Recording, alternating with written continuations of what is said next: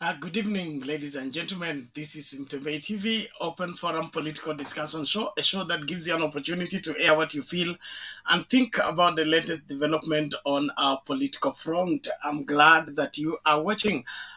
We look forward to interacting tonight, even as we look at different views on what our politicians are telling us, what the country is ailing, and who stands a better chance to help this country recover from where it is to where it ought to be. Well, Wajakoya is at it again. He says he wants to debate all the presidential candidate or he will not attend the debate. I don't know what you think and feel about the demand, but in my opinion, he seems to want to arrange how the debate would be other than prepare himself to debate. Well, whichever way it goes, we are in again. It is a few days, that's 18 days to the D-Day, when the election must be held on the second Tuesday of August 2022. Well, as the election day beckons, all the parties are in the homestretch final campaign preparation. Some are at the coast, as Mio is all over the country, and things seem to be working out for some and working against some. It is about time for us to get down to getting to the bottom of the same. IEBC is at it again, pulling, blowing both cold and hot at the same time, not seeming to know what exactly they are doing on various aspects. Well, tonight, let's get down to the bottom of this. Is this IBC well constituted to do these elections, or is another temptation to lead us into a bungled election that may land this country into a crisis? Well, welcome everybody. Thank you. If you're able to get us, please make sure that you share that link with everybody in your life so that nobody's left out in that which is happening. Tembe TV is here to see to it that every Kenyan is fully informed and well equipped, even as we approach the election day. Well, the link to use to get in the studio is right now in the comment section. All you need to do is click on it, allow StreamYard to configure for you the camera as well as the audio, and you will be in this space for us to get talking. Thank you very much. Apologies for starting a bit late today. There is a lot that we are working on and limited time, but we thank God for the opportunity to make it and get started tonight. Kelvin Otieno, thank you so much. Abdallah, karibu kwa show. Jackton Ogutu, karibu kwa show. Mori Nadega, we salute you. Kuna Favor Akita, karibu kwa show. Sam Osonga, alafu David Afuma, kuna Uyando Wycliffe, karibu kwa show. Ombuya Collins, Anna Kanini, karibu sana. Kuna Judy Tamara Williams, kuna Belinda Ogweno, alafu kuna Msulu Mrenton, alafu Meril Kabaras Njuguna, karibu kwa show. Nani mwingine? John Kevin, karibu kwa show. Kuna Slim, kuna Alex, kuna nani huyu, kuna Doha Abdi, alafu nani John Kevin, of course Mato Mac Det, karibu kwa show. Slim the DJ, asante sana. Nani mwingine? Kuna Jakiwa Mbua, kuna nani huyu, Magangi Bob, you're welcome. Kuna Awino Rapemo, tusonge mbele Tatu Juma, kuna nani Emmanuel Olele, alafu kuna Achieng, nani na msahau, kuna Duncan Odhiambo, alafu kuna Magara Julius, nani mwingine? Kuna Timone Ogweno, alafu Kunguni Jane, karibu kwa show. Kuna Abdullah Suleiman, Miriam M, alafu Jose Koech, Fabiano Adriano. Thank you everybody. The link to use to get in the studio is right now in the comment section. We invite you to come and share what you feel and think about what is going on politically in this country, and who is that is cut out to help this country navigate into a better place than where it is right now. And which ticket do you trust? Are you set to vote, or you are still among the undecided? Alex Wekesa, kuna nani huyu, Wiki Makobei, karibu kwa show kila mmoja. Asante sana. Kama unaweza tupata, tunaendelea kukaribisha. Tafadhali hakikisha umekaribisha wawili watatu, tukajiunge pamoja, tukajadili mbivu na mbichi ya masuala haya yote. Sababu ya sisi kuwa hapa ni kuelimisha kila Mkenya, kuhakikisha kila Mkenya amemakinika kisiasa, hata wakati tunapotarajia kuchagua viongozi tofauti ifikapo tarehe 9 mwezi wa 8. So welcome everybody. Thank you, those of you in the comment section. Thank you for your active commitment and continued support and followership of this particular channel, and we look forward to interact further and further. Well, I'm still waiting for you to get into the studio so that we can get talking. Well, we are here for you. That is the whole essence of our being, and we look forward to having this great time together in this particular debate. So wherever you are, thank you so much. Let's do this as is required. Kuna Matthew Kiprop, inaonekana your gadget is not well configured. You need to work on it. You may not be able to communicate. Let's be a little bit patient, but it seems you are still buffering. So let's wait. Hi to you, everybody. Thank you so much. Let's get talking.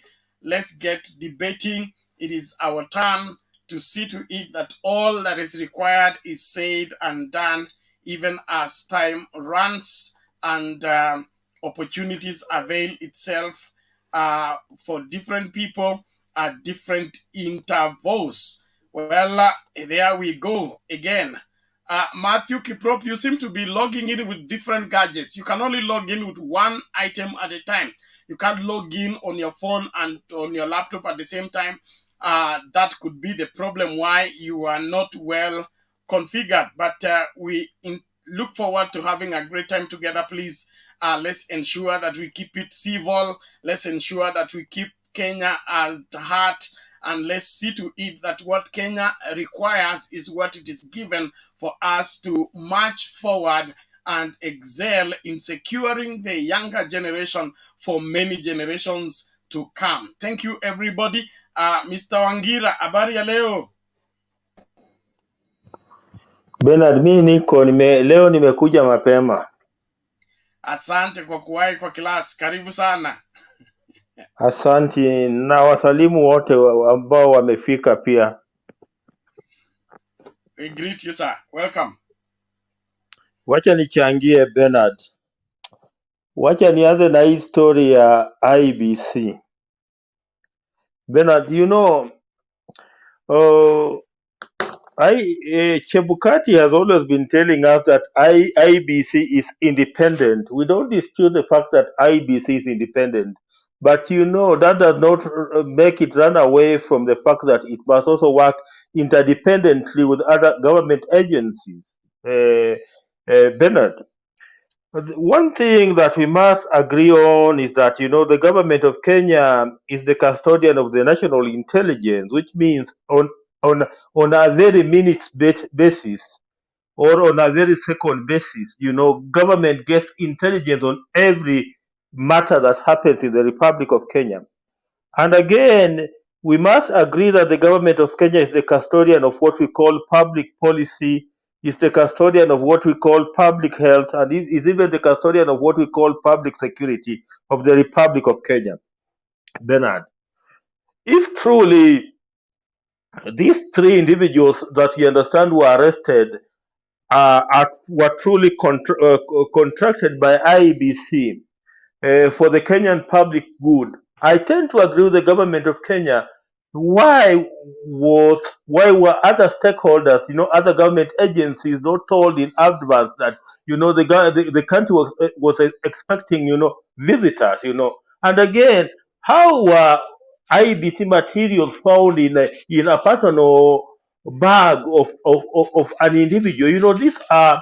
Uh, these are IBC materials that are supposed to be sensitive materials, and if they are sensitive materials, the manner in which they're handled and carried, must be in a manner that, gives confidence to the people of Kenya. But, the manner in which they were handled, where you find them in a bag that belongs in an individual, it took a scanner at the JKIA to tell that there was something inside those bags. Perhaps if we didn't have those scanners at the JKIA, these particular materials could have passed just like any other luggage. Bernard. And this evening, I've looked at the statement issued by Wafula Chebukati, Bernard.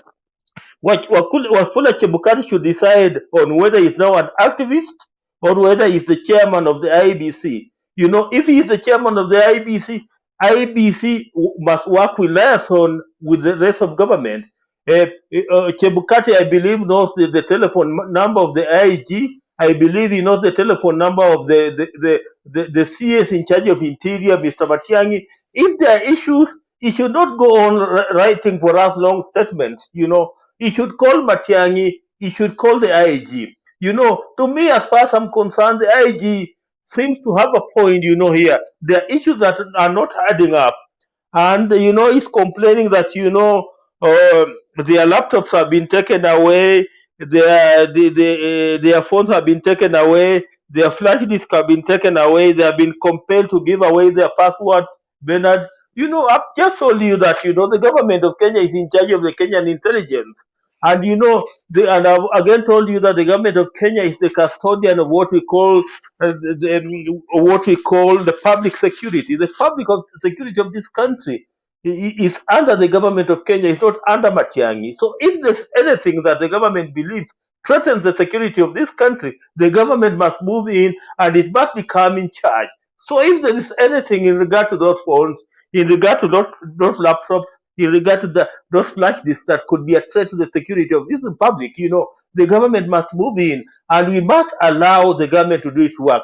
The way Matiang'i is conducting elections, you should also allow the police to do their work. It's the work of the police to carry out investigation, just as it's the work of Chebukati to conduct elections. So when it comes to the part of the police, let Chebukati allow the police to do their work. He should not become another crybaby. He should not become another activist. And you remember we told him that, this time we are not going to allow him to bungle this election, Bernard. Hii election hakuna mchezo hapa. There's no bungling the 2022 election. He bungled the 2017 one. This one is not bungling. And we are not joking around. 2022, the election must be free, fair, and credible. Hakuna michezo hapa. Let me just move to the other issue of Wajakoya. I think Wajakoya has a point. Why can't we have the presidential debate for the four of them, and even if it has to run for 180 minutes, let it run for 180 minutes, and we have the four of them so that we can listen to them at the same time. Why pair the two, then pair the other two? And again, Raila Odinga is now also clear on this issue of the debate. He has said if the debate is going to be used as a platform for attacking Uhuru Muigai Kenyatta, is not going to participate. The way it happened with Gachagua, where he spent most of the time attacking Uhuru Kenyatta.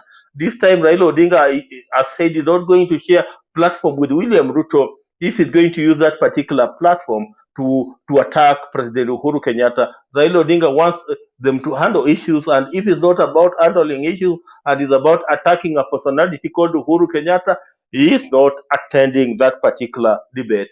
Finally, Bernard, I'm surprised that this lady called Ngirichi, who is an independent candidate in Kirinyaga who wants to become governor, can pull a bigger crowd in Kirinyaga than Gachagua. Because I just watched her crowds, and they are huge compared to the Kalongolongo I saw in Gachagua today in Kirinyaga. And if that is, if those are the way things are working in Kirinyaga there, it should scare William Samoei Ruto. Bernard, let me just leave it at that and allow somebody else to come in and also contribute. Asante. Okay, thank you very much, Mr. Wangira. We appreciate for that good start, and we look forward for further interaction. Julius Kenya, mind your language. This is not the place to call people names. You better do that on your own platform in your own name. And nobody's holding you hostage here. If you don't like what is happening, you can take a walk quietly. Nobody will notice you. Don't take your insignificance on anybody. Well, I don't want to start this on the wrong note. It's important that we respect people for who they are. I don't think you have enough sense to call people idiots on this particular platform. To the rest of the Kenyans, there are people who are biting more than they can chew. And you don't just find somebody on the platform and begin to call them names. This is sickness. Seek help in good time before you run completely mad.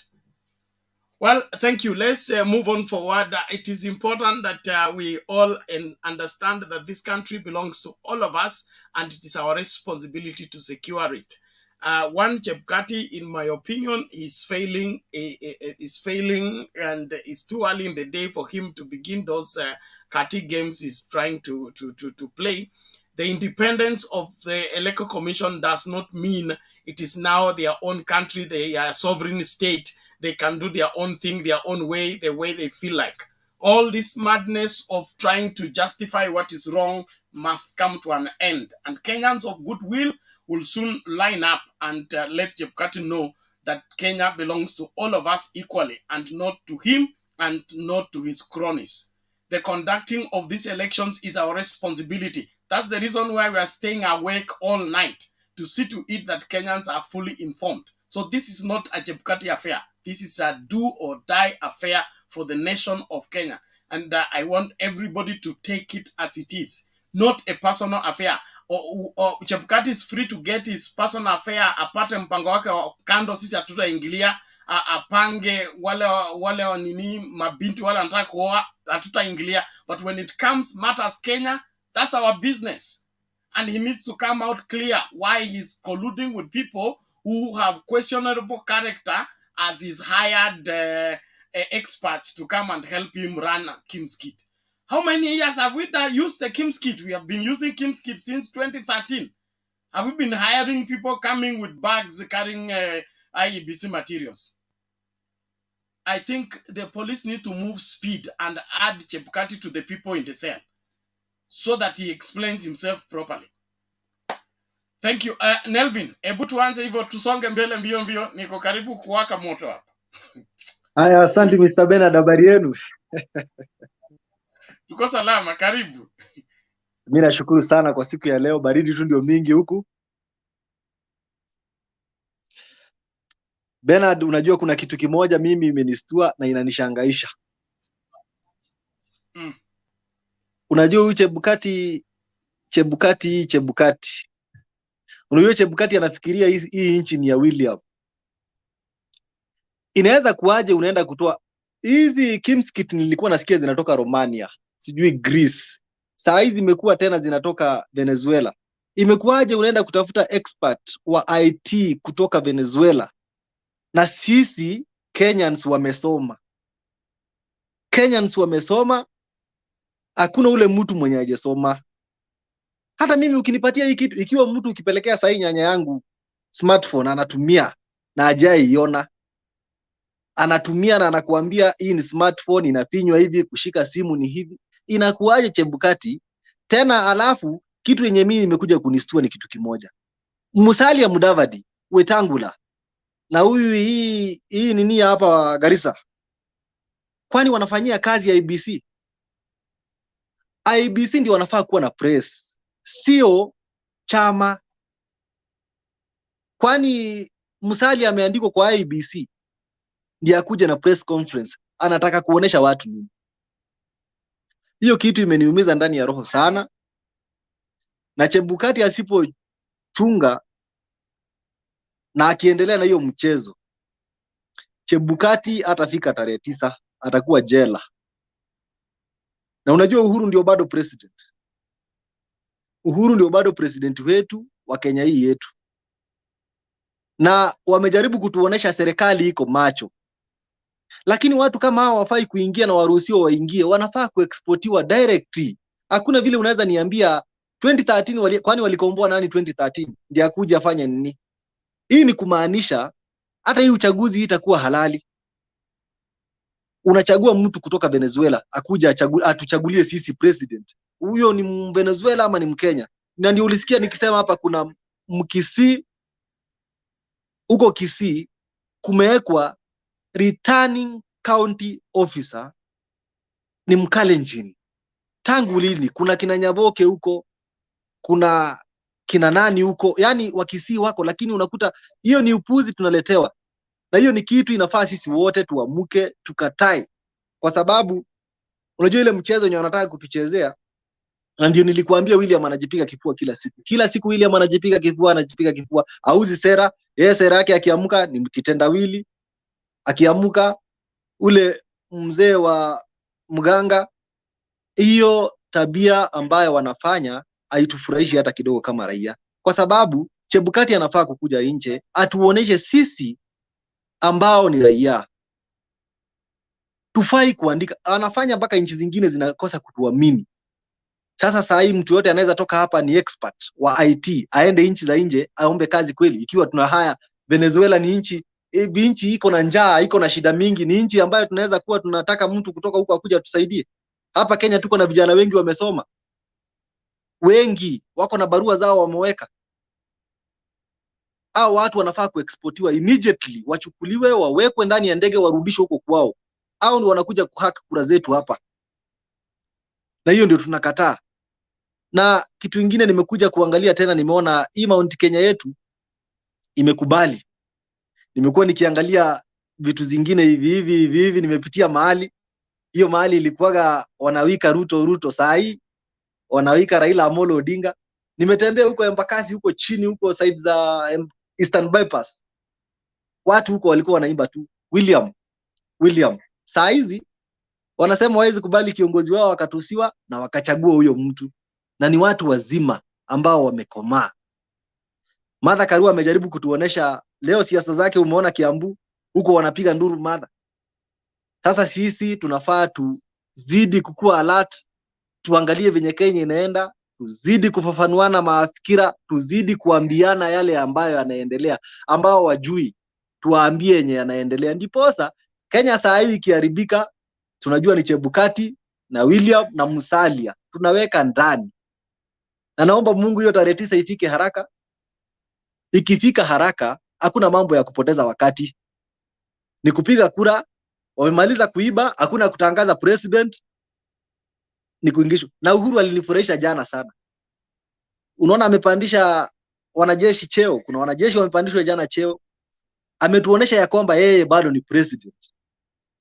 Yeye bado ni president. Na hawezi kubali kupatia mwizi kiti ya urais. Asante sana Bernard, wacha wengine pia wachangie kidogo. Okay, asante sana Nelvin, we appreciate that. Na ni muhimu tujadiliane kwa ukweli na kila Mkenya amakinike katika ufahamu wa masuala yanayojiri. Sisi hatupingi Chebukati kufanya kazi yake. Lakini Chebukati akianza kucheza mchezo, watu wamekamatwa kwa airport kwa kuwa suspects, alafu yeye ndio wa kwanza kuwatetea, sababu ati yeye ndiye aliwaalika wanakuja kumsaidia kufanya kimskit. Kwani Chebukati anaalikaje wageni wakuja kufanya kazi injini na serikali haina habari? Na hata kama serikali iko na habari, serikali iko na haki ya kuchunguza kila Mkenya. Anybody who has left this country knows that the moment you step out of these borders, when you are coming back, you should verify yourself. They release you gladly, wanakuambia bye, but by the time you come back, you need to prove you are the one and where you are coming from and what you are carrying from where you are coming from. The borders are not for us to walk in and out. So foreigners cannot walk in and enter the country without our knowledge. And especially they are coming to work. They must have work permit. They must be cleared. That's an issue of the immigrations, the Ministry of Foreign Affairs. It is not a matter of IEBC. So Chebukati should own up if he doesn't know what he's up to or about these elections. Aresign tu mapema, bado ako na siku kadhaa, anaweza kwenda nyumbani na tutamwangalia. Lakini akianza huu mchezo anaongezwa kwa hiyo police cell. We are not ready for games again as far as electing the leadership of this country is concerned. We need to have a president we can own and own his mistakes as well as his successes, because we placed him in office. Not somebody else came and placed him in office, then we blame it on Kenyans. It is about time Kenyans began asking right questions for us to do what is required. And that's the reason why we're here. And those of you who want to hold brief for what is evil, no problem. We know you are twisted from the core. That's why you are holding brief for what is evil. If something is not right, you must call it not right, not defending it in the name that there is a particular group that is targeted. Nobody is targeted. We want everything to be done in order and in decency. And that's our responsibility as Kenyans. We don't want fake presidents. We don't want fake MCAs. We don't want people to be shocked. The people were shocked in 2017. They went lined up and voted, only for them to be surprised. The person they did not vote for has won. The person they voted for has lost. The 6 whatever members of parliament for Jubilee in Western Kenya was a shock. The members of parliament in Kisii, nobody understands how they became members of parliament. But according to Chebukati, they won an election. To analyze whatever they got and whatever the governor and the president got cannot be relating. We will not take this one. So let Chebukati, if he wants to conduct elections in Uganda, he can cross the border. Atafute kazi huko pia. Aingie huko bila stakabadhi, tuone kama hata lala ndani. Wanolara, subiri kidogo tu nicheze tape moja alafu naingia. Na kuna wale watu wako waiting launch. A little patience. We are coming for you. Thank you very much. I appreciate everybody that is following this discussion, and wherever you are around the world, please keep inviting many to join into the discourse. This is Mtembei TV, open forum political discussion show. Karibu sana. George Wajakoya has threatened to boycott the presidential debate, arguing that it is biased and meant to isolate some candidates. Speaking in Garissa when he drummed up support for his presidential bid, Wajakoya said the discrimination based on cooked opinion polls was unfair. He urged the organizers of the debate to review the engagement with him so that he attends the debate to articulate his manifesto. Wajakoya further said the same discrimination has been meted on the Somali community by successive governments by denying them basic services. He said he will address the welfare of police officers by remunerating them well to address mental health issues many have been battling due to harsh economic times.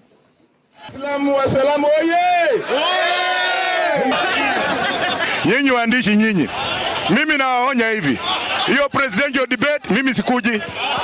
Ati mnasema ati tutakuwa na 2 tiers. Ati watu wakisema opinion poll ikisema 5 na juu, nyinyi mnatubagua kwa nini? Si mndiwachie huyo mzee nicheze na yeye na huyo na nini? Hizo opinion polls zimekuwa rigged.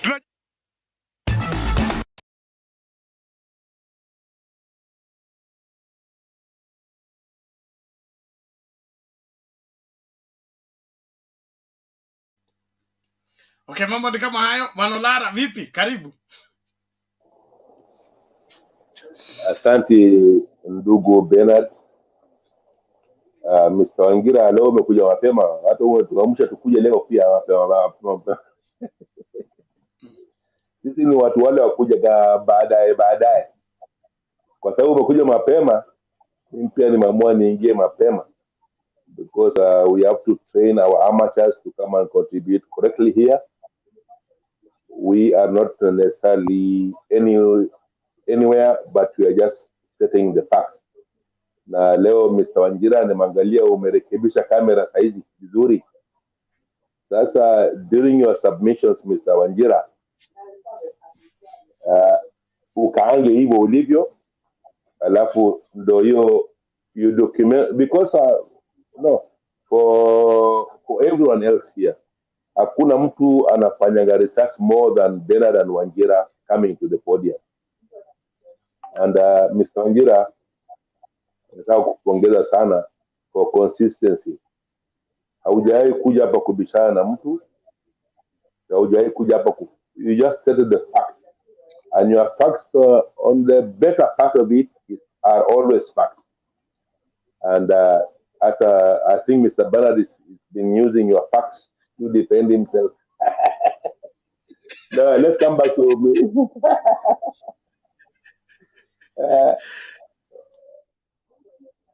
Unaweza kuongea tu Bernard, kama unataka kuongea ongea tu, sema tu kama si uongo. Olara nitakushtaki, lakini wewe endelea. Toa nitakupiga fine baadaye. Ndio, lakini facts remain the facts. Lakini Mr. Wanjira, for this consistency you've been showing for the longest I've been here is recommendable. And everyone here looking at this panel, at this top now, today you have got Wanjira and Bernard in the same podium. Sasa, coming back to Chebukati. Chebukati is being exposed bit by bit, because he's been losing supposedly the political coverage or in coverage.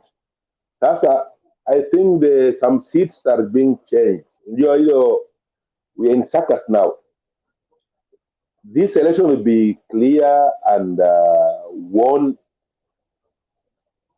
credibly, because we are taking out all those stupid stuff.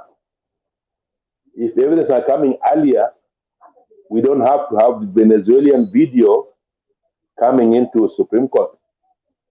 If anything ballot printed out of the law, we don't have to produce it as an evidence maybe for someone else. I don't know. This time, maybe it would be Ruto, it could be Raila. So we are cleaning the Chebukati and IEBC. Somebody's cleaning that thing and is cleaning it consciously, knowing that the country is in danger. I don't want to call anyone names, but if the evidences are carried out by, like a laser, some laser can get some evidence, then somebody's removed, then I just suppose that our courts also move and clear some of the evidences which are actually action, not a video or not razor. It's an actual video with somebody's name in there.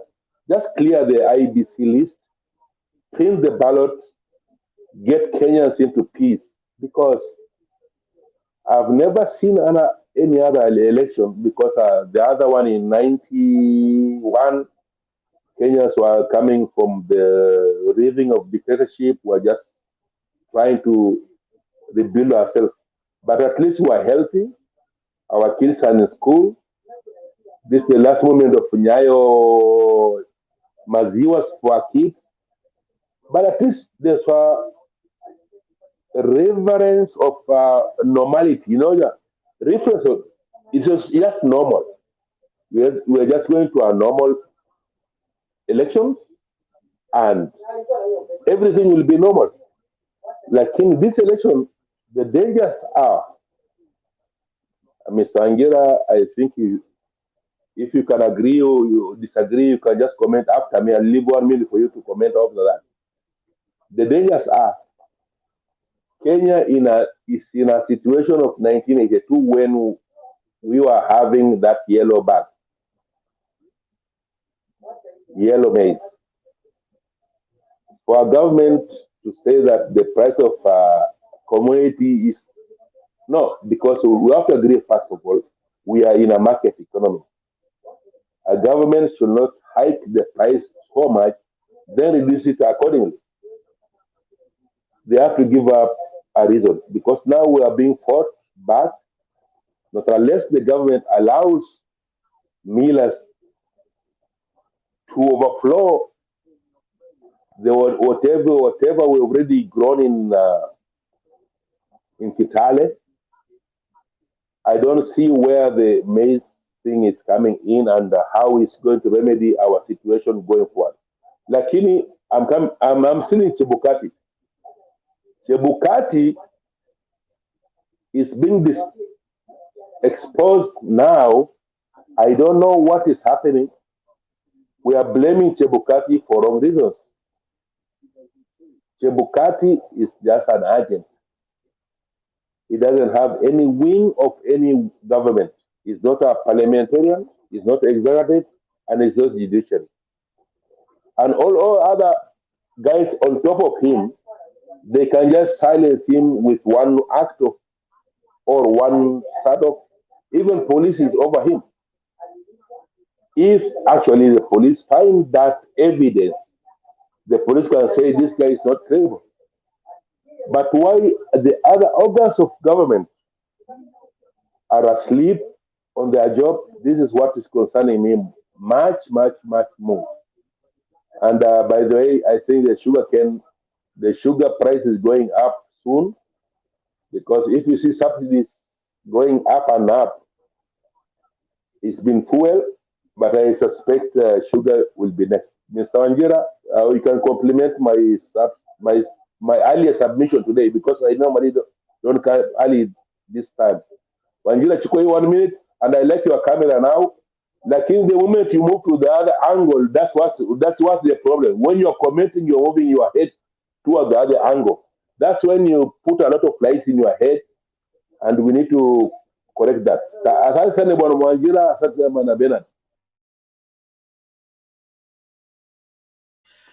Wangira, take your donation quickly, please. You know, I just want to pick it from where my other brother said. You know, Bernard, how come that the advocates for Chebukati and IEBC today are the Kenya Kwanza Alliance? You know, what is the connection between Chebukati and Kenya Kwanza Alliance? You know, that's what we should be asking, every Kenyan should be asking, because it seems the people who are defending Chebukati than Chebukati himself is the Kenya Kwanza Alliance. Then, you know, where there's smoke, there's fire. We want to know which is this fire that is existing between Chebukati and the Kenya Kwanza Alliance, Bernard. And I think that's why, you know, the government is not taking anything for chances, Bernard, because this election must be free, fair, and credible. Chebukati apende, asipende, this election must be free, fair, and credible. And I want to agree with Olala finally that, you know, on matter of food and food security, we could be where we were in the early 1980s, and I remember having eaten that yellow ugali, Olara, you are talking about when I was a young boy in 1980s. I remember, and perhaps that's where we could be. And you know, it's not a Kenyan problem; it's a global problem. So you know, we should not be blaming only one person. You know, we should look it from a wider perspective. Let me just leave it at that, Asante. Okay, thank you, Bwana Wangira. We appreciate that. It is important that everybody understands what's going on. And Kenyans, it's about time we began to look at things seriously. You know, we seem to think that the government is that, and then we are this. We don't have that sense of ownership that that government is our government. And whatever decision they make affects us directly. And so when it comes to electing somebody into office, should be a matter that we take serious, not the games that we are beginning to see being played around. And there is somebody who says that there is nothing that can be done against Chebukati. You have arrived in Kenya today, probably. Go and ask Isaac Hassan. If you go to the grave, you can ask him it. There is something that can be done against any Kenyan who violates the law. And Bernard, can I just respond to that person who says that there's nothing that can be done on Chebukati? Yes, go Chebukati is ahead. not Chebukati is not above the Kenyan constitution, is not above the Kenyan law. If he violates any Kenyan law, and especially any laws that pertains to the elections, tutampeleka kotini tu, hakuna njia ingine. Okay, thank you. Let's move on. One more tape, and then we listen to Joshua. And Nanu Alum is pushing me. Said at the big announcement we said today, we're going to hold on. We're going to have it shortly. Let's just pull whatever. Listen out a more. That's why I'm early today. That's why I'm early today.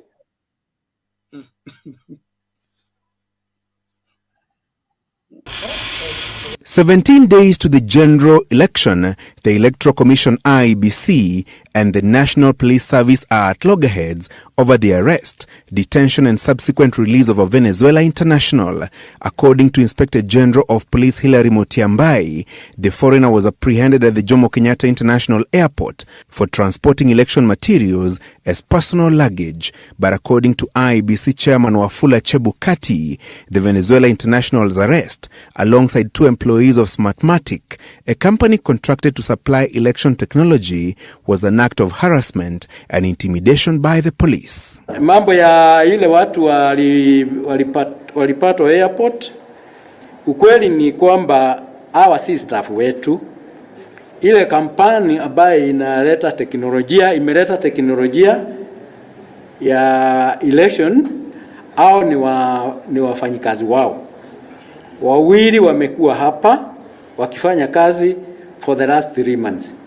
Huyo mmoja alikuwa anakuja na hizo vimbadiko. Vimbadiko inaitwa ni sticker. But if you're procuring, there's a process in which you deliver goods into the country. You cannot just have it in your luggage na unaingia nayo. Who are you? You're from Venezuela. Even the companies are not from the company that is contracted was not from Venezuela, even if they have a branch, or Panama. So there's things that must be cleared, and as a country we must be sure that whatever is being done is done above board. But I don't think there's any mischief that the government is trying to do anything. This is something straightforward. If you find me with election material and I'm not IEBC, wouldn't you ask me what I'm doing with that material? Though the country's top cop claims the 3 Smartmatic officials were released and the confiscated stickers released, IEBC holds a different view.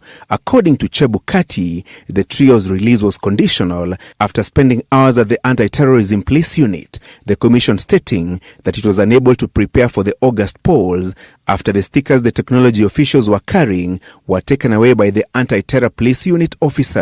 Other confiscated items, according to the IEBC chairman, includes mobile phones, laptops, and flash disks that were in possession of the arrested officials. The electronic items, according to the commission, contain important and sensitive information relating to the August general election. Information the commission now says was accessible to the National Police Service since the Smartmatic officials had been compelled to surrender their passwords. The IG, however, insists his officers acted in public interest, an argument contested by the Kenya Kwanza leadership. The said stickers were not declared as per the law when they were impounded at the airport. Secondly, the stickers were not accompanied by the IBC officials as per routine procedures. And thirdly, that such sensitive materials were carried in a personal luggage of a foreigner. They came as a personal luggage. If they breach the law, then the IG is out of order for releasing people who have breached the law. When people breach the law, you prosecute them. They arrested them. They did not lock them up at the airport as persons who had breached immigration laws. They took them to the anti-terrorist police unit. It calls for transparency, but there is no law that has been breached. After all, when they were there, IEBC officials were there, and they clarified to them that these people are contractors of IEBC. But they disregarded that and still took away those people. IEBC now demanding the release of all confiscated electronic items and cessation of what Chebukati and his commissioners term harassment of personnel legitimately contracted to provide services. And we are telling IEBC they must assure the country on the safety and security of of all materials, including the KIMS kit, the codes, the barcodes, the passwords. They must assure that all that are in place. Tutakuwa macho, hatutalala, and we want our friends in IEBC kuwajibika. Tunawapa heshima. Mimi binafsi, I have confidence in Chebukati. I know him. We want Chebukati and his team to deliver for once, I say for once, a credible election in this country. Francis Gashuri, Citizen TV.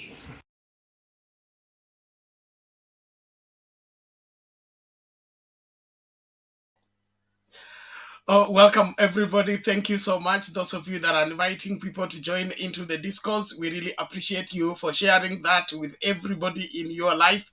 Keep sharing in your WhatsApp group, share in your Facebook groups. And if you're following us on Facebook, it's important that you subscribe on YouTube. Since YouTube gives us unlimited time to broadcast, we will want everybody who follows us to be a subscriber on YouTube as well. So please don't stick at Facebook only. Facebook has a limit on how long we can broadcast, and therefore we want to be on YouTube with as many subscribers as possible as we get set to relay the election results continuously 5 days non-stop. That cannot happen on Facebook. So kama unatufuata Facebook, hakikisha umesubscribe kwa YouTube. It is important. Bwana Joshua, karibu mchango wako. Tukisonga mbele dakika 2-3 tafadhali.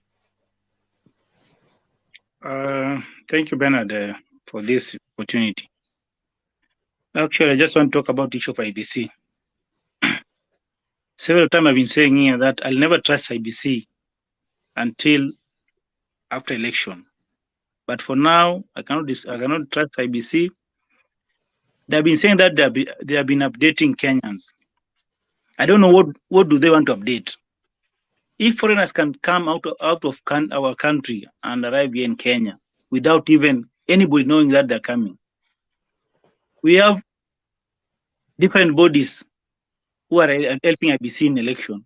I don't know what was so difficult for them to update them that we have foreigners are coming, this is what they're coming to do, so that even police could have known that people are coming. But it's so shameful that those people are just being arrested in the airport after they have arrived. So to me, I think IEBC is playing a game. It's better this election to be postponed. If this election is not going to be free, it's better we postpone this election. We cannot miss our election 3 times, 2007, 2013, 2017, and now also we want to miss this election again. So it's better, come and postpone this election, it's better postpone this election than us going to this election and then this election is bungled again. It's so painful to Kenyans. It's high time Chebukati to redeem himself. If he's going to play with the Kenyans this time around, I don't know how it's going to be. Bibi yake aliomba vizuri kuwa waombewe as a family. But I don't see Chebukati if he was really sincere, because the wife is really pleading to Kenya to pray for them. But Chebukati mwenyewe hataki maombi. Bernard, tuombeni Chebukati so that asikie maombi ambayo bibi yake aliomba kuwa ombewe, because it's so shameful if a country we can miss election almost 4 consecutive times. We did it 2007, 2013, 2017. Now we want to miss it again.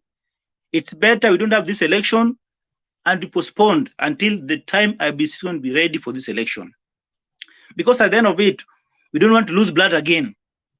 They are innocent Kenyans. We suffered to 2017, and you don't want a repeat of that again to 2022. It's better than people dying. It's better we stop this election.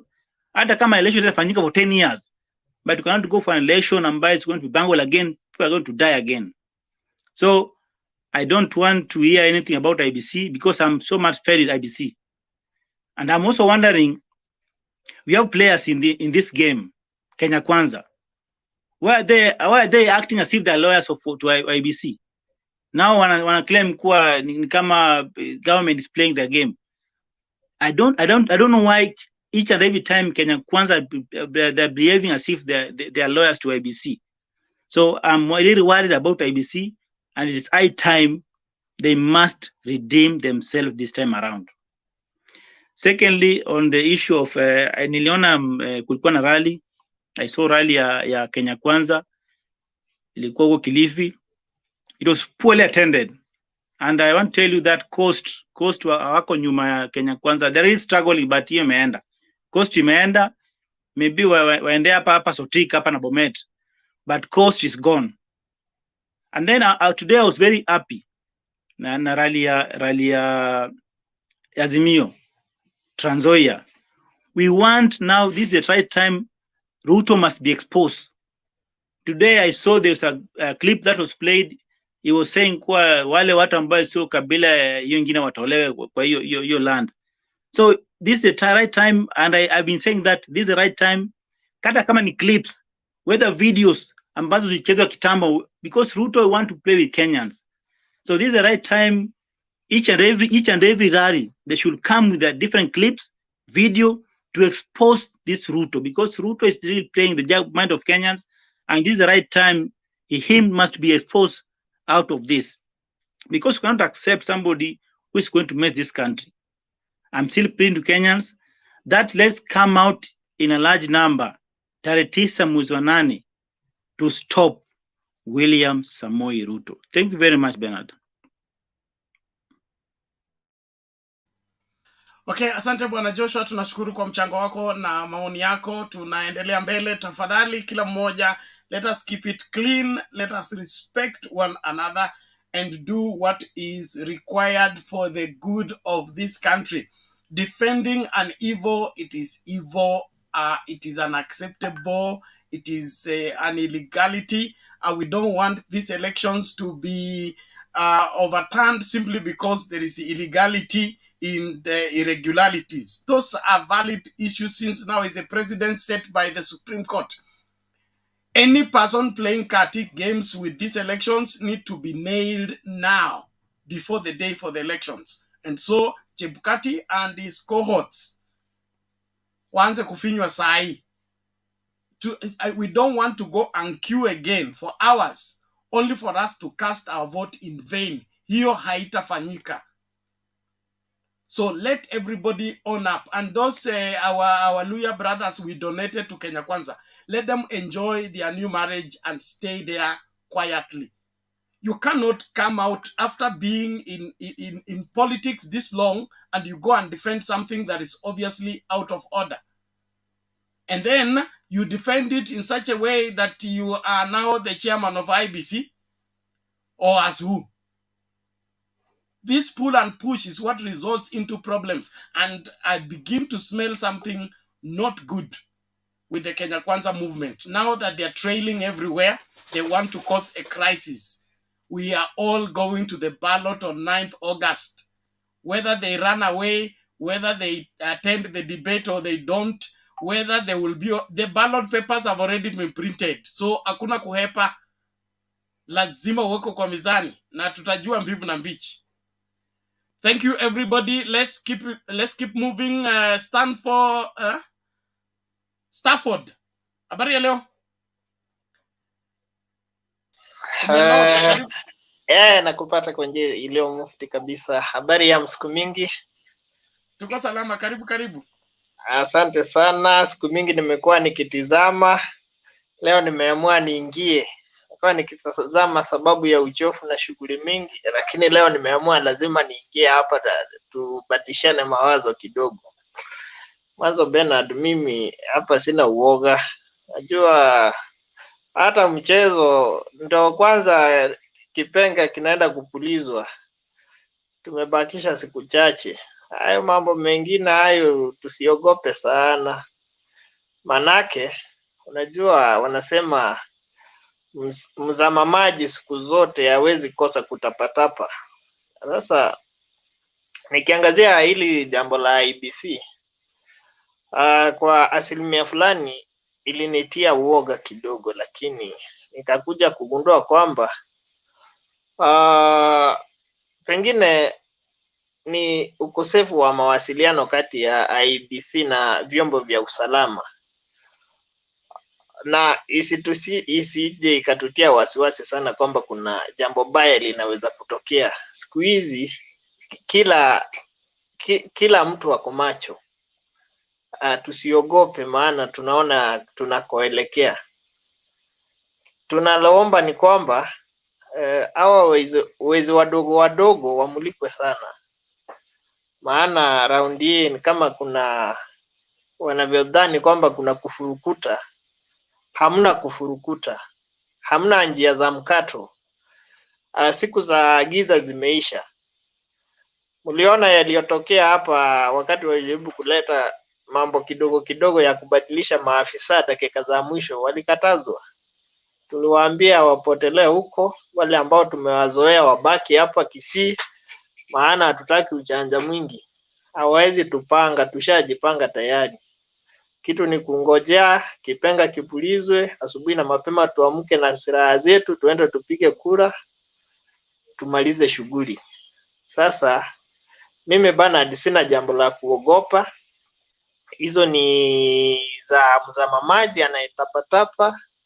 Mambo ya kina Musalia, unajua Musalia wamekuwa siku zote. Musalia unajua mara ya mwisho nilimuona alikuwa naibu waziri mkuu, cheo ambacho alipewa na baba.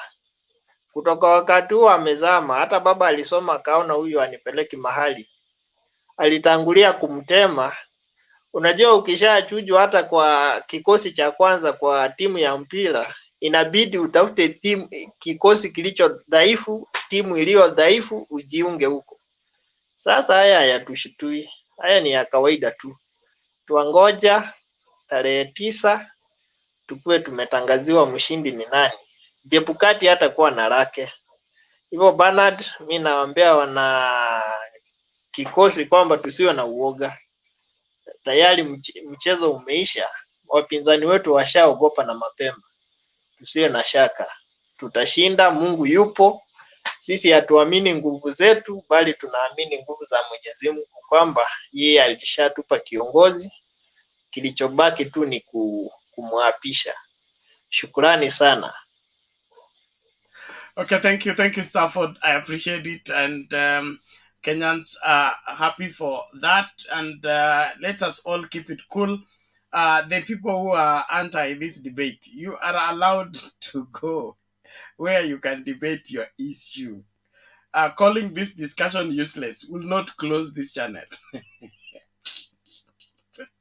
And please, I'll give you free advice. And my free advice is, if the reason you're angry is not because of Kenya, you're angry for no reason. Okay, if the reason you're angry is not because Kenya has 50 million people that it cannot take care of, then your anger is misguided, it's uncalled for, and that is now what I call useless. Your anger needs to be directed to what is valid and what is right, and that is a better Kenya for all Kenyans. That's the reason we're here. These other issues of you coming here to defend somebody simply because we are not agreeing with your so-called candidate, that is for you. Carry the campaign for him on another platform or elsewhere. Well, asante kwa wale ambao mnajoin katika hii discussion, na washukuru wote ambao mnaendelea kukaribishana. Tafadhali, don't watch alone, keep sharing. We are about to make that big announcement shortly. So please, let's stick right here. Yes, Bwana Lara, what is it? Nashukuru mchango wa kila mtu hapa, lakini Bernard, kuna juzi tulikuwa tumeongea mambo ya a lot of agents from the same tribe, na tulikupatia mandate uchunguze hiyo argument. Is it still standing ama walibadilisha agents that are now from all other tribes, including minorities, including the regions? Asa Mr. Bernard, hiyo imenisumbua siku mingi sana. Hata Wangira ananyoa tu anaona hiyo kama hiyo analytics haijatokea. Sasa mwambie Wanjira kupatia analytics yao, which tribe are best people who are IEBC agents in all our polling stations in their majorities. Thank you. Okay. But Olara, we have our statistics team is still working on that. But kuona mambo ilitibuka Kisii kwa IEBC kukawa mvuta ni kufute, was that not part of the issues? So I believe it's being addressed, and one way of handling people who want to cause problems is exposing them. After the exposure, they will know that they are being watched, and so they can't play their cutting games again. So part of our responsibility is to blow the whistle and point out this is not smelling right. And then after that, the rest of the authorities will take over and rectify what they must rectify. But what I urge every Kenyan is, let us own up this country. Let us own up these elections. Let's own up the government. Don't allow any government to be in power that you cannot claim ownership of. And let's not justify what is wrong by reason of trying to dig in for our man or for our region or for our community. Our community is not as important as Kenya. Our individual allegiance to an individual is not as important as Kenya. And this Kenya is the only property that we all share the title deed. Yes, Kenya is the one property that we all share the title deed, and we need to guard it jealously. If not for us, for generations yet unborn. Our children's children will curse our graves if we don't do anything to rectify what is wrong within this country. And that is why we are up here, and that's why we are angry when somebody wants to play games with who becomes president, who becomes governor, who becomes MP, who becomes women rep, who becomes senator, who becomes national whatever MCA. That is an important matter, because 5 years is a long time to be mismanaged in the hands of somebody you did not put in office. That is not going to happen again. So let everybody understand that we're here on a mission, and that mission is going to be accomplished. This Kenya, we're going to have a new Kenya. The Kenya that we are used to is not going to be perpetuated any longer. Thank you, everyone. Tumsikilize John mbio mbio, lakini kabla John aje nisikue na deficit ya nini ya videos hapa. Wacha nicheze moja alafu tumlete huyo John songe mbele na mjadala huu. Tumekuwa na mkutano na watu wetu wa government administration, ndio tuangalie vile wamejipanga juu ya ile uchaguzi inakuja. Tunajua hii ni uchaguzi yenye tumeahidi wa Kenya itakuwa uchaguzi ya amani like never before. Ndio sisi wenyewe tunazunguka tukiwa wale wasimamizi representatives wa National Security Advisory Committee, yenye ni ile committee inapea advice kwa National Security Council kuangalia on their behalf vile nchi imejitayarisha.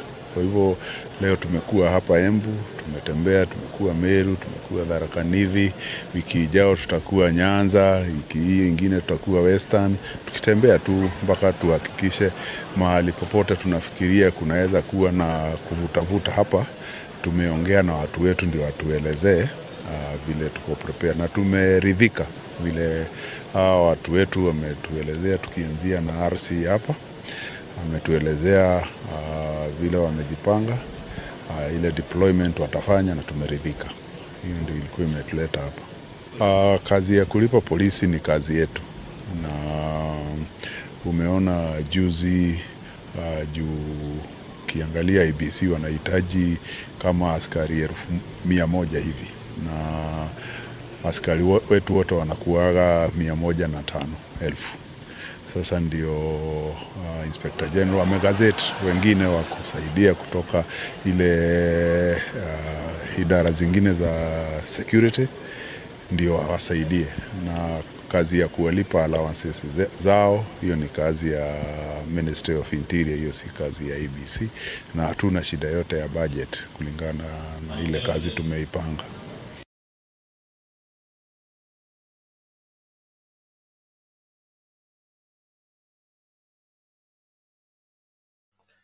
Haya, huyo ni Bwana Kibicho akitoa mikakati yake jinsi maandalizi yapo kwa uchaguzi unaokuja. So fanya fujo uone.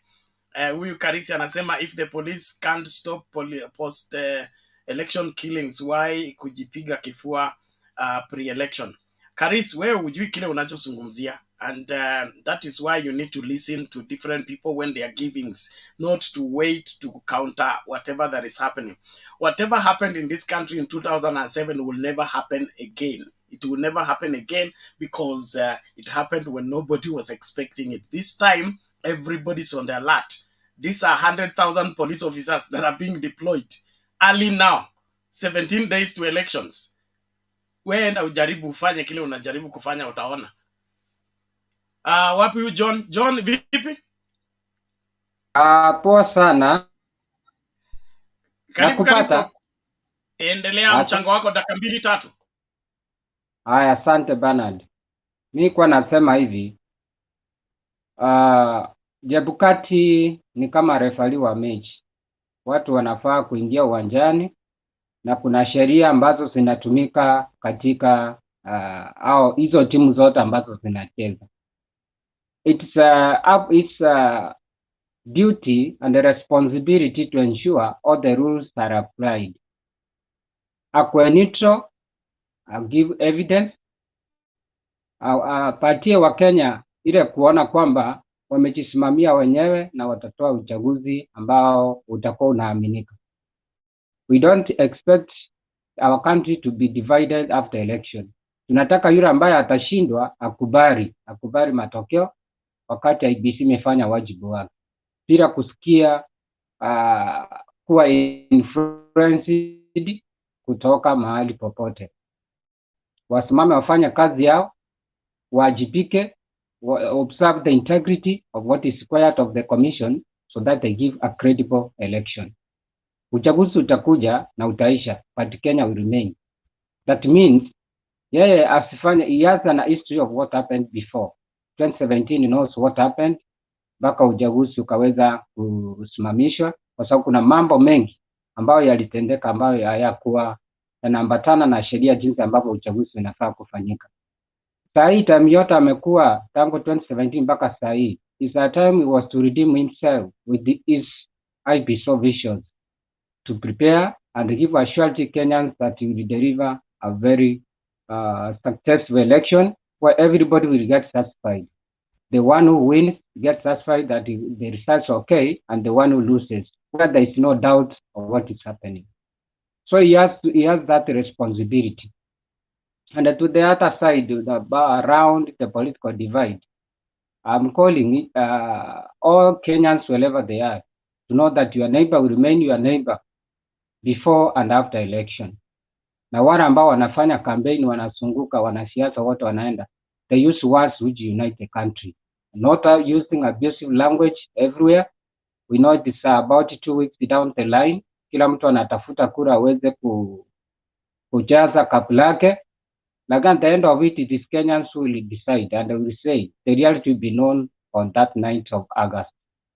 That means Wakenya wote, they remain united and make a very good deciding moment or electing a leader, despite of the lies moving around everywhere. Kile kitu ambacho Wakenya wote wanataka, ukabila uishe. Tusikuwe na ukabila ambao unarudisha nchi nyuma. Kiongozi mzuri atahudumia kila mtu, atafurahia bila kujua ametoka kabila gani, lakini akiwa na maono ya kusaidia Wakenya na maisha yao iweze kwenda mbele. Unity is very important in that. Integrity issues, Wakenya tuko na wajibu wa kuangalia kiongozi ambaye ako na questionable or integrity issues asiweze kuchaguliwa. Kura yetu ni kama ndio silaha yetu. The one that can make we elect good leaders, or we elect leaders who not perform, who go and then wait for another 5 years, they come back to seeking for vote. Sasa hii kura ambayo imebakia sasa, watu wanasunguka kila mahali, wasunguke wauze manifesto, waweze kuuza manifesto yao kwa ukweli, wananchi wanasikiza, waweze kuwapa, bali si chuki, kuongea na kutusi wengine, wanasiasa wengine. Kila mtu asimame imara, asimame mahali akisimama, auze sera zake, manifesto yake vile ameweka, ndio Wakenya waangalie kama hiyo manifesto ni ya ukweli ama ni ile propaganda ya kufanya mtu aweze kupiga kura. Na nikimalizia ni kwamba vile nimeanza nikisema, Wakenya wote mahali tulipo popote tuweze kudumisha amani mahali popote tupo, tuweze kudumisha amani, tuweze kuwajibika na tuweze kuweka kura zetu vizuri. Hiyo tarehe wakati inafika ya kupiga kura, uchague kiongozi aliye na maadili mema ambaye atasaidia nchi kusonga mbele. We have been suffering for long, na Kenya inatengeneza pesa, si kwamba pesa haiko. Pesa iko Kenya ambayo ingeweza kufanya maendeleo mbalimbali, lakini inaenda mifuko ya watu wachache. Hiyo ndio tunataka. Kama wewe Mkenya mzalendo, uweze kuangalia mahali unaweka kura yako ni wapi, uweze kusimama imara, uone kura yako inaenda wapi, ni ya kuokoa ama ni propaganda unasikiza. But it's a good call that everybody to stand firm. Weke kura yako vizuri. Ukienda kwa polling station, we don't use our stomach to vote, but we use our mind to vote, and we will have a successful country. Kenya is a great country. If we get good leaders, we can move far. There is a lot that we can do, rather than being influenced in different way, bribed, kupewa pesa. Pesa ikija watu wakule, lakini wakipiga kura wapige, watumie, waone vile wanafanya. Pesa ikija pokea. Kupiga kura ni wajibu wako kuchagua yule kiongozi ambaye anafaa. Hakuna kulazimishia mtu ambaye anachukua. You have that responsibility. Pesa ikiletwa kura pokea. Simeletwa kwa ukuli, lakini kuanza kupiga kura, angalia unapiga kura wapi.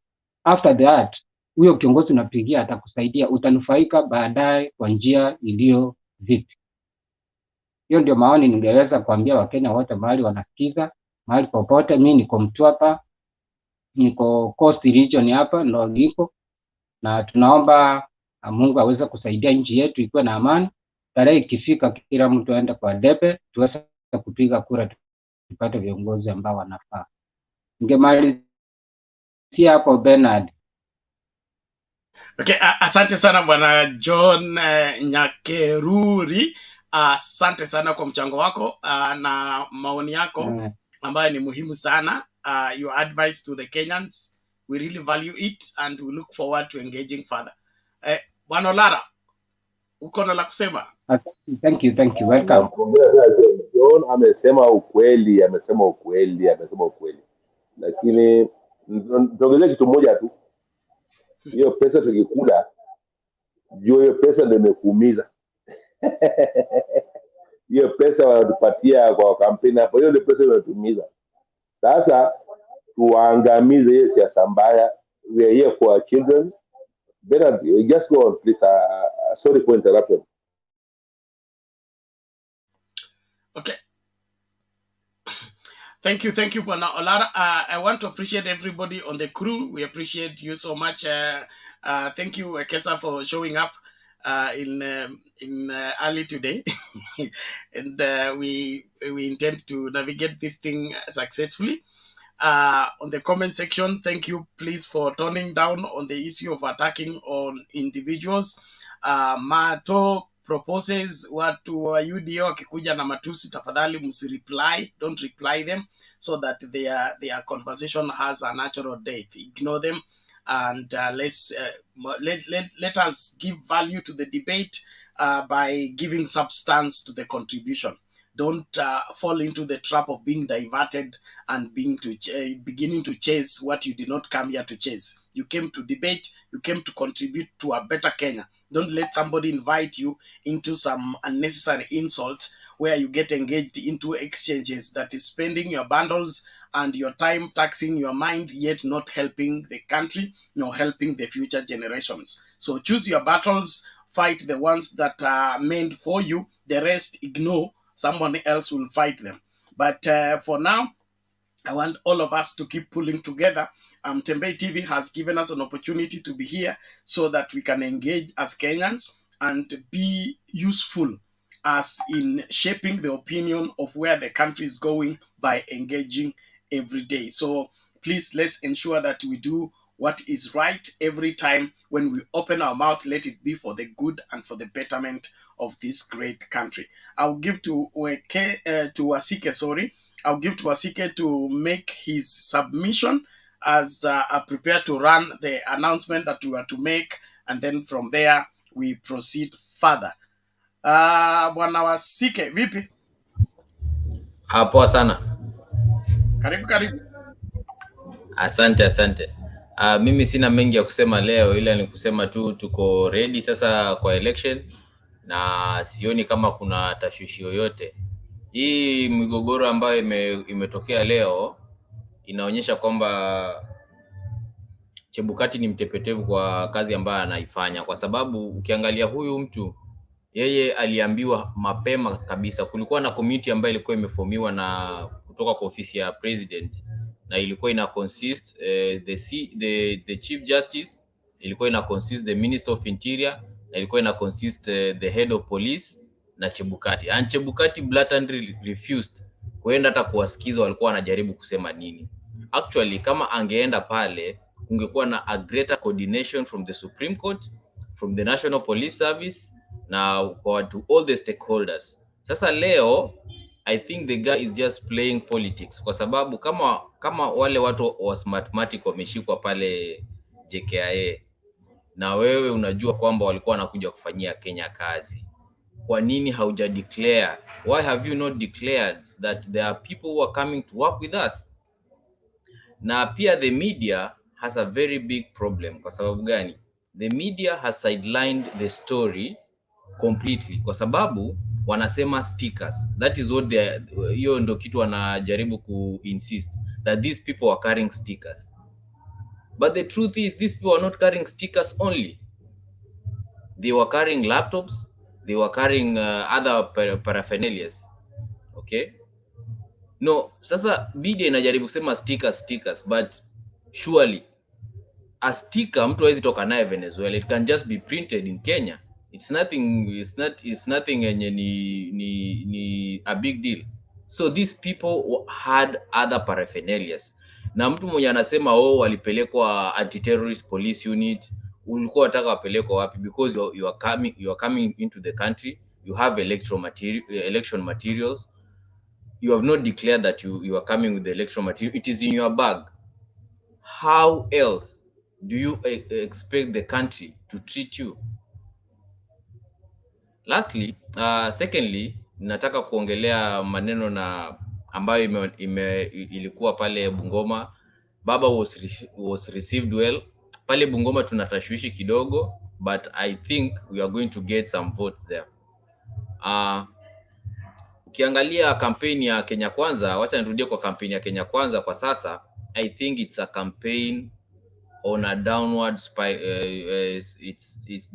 on a downward spin, because they are rudderless, hawajui chenye wanasema. Today I was watching their press conference, and to my dismay, these people are defending IEBC and using Msando, the story of Msando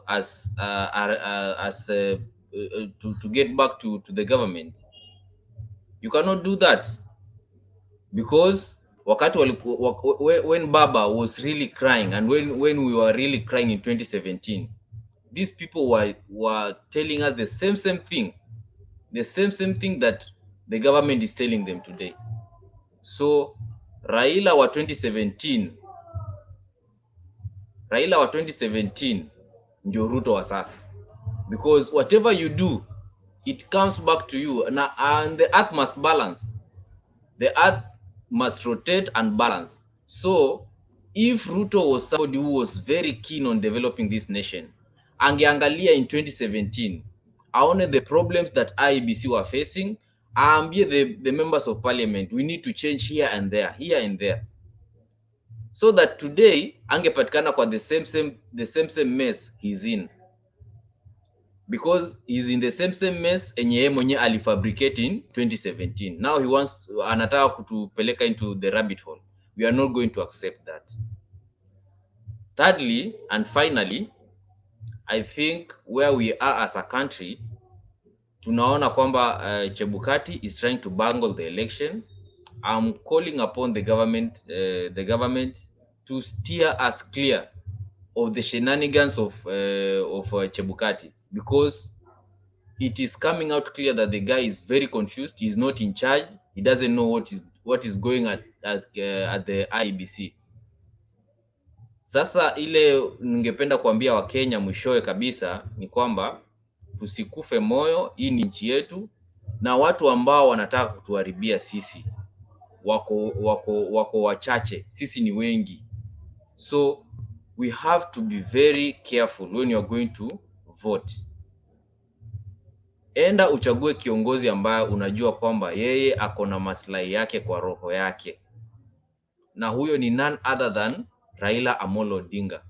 This other guy tumejua amefanya kazi for 10 years. 10 years amekuwa akikula, hata saizi anasema yuko serikalini but anakula mshahara. For 10 years all the major tenders that wanasema they are scandalous, iko na jina ya Ruto. Hata hii ya KEMSA yenye wanasema sijui watu wa baba alikula KEMSA nini, they don't want to talk about kampuni ya Rachel Ruto, it was implicated. Kampuni ya Sakaja, Johnson Sakaja, it was implicated and they were given millions of tenders. So these people, na juzi nimeona wameanza kuleta narrative, oh, freedom is coming. Freedom from where? And Gachagua is on every occasion insisting that we are going to take care of the police. We know what they mean. So let us be very vigilant. We know what they mean. So let us be very vigilant. When you go and vote, be very careful and vote for Raila Amolo Odinga. That is just my submission for today. Thank you very much. Okay, asante bwana Wekesa, bwana Wasike, sorry, for that submission and appeal to Kenyans. I believe Wakenya wamekupata kwa njia safi. Naomba tu kila mmoja tafadhali, mahala popote ulipo, heshimu kila mmoja. Kuna Joy Njoki, tafadhali usirudie comment over and over. That is called spamming, and that places the channel at risk. Let us ensure that we remain focused, do what is required. Kuita mtu mwizi sio kudebate. Kuita mtu mzee sio debate. Debate on facts, on issues. Let us engage with people in what is required. I'm going to give to Mama Selina to make her submission, and thereafter I will roll out the announcement we are to make, and then from there we'll be doing that as we proceed. So WG, tegea hapo hapo tumsikilize mama kwanza, alafu tarudi huko. Mama, vipi leo? Hey, Penat. Tumbo inachamuka, siku imefika. Lakini nimefurahi, nimeona baba Bungoma. Kidogo nikaona First Lady Margaret Kenyatta, Mama Aida Odinga, mama wa maendeleo chairperson, na Wakenya yani imenifurahisha. Nikijaribu tena nimekuta mother ameochiwa, ako na interview kwake Runda. So Penat, ingawa na nimefurahia ya kwamba uongozi Penat si ya kununuliwa. Uongozi si matusi. Na mwenye alisema kunyenyekea. Wanasema ukinyenyekea, na hata Yesu alikuwa na uwezo. Lakini hakuonyesha kifua, hakuonyesha yeye ni mwana wa Mungu. Alikuwa chini sana. So Penat, nashukuru kwa sababu najua tarehe 9 mwezi wa 8 baba na mama Kenya wameamua. Na kuna kitu moja tena ya Nyeri imenifurahisha sana. Wamejitokezea, kuna wamama na kuna wababa. Unakuta hao ni watu wamesoma, unakuta ni retired army officers.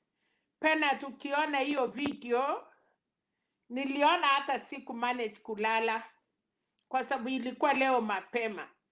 Nyeri wameamua na Penat wanapen kijana yao. You cannot call and abuse the president. Wamekuwa wamenyamaza na wanauliza aje. Mama Ngina ni mama ya 90 years. Charity Ngilu. Sasa wamefanya hesabu ile watu wametusiwa.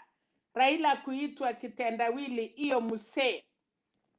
Nasikia leo tena bibi tena wanasema lakini hii watu ya Kenya kwisha. Nasikia wengine wanajifuna ati mimi niko na bwana na kama una. Nataka kuuliza hiyo mama atatuambia hiyo bwana gani? Bwana yake ni ya room 350. Na kama angekuwa bwana yake hangekuja kulea watoto ya wanawake wengine kwa nyumba. You can be a proud woman with proud husband bila kukuletea watoto ya wanawake huko nje hata after ndoa. Yes, Penat, ninaweza pendana na wewe, nikuta ulikuwa na mtoto moja ama mbili umezaa. Ukinioa nitashukuru kwa sababu hiyo watoto watakuja wakati ya ndoa yangu. Lakini how can you stand as a woman na kuambia wamama wengine ati mko na wifu na bwana yangu, na wewe mwenyewe umeletewa vifaraka sa watoto hata NCE? Shame on you, that woman who thinks she can be proud. I cannot sitatacha China, lakini hawezi enda kutusi watu na kusema amuchaolewa.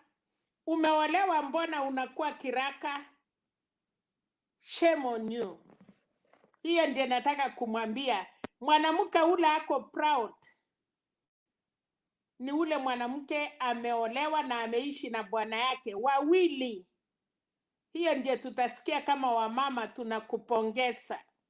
Lakini pia hata mawidowers, unaenda kuchekea Mama Ngilu, mama mwenye aliolewa na bwana yake amekufa, na unasema anataka kuolewa.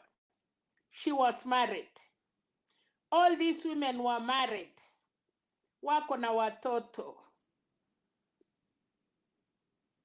So Penat, nasikia sitaki, tutaongea after election. Wacha saa hii tunyamaze.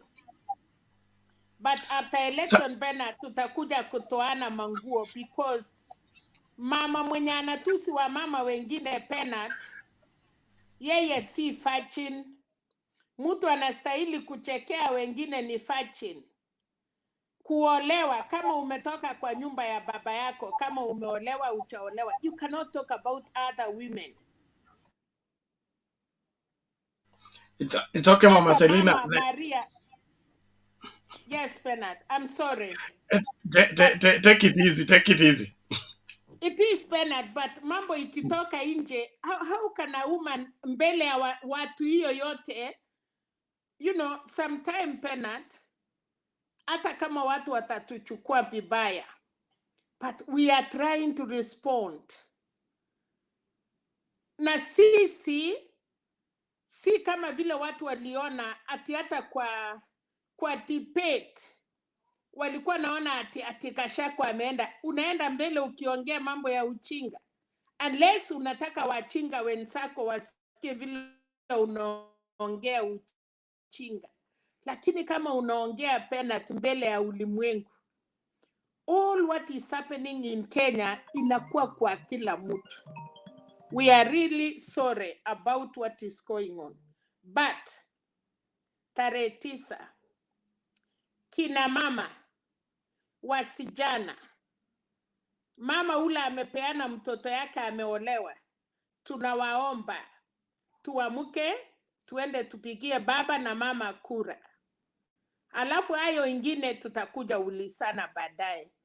Otherwise, Penat, mimi pangu tarehe siku 15, 16 nimeshukuru kuona Minister ya Interior ama Kefesho akiongea vile wanatupatia amani. Tunataka watu wapige kura Penat na utulivu. Hata kama unapigia Kenya Kwanza ama Kenya Queensha, pigia kura ukiwa na utulivu. Ukipiga kura kwa Azimio, hakuna kutiswa. Na Penat, ukiona watu wameshangaa na wamechanganyikiwa, huwezi changanyikiwa kama mambo ni poa. Hata hii matusi yote tunaelewa. Najua Penat, kuna msichana ulitongoza siku ile ulikuwa kijana. Na wakati ulimkataa, hakuna majina hakukuita. Na pia hata wasichana, Saila aliwachwa na kijana, hakuna majina. So hiyo mtu haiti mtu china kwa sababu wako sawa. Anakuita majina mingi kwa sababu anajua mambo yake imeharibika. So the darlings, the sweethearts, simeisha. Na mimi niliwaambia, ukicheka na meno ya wenyewe, hey, mulisahau. Nikawakumbusha baba Mkati, kwa sababu mimi ni mama. Najua baba Mkati, wa mama wengi wa Kenya, wa dunia, watoto yao wamelelewa na baba Mkate. Lakini wesi weka baba Mkate mpaka huko ndani, wekesa. Baba Mkate kuna mahali afiki kwa bedroom.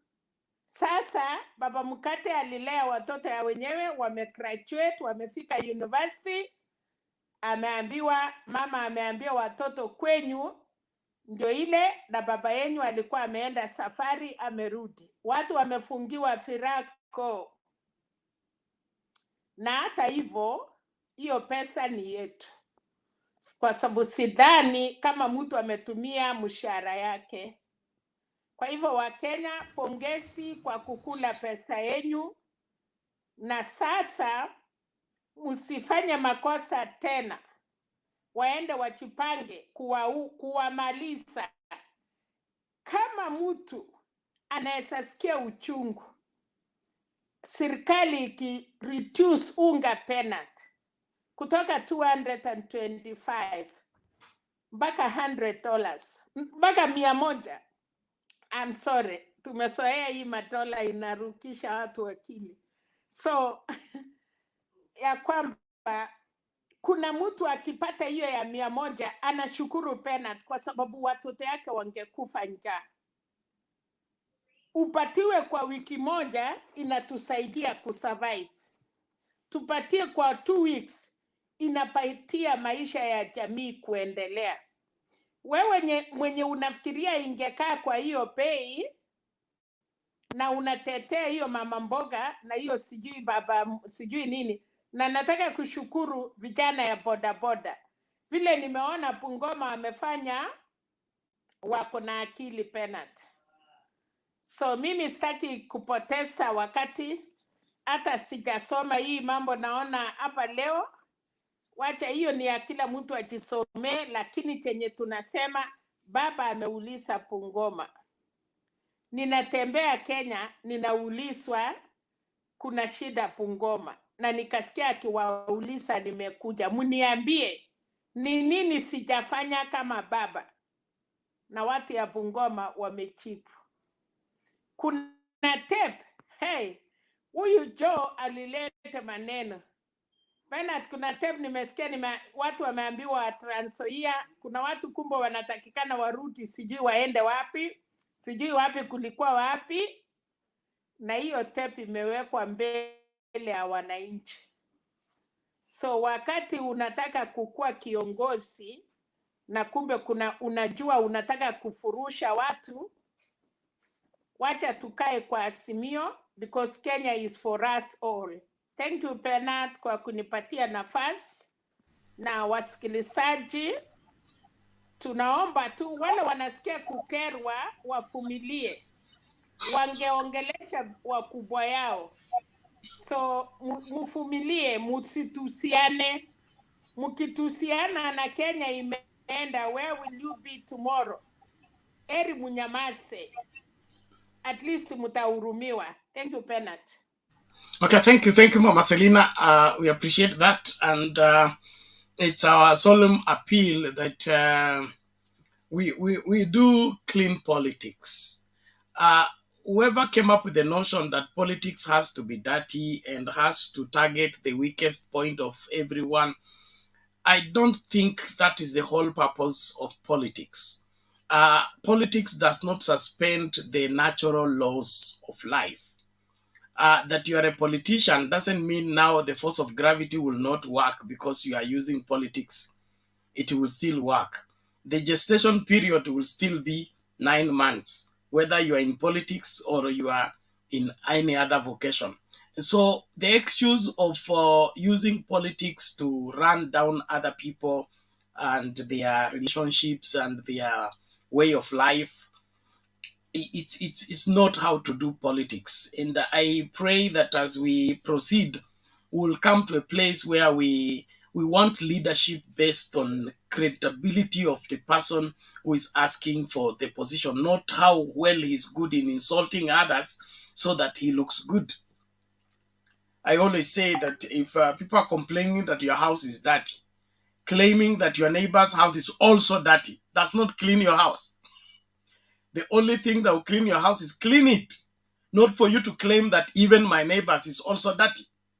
So this politics of sharing corruption, sharing blame games is part of the games that they are playing with our minds as Kenyans. Let's hold them to account.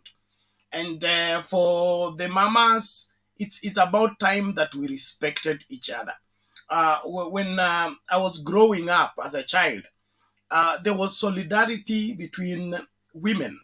And even when somebody will be having issues in her marriage, it was not something that was used against her. The mamas will come together, chaperone her, protect her, cover her up. That's what I know motherhood is all about. But this other business of women going to stand on the platform in a public rally and then throw themselves like silly, it's sickening.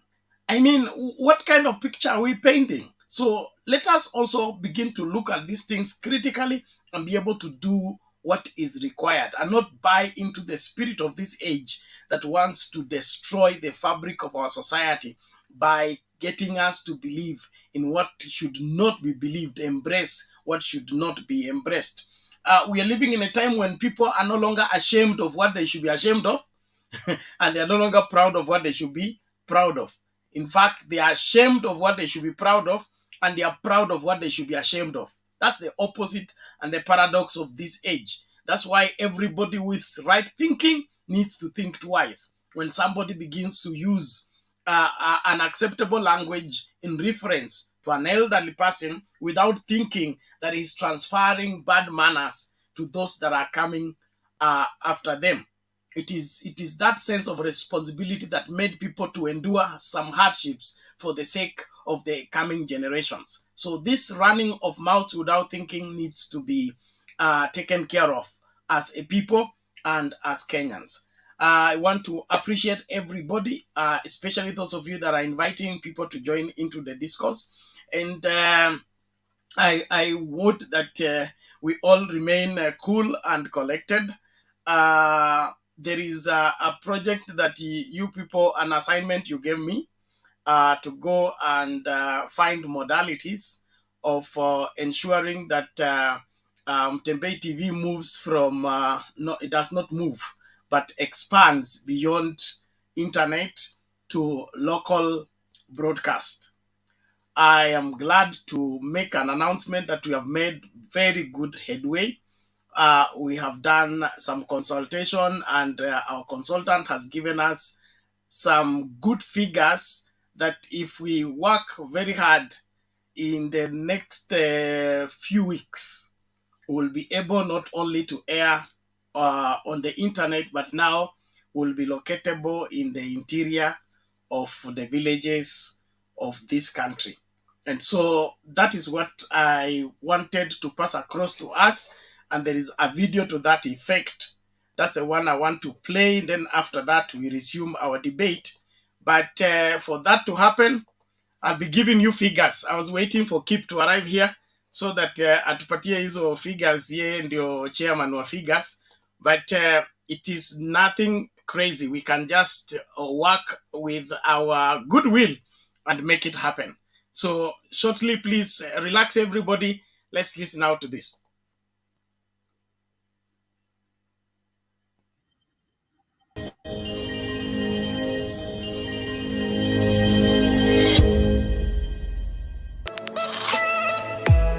Kwa muda sasa, runinga ya Mtembei imebobea mtandaoni kwa taarifa na uchanganuzi sahihi. Kumbuka tuko live pia kwenye Mtembei TV. Once again, congratulations to all concerned. Thank you Mitsubishi for your trust and confidence in Kenya. Wengi wameipokea na kuienzi.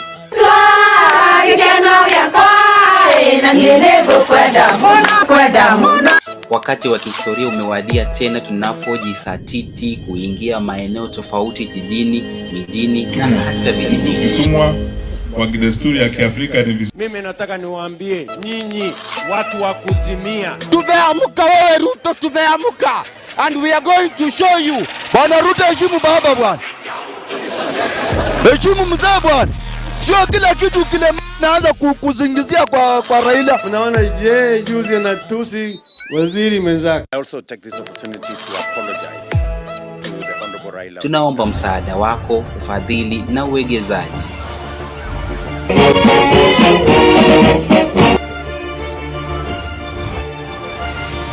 I have decided to wait the wananchi's verdict in the forthcoming general election. Katika safari hii tuvute pamoja kuingia digital TV broadcasting space. Give us wings to reach every home locally as we do internationally.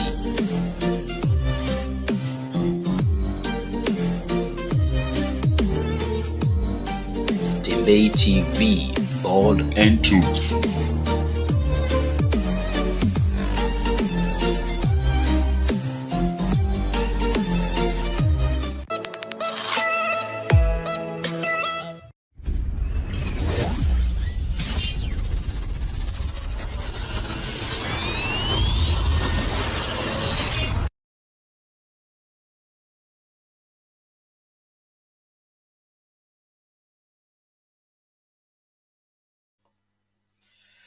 So that is what we've been working on, and I'll be waiting for Alex and Kip to give us the figures. But the proposition we have on our desk is that if we're able to raise 1.6 million, we'll be able to go on air any minute, adding to what we already have, plus now the connection fee, the licensing and all that. So we can go on local broadcast as soon as before the elections. That is why we want to appeal to everybody around the world. The way we do it, the Mtembei family way, let's do our very best and trust God to do the rest and be able to achieve this dream together with us. So we want to appeal to everybody who follows us to come on board in one way or another and help us expand from internet to local broadcast on digital TV. Thank you very much.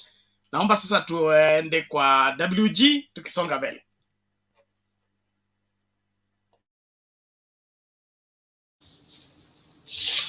Good evening, everyone. I don't know what time it is wherever you are, Mama Selina, or she's gone. Oh, Mama Selina is there. I don't know what time it is on the other end. Okay. Asante sana. I hope you can all hear me. Thank you very much. Now I want to begin with Bungoma, and there's one thing that took place that I took notice of, that Baba was also keen on, bringing the various aspirants together by ensuring that at least they have Azimio has one contestant in each seat. So especially that one of governor and MP, he tried to bring people together and talk to them, the ODM and the DAP, so that there is no vacancy for UDA to pass katikati yao. So that was a very good, move, and also he tried to bring down some animosity between various leaders in that region, specifically Ojamong and Otuoma. Apparently, their vicious fight is still lingering even to this election, although Ojamong is not vying for governor. He's not in direct, competition with Otuoma. I was just wondering why should that happen. So that was a very good move. The other thing was his address, his talks to the Bukusu community was very much touching. For those of you who are young, may not know, but the Bukusus have been at the forefront of fighting for the second liberation, not just the second liberation, but also during independence. They have heroes, big heroes that have been prominent, and in our history we have them, and therefore Bukusuland has always been a hotbed of serious politics of liberation, and they've remained consistent with that for as long as we can remember. And that is why it was surprising, or it's surprising currently, that they can even give in, or they can fall to the tricks and the conmanship of the UDA guys, the hustler guys, especially the young generation. In fact, at one point in Bungoma, Baba asked them that, are you really sons of the Bukusus that he knows?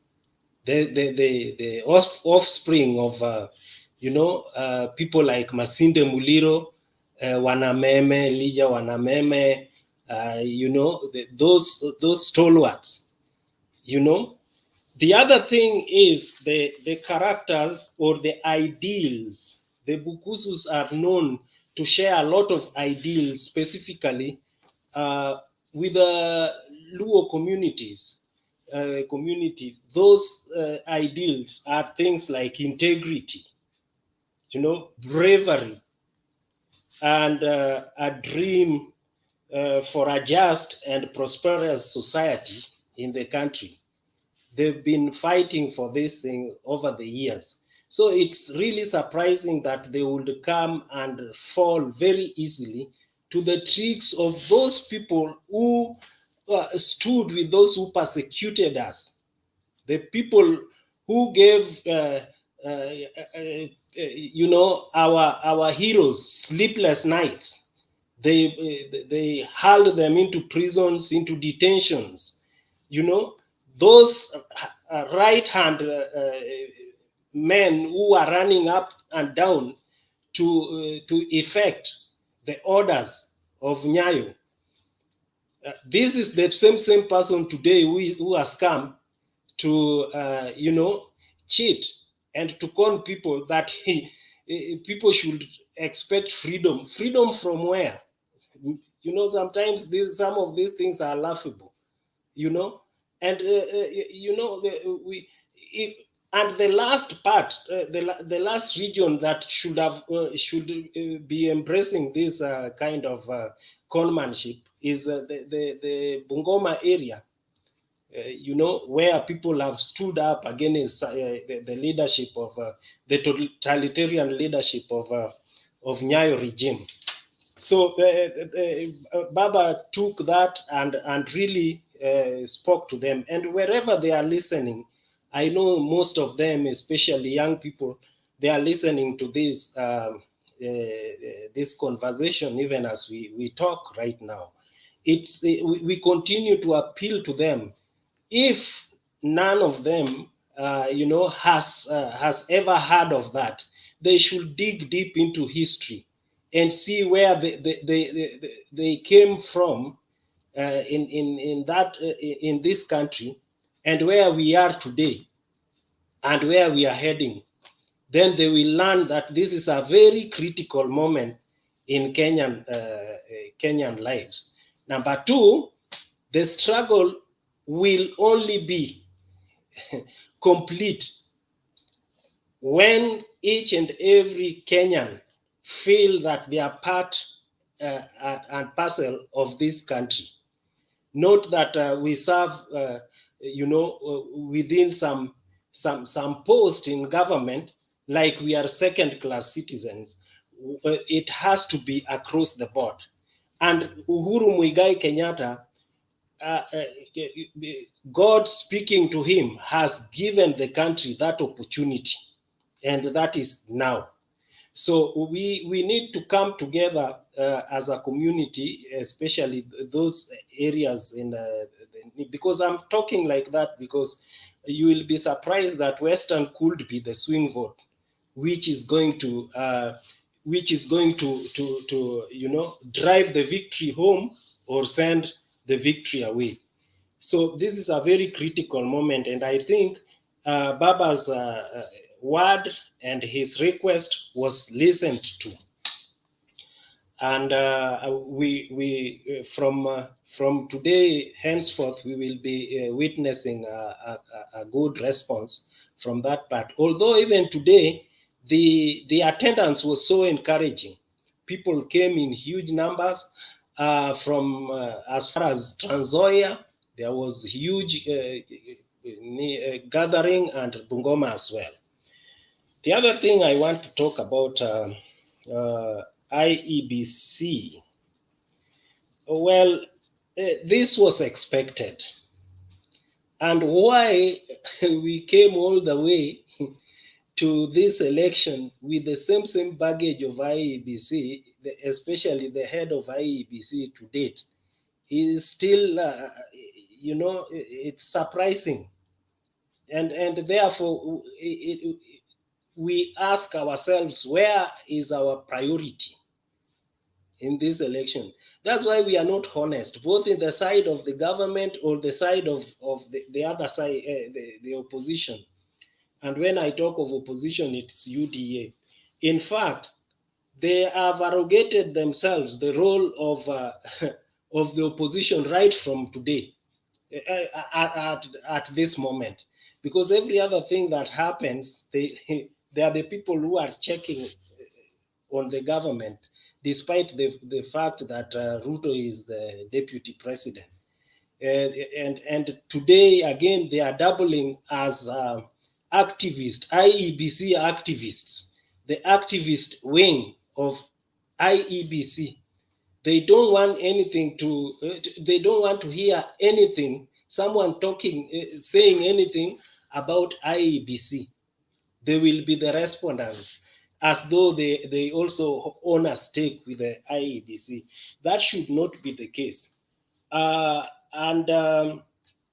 You know, we are just requesting, continuing to request, you know, Chebukati, that he should look behind in 2018, the blood that was shed, and unless he likes seeing blood, then I think he should you know, handle this case, the current situation, very keenly and with a lot of caution. As I close, I just want to also, comment on Baba's, address. His addressing pitch is changing because people right now, we've had enough time for them to inculcate their manifestos, to present them to us. Right now, as we go towards the home stretch, we need conclutory remarks. We need him to ile ya ku punch as we move to the last to the last minute, and I think UDA on the other side are doing it the way they know it.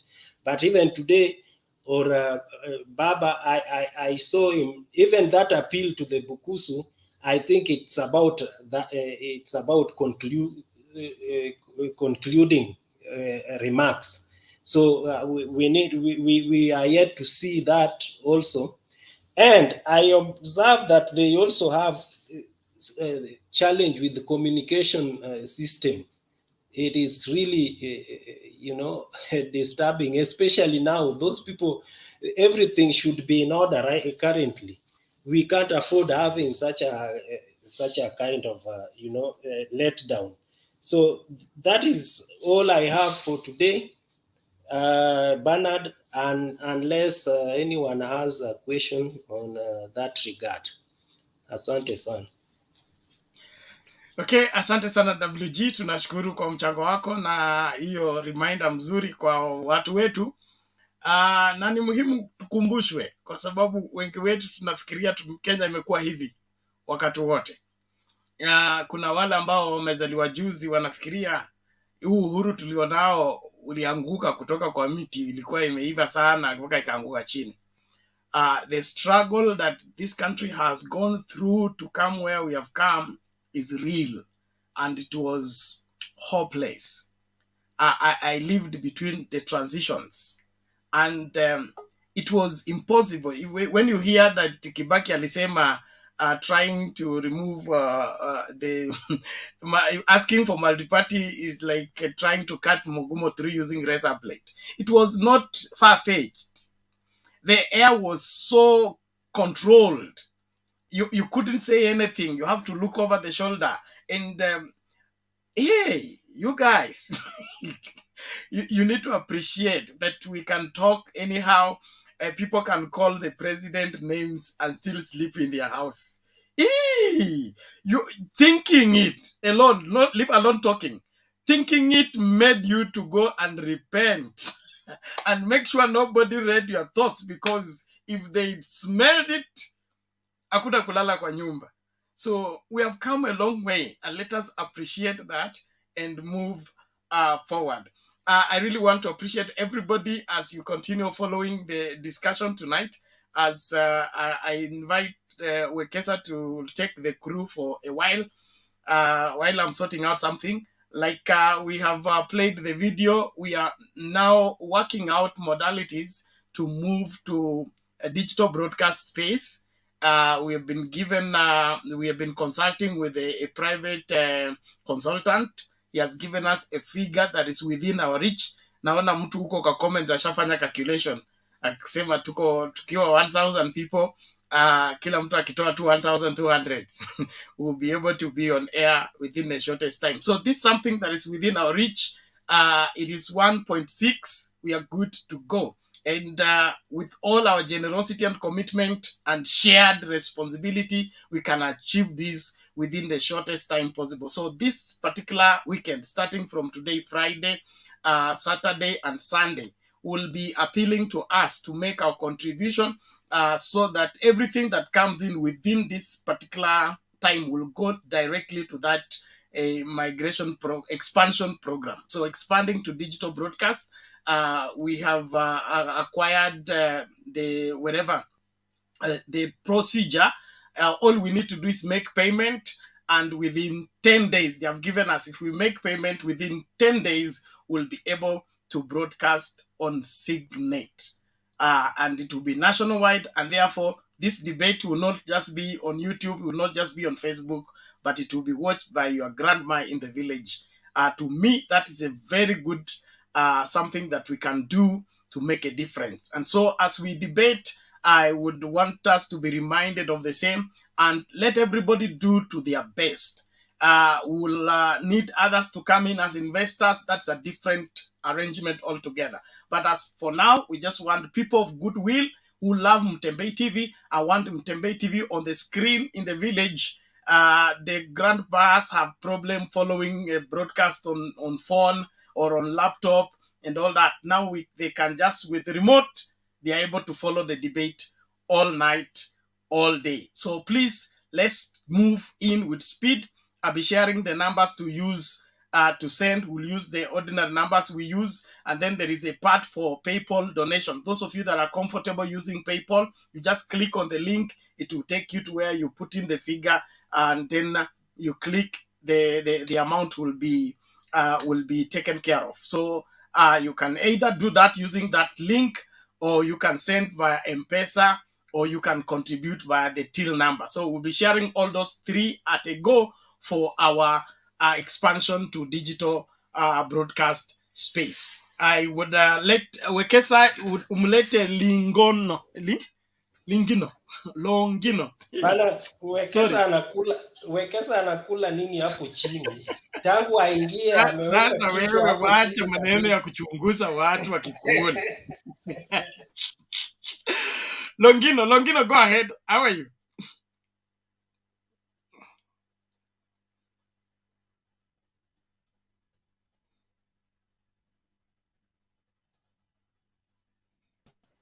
You unmute. Yes. Yes, how are you? I'm well. Okay. Hi to everyone. Wako poa. Endelea, mchango wako dakika 2-3. Okay, mimi nilikuwa tunataka kuongelea issue ya Raila. Mchakato wake wa kuondoa Chebukati, mimi naona angeendelea tu na huyu mtu angekuwa nyumbani analala usingizi. Because Zai jamaa bwana anatuhangaisha sisi, tunataka tuingie kwa serikali, uchumi badilike, kila kitu ibadilike. Huyu jamaa wako bwana anataka kufix inu watu wezi bwana. Na venye Kenya Zai uchumi imeharibika, kila kona watu wanalia, shida nini? Na tena huyu jamaa amaamua tena anaunda deals na watu wa wapi sijua wapi, anataka kuingiza ndani hao watu wezi. Sasa tumeshindwa, what can we do? Another thing, nimesikia kuna rigging schemes hizi mara wao Chebukati. Kwanza mimi natoka karibu na Chebukati. Na kwa kutoka wakina Wetangula kwenda wakina Chebukati ni 30 bob. Sasa nimeogopa bwana, huyu jamaa inaweza kuwa Chebukati anakunywa kwake chai bwana. Sasa hii kitu naona huyu jamaa ni kama wanaunda deal bwana. Kama kutoka wakina Wetangula kwenda wakina Chebukati bwana ni 30 bob. Si dangerous bwana. So hizi claims ni true. Mimi naona ni kama za ukweli bwana. So ndio venye nilikuwa naomba government ichukulie hizi vitu serious. Juu Chebukati ni kama anataka kupatia huyu jamaa wa Sugoi hivi vitu. Na tunamuomba Chebukati asiturutie 2007. Juu watu wamehangaika, watu wamepitia mashida, mtu amechukua pesa yote ya Kenya, tena ana propaganda wa Kenya anawaambia sijui mara o, na anaona watu wanahangaika. Ndio maana tunaomba serikali ikuwe makini. And I don't know, Mr. Bernard, unafaa pia wewe upewa Kenya, utupe maoni venye huyu jamaa bwana atafanya bwana, venye serikali itafanya kukaunda huyu jamaa. Huyu jamaa ameiba pesa mingi na anatumia hizo pesa kuinvest kwa rigging. Do you know that? Na sasa hiyo pesa yenye ana invest kwa rigging na government haioni, it is possible huyu jamaa anaweza chukua in case government itakuwa makini. Because anaunda deal na Chebukati. Na venye anaunda deal na Chebukati is the key holder of that IEBC. Is the main director. Ujue bwana, hii deal bwana si mchezo bwana. Serikali pia inafaa ikae makini. So mimi hiyo tu ndio ilikuwa comment yangu leo. I'm a new participant. na nitakuja kama nimejipanga zaidi na zaidi, Mr. Bernard. Thank you. Asante Ismail, tunashukuru sana kwa mchango wako na usiogope. Masuala itashughulikiwa. Chebukati na uhusiano wao na Wetangula hawezi kutuamulia inchi itaenda wapi. Tutawafinya kufinya. Msikilize Joho. Naomba Wekesa, you make your submission and take charge. Nani Joshua has already made submission, Mama Selina, ni Patrick na Papa, and then mimi niko humuhumu tu.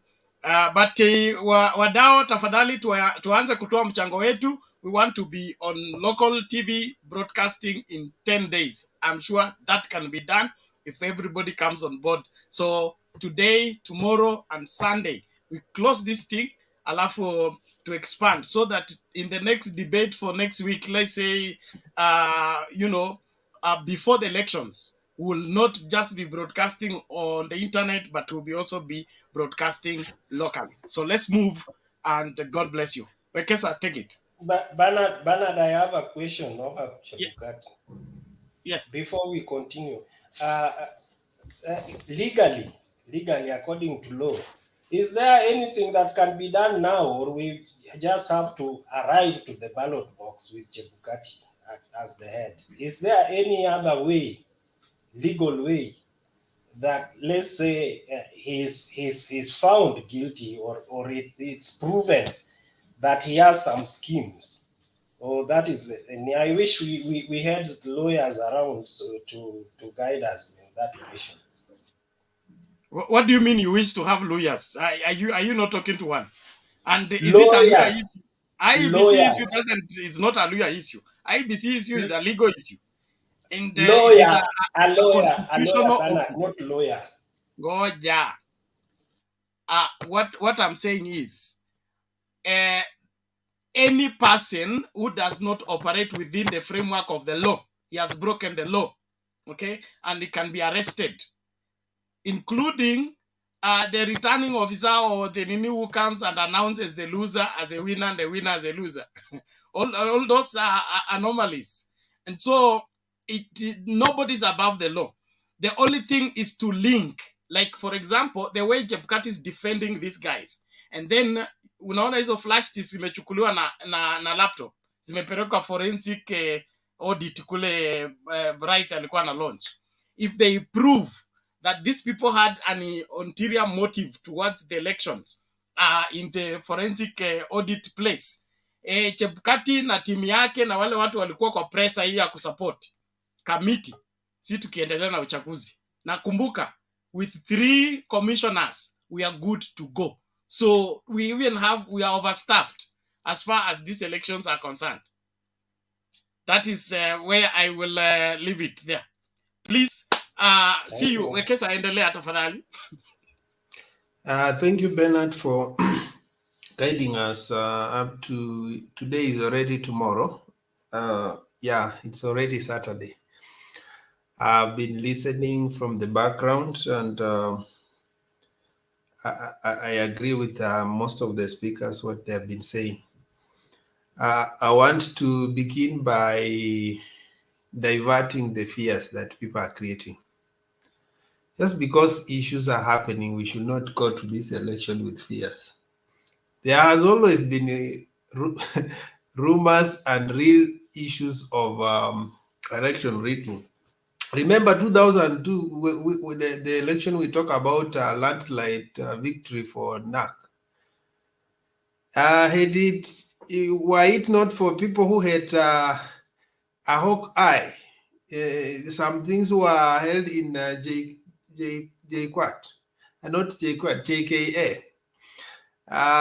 The victory could have gone to the other side, but they blocked the plan that was there, 2002. So that's why Mike Kibaki won. Even Ruto is on record telling us that where it had reached, Moi said, you guys, you need to write a concession speech.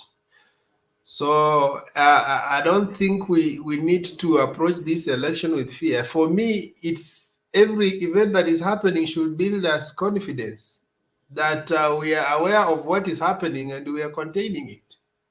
That is it. Because the question then is, if you are taking Baba to government, the person who says that najua mianya yote nitasipa ya corruption, the work will not begin when he's there. The work begins now to seal the loopholes in IEBC as we face this election, because that is when we will trust him that he can see, he will also be able to seal the loopholes of corruption. But if he is not able to see this one, then chances are even when he's elected, he may not see the corruption loopholes that are going on. So as we are, when everything that happens is unveiled for us, we know that we are in the right direction. We never hope that these guys will not scheme. I will not have an alternative scheme. They always have had an alternative scheme. But are they being unmasked? Yes. And then the other thing that we also need to divert. Nobody alone can steal an election. Nobody can steal election single-handedly. It's always a process. And process involves so many stakeholders. If you look at the elections which have been doubted to have been stolen in the past, it involved so many players in it. So many players were accused of colliding to cause the election to be stolen. So we are saying IEBC alone cannot work in utopia. They will not sit somewhere and manufacture results. No, the whole process will, if people notice that the process is being sabotaged, they will raise alarms and it will happen. So even them where they are seated, they know very well that they cannot run this thing alone. And that's why in his own letter, it's very emotional. I don't know why, because someone just being arrested and questioned, or not even arrested, detained and questioned, you don't have to be emotional or we are being intimidated like that. As a neutral arbiter, he should have just come out and said, I don't think you need to have done this. These people have done this. Maybe they have made these mistakes. He should have stayed professional. But the fact that he became so emotional, we understand that he has already chosen side. And if we choose side, he should be prepared for the challenges that come by being a biased referee. One thing I want to comment is on, I saw Kashagwa somewhere, Katura. Today, I think he's already testing his power. He was having a siren ahead of him as he was moving. But the surprising thing is that there was no crowd. People were not excited. And I think Central are not excited about Kashagwa being their deputy president, despite that. Wajakoya is saying that he needs to pull out of the presidential debate if Baba and Ruto will not be on the same platform with him. So I think for me, I also think it's, if they are only four, why do they have to have two debates? They can still do one. After all, in 2017, we had a debate of around 7 or 8. There were so many.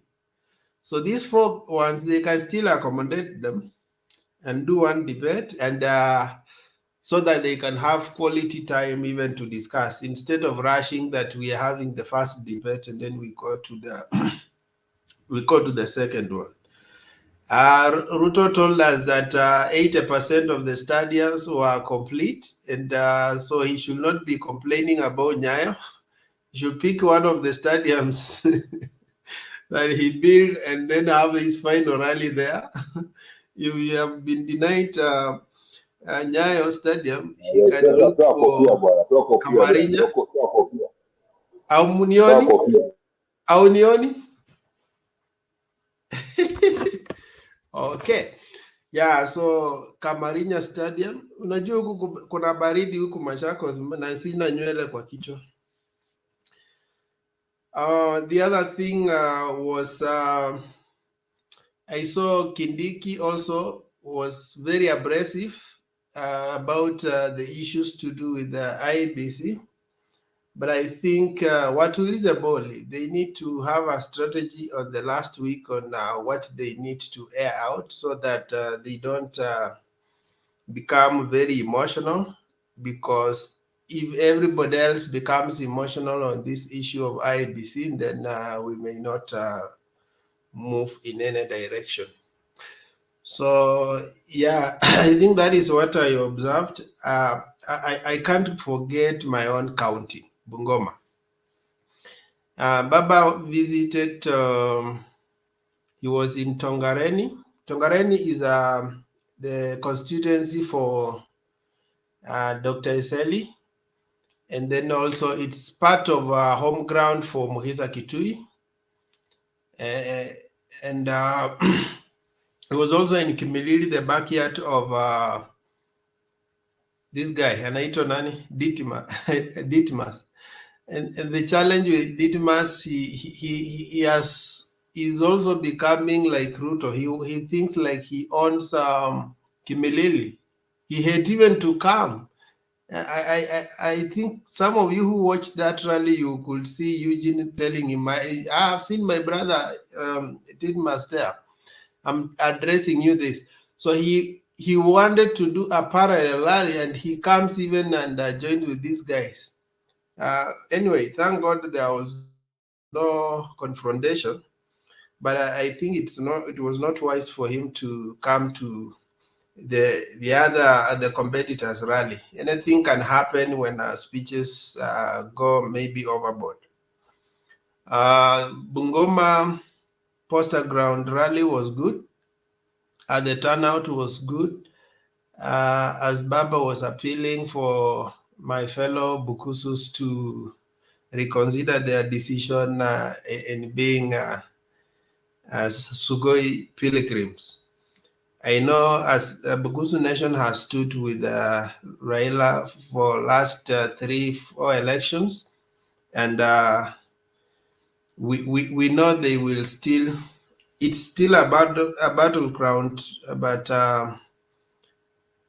they can get 50-50. We only hope that they will not lose the governor's seat. We are not ready to give Waimtungi anaitwa nani, this guy of Huruparo, Lusaka, who collided with the Kashagwa to procure the carcinogenic wheelbarrows at 109 per Huruparo.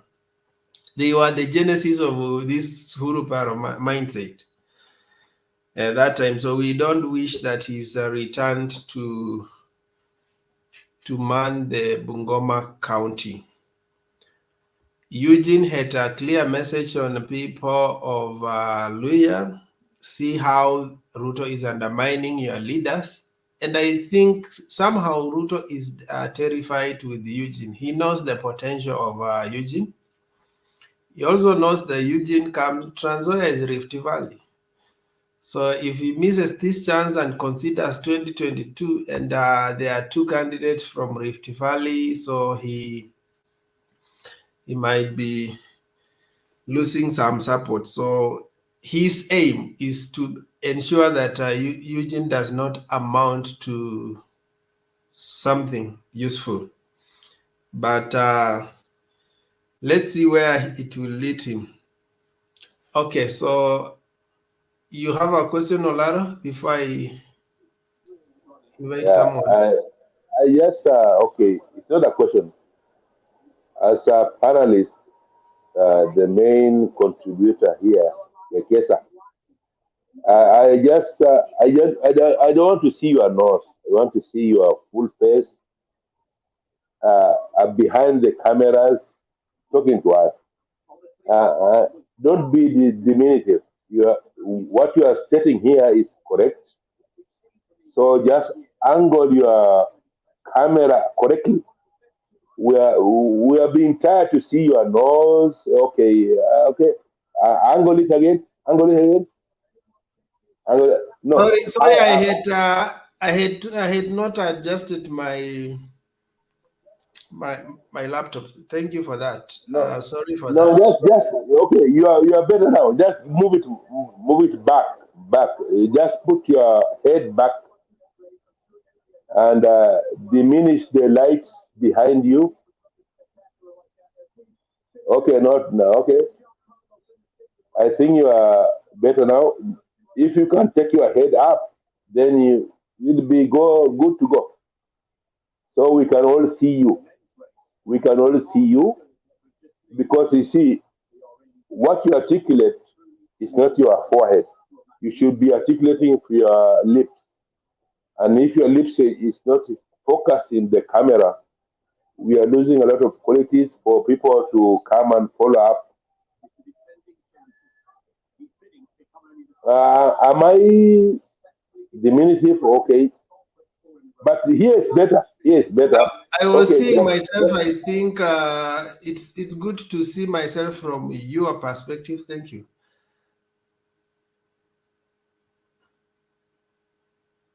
Just move back. Just move back. Back. And keep your notes closer to your whatever you're looking at. Okay, thank you. Sorry, let me use some. Unajua mimi nakuanga short sighted, so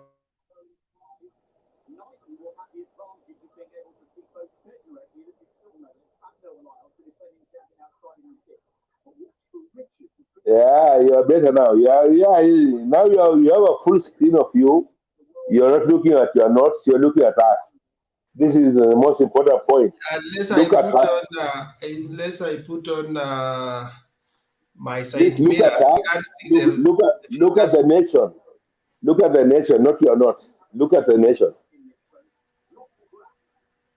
Because you are in a public Republic of Kenya now. So, Asante. Okay, so thank you. So who was next? I think was it Patrick Maluma?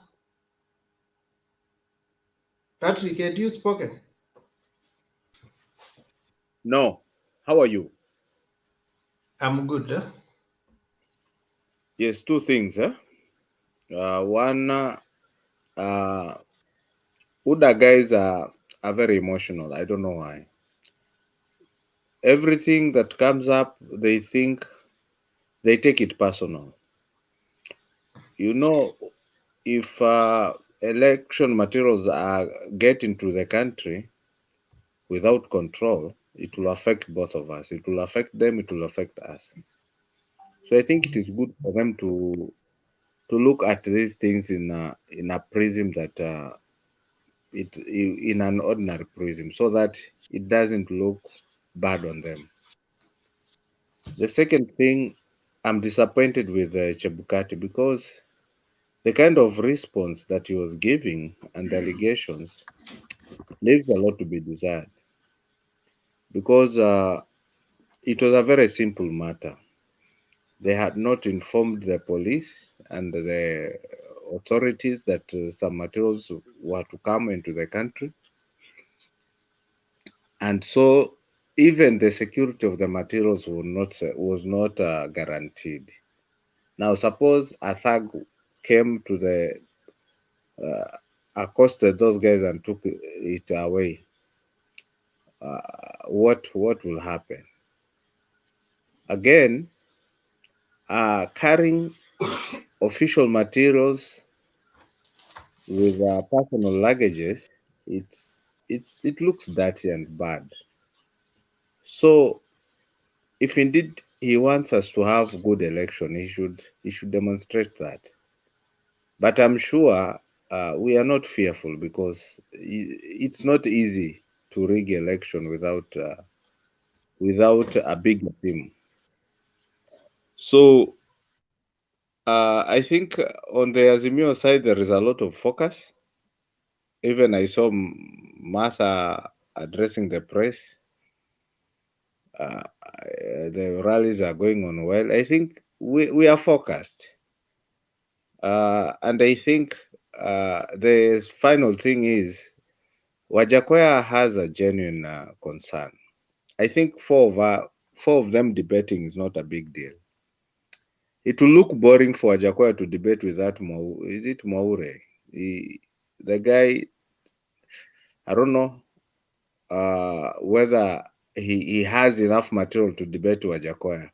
So I think he should be granted the wish for him to come. If they can sit from 10 to 4, from 4 p.m. to 10 p.m., that will be good even for us. The debate, I think, will be good.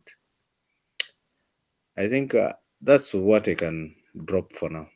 Thanks.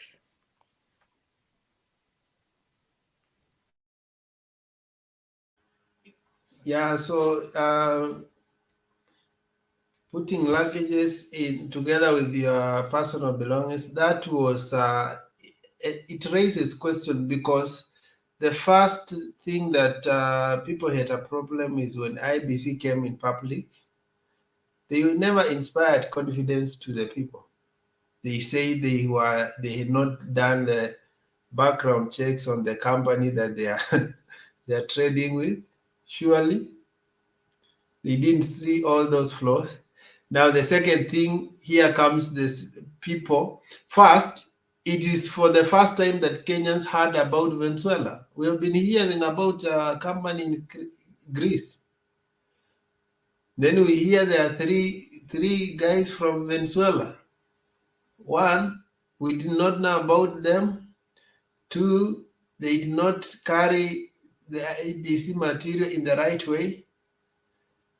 It raises suspicion. I think, let me put it in the words of Mike Bichachi. He said that if you go home and you're married and you enter in your bedroom and go straight to the bathroom, and you find a man in the bathroom, what will you tell your wife? What will you do to that man? So, and then your wife comes and tells you, no, this is a plumber is trying to fix the toilet or whatever. But before that, to avoid maybe those side shows, she should have just told you that today the plumber is coming to fix our drainage, so that you don't have issues. Usimpate huko ndiye anaanza kuexplain because I may take it as an excuse. Are you getting my point? So they had the chance to do the things right, and IBC is suffering from credibility. They are the ones have a task with the burden of creating credibility, right perception of Kenyans towards what they are doing. So if they continually shrink our trust, so how will we rely on them for this election? So Mama Selina alikuwa ameongea.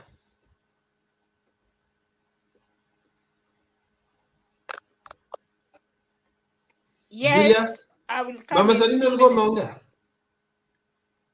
Yes. Sikusikii ama she's busy. Julius, Olara, uko na swali ama you are next? You had spoken.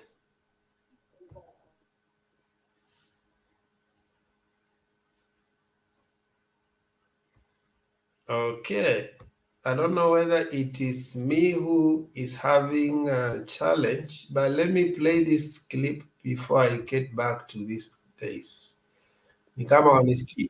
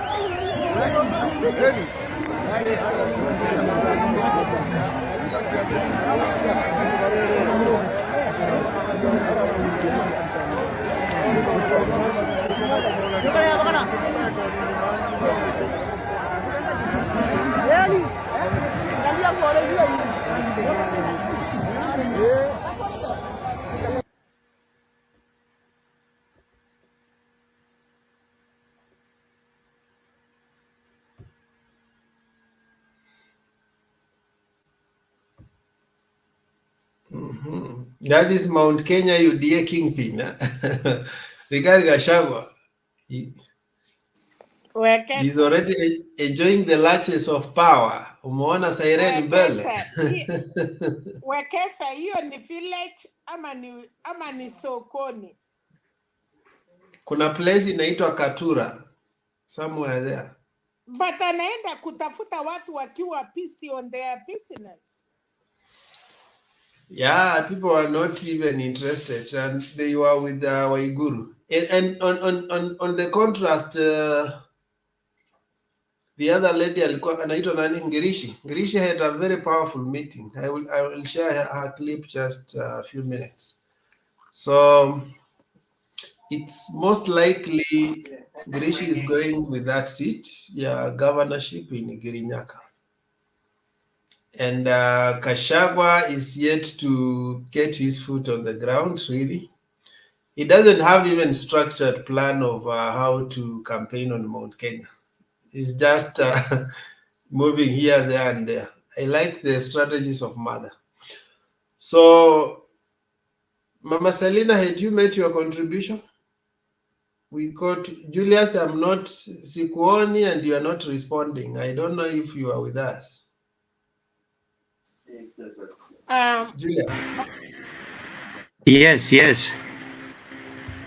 Unanisikia? Nakupata sasa. Unanipata? Nakupata, lakini you are disappearing in the cloud. Settings bado inanisumbua. Settings bado inanisumbua. Okay. But okay, nasalamia wote, habari zenu? Tuko poa. Habari zenu wote? Tuko poa, tumepokea salamu. Sawa. What I want to say is, Mr. Bernard. Yes, Bwana Julius. Bernard, I want to converse with you. I can see, okay, I'm following up what is happening. I'm following up what is trending. And I want just to remind Kenyans, from my own observation, 2010, wakati tulipitisha katiba 2010, I think, Bernard, you can do a small highlight on that area 2010, because what is going to happen is just the same as 2010. I don't see any difference. I don't know whether I'm wrong, but if I'm wrong, somebody can remind me. If Kenyans, we can remember very well 2010, the scenario we were in 2010, the 207, or not 207, 202, the scenario we were in is just going to be a replica of the same. Because at least everybody all Kenyans, we can see what is happening. This country, we can't leave this country to thieves. We have to elect the right people. We have to elect the right people who can also give back to us as a society. You saw what happened on the presidential debate between Martha Karua and Rigathi Gachagua. It was really totally, to me, I was not satisfied. But I think Martha Karua did a good job because at least she won the debate. But with Rigathi Gachagua, she won the discussion or the show in discussing. So Bernard, if you can remember, I think you have the clips. You can play for us the scenario what happened in 2010 when we were passing our new constitution, and also the 202 scenario is just what we are going to see. So I think we should not panic. All of us, we should come out together and we vote. Let Mzee, let the reformists take this country, and then we see where we can head to. For now, that is, I think, my submission. But otherwise, I'm following the discussion. Thanks. Asante sana. Okay. Yes. Mr. Lalo, I've been seeing your hand up. I want to go to Mama Selina. Ask your question. Mama Selina, habari yako? Uzime hiyo taa nyuma hapo. Hiyo taa yako inapoteza sura yako. Na sisi tunapendaga ukiongea unaongea ukituangalia. Sasa the other thing is Wekesa, kwani Bernard hiyo announcement anatuweka mpaka saa ngapi? Sijasikia announcement yake hiyo. Yarudi hapo. No, concluding. Don't forget, we have at least 2 or 3 bungled elections. One of them was actually declared nullified, and is just under the same person or same IEBC.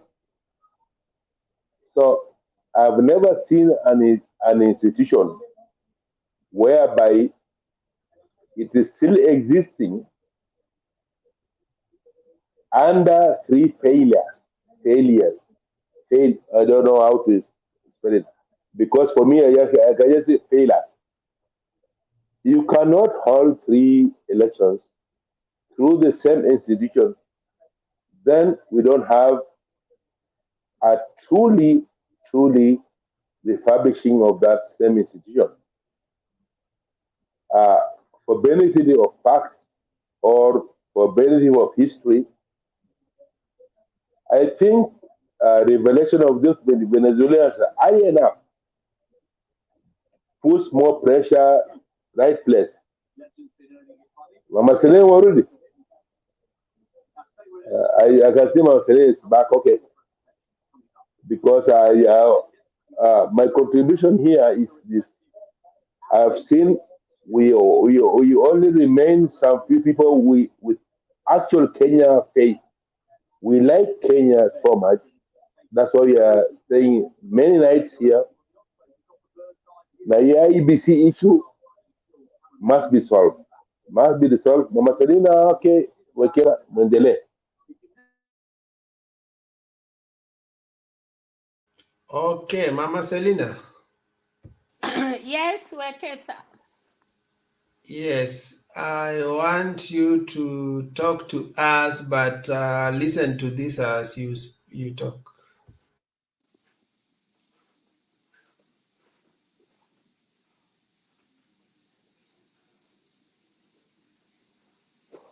Let me say this. In 2017, I spoke at a forum in the year 2016 where I said the 2017 elections will end in a stalemate. And the telltale signs were there. Today, I'll tell you, if those signs were there in 2017, today they are worse. The commission is the most incompetent commission that ever sat at Anniversary Towers. Worse than even the commission of Kivitu. Professor says that we're in the labor ward and the baby must be delivered. But we've had so many instances where the baby was never delivered. Or if a baby is delivered, it's a stillbirth. What IEBC is setting us up is failure. If today we are sitting today here, if I asked all the 5 of us who has seen the official voter register, the 22 million voter register for this election, none of us have seen it. I last applied last week, we got the register for 2017. We are being told that and the register is the primary entry point to any election. The ballot paper is the currency of the election, but the entry point is the register. The second point, you are being told you'll vote at your polling stations. IEBC has increased the number of polling stations to by almost 10,000, between 10 to 16,000. I think it's around 10,000 from 2017. At the same time, they've only increased the number of registered voters by 3 million. Where are these new polling stations? How many ghost polling stations do we have? No one knows. How? Because if it was just the 3 million, the number of polling stations should have increased at most by 6,000, of which, let's say 4,000 to cater for the exactly 700 per polling station. Then the extra are for those polling stations where the numbers don't add up to 7,000. They can't be more than 2,000. So why is IEBC increasing the polling station by more than 10,000? And they are not informing members of the public and the political players where these polling stations are located. It is a fool who does the same thing twice and expect a different result. Okay. IEBC's failures of 2017 are worse today than they were then. Okay. And you've seen it even in the manner in which they've handled the dispute processes. Done in a way meant to undermine the actualization of the franchise of the candidates and the voters. And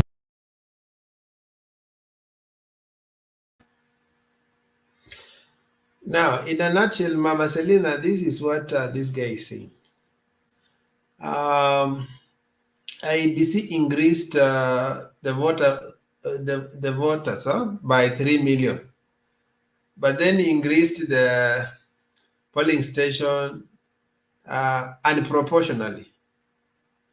So his argument is that if you give the new voters the polling station, then there will be extra polling stations.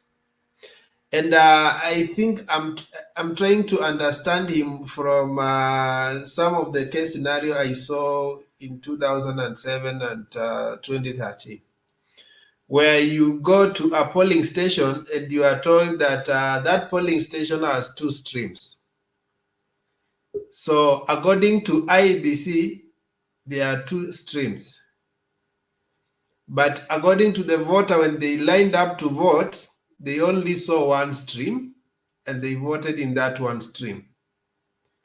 But when they go to the actual counting, there will be counting for all the streams. There is another stream that will be produced at the counting time. And that is how some people used that.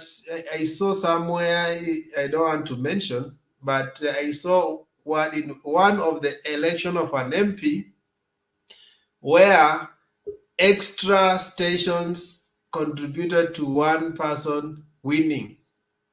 So you provide streams, but some of them you hide. So people come line up and vote for the present stream, but that which is not present will be presented at the time of counting. Those are the fears that guy was presenting to us. So what do you say, Mama Selina? I see your network is today is not stable.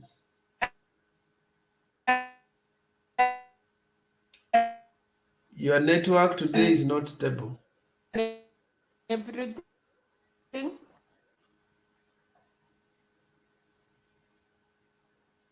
Oh, Olera, what was your question before she comes back? She's having a challenge with network. Yeah, you see, at last, Wakesa, you are addressing the right issues. The issues was and still is the influences. I'm assuming Mama Selina is having technical issues because somebody want to, because you are very popular. Because Mama Selena, when she comes in, she'll blow up many other political dynamics we've been discussing for several months. Lakini, your issue ya IEBC, as you've been taking it, how can, as you just explained, okay, Mama Selena amerudi, wacha Mama Selena achukue, wacha achukue, amerudi, Wekesa mpatie. Yeah, wacha tumsort out kabla network disappoint. Mama Selina, ongea kabla network disappoint. Today you are under siege. Na, you know what? These people, I don't know what they want. Wangetuacha tu na wangekuwa na yao. Unajua, ukifamia watu eni auli. Anyway, huyu jamaa ameongea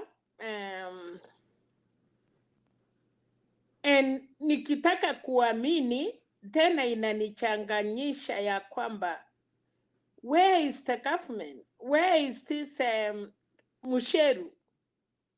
Because yes, Chebukati, I know they are not competent.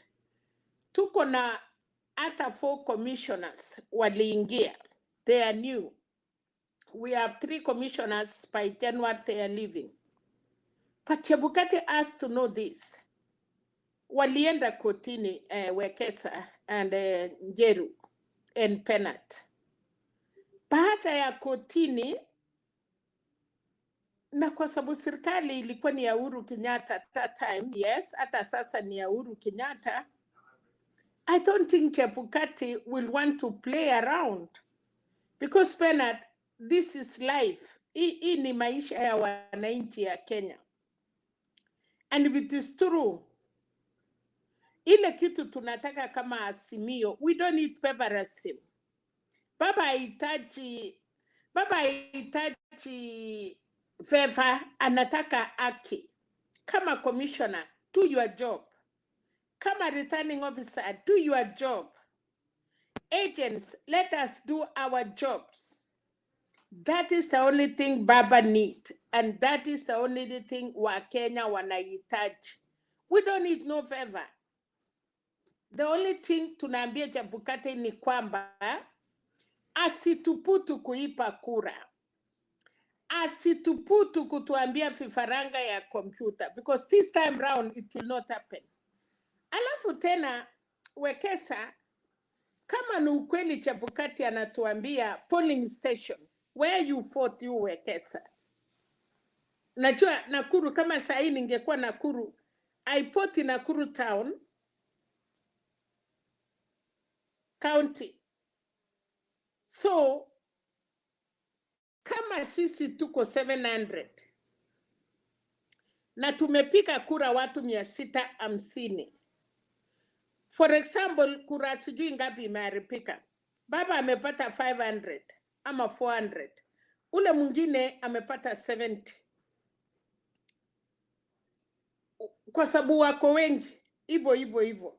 So, the only thing we need in that polling station is a total vote of 700. Baada ya baba kuchukua 500, imepaki 200. Baada ya 200, tuko na candidates ingine amepata 50, mwingine 30, na kuna spoil votes kama 3 ama 10. Na tumeambiwa kwa hiyo polling station is the final. So kama wewe Wekesa umerekod kama agent ya Azimio, baba amepata 500. Njeru amesimama na ameona candidate yake amepata 100.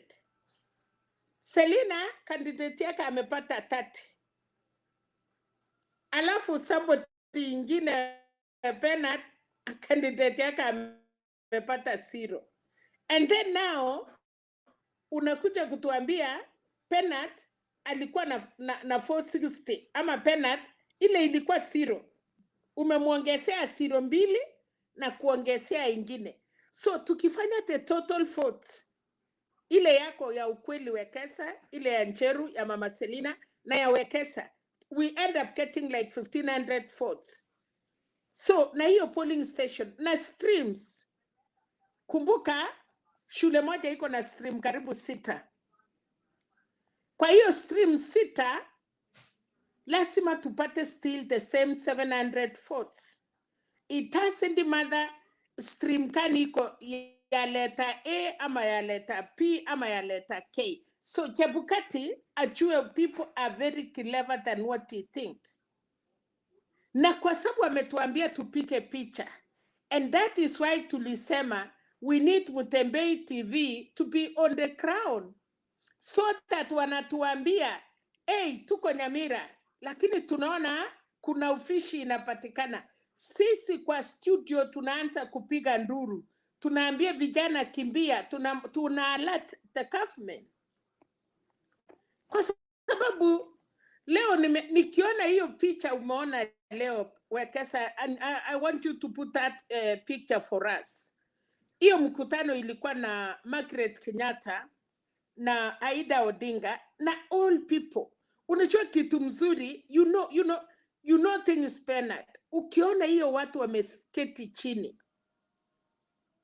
I don't want to use the word my Asola nation. I don't want to use my word. I want to use a word of Kenyans, friends of Kenya. You see, Bernard, you know, when somebody seated, una make sure unaona those people see 50-50. Hii election Wekesa imeisha, ni kungoja tu baba na wafuasi ya baba. Pangu mimi ni baba apate more governors, apate more members of parliament, more senators, women reps and county assemblies, so that baba aweze kuimplement mambo yake ya 5 years to Kenyans. Lakini kama tunaweza tumia karata, na I'm sure 100% Kenyans are not ready. Lakini mtu anaitwa IEBC. And Martha Karua said this, Wekesa. We are not talking about IEBC. We are talking about the returning officer, Chebukati. Yeye ni returning officer ya presidential election. We want to tell him, huyo mama alilia mbele ya watu. I think she should go back and aongeleshe bwana yake, because this time round, not even committee. Tutamalizia Chebukati wherever we met him. Wherever he will be. Na kama anaweza ponyoka, ukweli ya Mungu afike committee. Hata wale wako prison si ati ni wachinga. They are also human beings. And they know what is wrong. And they fought. So, sisi atutaki maneno mingi. In 15 days Wekesa. Kama hiyo watu yake walikuja and they want to do the right thing, we don't have any problem. Lakini kujipika kifua. Tunaambiwa tunaenda kanisa kunyenyekea kwa Mungu. Tunalilia Mungu atusaidie. But sijaiona Wakristo wanaona Mungu wakienda kujipika kifua. Sijaona even the richest pastors ama bishops ama sijui mnaita nini. I've never seen them wakienda kupika kifua kwa watumishi ama kwa wafuasi ya kanisa. Wananyenyekea. Ni the same ukitaka kukua kiongozi. Kwa sababu hii kitu ya leadership unakuja kuongoza watu. Auongozi kondoo. Ndiyo sababu alisema na nilishindwa vile Penat alituambia ama somebody was talking. Wanasema Kenya Kwanza wamekataa kutumia China kondoo. Yes, because kondoo ni kitu innocent.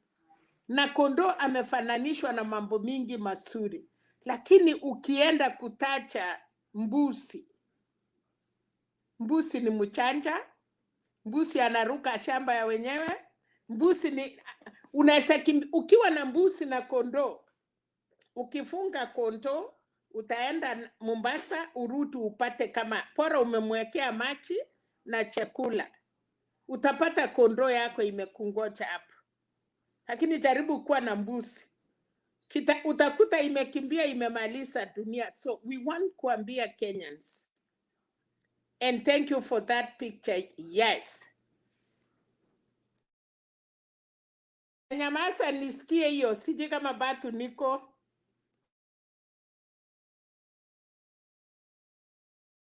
No, it's a photo, it's not a clip. Huh?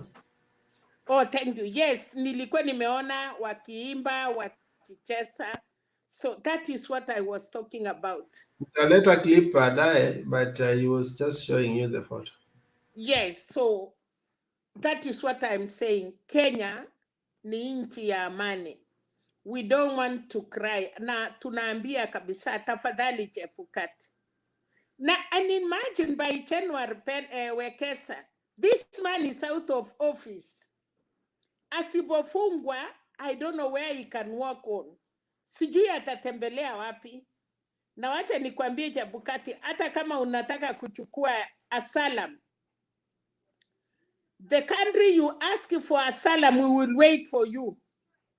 Mahali popote utajaribu kufikiria unaenda kutafuta asylum, people will be there waiting for you.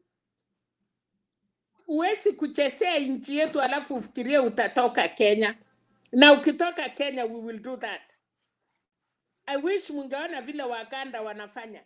Hata watu yao maminista wakiletwa hospitali Uganda, the Ugandans wanaenda kwa hospitali na kupiga nduru mpaka madaktari wanakataa. Speaker ya parliament ya Uganda aliletwe Seattle. But you know what? Ugandans walienda kuuliza, wamekataa kukuwa na hospitali kwao. Nao wanatumia pesa yetu na ndege yetu. You know, walienda na wasungu waliambia hawa, we don't want fight. What really happened? Hakuna mtu alitipu mtu, because ya demonstration every day. Watu wanalia, wanasema Ugandans are dying. Munakuja kutipu. So tunataka kuambia Chebukati, that is what we will do. Mahali popote utaonekana, do well. Enda nyumbani salama. Ile ya 2013, 2017 tumekusamea. Lakini Biblia inasema samea lakini usisahau. Wekesa tunajua what he did. Tunaweza kukusamea lakini hatuwezi sahau. I can forgive you for raping me, but siwezi sahau how painful it was. So Chebukati ajue amerep Kenyan mara mbili. Ameturep 2013, ameturep 2017. That painful rep. Na ikakuwa na watoto. As you see that child, you don't want to kill the baby because it was innocent. So we want to say, wale wote waliingizwa kwa sababu walikuwa innocent. Sisi Kenyans tumewasamea, but this time round penalty ama Wekesa. You cannot rob us, Chebukati. Mama ametembea na kisu, anajua. If you try to come around a woman, watakupaka na kupika hiyo kisu. And that is what we are telling Chebukati. Hakuna kurep Kenya again. And especially when the constituency ya wamama wametoka nje. Sabu wameenda uchungu, they lost their children. Wamekosa vitu mingi sana penalty. No peace in families. Desperation imejaa Kenya. So mimi kwa kunyamaza na ndiye nisikia watu wengine, in this 13 or 15 days, Chebukati, we are coming for you. Na kama unadanganywa na mtu mwenye achakuwa kasi for 5 years, yes, ulimuipia kura na ameingia. I want to tell you, Chebukati, na tunataka Uhuru Kenyatta aende retirement physically, akuwe chairman vile Moi alishikilia KANU mpaka akaretire. We want to tell Uhuru Muigai Kenyatta, tutakuwa na yeye kama former head of state. And you know these people are not even funny. Tumelos Moi, tumelos Kibaki. But I don't think we have a former president now sitting. Uhuru will be there to see Baba through, and Baba will be there to see a new generation coming in, or to see the women, the gender, other gender taking over, plus our sons. You know, the good thing is, kama mama ni president, deputy ni baba. Kama baba ni president, deputy ni mama. So I want to tell the constituency of Kenya, ya kwamba sisi constituency ya kina mama tumewaonyesha vile iko. Wekesa na nyinyi sasa tunataka kuona hiyo constituency ya watu wameambiwa you will be leaders and you have never even reached there. Muko karibu 50 years. Can you go back and give us a genuine son? Nilifurahia sana governor ya Murang'a amesema kuna baba na mama na amekuja kama first son kwa sababu hakuna mtu ameclaim hiyo kiti ya son. Kesho So, is being welcomed officially in Murang'a. Yes, because amesema amechukua nafasi ya kukua the son. So tuko na baba, tuko na mama, and now we have a son. So I want to tell the sons of Kenya, Waria amewaongoza.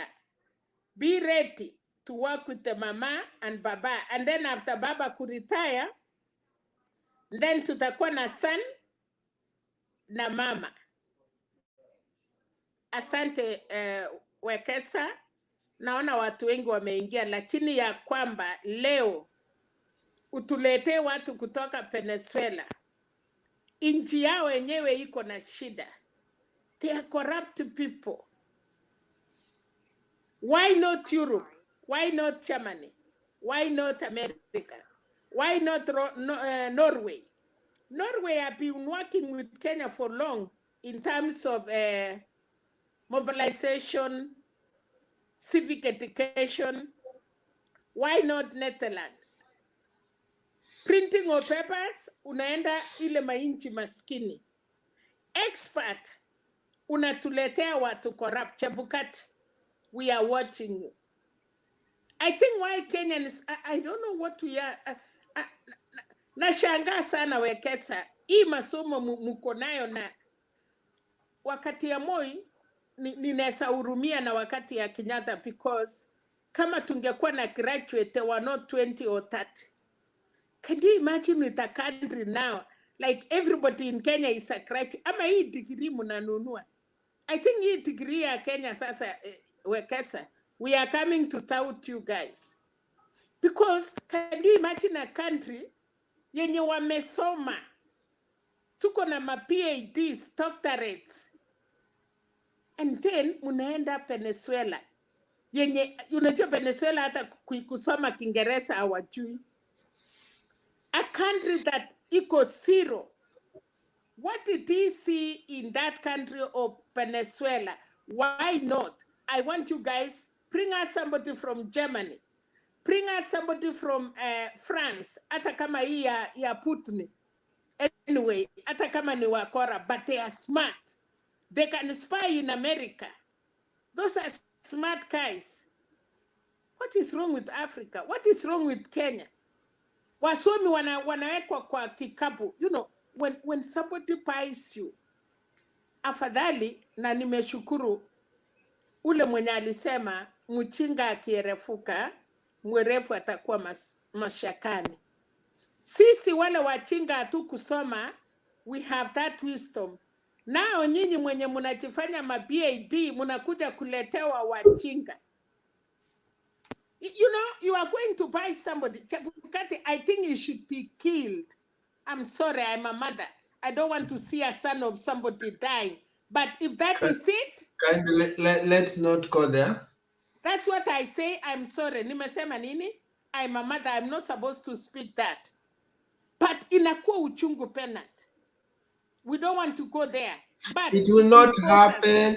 There will not even be rigging election. Mama Selina, We are not let's talking. I'm not scared remain. of rigging.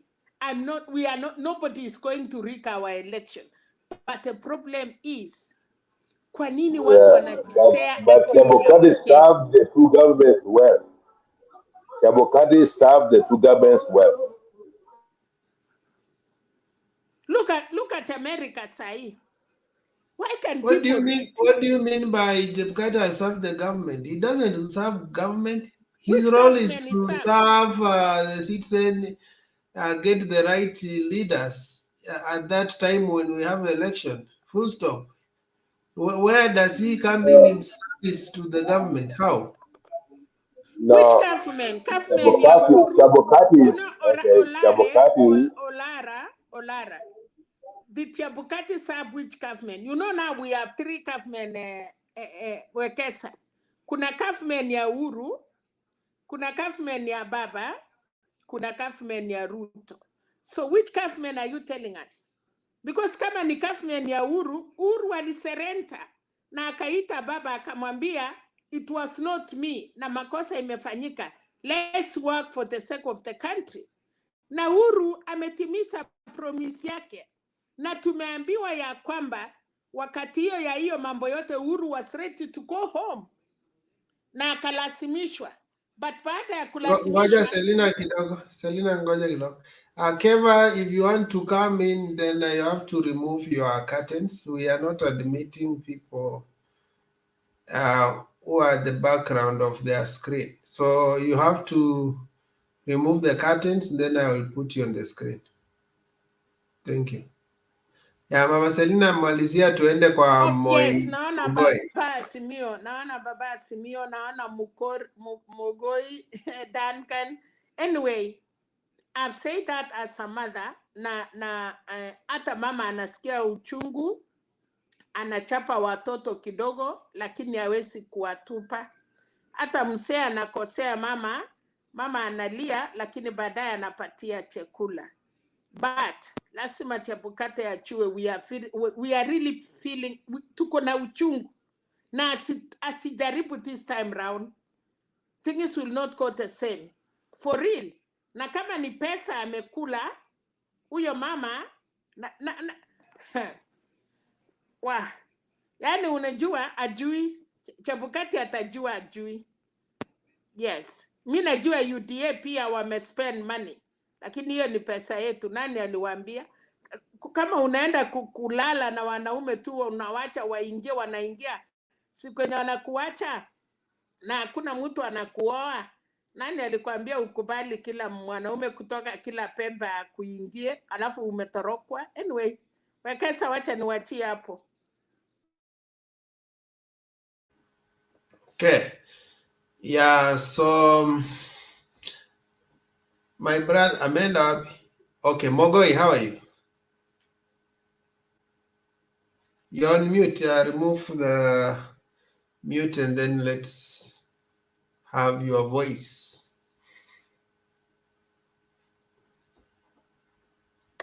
Imekushinda kwa unmute. Let me try from. Yeah, I have unmuted you, so proceed. I'm okay. Yeah, we can hear you. So, Wekesa, let me talk about what I've heard from there about Wajakoya. Yes, let me say that Wajakoya saying that either both of them should be over there or he boycott that debate. Mbona alikubali huyo wherever it is Vice na yule mwingine. Sasa yeye anataka uwane wawe pale. There is something that happens over here. It's about 90 minutes. So 90 minutes for people that cannot be given. And the people, they want to have a break. People, they have to do something. So Wajakoya wacha aende na yule wananyorosana na yeye. Debate sisemi nini baiti ni mpira. Tunataka huyo Ruto huyo mwizi wakutane na Raila. Mimi, I'm not interested about anything. I'm interested about corruption only. Mambo ya hiyo Ruto 7 billion, 5 billion, sina shida. There are some people, they don't understand about 6,000 that Raila is giving people. The family, if he doesn't have anything, the family, 6,000 comes in. So usifikiri unaenda kufanya kazi. Let me ask you, why do you want Raila to meet Ruto? In terms of talking, Ruto umwezi, unajua for him, it's just talking. Okay. If you want to talk, can I answer that? Can answer that? It is because Ruto looks ni yeye anakuanga na matusi kwa Raila all the time. Ruto ananga statement. So ndio tunamwambia hiyo matusi sasa kutana naye kwa debate. Wajakoya hana shida na Raila. Wajakoya hana shida na huyu mwingine wa wherever. So, but actually, let's go about what do you call it? How they are put on who's higher than that, about those words, whatever it is. But what I'm saying, if we don't have time, because that's unataka kuniambia there's a break on a debate, because kuna mtu anaenda kuambiwa kitu anaweza sema kama Rigati alienda nje akapewa karatasi ya kwa mfuko. So we don't want them to get out. Wacha wakae hapo mpaka game ishi. So ukitoka nje unaenda kuambiwa fanya. Unajua hii mwa Kenya ni kuiba. Unajua hata yule maalika. Kuiba ni hiyo. Unaenda kwa choo ndio unaanza kusoma vitu zingine. So tunataka tu Rigati vile walifanya one over here. Sijakuelewa vizuri. Okay. Hebu niulize swali. But let me put it this way. For me, Wajakoya being there, for me, adds even value. And two, because for these guys, they are only going there not to articulate issues, to steal the show and for cheap publicity. That's why they are talking about Rigathi one. If you look at what he won, there's nothing, just making noise. So if they want someone to make noise, let Wajakoya be there, and he will outshine Ruto in making noise.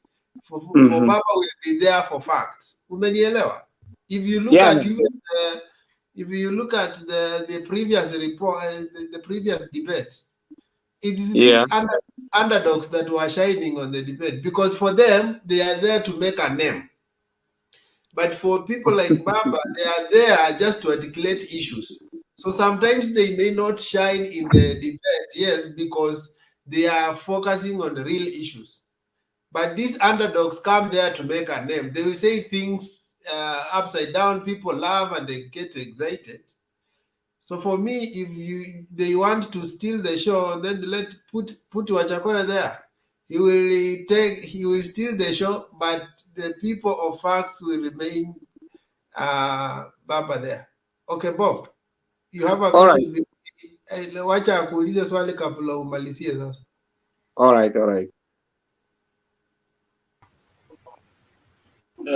Thank you very much, Bernard. Now, Ngoi,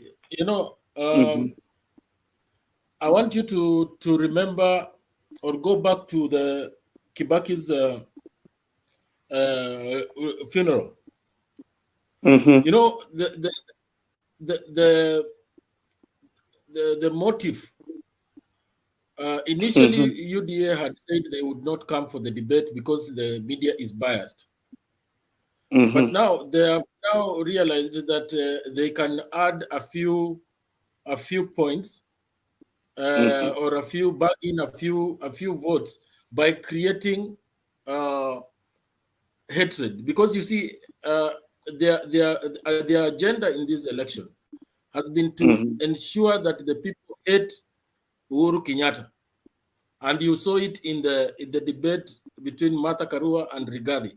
Rigathi mentioned Kenyatta more than almost 72 times, and now Ruto has realized that it worked in the name of, because you could realize that the people got happy and they were clapping. Sometimes they were clapping. Sometimes they were laughing when he was making mistakes. So Ruto now wants to take advantage of that and create that hatred, more hatred, because for one, the debate between Martha Karua and Rigathi never spoke on national issues. It degenerated to a Uhuru affair and a Mount Kenya affair. Now, William Ruto wants to come to that debate with one motive: ensure that the masses hate on Uhuru Kenyatta. And by so doing, they will definitely attach Raila Odinga, because Uhuru Kenyatta is the chairman of Azimio. Bob, So that before is, Malisa hapo, Bob, I think yes, these will be the key issues Ruto will be speaking about. Let me finish a certain question you want to ask, so that, but it's okay. It's okay. You can go. We are just provoking you, Malisia.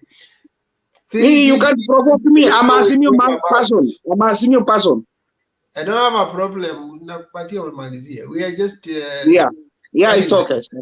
It's okay. It's okay. One, he will not fail to talk about handshake, and then he will be repeating handshake, and he will be using handshake as the one which made him not to perform. Two, I will talk about alifukuzwa. You see, so he will be just be rotating there. And then three, he get it atatokea, utaona ICC. Lazima he will seek for sympathy. Vile nilisaidia ndugu yangu na hiyo mambo ya kusaidia Uhuru kuwa re-elected. So those are the things he will be rotating about. Nyinyi mnataka Raila articulate issues, but for him, that just the same way Sakaja was repeating about issues ya resignation, that is what Ruto will be doing. They have a script already. It played with Sakaja, then it played with Rigathi, it's going to play with Ruto. You watch and see. So proceed. So I don't know who talks that Sakaja won the debate. Me, I don't know those guys. But let me talk about these 4 agendas Ruto is trying to tell us. Raila gave 10 agendas. All of those is included already. I don't say that there is something, but the problem is that Ruto thinks he can overcome what people, you see. Okay, let me ask you, 2013 hizi kabila mbili ziliingia namna gani? Ziliingia wakati wa election. Kuna kabila ya Wahindi waliingia, na kuna kabila nyingine inakaa karibu na Tanzania. If you can remember, something happens, tukakuwa 44. So watu wanasema tu eti Mahindi imekuja wakati wa election. It's not election, because they used to do it. So can we say we cannot do it? Mi sisemi kwamba kwa baya, sijui, lakini Mahindi imerudi chini. Inarudi chini sababu people, they are economically dwarf in one way or another. Same hiyo. So mtu kama Ruto asitulete ujinga yake. Sisi watu wa Azimio, unajua kuna level nyingine inafika, we cannot move. Sisi tunataka ile 15% that they have not decided. Raila is doing that. Raila, we know who's Raila. Yani kuna vile unajua babaka akitoka, akirudi atakuja na mkate. Wale those days, wale watu waliishi ile maisha ingine. Achana hii watu wa chocolates. So there is something we know. Azimio ishashinda, hakuna kulia, sisi tushamaliza. Baba anatafuta tu hiyo ya 10%, 5% tu. Huko na huko sijui Nyali, mahali walisema ujinga tu huko. Lakini what I'm trying to say, sisi kama watu wa Azimio, we should focus. Hakuna haja play mtu. If that person has scored, Wajakoya simukatai, lakini Wajakoya kitu alinifresh alisema Raila asiguzwe. So huyu Ruto anasema Raila ni mganga. Sasa sisi tutakuwa tunalala tukiamuka Raila ni mganga. Raila ni nini? Raila mhuzi, lakini Raila amenishinda mazana, anaenda kaunti 3 a day kufanya na watu. Huyu jamaa ako strong, hata kama tunamlaumu, huyu jamaa ako strong. Actually, he has something to us, and we have to respect him in any way or another. Tumpe nafasi. Ni yeye msee tu amebaki kwa wale watu walinyoroshwa huko, walikatwa. I'm sorry, Selina, I'm sorry kusema kwamba unajua pale Nyaya ushetu kwa tunajua kitu kinatendeka pale, lakini tunajua kunyoroshwa huko, unajua kunyoroshwa huko chini, walinyoroshwa tu. Sasa Raila alisema siku moja kwamba hii kichwa yangu mkiona ikilia hivi, kuna vile itendeka pande ile. So watu wengine Ruto anakuja anacheka apanguzi mapwa. Niliona akitengenezwa kama vile wanawake anajipaka makeup. Niliona kitu kingine, sijui kama mliona mahali kwake anatengenezwa makeup. Kichwa ya Raila hata ipakwe makeup, sisi hata parara pande moja mahali na kipanguzo yote. Si hiyo makeup itaisha hapo. Sasa Raila anaonekana side B. So Ruto yeye anapakwa makeup because he never been having that problem all those days. So watu kama Ruto, mimi sijui. Mimi nilisema watu waache Mtembe. Mimi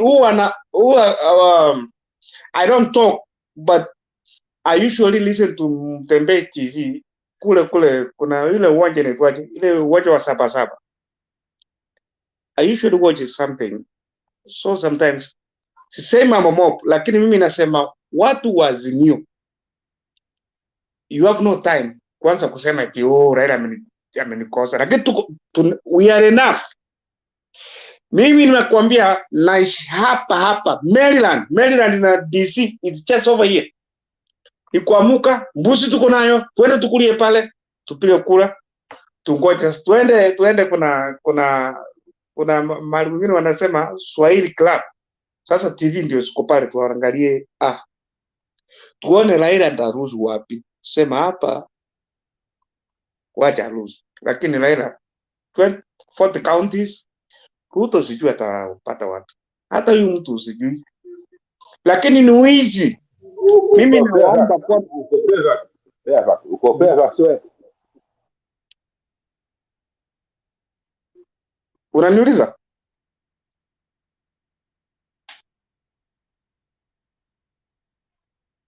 We don't hear you. Uko fair kwa sababu kwa hapo tukuje mbuzi pamoja hapo. Uko fair uko hapa Amerika? Mimi niko hapo, niko nyumba hapo pia, niko na nazunguka. Uko fair fact. Anyway, as long as you are Azimio. Sasa hiyo namba yangu naweza kutumia, lakini sasa hii tunaongea. Ukiona majina yangu hapo iko Facebook yote. Malizia Mogoyo, tuende kwa Bob. Malizia ya submission, tuende kwa Bob. So what I'm trying to say is that I'm trying to encourage people of Azimio kusikiza. For now we can listen, but we cannot change our votes. Watu wa UDA wacha wa change, lakini what we need as Azimio people, we need undecided people. That's it. And Raila, that's what he's doing, because you see where he's going. It's what when it came to what the probabilities, it is someone is up, someone is down. So Raila is doing, the probability of singing Ruto is over there, and I'm down here a little bit. That's happened. You only the stations Raila is looking for. Lakini wale watu wako yani wale watu wa Azimio, na waomba tukae the way we are. Tutashinda tu. Thank you. Asante. Thank you. Bob, how are you? Mr. Bob.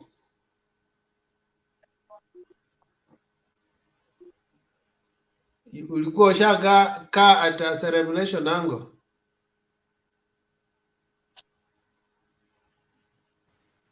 Yes,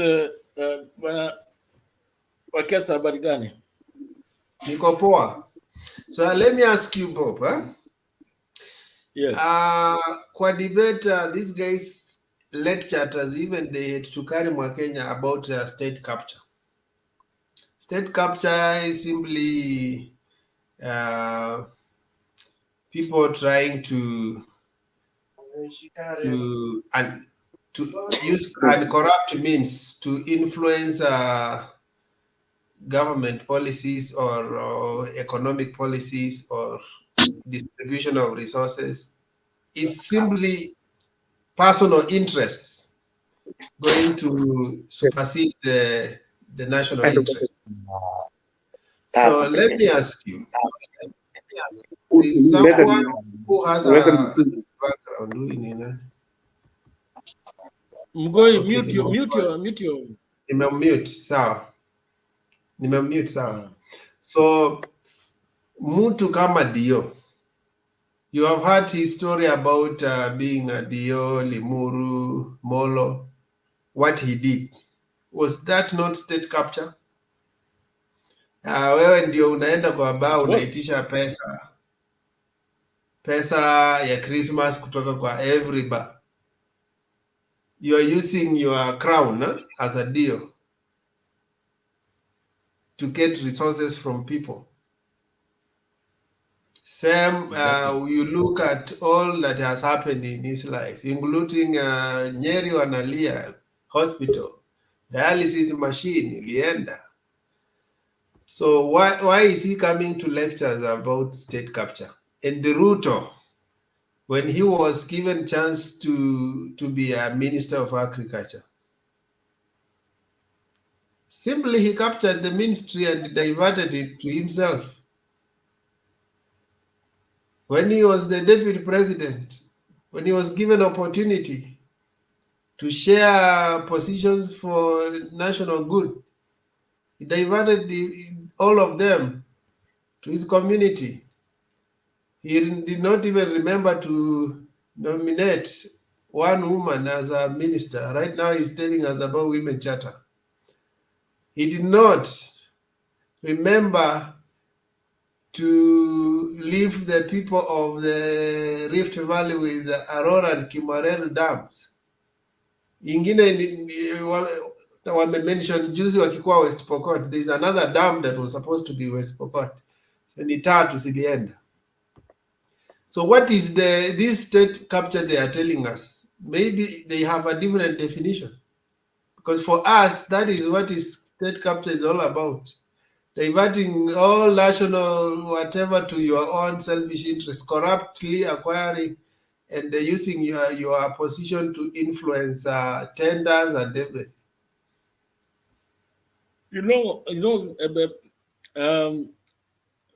Wekesa, the state capture, you know what I know about, or I understand about UDA and company, is that they use a lot of reverse psychology.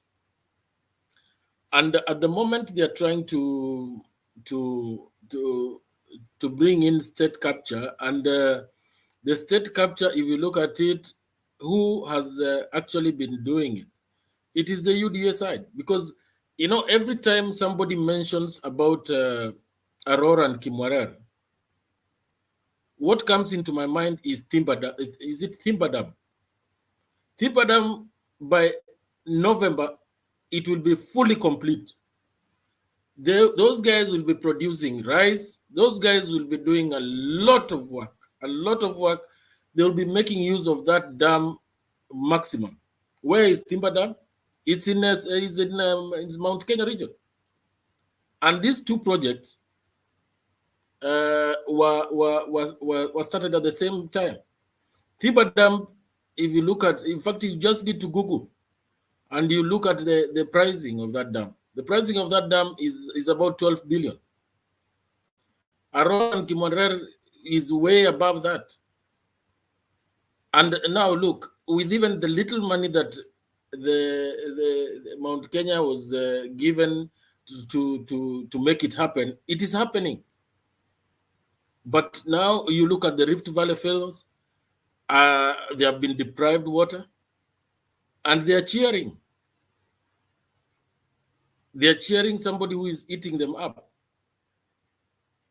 Talk of state capture, go to the NCPB. It is now more than 15 years we are talking about NCPB. From the time of Kibaki. I mean, the DP had, Kibaki made it very clear that he's not going to recycle. And the DP had to leave that ministry. The guy is very good at PR. And I'm not surprised that he is, right now, him and Mutua are partners. Wekesa, you know very well about Mutua. Mutua is a very good PR guy, but does extremely little on the ground. And if he does it, it is something of like a fabrication, which will not last long. Then take photos, display the way you're working so hard, and yet there is nothing tangible, nothing can hold. So that for me is already state capture. And if you are to talk about state capture, there are so many examples. There is KMC, there is that Aurora and Kimwarer, there is the maize scandal. You know, name every sector that has been touched by the UDA mandarins. You know, even the insurance, insuring government properties and what have you, they have been in there. So in terms of state capture, you don't need to look far. You can only look. It would be advisable to look for UDA to look at the mirror, and they'll see themselves instead of trying to take Kenyans in circles. You know, the main agenda of UDA is to drive a wedge between the people and Uhuru Kenyatta. There is so much bitterness in the deputy president, and I can only attribute it to during the second term, the DP was not given the chance to do what he loves best, and that is to siphon funds left, right, and center. So that bitterness, you know, this thing, I don't want to look any further than money. It is money, and that is where his bitterness comes in. And I would want to leave it at that. Let me just touch on a Let few me things. ask you now that you have talked about bitterness, why is Chebukati bitter in his letters to address the menace that was in JK? Was it in KIA? Yes, in fact, that's what I wanted to touch on. You know, last night when I was okay, before that, Olara, there are people who are uncomfortable with you. I think you are the one who told us to sit properly, and now you're messing the whole thing. You have decided to make this now a dining room. So you just finish and you come back.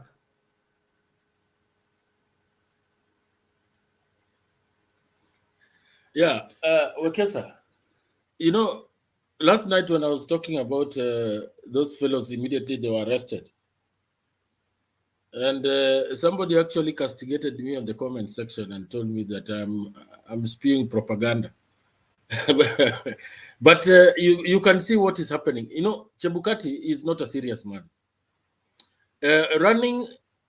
Being independent is not a license to be reckless. You know, one thing he ought to know is that we are paying, the taxpayers are paying him a hefty salary to take care of our interest on matters election. But he is not serious. He has turned IEBC into something close to a kiosk. And you can see the way he is handling matters. He is talking about contractors for IEBC. These contractors, you know, I personally have worked for an organization where we have had experts coming from out, And this, you know, the arrangements that the host makes with the immigration, all procedures, so that even the contractor, when the contractor is coming in, it is seamless. There are no side shows, there are no hitches. I mean, the only person that is sent to the airport is a driver to pick up the fellows. Now, here are people who are coming like gangsters. And I can see Chebukati 4 hours ago, he has released a statement countering what the police have said. And Chebukati is trivializing this matter like something that, you know, the fact that he's independent, it's an independent body, he wants to work in isolation. When he was invited for that multi-agency that was on preparedness of the election, he declined to go because he felt like he's above the rest, and he didn't want to be part and parcel of other agencies. Yet he wants the police to assist him in running the elections, which is very ironical. And, you know, when he tells us about people trying to counter the statement of the police, it is very interesting because the detail is in that response, and you can see the way Chebukati is very bitter, and the fact that he's trivializing foreigners coming into our country. He should understand that it is a matter of national security.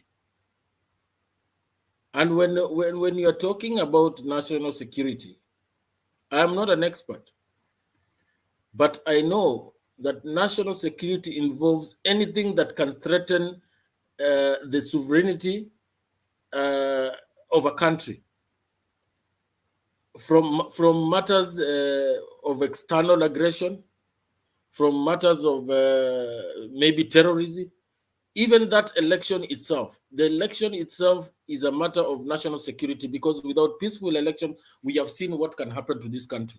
So when Chebukati is lamenting that the anti-terrorism police have detained, have now released without gadgets here and there, it is very simple. The answer is in his response, because why are these gadgets retained? It is because they are unable to furnish the government agency with the reason why they have those gadgets, and the reason why what those gadgets are going to do.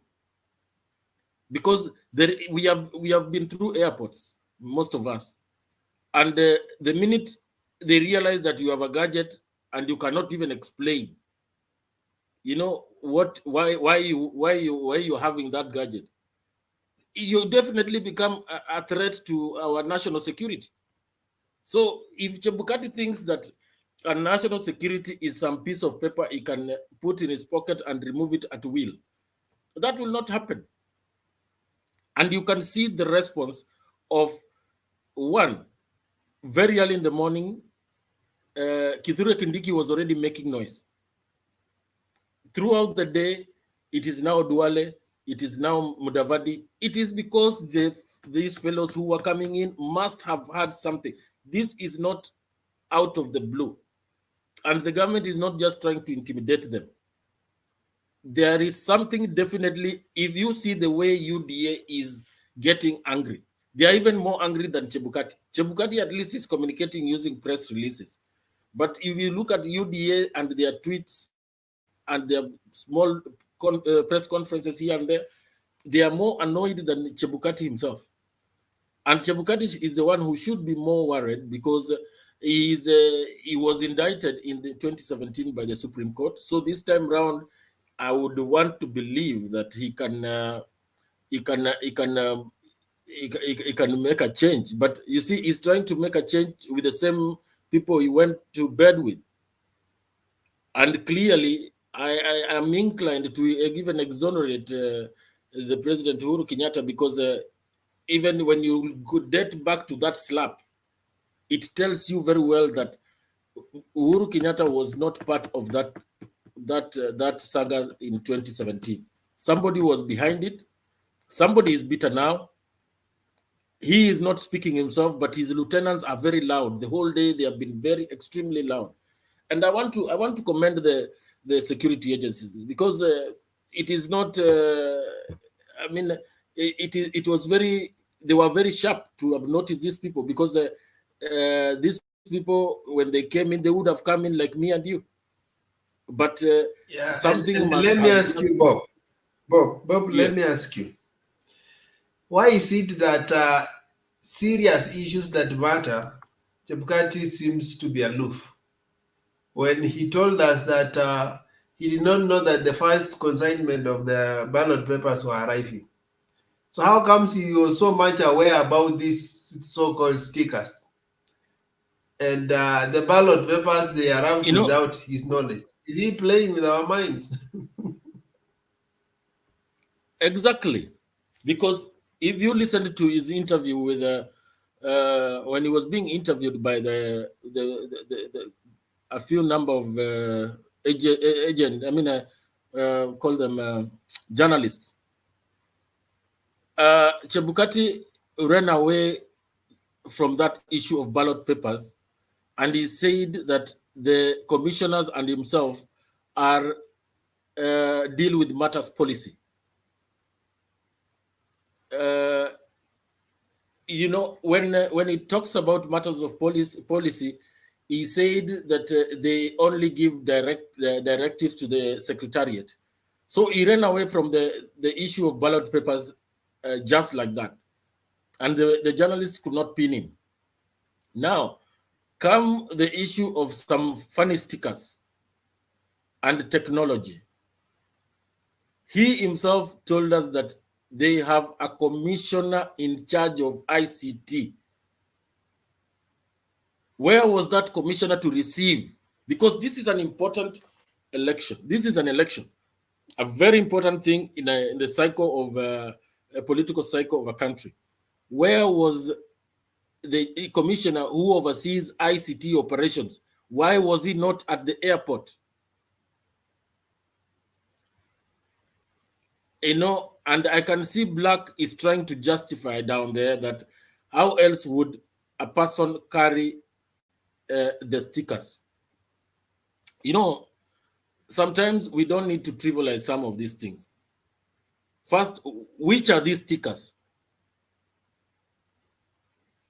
And those stickers, whichever document that has been printed for the use of elections, these are documents that have some security feature. They have they have all manner of things to differentiate them from the normal stickers. So how would why would somebody not have them sealed and declare them declare and an accompanying letter to state that they are coming to the country as IEBC contractors, and they have these security documents that cannot be handed over to any other person apart from the commission or the chief executive of the secretariat. Bob. They would have diplomatic letters sent by Foreign Affairs to clear them. Then they have prior clearances, and then when they are landing, they are laying a soft land. Then they have this diplomatic no, with all those commissions arriving to receive them, they cannot be coming there individually. Don't exhaust yourself, That Bob, is exactly. to explain that. I worked with foreign services. I worked with Kenyan foreign. I've been in embassies. Even a single diplomat cannot land. No, individual diplomat cannot land in another foreign land without a prior clearance. Now, a document with that magnitude of controversies a foreign country where it's learning is not aware of, we just have to, because this is a Mutembei, as much Bob you are trying to explain, I think the big boys, including the government themselves, should come clear with this, including IEBC, they should come clear with this. In as much we are complaining in the right cause. The cause is, it should be justice. Next election should be justice. Everyone elected is just be elected on the virtue or on the conscience. Virtue or the conscience. Okay. Okay, thank you. Let me wind up by saying. Okay, let me wind up by saying that it's high time Chebukati became serious. We don't want these side shows, and if he could spare us this kind of anxiety, it would help us be calm and have confidence in the elections, because you and I who probably have that kind of exposure, we might not be worried. In fact, personally, I feel even more confident now that fellows who want to do mischief and disrupt our elections are being, being checked in good time. So it's from personally, I feel more confident that we are going to have a free and fair election, because such like things would not have come to light if everything was well organized and structured. Now, finally, let me just touching on the debate. The debate, I want to believe that in fact, we had already spoken about it. Let me not waste a lot of time. I just want to talk on the rally in Kitale, because that is a rally that I followed online fully. And one thing I noticed about Kitale, and two people whom I'm very proud of, not that the others are not doing well, but two people I've been very proud of in Baba's presidential campaign is Natembeya and Joho. The rally in Kitale was very, very well organized, and the feeling of inclusion of even the aspirants from several parties that are under Azimio, and were all given some airtime. The way it was planned, and even the protocol of either the old leaders, the current leaders, it all worked together, and it came out very, very well and very nice. The message was delivered. There were no theoretics. It was straight on point, and more so, it delivered a unified message that touched on peace and touched on the relationship between the other UDA and the locals, and the development record of the previous governor, and the pledges that Azimio made. So, and one thing that came out clear is that it is a very strong message that come the 9th of August, I have no doubt absolutely that Trans Nzoia will land in the pocket of Azimio. The character and working experience of Natembeya played a very important role. So that is not a place I don't even want to even imagine that we can lose any seat to UDA there. It is unthinkable, even at the MC level, because you could see that even the aspirants from different parties had no issues.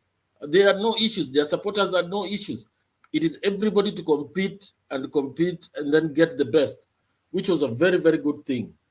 that we saw there. And even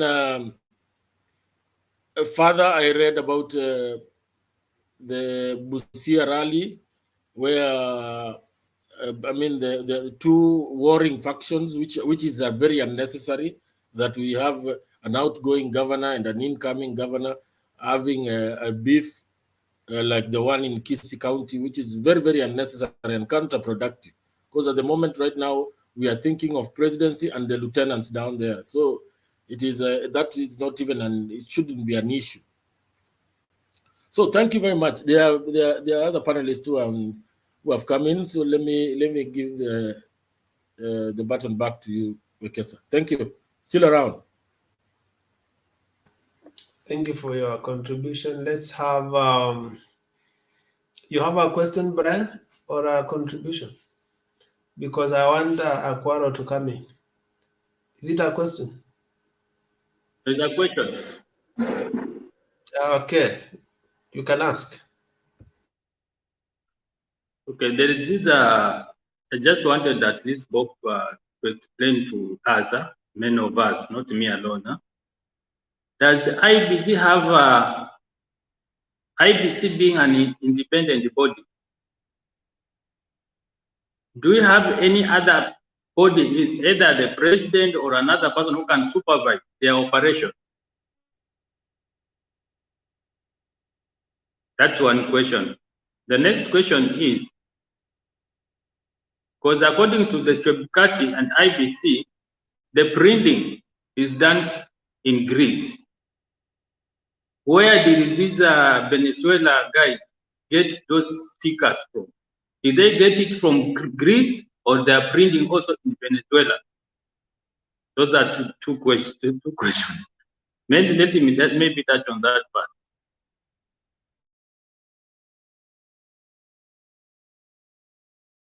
Bob umeenda wapi?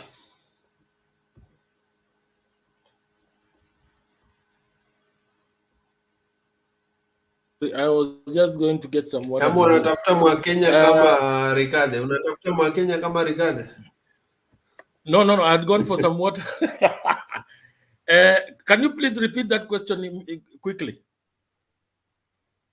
Okay, the first question is IBC being an independent body in Kenya, do we have another body or either the president who can supervise, or is just permanently independent and nobody can supervise its operation? That's one. The second question is, according to the IBC, all printing materials are done in Greece.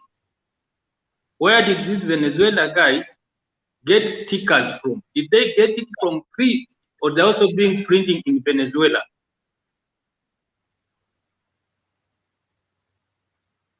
Yeah, thank you. The first question is that IBC is very independent and cannot be given instructions from anybody, including the president. But the IEBC is not independent when it comes to its operations, because its operations rely on government agencies, that is one, and contractors. So on the second question, I want to believe that the printing is being done in Greece, according to Chebukati himself. And what I do not understand, and what he has still not explained in his press statement, is that whether the Venezuelan nationals are working for the Greek company. That is now where I'm not sure whether they are employees or they were coming from, they had flown from Venezuela. That is for him to explain to us. There is a lot of the gray areas in the origin of these people in terms of travel. At first we thought it was 3, then he said it was 1 and 2 others. So it is upon the Chebukati himself to come out and give us a clear indication of why these people, because he is complaining about the commission's operations being crippled. but that still is not. We still cannot ascertain. So we'd love to rely on the government agencies to give us more information on that. Thank you. I hope I have tried to address your questions or answer them.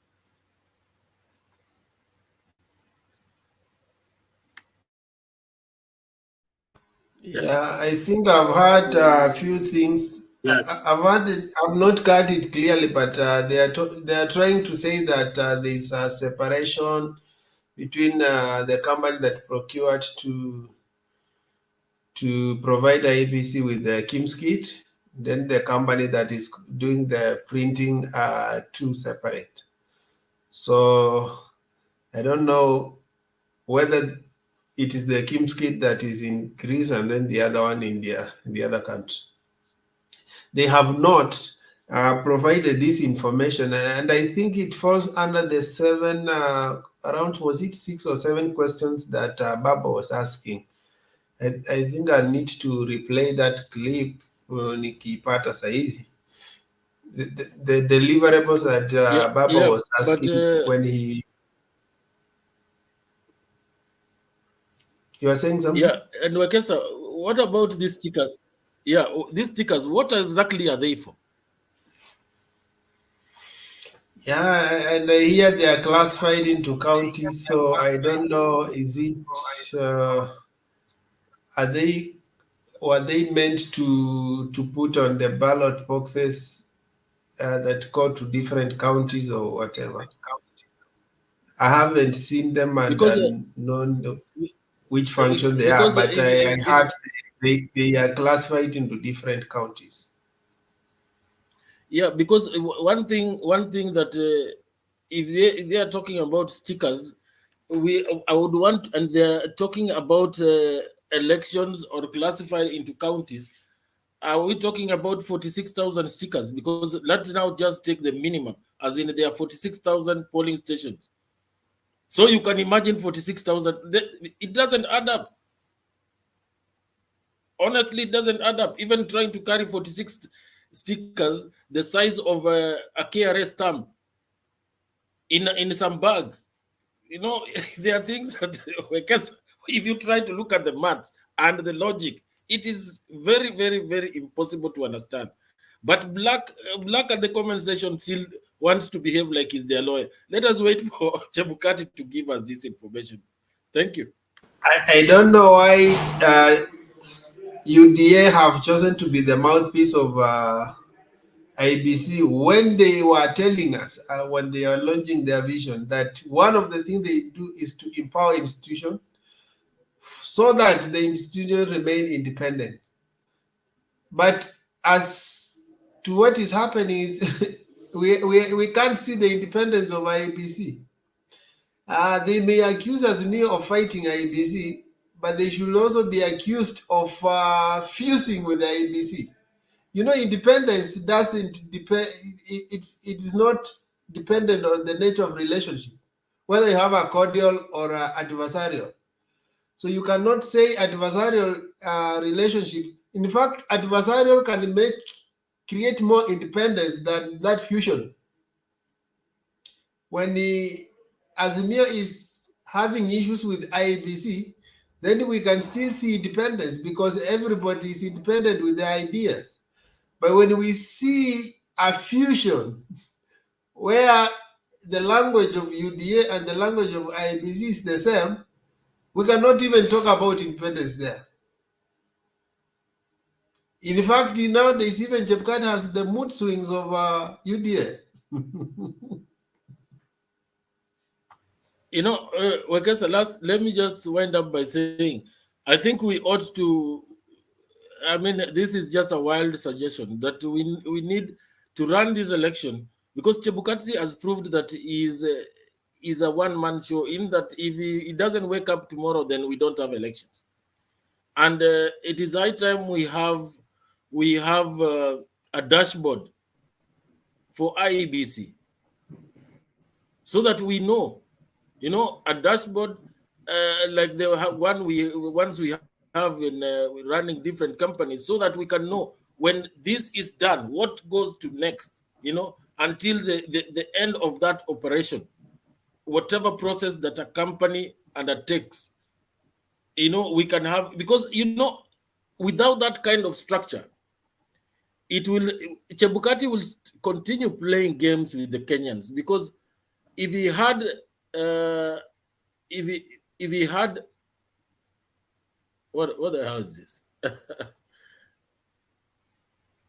Now, if Chebukati, if he continues being given this idea that, fed with this idea that he is independent, he will continue playing games, and he would have set a precedent. The fact that he is going to leave next year, there are any other chairman will come back and behave the same. So it is high time that this process is detached from an individual, and we can have systems where we can check. And anybody can check, given the opportunity, to see what process, how they are procuring. Let it be something that is online, because it has become a menace when he's doing it in secrecy. And this guy does not think like it is something serious, because he's a joker. He's a joker. We need to change the way we are doing things. Thank you. I can see more and more people are coming in. Let me just hold it there and then we move on. Thank you for that. I hope you're answered, Brian, or you still have some questions? Just to add on his comment, because I'm also sensing some little danger, because Chebukati doesn't answer any question that Kenya needs to, maybe the same question were raised by Raila. And up to now, you only have less than almost 15 days, and he has never answered any question. Going back to the voting process, because we're talking about electronic and the manual. Now my question is, are they going to use both electronic and the manual at the same time, where you identify electronically, then they on the manual register, they mark after voting, your name is cancelled, then it is archived in electronic. If it is done like that, then the reading process will not be possible. But if it is only electronic, without using a manual, and the manual register be used as a backup, then I'm seeing a great loophole for rigging.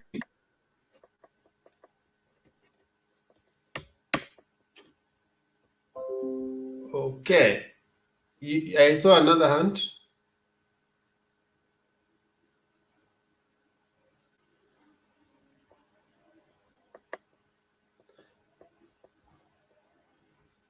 So, Bob, you can respond to that so that we move on. It was me. Was it a question? Yes. My question is, why do we keep saying backup? It's not a backup. It's a supplementary or complementary. What do you call it? Aspect of the voting. And if we keep calling it backup, we lose the plot. And what we're saying as complementary is side by side, so that our guys in Azimio or UDA can actually compare the two, so that where we don't trust the electronic versions of sending the results, we don't trust it. We've been bitten twice. We want a complementary hard copy that has been signed.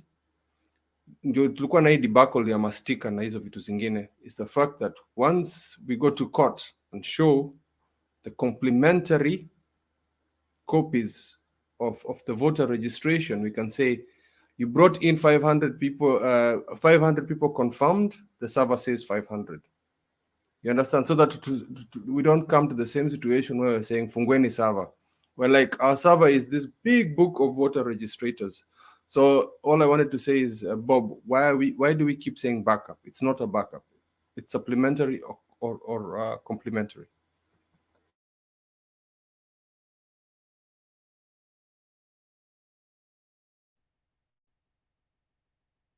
But keep, hope you're hearing me. According to Marijuana, this guy CEO was very clear, because according to him, he believes electronic identification will not fail, and he's not clear whether the manual register will be used, and that's where my worry is. Because according to him, in case it fails, they have another 3 options. From there is when they come to manual register, meaning the election will be completely electronic. You'll be identified electronically. You go to the voting pool, you tick, then after that you drop into the voting box, ballot box, then you leave. They're not canceling the manual register. Now that's where my worry is. Brian, you don't understand what I'm saying here. We're saying voter registration. So ile unakuja unaonesha biometrics yako, unaonesha kitambulisho, una sign hapo, na umesema umeingia ndani. So last time we had the issue of dead people voting, people voting in the wrong polling station. Tunasema physically someone came in and voted in this station, right? Then later on, when we're coming back to identify who came to register, we can then say the rest can be electronic. That's fine by me. The voting machines, whatever it is. But then again, there is also the voting paper, which is also going to be physical, right? We can also compare those. For me, it's physical evidence. How many blue chip companies have failed electronically? The first time Microsoft launched its OS, we had a blue screen. Facebook has failed so many times, we get messages. Twitter has failed so many times, we get messages. So this is not 100%. Plus, I'm a doubting Thomas. I work in the IT industry, but I don't trust it 100%. I want to see the physical.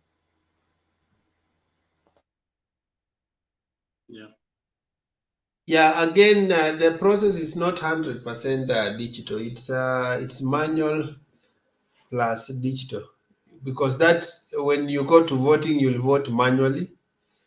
When you go to counting, they will count it manually.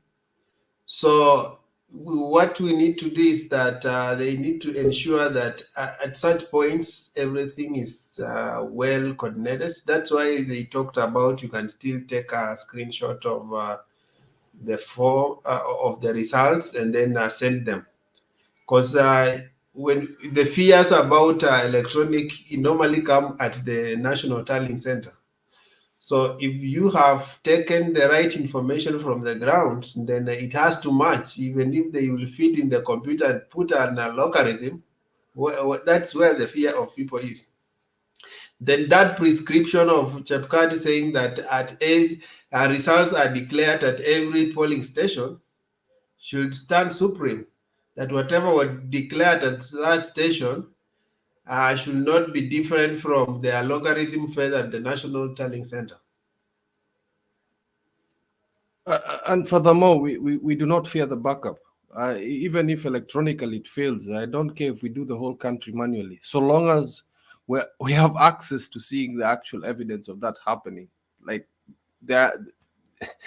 what our agents see is what is going to the National Poll Center. That is it. Even if it takes us a week, me sijali, I just want a fair and free election. Because you see, the problem is in Kenya we're not fighting efficiency. That's what people are not getting. It's not efficiency we are fighting here. We're fighting credibility. Electronic is efficient, but for us we are looking for credibility. Hata tukirudi all system ya manual ni sawa, it's fine. So long as we can prove credibility of the election, that's when we can graduate to getting efficiency. That's people are missing the point. It's credibility, not efficiency. And that is what the CEO was trying to sell, efficiency, but we are looking for credibility.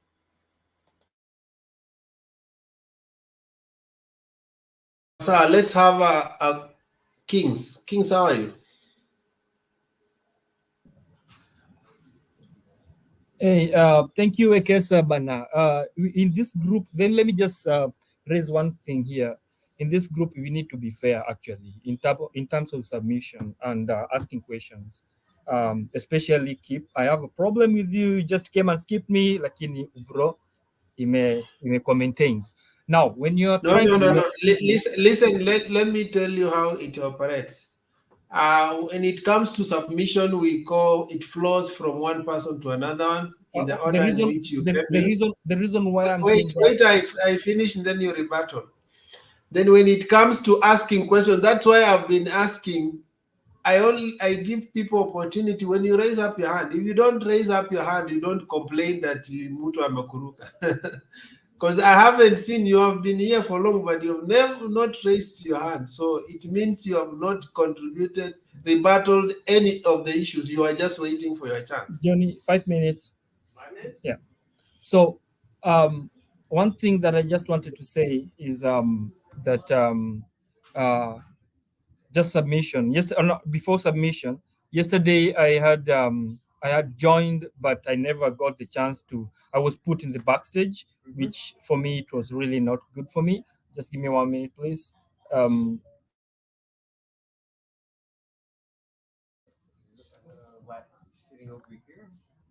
So this is my submission today.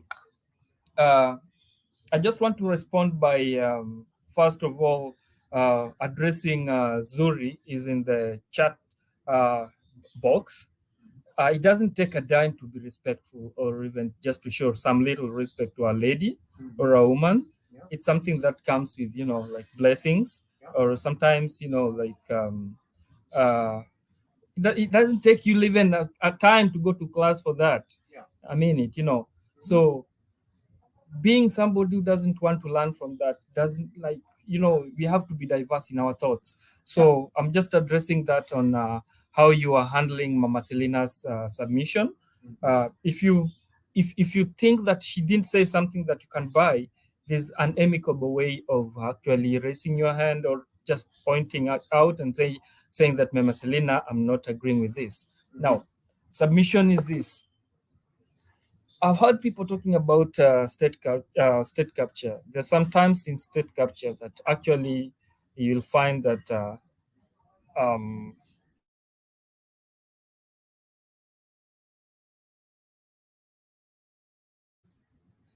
so one thing, sorry guys, I'm at work at the same time trying to submit. So one thing that I heard people asking is it was Dalaho Noor is on the chatting box, and I heard him having an issue with state capture.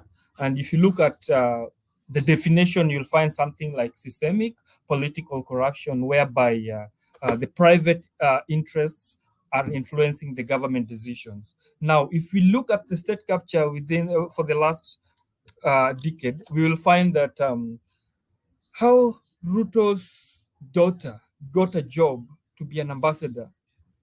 It was just not an appointment. It was a decision made by the government. How was it influenced? Number two, look at how his son misused, mismanaged the KMC funds and made it non-profitable. Three, look at how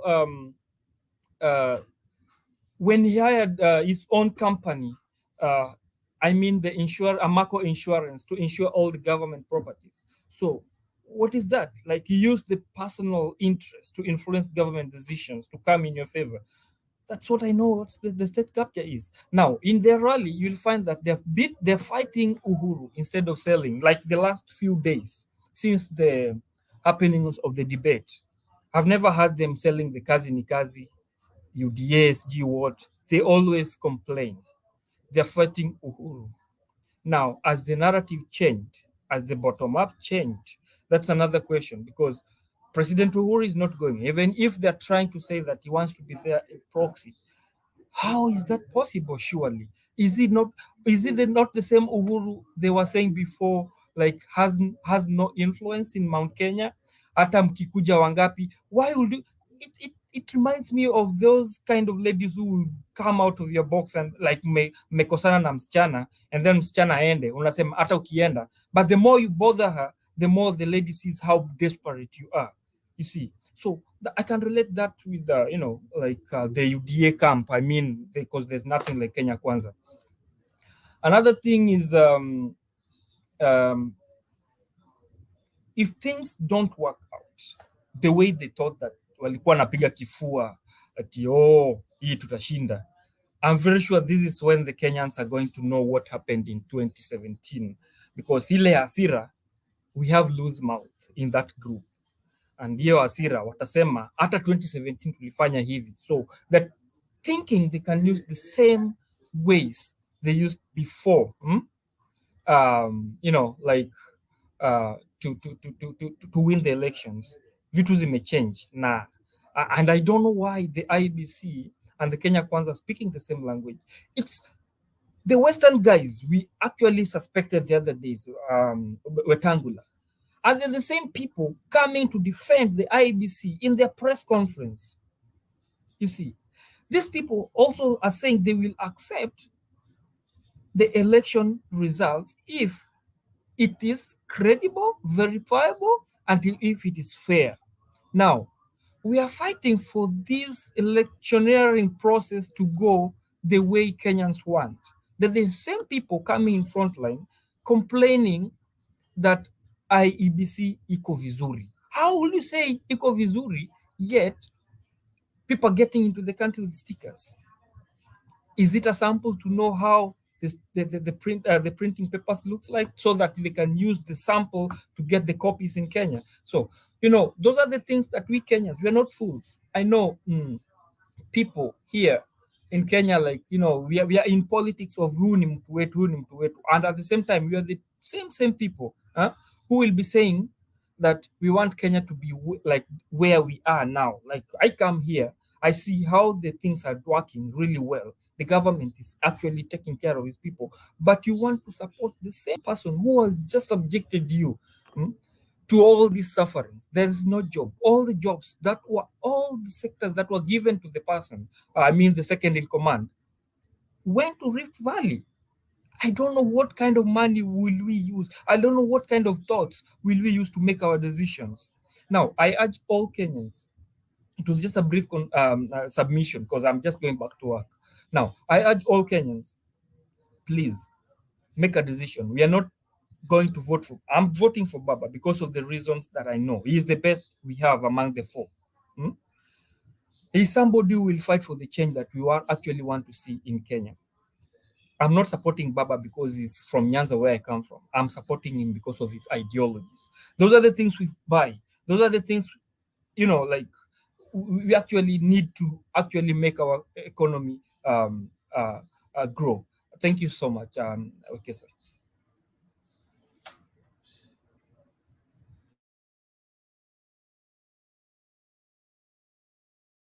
That was wonderful. Let's have Kip. Hello. You can make your submission as I am. Kuna nini na download hapa kidogo. Hadi sawa, download your video mzuri bana. Kings, I didn't know you're a diva like that.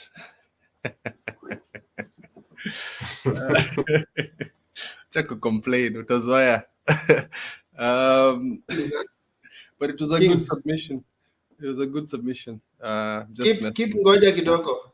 Kings, before you go, I think unless tu kulikuwa na issue, we normally give each and every person opportunity to express themselves. So kama uliweka backstage, maybe you didn't follow the rules, like ukikuja kwa hapa na umeweka curtains, unless you explain to us that you have an issue, we will not. And the reason we are doing that is because we have had even people who hack us. So it's not wise for us to admit people behind the curtains. But if you have, if you can explain out and we understand, just sometimes you can be, maybe uko mahali hufai kuonekana. It's a That one is an agreement now. Yeah, so keep.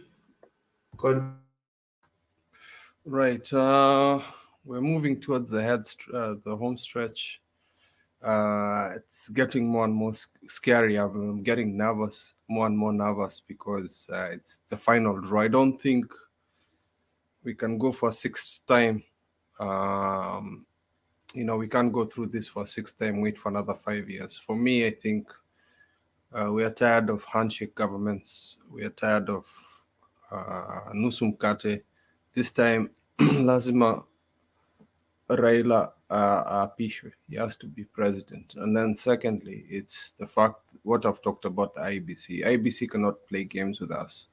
So if you know anybody, or if you really like Azimio, just watch, carry your phone, record. If you see anything nefarious going on, please record it when you're going to vote, because every single vote counts, and you've got a device in your hand that can show the world what's going on, because seeing what happened with those three pharaohs from Venezuela is very scary. And it's not about the stickers. There's more than that. It is a lot more than that was happening, because kama ni hao watatu walikuja, ni wangapi waliponyoka?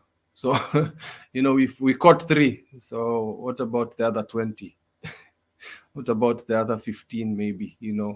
So it is still scary, because I think this man Chebukati is between a rock and a hard place, and I can categorically say that because of his behavior. It's very unusual. I thought the CEO would be a trusted person, because also he's behaving very funny to me. We cannot let this election go like that. There are guys who've waited for over 25 years. Others have waited for 3 elections. Others 2. Others is just the last election. And the more we let this happen, we cannot accept it. So for me, I just want to keep it mentioning that for us, the manual copy, as an IT person, the manual copy is complementary or supplementary. So it's not taking over what the electronic stuff is going to do. What happens if the SD card is corrupt, the SD card that is going to be used? What happens if 5G does not send a message, or this backup of 5G or 4G or 3G, whatever it is? Are they going to transport that SD card manually to Nairobi? Are they going to fly it there? So some of this scare me. 3 months, 2 months before the election, they don't do the full check. They did it with a few polling centers, and those were just their best, and it still failed. So kwangu mi nasema IEBC is not prepared for this. They had only one job. IEBC has just one job. That one job is done every 5 years.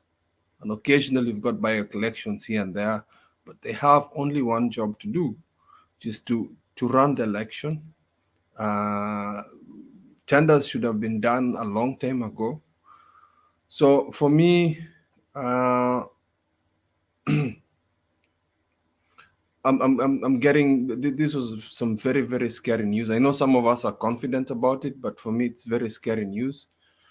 And I'm also feeling the sense that Azimio is becoming too comfortable and too confident with the elections. We're getting too confident and too cocky.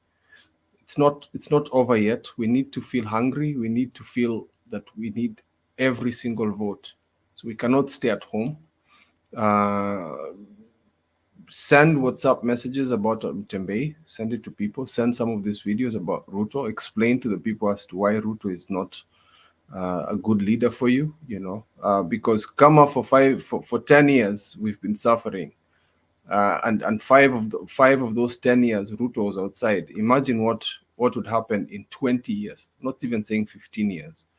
20 years whereby Ruto comes in. The constitution might be changed by these 2 goons, whereby Ruto would be ruling for the next 20 years together with Rigathi Gachagua.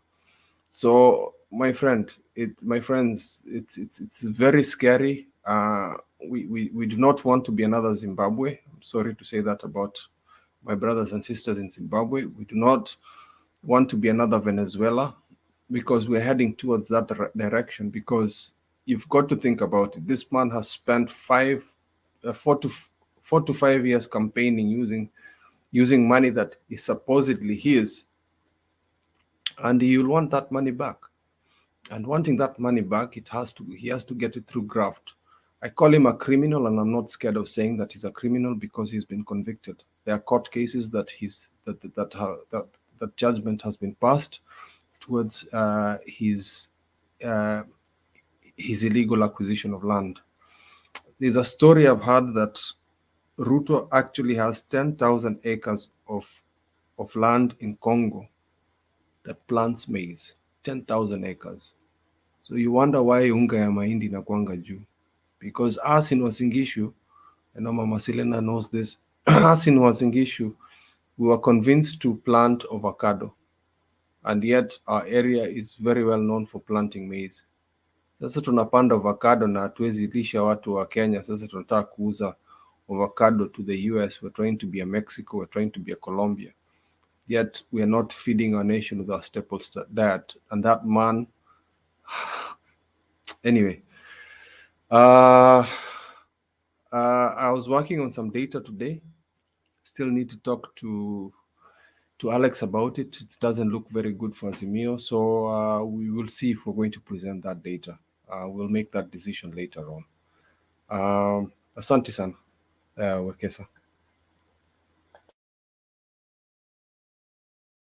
Okay, thank you, Keep for that. Yeah, on the issue of people getting comfortable, they should not. We are at the home stretch and every vote counts. So we need that 50 plus 1. Maybe it's your one that will make us get the winning formula. So let everybody be encouraged. Talk to your friends, relatives, and let's vote as a team. Olaro, is it a question? Mamaliza kula. It's a question. Yeah, I always wonder nimeambiwa na watu kwa comment that we are becoming a brother to Chapati Kai.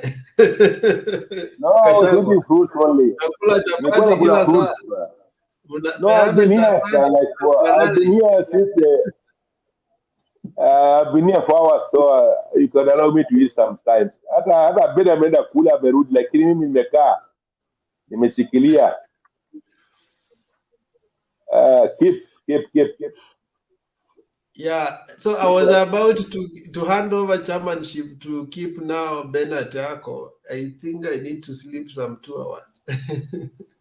Keep.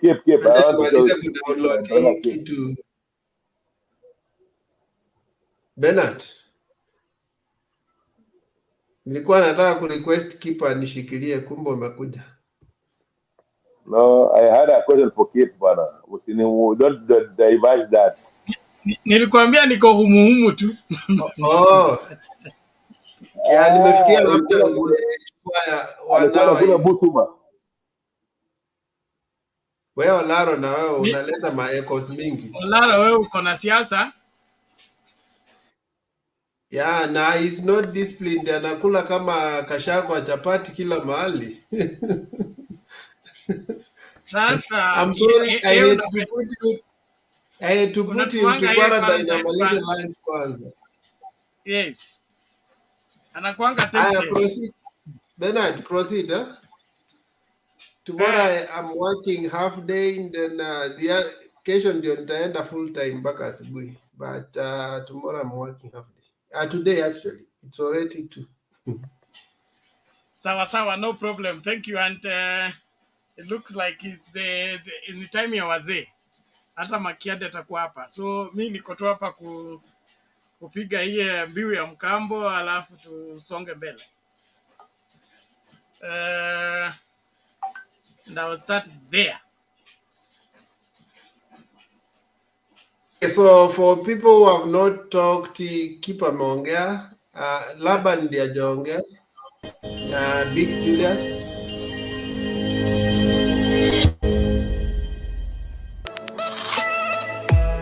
Kwa muda sasa, runinga ya Mtembei imebobea mtandaoni kwa taarifa na uchanganuzi sahihi. Kumbuka tuko live pia kwenye Mtembei TV. Once again, congratulations to all concerned. Thank you Mitsubishi for your trust and confidence in Kenya. Wengi wameipokea na kuienzi.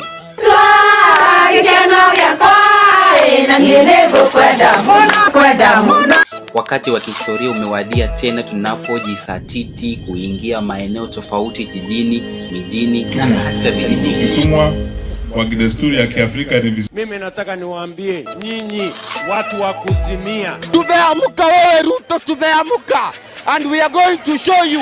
Bwana Ruto, heshimu baba bwana, heshimu mzee bwana, sio kila kitu kile naanza kuzingizia kwa Raila. Unaona je, juzi anatusi waziri mwenzake. I also take this opportunity to apologize to the honorable Raila. Tunaomba msaada wako, ufadhili na uwegezaji.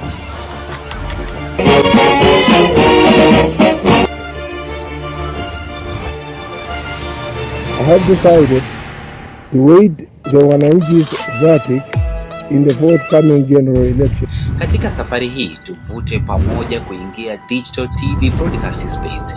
Give us wings to reach every home locally as we do internationally.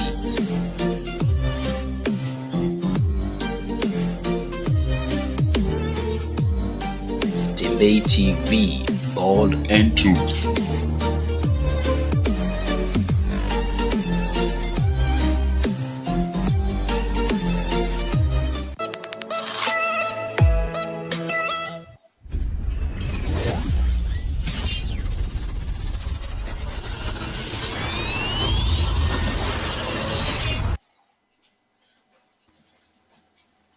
Yes, Bernard.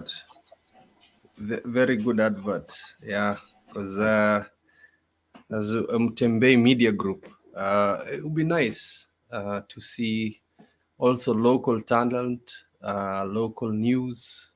It's not only going to be about Nairobi. It's going to be international, in vernacular. There are a lot of plans, comedy shows. It's not only about news, it's going to be some entertainment aspects of that, about that. So musione ni kwa sababu ameweka hapo tu advertisement ya news. I think Bernard has some plans. Hata mambo ya kanisa itakuwa hapo, not just for Christians, just the normal. There's going to be different Christian nominations. Kutakuwa ya Saturday SDA, and there's going to be a lot that Bernard has explained to me. So it's going to be a media group that will be presenting this locally and internationally. Very good plan. Na the efforts is also on you. Umeona kuna till number hapo, kuna PayPal link which will be shared soon, and I think it's going to be successful kwa sababu tunaona kwamba we've been watching Mtembei by ourselves hapo on our phones, na kuna watu huko nyumbani wangependa kuona Mtembei kwa TV, wana switch on remote peke yake. We're being a bit selfish. Why don't we share this show to everybody? So that's all I wanted to say. Lakini nilikuwa Olara alikuwa na swali moja yangu Bernard, ukimpatia tafadhali. Olara, uliza swali. Unajua kipo ubaya yake anakujanga tu na propaganda mingi, lakini leo ameongea ukweli. Lakini if we look deeply kwa hiyo Wajakoya na Venezuelans, how many of them have skipped the eye of the government, then only few are revealed. It means there are some who are not revealed and some are revealed. If I'm not speaking the same language with you, you can always contradict this stereotype. Lakini pia, according to the adverts you must see in your channels, it means you are relieving a lot of burden out of Bernard and MTV, Tembei TV. So on that regard, we can still stand with you, Bernard, up to. Lakini pia na keep, just reveal it. You cannot speak one. Unajua ukitwa philosophy ya kwamba watu wameshikwa, lazima useme wengine washawa kushikwa vipi, kwa sababu hapa hii channel, in as much you are fighting for Ababa victory, Ababa victory is also historic. It means also history. If Sem Chebukati has been a good man for 2 elections, or is doing his 3rd elections now, then according to what you are peeling up here, and the threat you are giving to Bukati, the other 2 elections victors will not be comfortable. So, should you push the pedal towards that argument, or should you just leave it because our Baba is winning? Because all in all, we should have a just election. Now, you're not disparaging. This is not a disparaging court. It's just like, as you're moving the argument forward, we should not be held or should not be dumping all the dust on Chebukati. Maybe Chebukati is just an agent of other people, including us, including those who are vying. Asanteni sana. No, I kind of disagree with you a bit there, Lara. The thing is, from a long time ago, and this is from what Martha had said when she met the IEBC the other day, is we need to name and shame these people. We can't keep saying IEBC, IEBC, IEBC this, IEBC that. We need to name and shame every single person that we think is going to try and thwart the elections, so that we know who tried to do what, and then we can prosecute individuals. Because it's very difficult to take a whole institute to court, but you can take an individual to court, and the rest of his life is going to be awful. If we have many of us going to take them to court. And this is why I say everybody who has a smartphone can be posting those things. We need to stay vigilant. So uko na simu, if you see anything suspicious, record it. But also be safe. Be safe when you're doing that. Try as much as possible to be safe. If you feel fearful for your life, I'm not going to encourage you to do it. But if you feel brave enough, and if you feel you're a patron to the country, record it, tafadhali. Okay. Keep. You see, the same argument could be true, and but if we encourage people not to talk, because same IEBC, the last election they lost physical, and physical, I mean, you know what I mean physical, and also some people with morals threw up, they just ran with their lives. Then we had another government here, and this government now is telling us it's still the same Chebukati going through with the same business. So Chebukati has that cold-eyed look at our faces, which is a bit encouraging for him, but I don't think it's very encouraging to our future as a nation.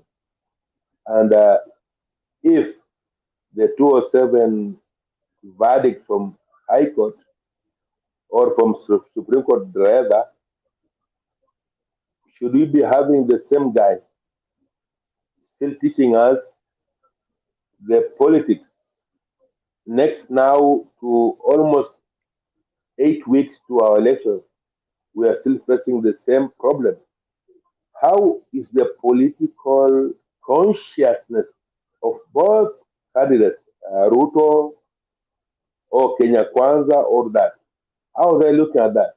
Because one of Chebukati is the same guy who vindicated both Raila and vindicated both Kenya Kwanza. Because as far as I'm understanding, the election was nullified. But at least Chebukati validated it and is still overseeing it. Like this is a question I think not for today. Let's wait for Bernard's big announcement, and I'm raising my case today. But I just wanted to raise that so that our moral values go upper and upper as we approach Bernard's announcement. Thank you, Banolara and Keith and the rest of the contributors. Story ya Chebukati ana watu wanamtetea hapa. Kuna mtu anaitwa Kibos. He says we should not annoy Chebukati because he's the one to announce the winner. Chebukati does not announce the winner according to his moods and his sentimental orientation. He announces a winner according to the constitution and according to the provision of the law. His office is not a creation of himself. It's a creation of the law. And it is not only Chebukati who can announce the winner. If we send away Chebukati, any of the 3 remaining commissioners, of which we have more than 3, is elected or rather chosen as chairman of that particular Nini, they are good to go in terms of announcing who will be the winner as soon as wherever the elections are done.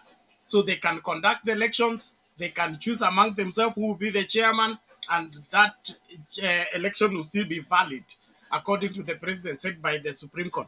But this is what I would say. Wanolara, the announcement is what I've just played.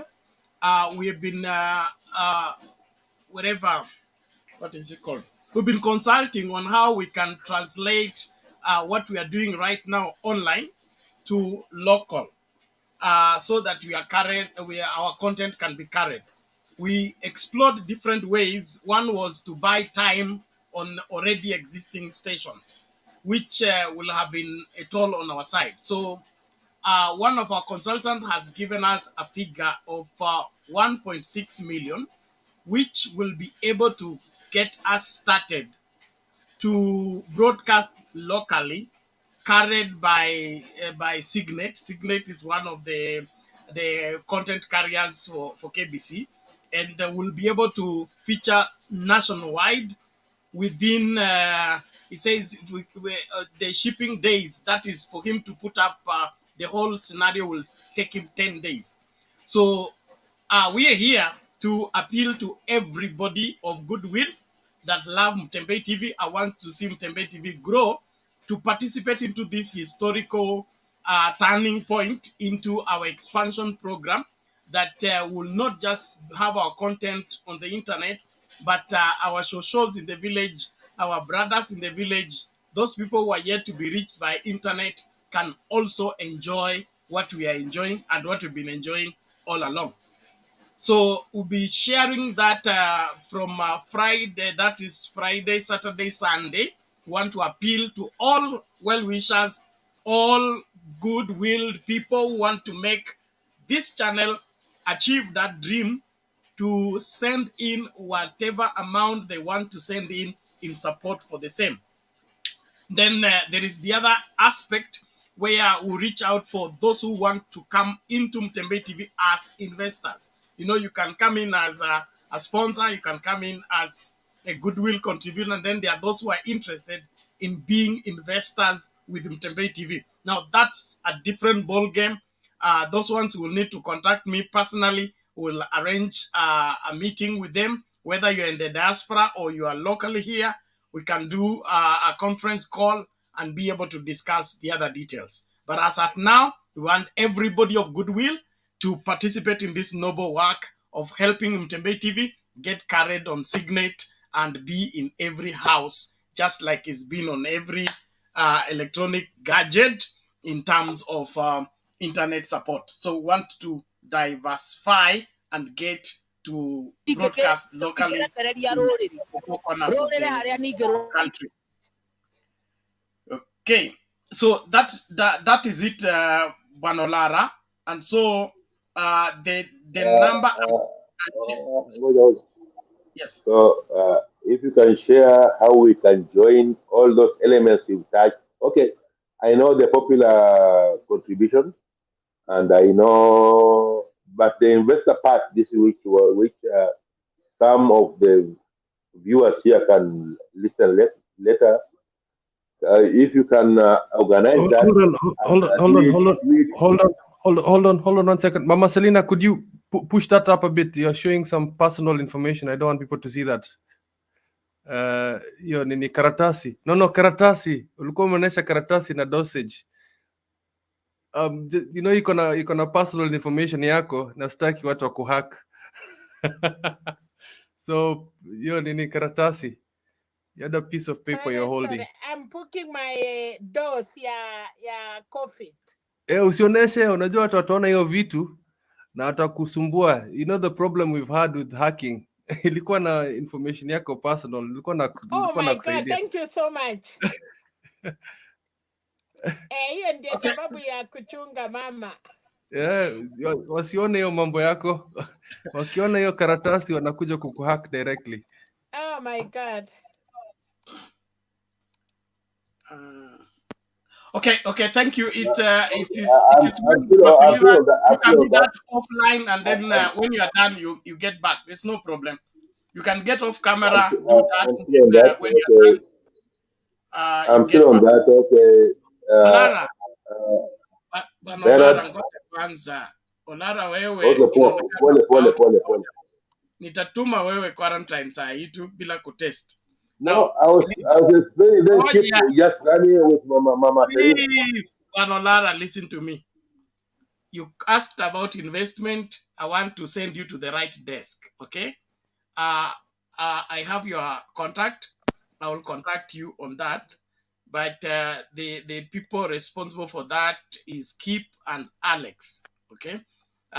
We will organize on how to have that conference together and discuss. So those who want to come to Mtembe TV as investors, you will leave me your contact on the private chat. I will contact you personally, then we will discuss further.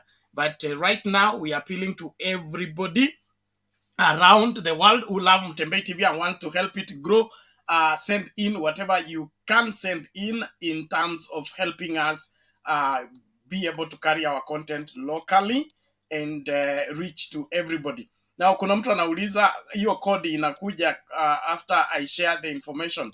I think that is for the PayPal, for the PayPal people to think safeguard their lock in their thing. So it's harmless. It's harmless. Aina virus, and you don't need to click on it. You click on the link if you want to give your contribution on PayPal. If not, you send via a Lipa na M-Pesa. I've given you the Lipa na M-Pesa number, or you send via the My M-Pesa line, which has my name there. So let's do that. I've begun to receive some here. Others have warned me not to mention their names. I will respect that. But all in all, let's do everything we can do to get this 1.6. We can get it within 3 days and be able to broadcast the election results in this remaining 17 days. So tujitahidi kila mtu. Mungu awabariki sana. Now, back to nani? Niliambiwa Kip, you had not made submission? No, he's left. There was a gentleman that had left. But then I think... Laban. Yeah, Laban. But then I think the next was Big Julius, then Christine Andika, and then Jeru. Good. Then let's follow that order. Big Julius, then Christine, and then Njiru as he even takes over the starring. Thank you, Bernard Penadistawa. Good morning, good evening. Good morning from Nairobi. Nashukuru sana kwa nafasi hii, and today I'm feeling much better. I'm good. Uh, Much better. Good. I've listened. I've seen the advertisement. I'm very excited, Bernard. This is what we are looking forward into, and definitely Waswahili walisema kidole kimoja hakiwezi kuvunja ama kuwa inaitwaje chawa. So we have to unite these fingers and become we will become a force if we do ile Kenyatta alituambia inaitwa harambee. So I think it's a good thing. Definitely I'm into it. Mimi niko ndani, nitahesabu ndani. Let us just I'm just weighing which part I will play, because I need to play at least as a small part on it, but also have to wait, because you know this thing is not only for me. We have a lot of followers. Nikiangalia hata the followers who are watching, that's a good number at this stage. We are just on YouTube. So I think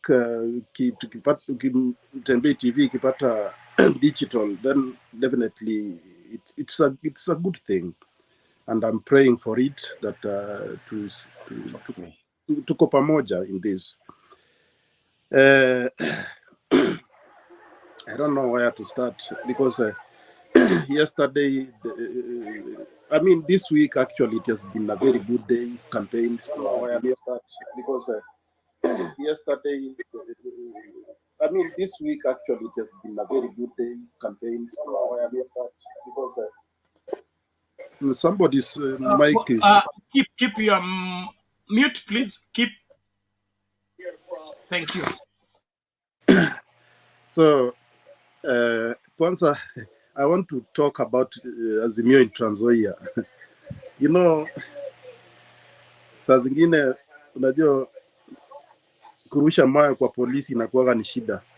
Ruto alirusha mawe kwa polisi. So Wamalwa is full swing. Hiyo video sijui nani atajitoaje. I think that's the best way. Unajua mtu, if somebody comes rough, you be rough. If he comes slow, you be slow with him. Mtu akikudharau, unajua, if you don't stand for yourself, nobody will stand for you. Surely. Because mtu akikufuata mpaka nyumbani anakuja saa hii, Bernard, nikuje mpaka hata kama ninakudharau, siwezi kukufuata mpaka nyumbani nikuje kukutusi. Nitakutusi hapa hata kwa TV nikikutusi, najua huwezi nipata. Lakini nikikuja kwako nyumbani kabisa na nikutusi, definitely that's not good. Hiyo ni madhara wengine mbaya sana. And the way I like it that way, because now unajua lazima kila mtu anaonyesha this is where I was born, this is my home, you know. So and madhara unajua sio kitu mzuri katika maisha. It doesn't matter how big you are, how your pocket is. Because ukijaribu kuangalia hata kwa Biblia wakati David aliua Lijitu. David alikuwa mchungaji tu mdogo na ni kijana mdogo, lakini alifaulu kumuua Goliath. So najua Ruto anafikiria labda nani anaitwa nani this young man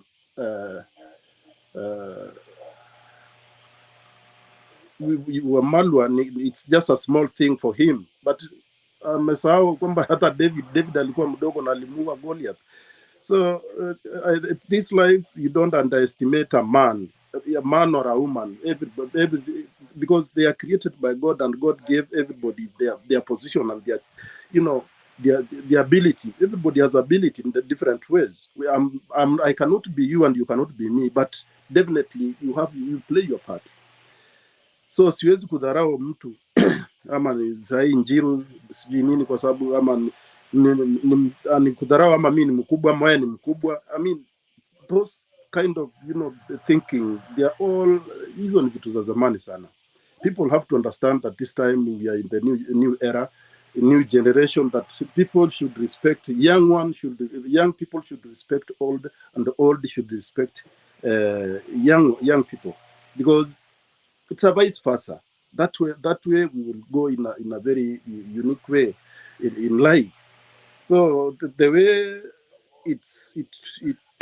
the campaign went in North Rift up to Trans-Nzoia, actually it's something good I love about. I love it. Mombasa, you can see Joho is doing great job in Mombasa. You know, now it's very difficult for UDA because if they go, you know, for them, if they go to Mombasa, all of them will go to Mombasa. If they go to Central, all of them will go to Central. But Azimio is separated into 3 groups, so it's very difficult to deal with them.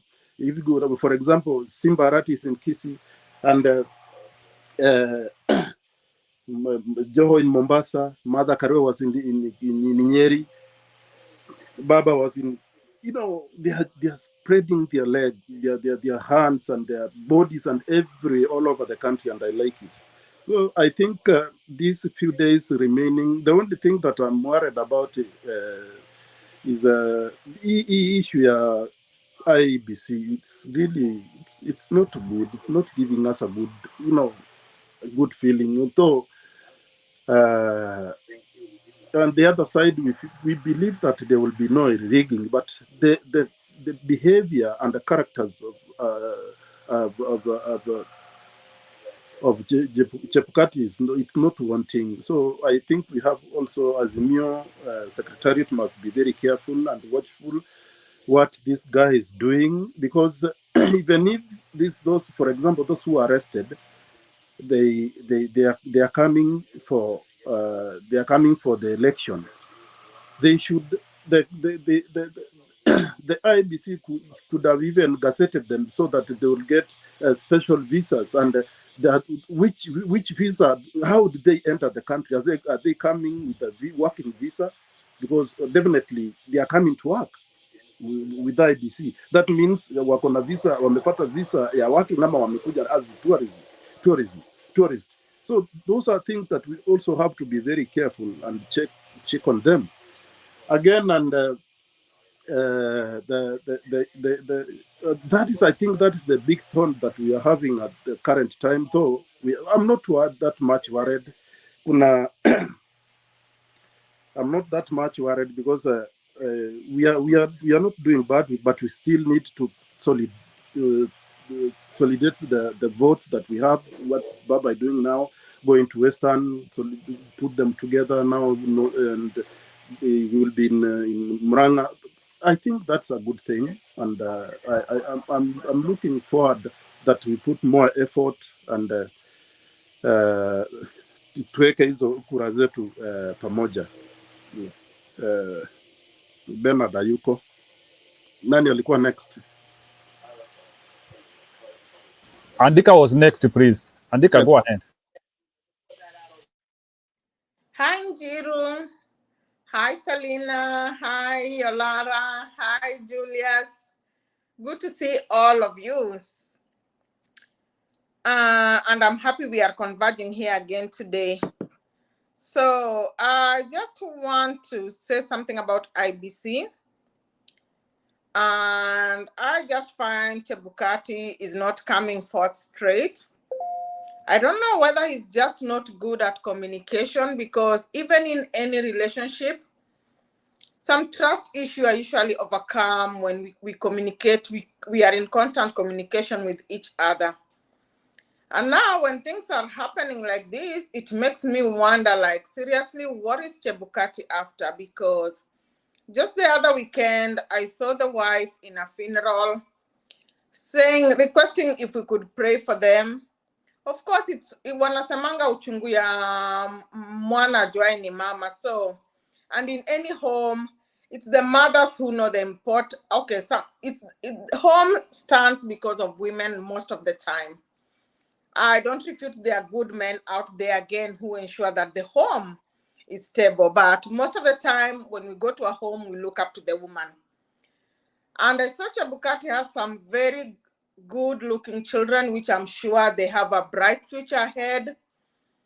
And I'm just wondering what he wants for his children, because, you know, when you do good, it's for your own good. And sometimes we see the fruit of our labor through our children. So when we do bad, it will come to haunt our children and our generation after. So I just think Chebukati needs to communicate.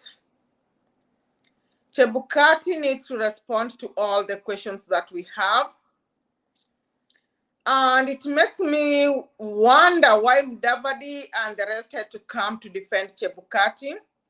We've seen since William Ruto has been in opposition from within, he has never agreed with any working institution in Uhuru's government. But it's just ironical the way Ruto is very comfortable with IEBC. It makes me wonder, is there much more than meets the eye? What does Ruto know that we don't know about IEBC? And now when Ruto goes to functions, political functions, and his request all along has been Uhuru should step aside and leave Raila to him. Yes, I know there are many contested elections that we as Raila supporters, we believe we won squarely and fairly. But unfortunately, in every game, it's the referee who makes the final verdict. So we feel that our victory at some point has been taken away. And when Ruto keeps begging Uhuru to step aside, leave him alone with Raila, he knows what we don't know, and he knows Uhuru knows all his shortcuts, because in the previous election, he was tasked to ensure that with IEBC matters. So I believe he knows more than we don't know. And for him requesting Uhuru to step aside, I'm very sure if Uhuru can step aside, Ruto is going to take this thing, because he knows all the loopholes that we didn't know. And I just appreciate the likes of Matiang'i, the like of this ICT guy. I think they'll be very viable assets for us during the election period. As we all know, at the end of the day, things do happen. Whatever excuse Chebukati is bringing about those Venezuela people, we have a great task force in the country. You remember the late Msando, may his soul rest in peace. He was a very bright guy. And whatever he did, there's no way anybody could unlock except by taking his life away, you know? So it's high time, us as the people, just like I said, IBC and the courts are messing Kenya big time. It's just too late that right now we cannot go kwa mabarabara and everything, but I just think that there's a way as a country we need to communicate to Chebukati, because I believe even Ruto will be comfortable if his victory is taken clean and fair, or Raila will be comfortable if he's defeated clean and fair at the ballot box. But when we have all these doubts, it's just 18 days to election. We are doubting, but the other faction of the competitors are very comfortable and happy. It's not fair. We all need to be comfortable and happy. Chebukati needs to communicate more. Chebukati needs to tell us what is happening. Otherwise, Baba supporters alone have overwhelmed the state or the deep state. And even Uhuru had to beg for handshake. So Chebukati should just know whatever Kivuitu did, he might go through the same path if he's not careful. When lives are lost, yet you are in a position to do the right thing, deliver the correct results, we don't mind. Even if Raila is defeated fair and clean, we will accept for once and we say now the playground was fair. So he should do the right thing, because I don't think this time he'll be able to contain or handle Baba supporters and Uhuru supporters. It will be too bad for the country. His image will be tainted. I don't know where he'll want his children to be, you know? Yeah, so that is all I have to say about Chebukati. He should just do the right thing. So about Wajakoya saying that it's either 4 of them or he's out. I don't know how people have debated about this, but on this one, I think I don't like the way the media houses, yes, I know the formula they're using to interview different people separately, but I think Wajakoya is smart enough to face Raila and Ruto. So, and I'm just glad among one of the moderators will be Yvonne. Yvonne Okwara is just one lady who knows her job well, but I don't know whether he'll be moderating for Raila and Ruto or Wajakoya and the other candidate. But I'm just hoping that this time the moderators will guide the contestants. The contestants will stay within the topic. The contestants will not go after each other. And they should, I hope all the contestants will be respectful to each other the way Wajakoya's deputy and Mora's deputy were. Those two ladies, they did what we've never seen, you know, especially coming from women. They were on point. They disagreed respectfully, and I'm hoping to see that come Tuesday. Otherwise, that's all I have today for my submission. And I'm here. Bernard, tumesikia request yako. And sometimes we get busy, a lot of things, but keep reminding us. I'm willing because I'm learning a lot through Mtembei. I've met friends through Mtembei. And I know the future looks good through Mtembei. Thank you. Okay. Asante sana, Christine. We appreciate that. And we look forward to engaging further. Now, Michael Ngige, now I don't see the question you have asked. Is it about Chebukati's mischievous and childish and he should be put aside and his assistant to preside over this election because he might not be compromised by Ruto? I don't know whether that's a question or a statement, but is it possible for Chebukati to be set aside? Yes. Or his assistant, it's all a matter of the arrangement, but getting rid of him is not a walk in the park, but it's possible. Do we have enough time for that? I don't think so. But with the close monitoring of the state, I don't think there is anything Chebukati can do that the state will not nap him in the bud in good time. You remember the complaint of the interior minister. He says it's not that they don't have information about wash. They have the information. The only problem is that the information they have is not admissible in the court of law. So to legitimize that particular information so that it's admissible in the court of law is to obtain private orders to investigate the person, then be able to get that information as an express order either from the Chief Justice or any court of law. Then whatever information you will get can send somebody to committee. As long as now you are acting out of an authority that is meant to go and seek for this particular information. But if you get that information without that order, then it becomes unadmissible in the court of law.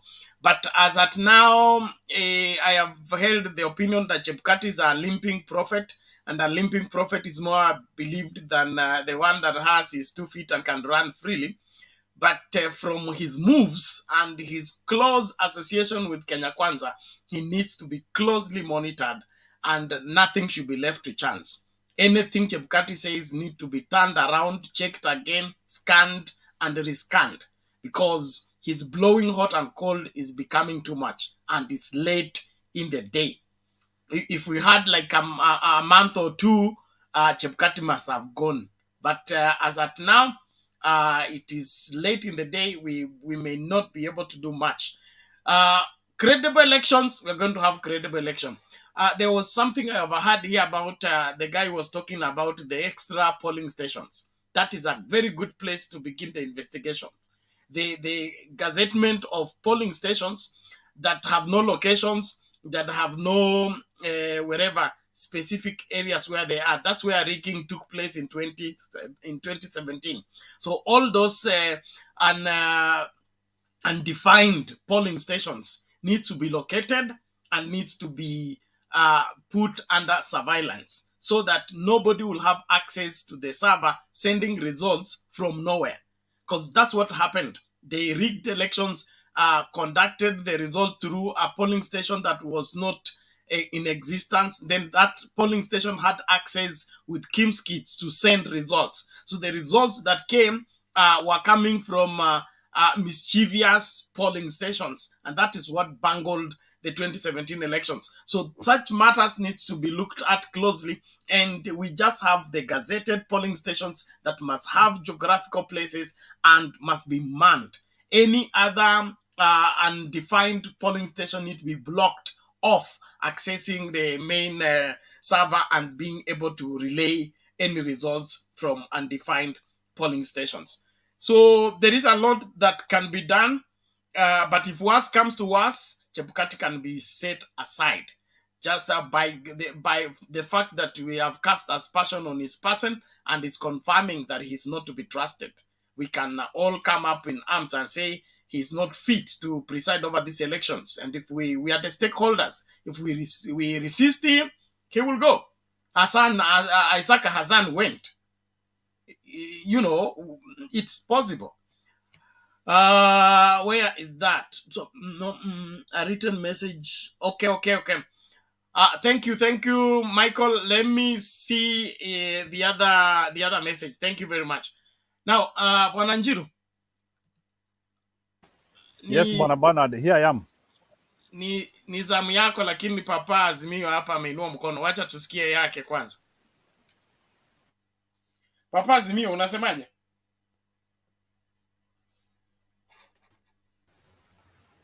I just wanted to make a comment on what Christine is saying. And I just wanted to chip in by saying that it is my belief that we'll have a free and fair election this time around, because the incidences that have taken place in the last 2 weeks can confirm that the government of the day is willing to ensure that things are done in the correct manner. If you recall, when the ballot papers came in, the minister, either the Minister of Internal Security or the security agencies were rushed to the airport to ensure that those are actually ballot papers, and they escorted them to the place where they should be. And that is a sign that the government of the day is willing to provide and supportive action to ensure that the Kenyan people get their due. And that should not worry any Kenyan, because even the fellows that have been were nabbed at the airport, the elections are matters of internal security, and any threat shall not be entertained. So I want to believe that Kenyans should not fear or have any doubts as to whether we will have a free and fair election, where the government's action is definitely leaning towards what people want. The people who claim that they have, even if we put Oburu Odinga as the chairman, they will still win, are the ones coming out to support mediocre actions by Chebukati. Therefore, the saying that guilty conscience needs no accuser, it is just that. You don't need to be, when somebody is guilty, you don't need even to accuse him. He'll come out himself and start accusing himself. The way we can see early in the morning, Professor Kithure Kindiki already complaining of people who were arrested at night, last night. In the morning, he's already making a comment. That tells you that there is something wrong with that group. And shortly, an hour or two later, Duale is already calling a press conference to complain about this. It tells you that there is something they're hiding.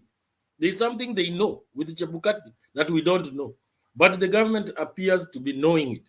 So let us wait for these elections to come. Let us just come out and vote. Ours is to vote. The rest, Baba knows. If Baba could, let me use this word, terrorize Jubilee in 2017, when they were making this corner, Baba was with them. Now, you can imagine when Baba is right now in the driving seat, what will they steal? They will not steal. These are just pipe dreams and desperate last-minute actions that will not bear fruit. And the body language of the presidential candidate of UDA today and the day before and 2 days before tells you a lot. Look at that gentleman, look at his rallies, it will tell you a lot. Thank you. Okay, asante Papa Zimio. Yes, Zuri, iko nini? Niko na issues kidogo tu za kuaddress. Si controversial this time. Okay. I hope so. And hold on. You just arrived, so relax kidogo tu come to you.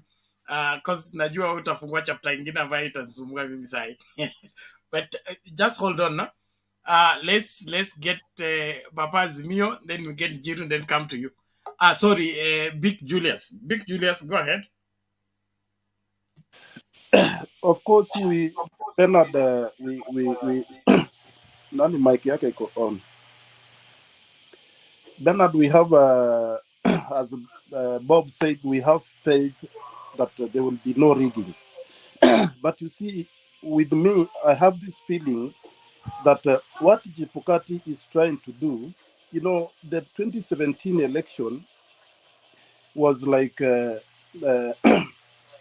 it's because of irregularities. Actually, I think Chebukati is trying to create irregularities that will create a good chance for the UDA if they go to the court to annul the election. Actually, that's what exactly they are doing. So I think also we need to be careful and think about that, because those small irregularities would create a chance of someone going to the court after election, because definitely Baba is going to win. There's no doubt about that. But you see now, if Jepukati is creating those small irregularities, then the court somebody will go to court, and it will cause some, like a 2017 election. Okay, thank you, Big Julius. It's true. Let me quickly respond to Michael. Thank you. I've received your contribution, Michael Gige. Thank you very much. God bless you. Now, on the issue of irregularities, I suspect is true and is part of the wider scheme. William Ruto has no chance of winning these elections, but he is looking for how to ruin it. Okay, how do you ruin it? Make sure that the law is not fully followed, and because the presidency is already set at the Supreme Court that on irregularities and illegalities an election can be overturned, so they are hoping that the Baba's win can be taken to the Supreme Court, then the Supreme Court will overturn, then we have a runoff or a repeat election. Then the repeat elections will give them a better chance for them to fight out another time to get to power. And of course, with the repeat elections, there is a lot that changes. Just as soon as the general election is over, we have a repeat elections, everything changes. And so they're hoping that the tide can change on their side. So it's just part of a wider scheme of trying to get a second chance to this one. Will it work? I'm not sure of that. They can do their worst, but it's very hard for that to happen, because the overturning of an election is also not a walk in the park. And then the kind of lawyers you have. Look at the 53 lawyers he has ganged up together. I think he's been looking out for this all along. But I think I trust the right thing will be done. We will not have an illegitimate president in 2022. We'll have a legitimate president who has a nationwide support, and that nationwide support will quicken and hasten the process of the recovering of the nation. Stories are cases kotini na hiyo maswala, it's cause of delay and the frustration of the picking up, and of course Mother Karua will be ready to catch all the people who have taken our money and lock them up in committee we get back our money. So they want to delay the process. We will deal with them. Yes, okay, yes, Zuri sema. Okay, kitu nilikuwa nataka kuconfirm ni ati watu underestimate sana siasa ya Uhuru. People do underestimate politics of Uhuru. Kama Uhuru angekuwa mtu bure, angekuwa kama Gideon Moi, angekuwa West kama Gideon Moi. Lakini huyu jamaa anajua siasa yake, anapeleka siasa long term, marathon. Hiyo ndo siasa yake. Anangojea penye uta lose your psyche, ndo when you're weak ndo ana attack. Huyo ndo Uhuru, anapeleka siasa yake very very long time. Haizi response zenye unamjibu. Another thing about Chebukati saizi haezi fanya kitu. As in, sisi tuko na experience already ya kenye happen. 202 sikumbuki commissioner mwenye alitangaza, sikumbuki jina yake, commissioner mwenye alitangaza results za Kibaki kuwa winner, but hiyo stuff kama Chebukati haiki kwa akili yake na amekosea. Hiyo stuff inafaa kuwa lesson kwake. Kwa ajili I think ilikuwa kivuti, something like that. But huyu jamaa mpaka saizi hayuko, na si ati alikufa juu ugonjwa. Come on, as in, kila mtu anajua kenye ili happen. So kama Chebukati haezi keep that in mind, then anajikosea, of which akijaribu kufanya kitu situation haezi muallow. At now situation haezi muallow. Pressure iko sawa. But the thing about this guy kenye na mtini ati ana handle pressure vizuri. Kuna pressure more, but ana handle pressure vizuri. Hiyo ni one thing nimemsalute. But the thing akijaribu janja zote, kila mtu ako macho saizi. Kila mtu ako macho. Wakenya wamerevuka. Wakenya wameenda ng'ambo, wamesoma, wamerudi. Someone can sue anyone at this time. Someone can take the president to court. A normal person can take the president to court at this time. That's the democracy we have in Kenya. So sijui kama Chebukati akona hiyo knowledge kwa akili, but haizi kinyenikoshoni ati haizi jaribu stuff this time. Alafu niwarudishe nyuma kidogo. Naweza taka kuambia Mama Selina, don't wish death on anyone. Uko unamchukia aje, don't wish death on anyone. He can be your relative, he can be your uncle, he can be your son. Anyway, sasa kuongea mingi nitaleta mambo mob. That's all. Thanks. Familia ya Selina ni Azimio ndani na marafiki. Tuko hapo ndani kwa baba. Okay, thank you so much. We appreciate everybody. Please, let's keep doing the noble job that we are doing by ensuring that we safeguard this future of this country, by ensuring that the dialogue that this country is having is credible, right, and strong for making us see 50 years from now, 100 years from now. If that's the reason why we are having this conversation, then this conversation is good. But if you are all talking about August 9th and that is all, we are not seeing anything beyond that, we are part of the problem. And so we must ensure that we are part of the solution every time. There are different ways of looking at the whole thing. Politics is dynamic, is many-sided, is complicated at times. And so the push and pull will keep there, but we must insist on what is right. We must insist on what is right. We don't want anybody to elect for us a president, elect for us an MCA, elect for us an MP, elect for us we want to own. Even if we elect bad people, we will comfortably suffer under them because we did it. We'll accept we did it. But if somebody else does it, then subjects us to that suffering, that person needs to be punished. He needs to be punished and suffer himself for the suffering he wants us to suffer. And so, no games around this. Let's do the right thing. Obananjiru, make your submission even as you take over the the leadership of the night school. But naendelea tu kuwahimiza, tafadhali tuendelee kutuma hiyo hela yetu ya nia njema ya kusaidia Mtembei TV, tuanze kufanya matangazo yetu kutumia TV ya kawaida, na it's just an expansion. Haimaanishi tunafunga hapa, tuna expand tu. So content ya hapa tutakuwa tuna add to the local content, then it is seen and watched by everybody. Nimesikia Black hapa akisema mnataka kwenda kwa local station ndio shosho na madhe waone mkituweka kwa quarantine.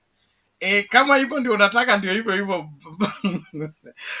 baba na mama waone ni mwana gani walizaa wakalea anawekwanga quarantine. Kama ni hivyo basi. Yes, Zuri, iko nini? Nilikuwa nasema at least siku moja pia mimi uniweke in control. Naweza taka kuwa in control of this chat one day. Siku moja. Wewe nilikupatia namba yangu, sijui kunitafuta. Nilikwambia tunataka kuongea nyuma ya curtain. Tukielewana huko ni time. So let's talk off air. We talk off air, and then we'll be able to arrange good things. Don't worry. This is only the beginning. There is a lot that needs to be done. Naona kuna show moja nitakupatia, hiyo ya Penzi Corner. Bernard, can you disqualify Zuri? He is now conversing. No, you should disqualify him immediately. No. Don't begin to take on Zuri. What has he done? Wewe Papa Azimio. Mnajua nyinyi watu sitaki kusema sana. Wewe nitadili na wewe kando. Zuri, you find me on WhatsApp, then we arrange good things. There's a lot that we will do together. Sawa. Njiru, go ahead please. Okay, asante sana Bwana Bernard. I'm very happy to be in this program. First of all, let me begin by congratulating Mutembei TV for this bold step you want to do on our behalf. We are really honored. Mutembei TV has been one of our eye-opener. Some of us, without Mutembei TV, tungechaguliwa kiongozi hata bila kujua. So, lakini Bwana Bernard ndiko na vita na nyinyi kidogo, especially watu ya Western. I hope you people, you have seen what we have done in Mount Kenya. We have moved the peg from 0 to close to 50. Alafu nyinyi munafanya baba anaenda hiyo pande ingine, and we should not be hearing baba saying such a statement in Western. So you people lazima mushikilie baba vizuri. This idea that ati Mr. Ruto kunafanya opinion poll na opinion poll yake inafika karibu 40, we don't want that. Ruto deserves 0 in Western. So Bwana Bernard, unasema nini kuhusu hiyo? Sababu I was very frustrated by that statement. Which opinion poll is that? You know that William Ruto has one thing that is using for this campaign, and that is create a perception that doesn't exist. And where is he doing that? 1 is through the opinion poll. 2 is through Itumbi cutting pictures for Reinhard Bonge's crusade and adding to William Ruto's marketplace meetings to show that he has numbers. That's all that he has. So you can't use the opinion poll to tell how Western is going to vote. Uhuru Kenyatta got 11% in Kakamega in 2017. William Ruto cannot get more than that. Even Baba if he gets from Sugoi. Okay. But So Baba expressed frustration today from Bungoma. The Bungoma aspect is a different scenario. Okay, it's a different scenario, and the Bungoma people, you know them now. You know them. They are always fence sitters when it comes to matters politics, and they have always been pro government every time in every election. Kutoka ile enzi ya kina Elijah Mwangale. Those of you who've been here for long, you know that. But Baba's votes are secure. Baba's votes are secure. The claim of for the Kenya, ANC, and all that, the only seats they will get are the seats they have been left to get. But are they strong enough to challenge? No. Probably they can challenge DAP, but ODM sioni kitu kama hiyo. But kura za Baba. Now let's talk presidents. The Baba's presidential votes are secure.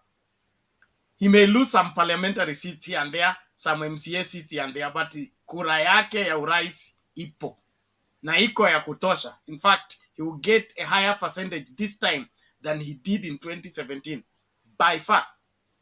Why? Because for the first time we are having Trans Nzoia. Okay, now look at what has happened to Trans Nzoia. We are going to have almost 90% of Trans Nzoia in our side. It was Jubilee zone then in 2017 and part of Bungoma.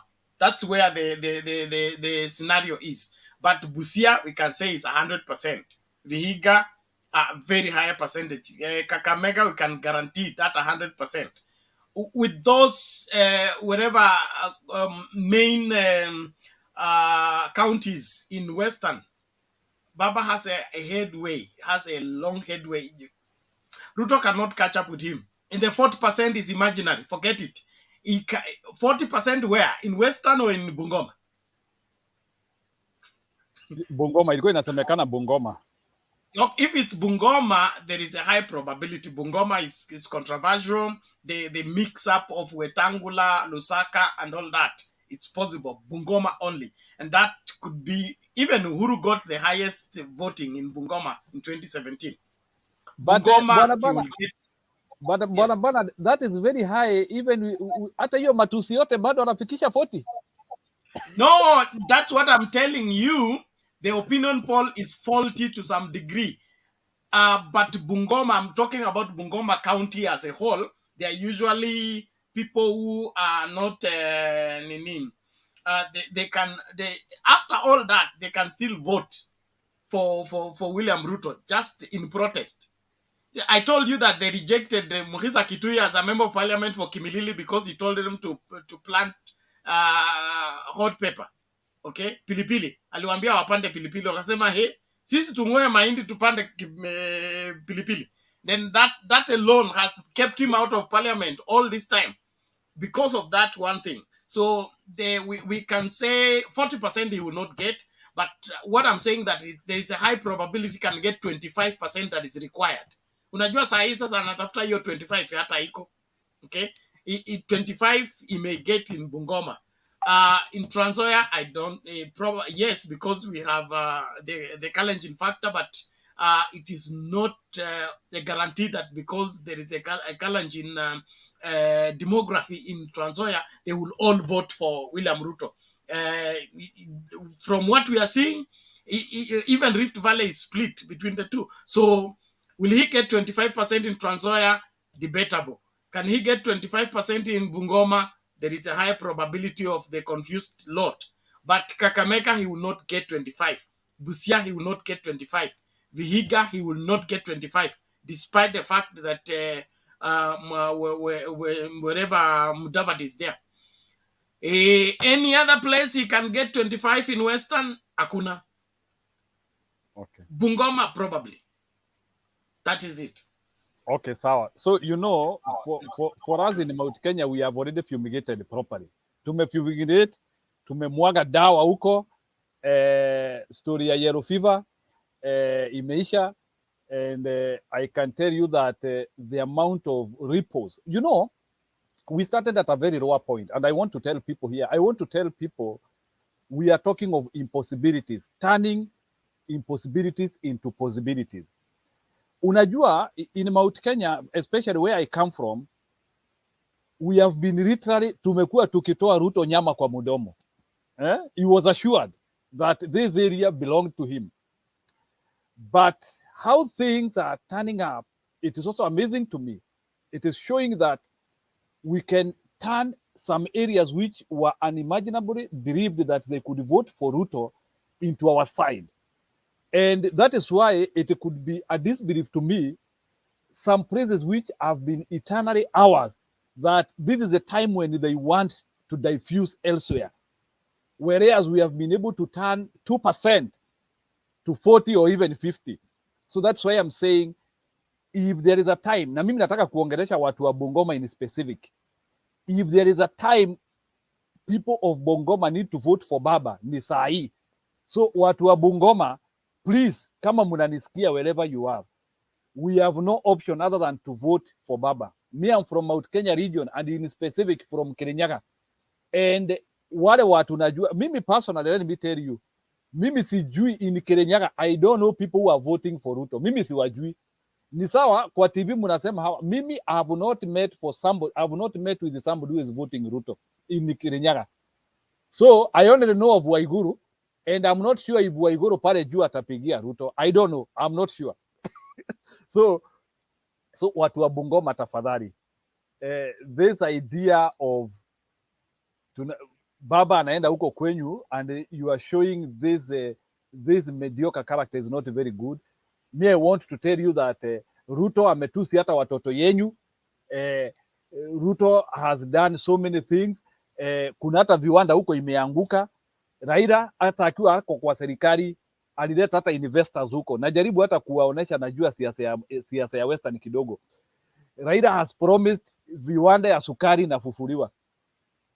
Huyu mwingine ameangusha kwao, akina Kimwara na vitu zingine. So why do you want to invite a virus to your doorstep? So please, ladies and gentlemen from Bungoma, that 40 or 25, within the next 16 days has to become 0 by default. So wacha ni contribute history ya Wajakoya. No, just hold on, Jiru. Mama Selina has something to say. Quickly, please, Mama Selina. Thank you so much. Jeru, karibu tukosane na wewe jana ama juzi kwa sababu ya mambo ya Central. Lakini nataka kushukuru vile wa mama, niliona leo wa mama karibu 10 na wa baba karibu 10 wakiongea, na nikajua kweli ni Wanyeri, ni mahali wa Kirati Kashakwa. Na ukiona hao walijitokea Mawanga na kuongea, kweli mlima imechange. Kwanza walihesabu, hata mimi nilikuwa nimesahau penalty watu wenye wametusiwa. Hao walikuwa na hesabu kutoka Mama Ngina, kutoka Moi. Mama Ngina. Baba.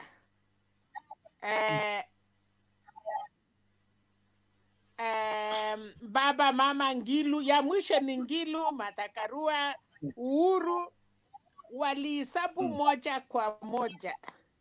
Na wakasema Central, asa Nyeri, kwanza wakianzia retired army officers, watu walikuwa na cheo, mpaka nikasikia moja alitaja PC mwenye Ruto alimufuta, anaitwa Kiblimo Rukut. He was a very good PC ya Nyeri, na hao watu walimutaja vile alikuwa mzuri. Na nikakumbuka aliulizwa na Wakalenjin, mbona umefuta Rukut? Kwa sababu alikuwa kwa enzi ya Moi. Alisema muniulize. So nimeshukuru sana Njeru, nimeona kweli Central si uongo, wamechange. Alafu kuna mama ameongea penalty, utatuwekea. Kashosho anasema Raila, wewe tunataka kukuona na tulidanganywa, wewe ni mtu mbaya sana. Shosho alitaka kunyang'anywa microphone, alisema muache, siongei Kiswahili hapa na siongei hiyo Makingereza, nataka tuongee Kikuyu. Akasema Raila, baba, kumbe wewe ulikuwa mtu mzuri hivi. Nilisikia kulia. Huyo mama aliongea akasema tulidanganywa, tukafikiria hata we ni nyang'au, yani ukai kama binadamu. So Central for real they have changed. Na ile kingpin vile walikuwa na muimbia, hiyo vitu ni biashara iliisha. baba ya kambo wenyewe wamerudi, watoto wamerudishwa nyumbani na wale wanataka kukataa penalty wanarudishwa na kiboko na washosho na wakuka na wamama. Asante Njeru. Na ya pili, unajua kila siku sijaijua unatoka Kirinyaka. Sasa najua vile nitafanya mpaka nijue unatoka wapi. Najua tu Mama. sasa nimekupata. Okay, asante sana. On the comment section, please, guys, let's remain focused. The exchange between Michael, Christine, and who is not good, please. No calling of names, no going personal. We are here to debate. Tafadhali, naomba. Okay, tukue na nidhamu. To divert watu from what they are supposed to do. Thank you. Yes, Christine. Bernard, I stand to be corrected. I think maybe you didn't get it wrong. We are doing fine. we are good. We are good in the comment section. We are not calling names, and we are keeping the conversation going. Bernard. Nobody has called anybody. Just for a clarification, nobody has called anybody names. We disagreed with Ngige, but now we are on the same page. I've apologized, and I believe we are good, unless anataka namba yangu. Hey, now hapa sasa mmeanza kunipeleka mbio. Wacha tu relax. Papa Azimio.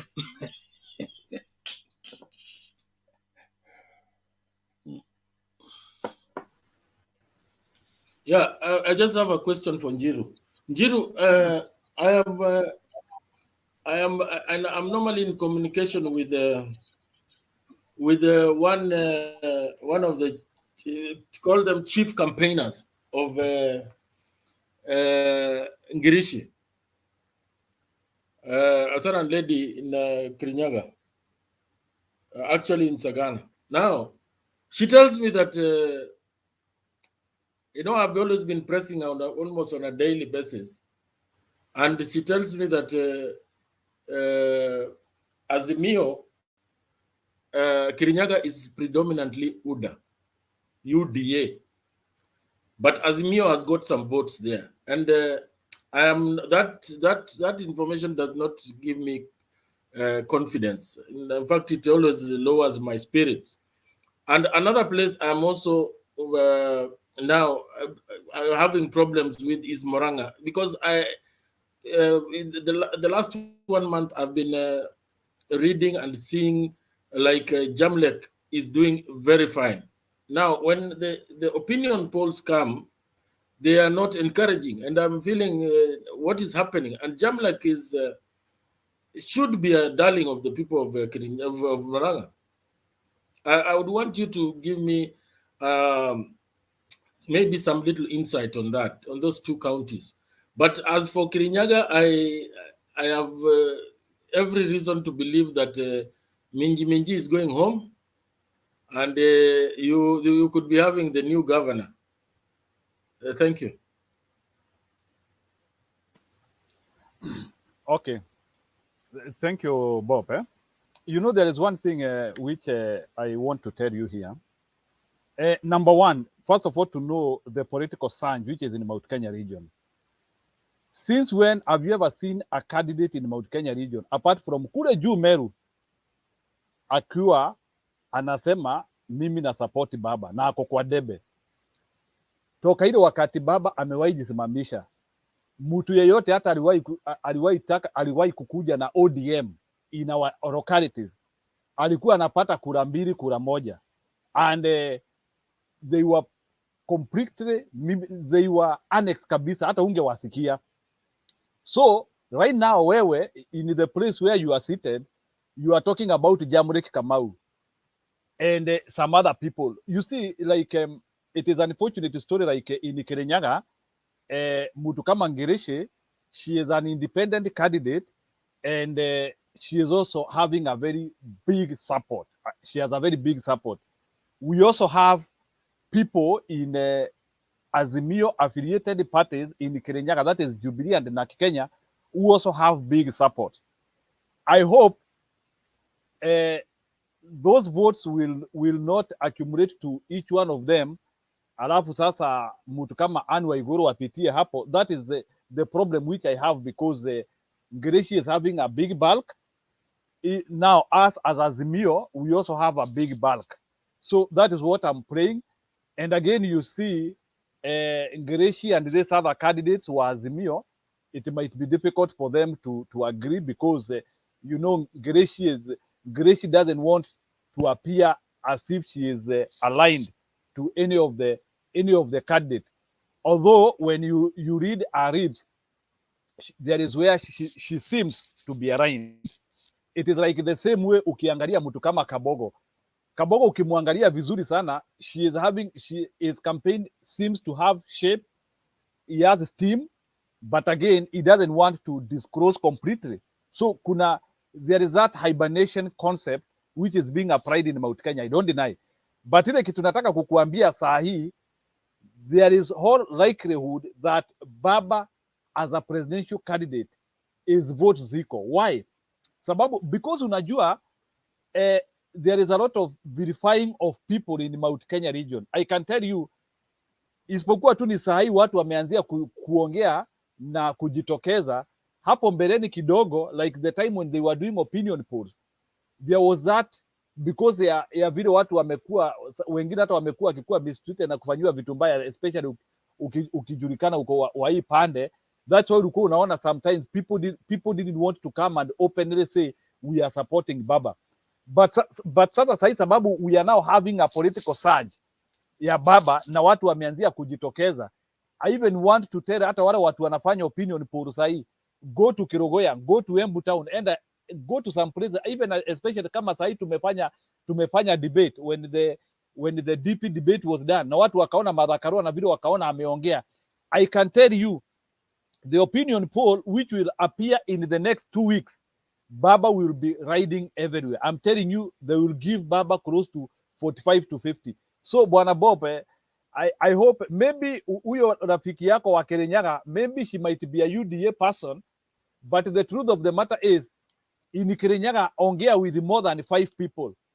I can tell you, don't rely with one person. Talk with 5 people, talk with 10 people. You'll get very, very, very conflicting information. And I can tell you, we have very many people, silent majority, wanabiashara.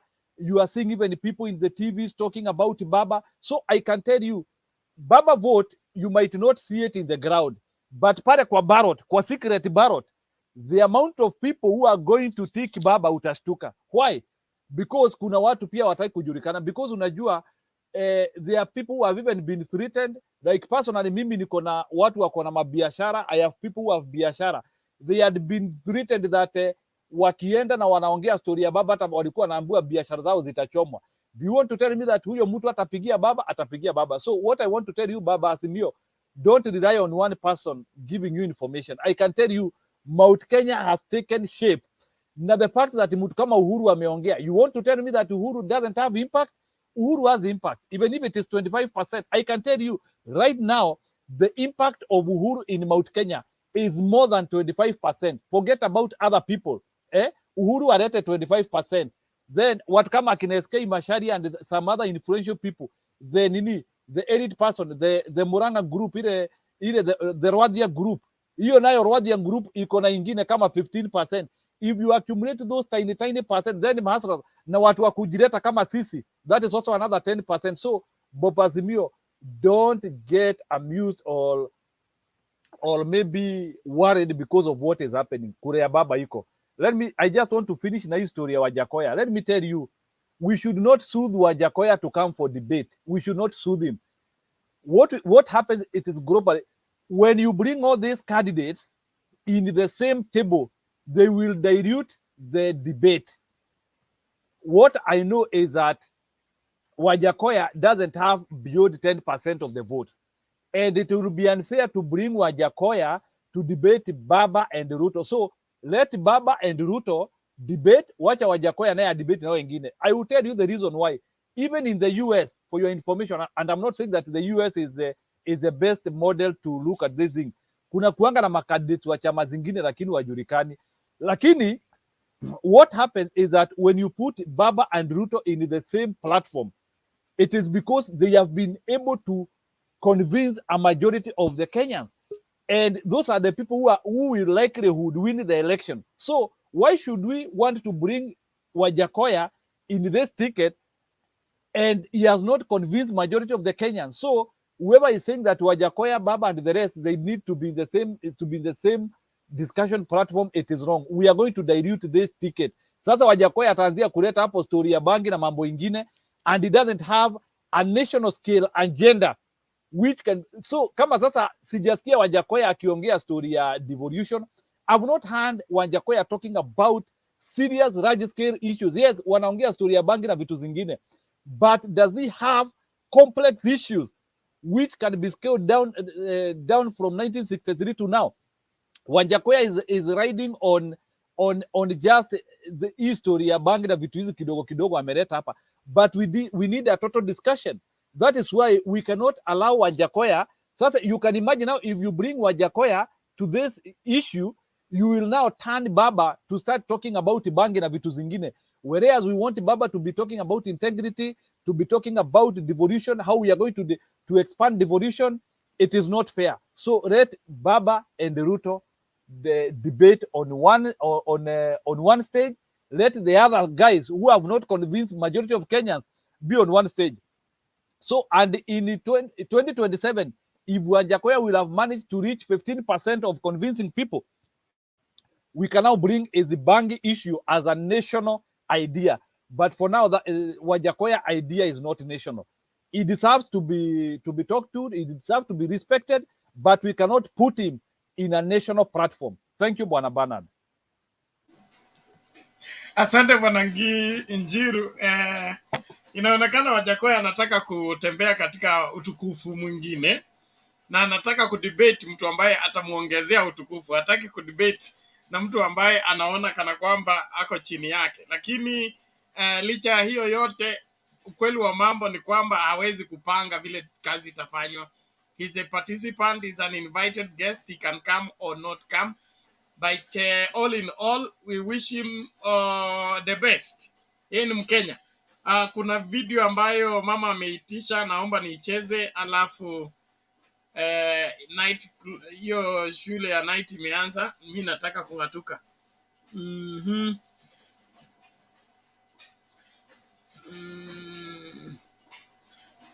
Is this the one?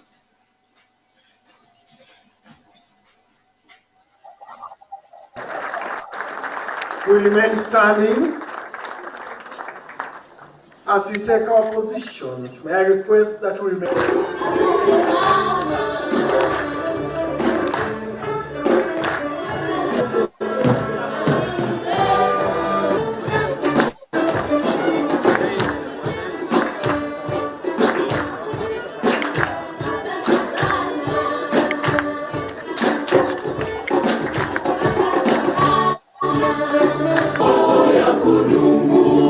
Ili waweze kujitegemea na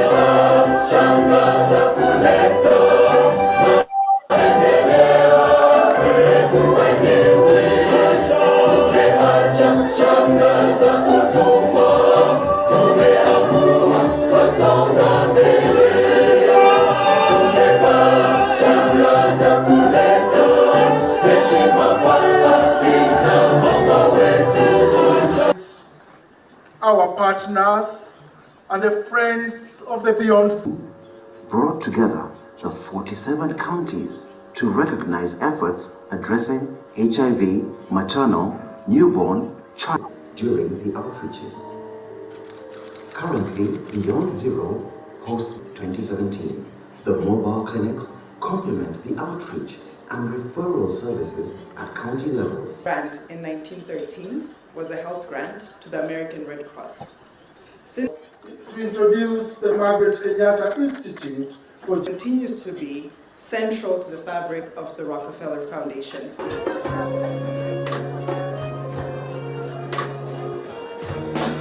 Name a few. We also developed a vaccine to help control. 2014, the First Lady and the UNFPA convened governors of the 15 counties and provision of reading glasses, antenatal care profiling, assessment and registration of persons with disabilities.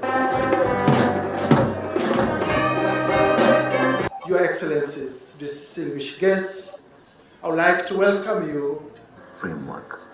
The campaign's advocacy messages were developed to heighten awareness of the Ministry of Health. To increase uptake of cervical cancer screening, the Ministry of Health and Beyond Zero developed 2017 students and 400 in March 2018. 2020, through Roche, an additional 124 benefited from the fund. Marathons. The marathons are through 2021 in recognition of the critical role that nurses play in delivering universal healthcare, gender equality, and social development. Launched on 8 March.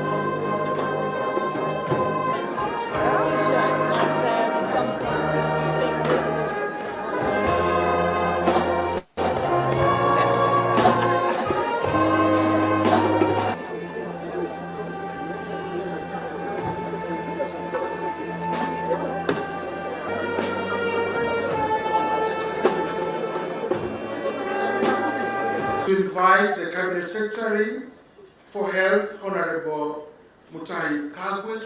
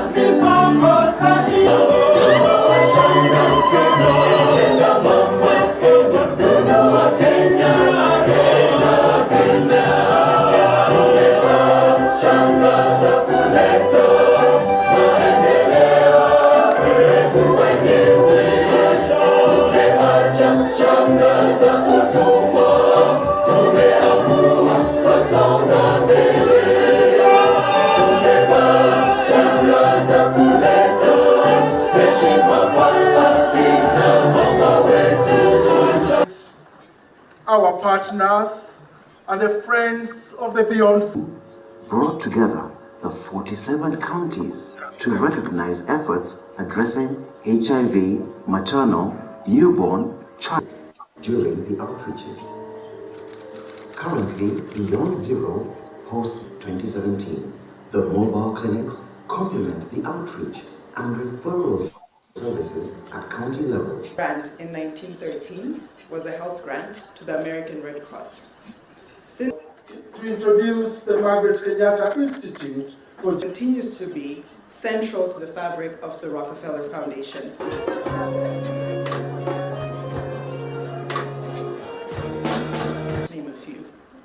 We also developed a vaccine to help control. 2014, the First Lady and the UNFPA convened governors of the 15 counties and provision of reading glasses, antenatal care profiling, assessment and registration of persons with disabilities. Your Excellencies, distinguished guests, I would like to welcome you. Framework. The campaign's advocacy messages were developed to heighten awareness of the Ministry of Health. To increase uptake of cervical cancer screening, the Ministry of Health and Beyond Zero developed 2017 students and 400 in March 2018. 2020, through Roche, an additional 124 benefited from the fund. Marathons. The marathons are through 2021 in recognition of the critical role that nurses play in delivering universal healthcare, gender equality, and social development. Launched on 8 March.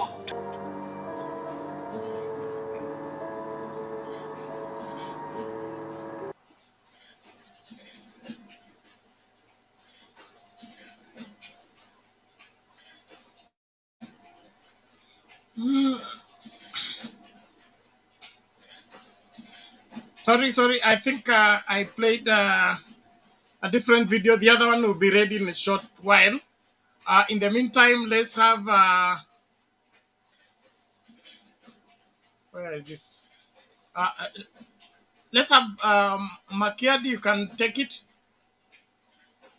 as you bring in Kuso. I think you are the two of you who have not made your submissions. Can you hear me, Bernard? Oh, sawa. Mimi hata kwanza wacha niwasalimie. I hope all of you are doing well. Najua najaribu kuangalia ile mambo imeendelea leo hapa. I did not have time to actually catch up with what is going on, but I'll go over the topics later. Perhaps I could just let Kuzea give us a bit of information about what the IEBC is doing. And Kuseo is here. Kuseo, kamera yako inaonyesha ceiling bana. Uko hapo ama umejificha? Ni kama hayuko, Bernard. Can I add something kabla ya Kuseo kuja just in 30 seconds? Sure. Yeah, you know, Bwana Bernard, unaona hiyo video umetuchezea hapo ya hiyo Beyond Zero campaign, alafu sasa video umeona Margaret Kenyatta anaimba hapo, alafu hiyo I want to speak about the image work. Mimi najua when you, Bwana Bernard, unajua ukicheza video hapa, mimi sikui kama jamaa mwingine hapo anasema ati hiyo video sijui inakaaje. So me I like picking very serious items. So I'm seeing continuity. Mimi naona immediately Mama Kenyatta, huyu Margaret Kenyatta anaondoka hivi. Naona Ida might pick some element of Beyond Zero. She might not take it as Beyond Zero, but I'm seeing Ida might have a program which might mirror that. And me, I'm seeing part of orientation. Ili baba akiingia presidency pale, Mama Ida atachukua tu hiyo program, and then maybe it can be customized to go and now serve another thing. Sababu mnajua, by the way, Beyond Zero has been very effective na wamepewa pia mazawadi, by the way. So in terms of maternal health, Beyond Zero has done wonderful. And we should not criticize that program. I think it is one of the key program ambayo it has been done by a first lady. I think Lena Moi was there. I never saw any program alikataput. I think the Margaret Kenyatta Senior, I don't know of nani yule, sijaona program yake. Then nani Ruse Kibaki at least alikuwa na, I think she did the Mama Ruse Kibaki Hospital. But the only first lady who has done a program which can be inherited ni huyu. And I know Mama Ida might borrow some items. So nimeona hiyo, I've seen so much na ukiona hao watu wote wamekuwa hapo, me I'm just seeing a government in progress. Me I don't see any break hapa. So, and if you want to see a winning campaign, yani Mama Ida is not campaigning. Mama Ida is doing something. Ukiangalia whatever is happening there, we are not going to have break. Ile ambayo ati serikali ati unakuja ati mtu anatapatapa anze wapi. So Mama Ida is well oiled in terms of vision, idea and agenda, and it is good. So this is the team to vote bwana. Hatutaki history ya breakages. Sasa hata Rachel Ruto yuko hapo, sijui hiyo table banking yake hata iko wapi saa hii. So sijui ama ilikuwa ni kitu ya kuosha pesa ama ilikuwa nini, we don't know. So I think Mama Serena will come and tell us hiyo table banking ilikuwa pesa kwa meza ama ilikuwa nini. I want to be told hiyo table banking ni nini. So we are good here. Jeru, mulikula pesa yetu mukamaliza table banking. Sasa we unaongea na mulichukua pesa yetu mukakula sisi. Jeru, kumbe hivyo ndio kunaenda. Bernard, kabla Yes. nisahau, nilisikia kwa mbali sana ukiongea mambo ya migration to digital. Labda unaweza taka kukumbusha our supporters what is happening, the current affairs. Okay, there we go.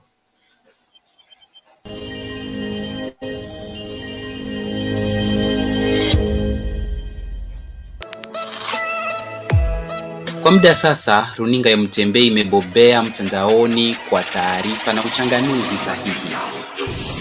Kumbuka tuko live pia kwenye Mtembei TV. Once again, congratulations to all concerned. Thank you Mitsubishi for your trust and confidence in Kenya. Wengi wameipokea na kuienzi.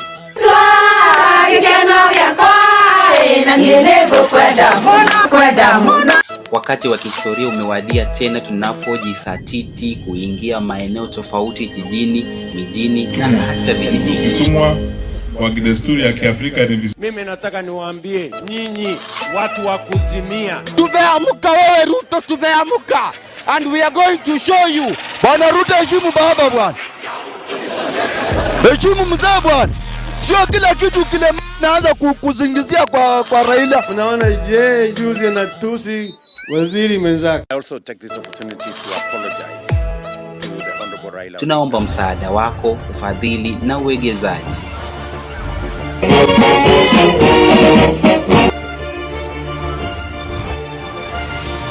I have decided to aid the wananchi's verdict in the forthcoming general election. Katika safari hii tuvute pamoja kuingia digital TV broadcasting space.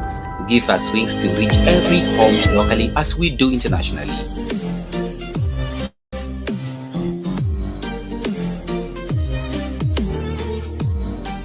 Mtembei TV, bold and truth.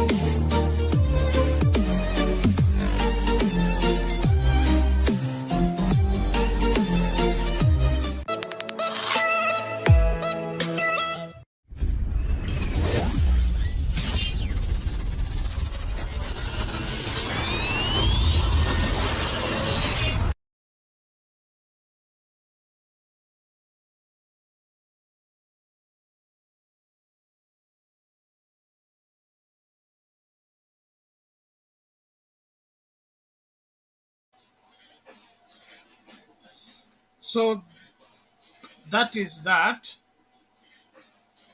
We have consulted and secured a signing to be able to carry our content locally on our own station, that's Mtembei TV. And we are seeking everybody out there to give us their support to ensure that we are able to foot up the bill and be able to go on the local content, just like we expand to the local content like we do on the internet. We are everywhere on the internet, but there are people who can't get us because they are not conversant with the internet, or where they are, internet is not there. But the terrestrial TV will be able to get them. So That's what you are doing, and we are now looking out for well wishers, and then we are beginning with well wishers, and that is for this weekend. We carry out and see how far we have gone.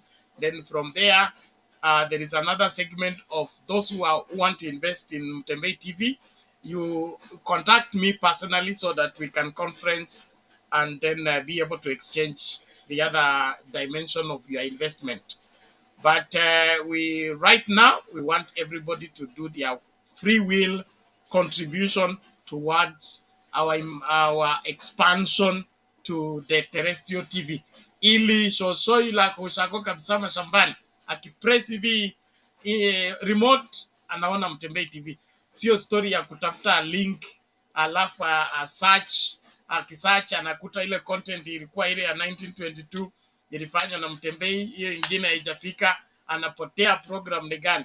So we want to make it possible for everybody to get our programming and be able to enjoy the content you've been enjoying, just like everyone is doing on other set boxes. So hiyo ndio mambo tuko nayo sasa hivi, and our consultant has given us a bill of 1.6 million. We'll be able to run our first programming the day we pay. We give him 10 days. We'll have done everything else, and then we'll be good to go. So naomba kila Mkenya yeyote ambaye anatupenda, na hata kama wewe sio Mkenya lakini unapenda Mtembei TV, wewe ni mmoja wetu, tunakuhitaji ukuje hapa na mchango wako ili tukaendelee mbele. So hii campaign tutaipiga leo, tutaipiga kesho mpaka Monday, tuone tumefika wapi. And then our investors, you contact me through that number. You contact me with that number, tuongee mapana na marefu vile investment inafanya. So unajua investment is different from these other contributions we are making. So for investment, you contact me in person. We have Kip and Alex also helping us in the same. So nataka tu conference pamoja ndio tuongee kwa kina, alafu to roll out the local TV station, ordinary local TV station. Everything is drawn out, everything is workable, and we just want your boost. Na utatuona kijijini kwenu kule ambako hata stima haijafika. Siku hizi kuna TV za solar zimefika huko. So all we need is to put up the content. Asante sana. I think that is that for Richie. So hata mimi nikingatuka kuna hiyo information kwa private chat. You just copy and share how to contribute towards that. Kuna wale wanataka kutumia PayPal, the link is there. You click on the link and donate. I can see some have done already. Thank you very much. And then wale wanataka kutumia till number, the till number is there. You use it. It will give you Mtembei TV name. And then if you want to do M-Pesa, you use my number with my name there. I'll be able to get that, and then we'll tabulate and let us know how far we have gone. So everything coming in this weekend is going towards that expansion program. So whether umenunua sticker, ama umecontribute, ama umetuma sadaka, everything will go towards the expansion for the local TV for this particular weekend. Asante sana, Bwana Makiadi. Let me see if the video is ready. Kuna video ya mama Selina, nikitoka hapa kama sijaicheza itakuwa kazi ngumu sana kwangu. So subiri kidogo tu, but you can keep sharing, it's still downloading. You can keep talking. No, I just wanted to tell you, just make sure before you leave, you also copy paste the information in the private chat, because I can't see what was there before I joined. Ama Njiru unaweza ona? If you can see the information hapo, copy paste hapo kwa private chat ndio tuweze kuona sote. Let me see. Oh, okay, sawa imekuja sawa, asante. Ose, naona uko na nini ya ebu tatuambia ni nini ya IEBC imefanya. Jana mmeingiza watu usiku na sticker. Leo sijui utawatetea na nini. Just one moment please. Ose najua anakuanga mtu wa masafa marefu. Nataka nikuache na hiyo masafa marefu. Wacha tusikizie hii story ya Mama Selina alafu tusonge mbele. Wamwagi kuma guku Nyeri Central. Nie niko makamakite muno ni bururi uyu wa Kenya andu makiuga ati andu ni kugaruruka maragaruruka kuma murengo fulani nginya murengo uyu witu nginya murengo uyu ungi no ni menyete ati barathi ni hindi ikinyite na andu ni hindi macetorete kuona uria kurathi na mbere na muno thiini wa Central thaici andu riu ni kumenya mamenyete ati kiharo kirari na mundu umwe na riu ni mamenyete ati ti kia mundu umwe kiharo ni kia andu igana na mundu uyu umwe wokire mbere agiuka akihenia andu agitigania mawira make agiuka akiambiriria kuhanyuka ati andu mamwirorere ni tumenyete ni maheni matheri na nikiakire uguo nigetha okiahenereria andu aitu matikamenye njira ya kufuata na matikamenye kuria turathie no ni tumenyete atiriri thutha wa guikara na muthamaki witu miaka 10 ni tumenyete ati mundu ucio ari muthure ni Ngai na guthurwo gwake ni Ngai unengeragwo mithigi yothe ukaheo nginya vision uri ugutwarithia andu aku na nduri hindi ungitiga andu unengeretwo muthigi umatige gatagati ka njui moke mario ni turacokeria president witu ngatho ni tondu na riria athurite munini wake oke nigetha tumuthure ndari undu ari naguo thiini wa kabira kana thiini wa andu acio oya ati acio ni a Kenya na ona no matongorie no ni atiriri ungigeikara hakuhi na njui ri no mirore wega ri wina mano ugitigera ciana ciaku njui uramenya fiu ni iraria ciana ciaku so ni turakenera muno president na tukamenya ati president witu titheru wathuritwo ni Ngai ukio tuonere no tuonererie kuria ciana ciaku ingithie na ikinyanire itari na mathina maingi tu ithuĩ tũrĩ atongoria especially niĩ ndĩ mũtongoria wa atumia thĩinĩ wa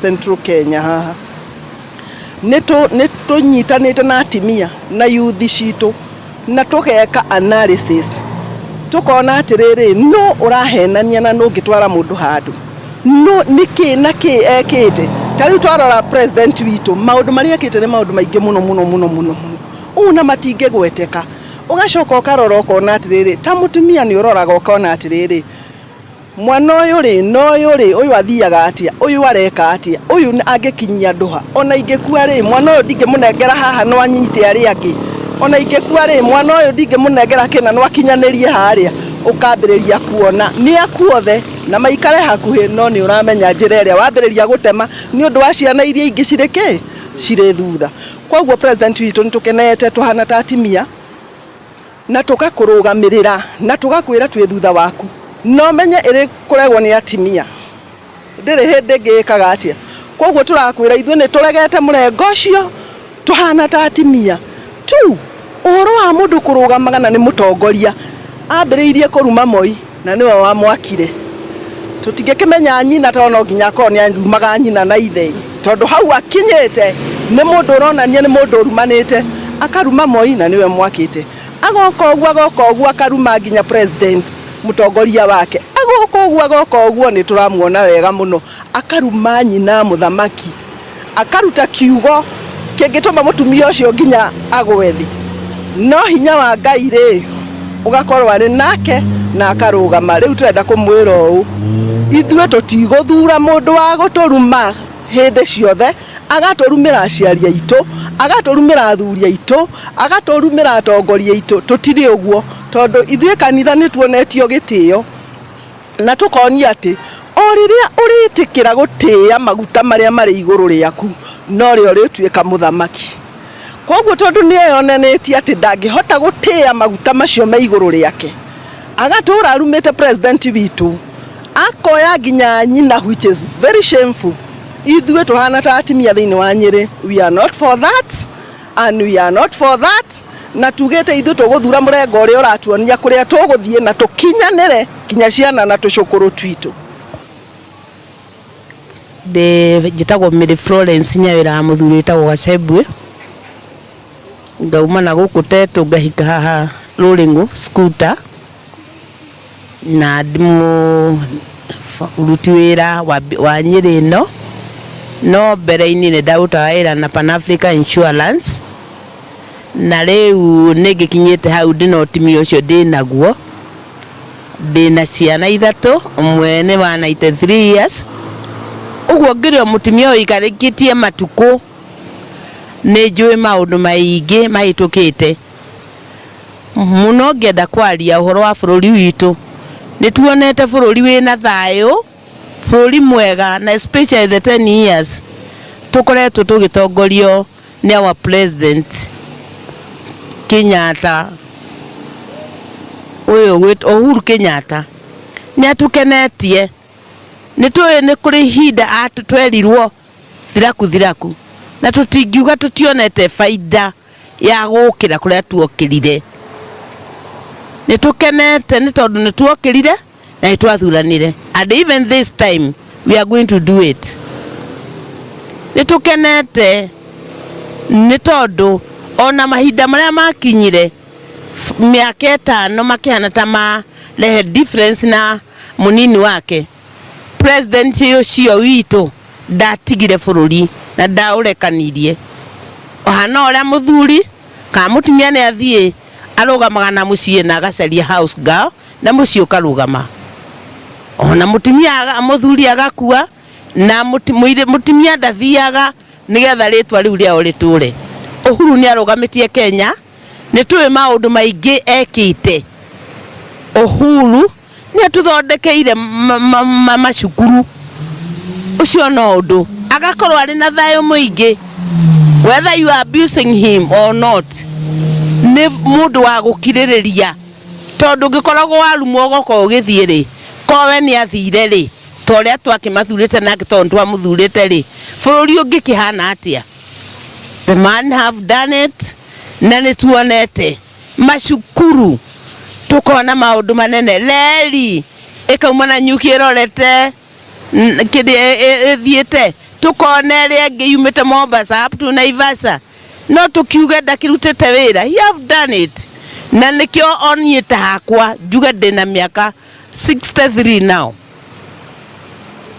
nĩ nyonete ĩyo ti mĩaka 2 nĩ nyonete ũteithio tũteithĩtio nĩ mwanake ũcio gwĩtwo Uhuru na niĩ ngauga niĩ ũrĩa ngiuga niĩ ndirĩ ũndũ ndingĩkararia nakĩo twĩtĩkĩtio na rĩrĩa arathurire kĩama gĩkĩ kĩa Jubilee ona kĩambĩte gũthira na aragĩcokania nĩ mũtorĩa mũthuri acokanagĩria kamũciĩ gake Uhuru we are Kikuyus and we will remain Kikuyus mũndũ agĩciarwo tithuĩ twethurire tũtuĩke Agĩkũyũ and we have to look at him anene arĩa angĩ nĩ maroragwo nĩ andũ ao na tondũ nĩ aratwĩrire Azimio tũrũmĩrĩre mũthuri ũgwĩtwo Raila niĩ hakwa nĩ ndĩraugire niĩ ngũmũbuata tu na nĩgetha bũrũri wagĩre nĩ tuonete mega akahorera kinya agakinyĩra tũtigaire very few days na nĩgetha gũcoke gũkorwo atĩ nĩguo gũthuranwo tũtirĩ tũraigua mbara gũkũ atĩ andũ nĩ mararũa ona mwamũruma ona mwamwĩra atĩa he never mind and no gũtheka na gũkena na he is still doing his own work akaheana title IDP makaheo makamenyererwo akahe andũ akamateithia na akauga I don't mind nĩ mũroni just recently arauga mũtunu wa igana ndeto icio igacoka igĩtuĩka talk of the day igatuĩka na tũtiũragia ũmũthĩ ũtũngĩhũna tuhone ona korwo nĩ mweri ũmwe aratũhe mũtu ũcio we have to say thanks we are very much very much happy na mũthuri ũcio gwĩtwo Uhuru Ngai amũrathime ahurũkie ũhoro na akorwo akĩona bũrũri ũkĩranwo tũgakena tũkĩona ciana igĩthoma ithomo njega tũgacoka tũkarora bũrũri twaũrora bũrũri nĩ mwega tondũ ũrĩ na mũndũ mũhoreri korwo we nĩ arutaga haro ta ũrĩa andũ arĩa angĩ mamũhũraga rĩ bũrũri ũngĩrĩ ndũ nĩ twagĩrĩirwo twathĩke na tuge tũmenye ndaratwa tũthiĩ Azimio just for the sake of it turathie Kasimio nigetha wona twathie kuri bururi urugame we wori yake ti ati ature hau wori yake nigetha bururi urugame toria utiga tugagicoka kuona maundu maingi niekite maundu manene ni ateithitie bururi witu ma na tiga ni undu andu matonaga andu rukaigua kinya nyina athiire kurumirwo kwao mucii. He never mind. He never find. Ona ndangĩũrĩria, he have a right kwĩra kinya thigari ciake. No, he never mind. So I congratulate our president. May God bless him. Arorathima mũciĩ wake, arorathima ciana ciake, na bũrũri witũ ũrĩmaini wĩ mwega katika jina la Bwana Yesu Kristo. Na njuge ndĩ wa kanitha muthoma wĩtagwo Catholic uyu wa St Jude haria Second Cathedral. So I'm very happy with him. Muriega thiini wa ritwa ria Mwathani ni ngatho tungicoka.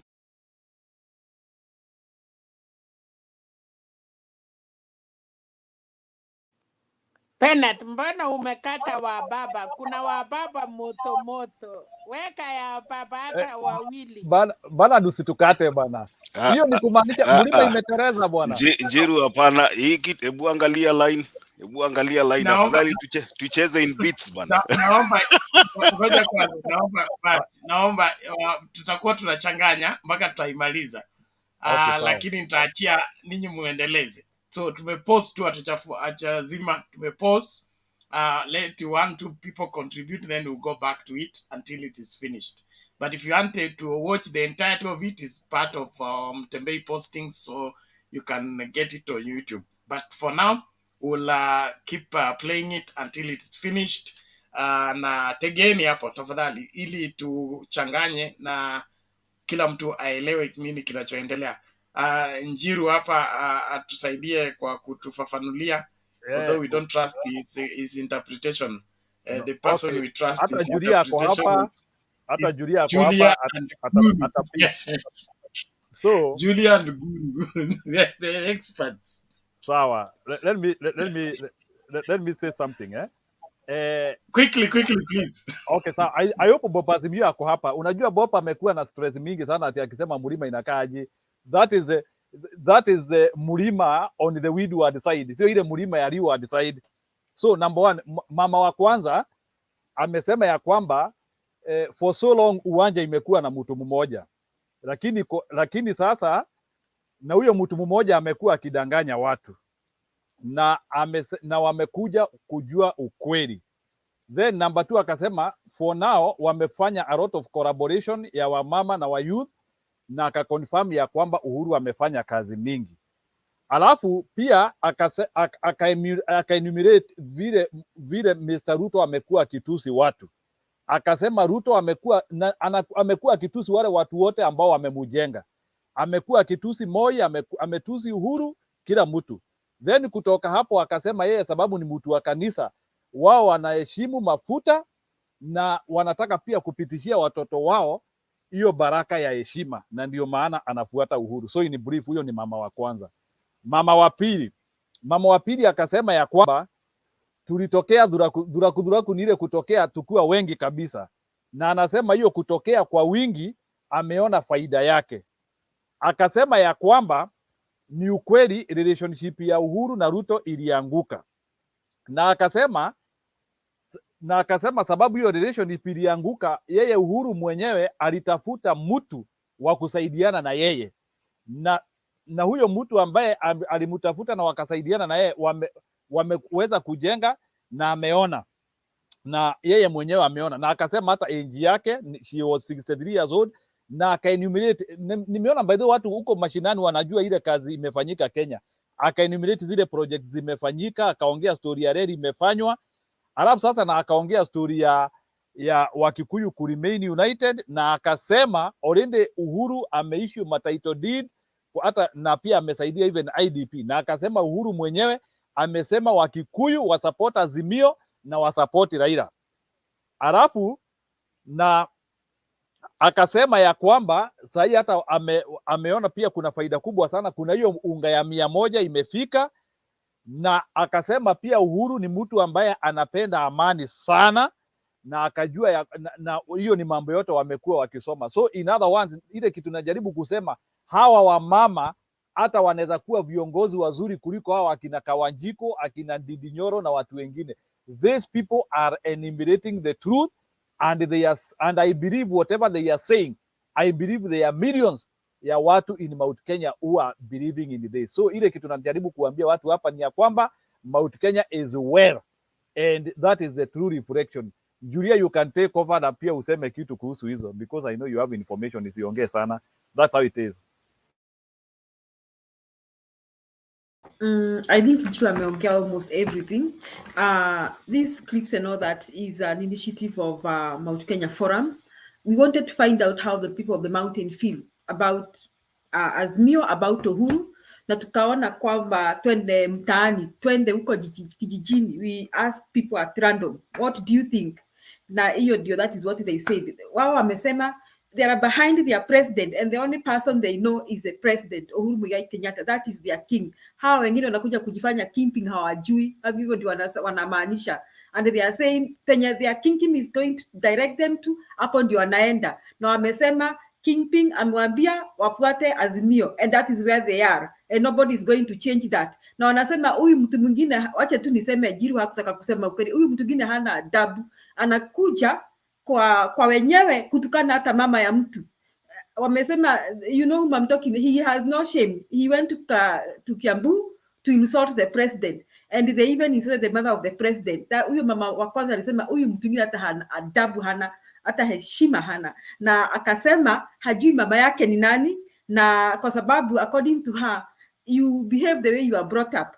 And so she was saying it means that is how his parents brought him up, and maybe he also disrespects his parents. That is what the woman was saying. So wao wanasema nobody will tell them to disrespect their kingpin. So, and where the kingpin directs them is where they are going. And President Uhuru amewaambia wapigie baba kura, period.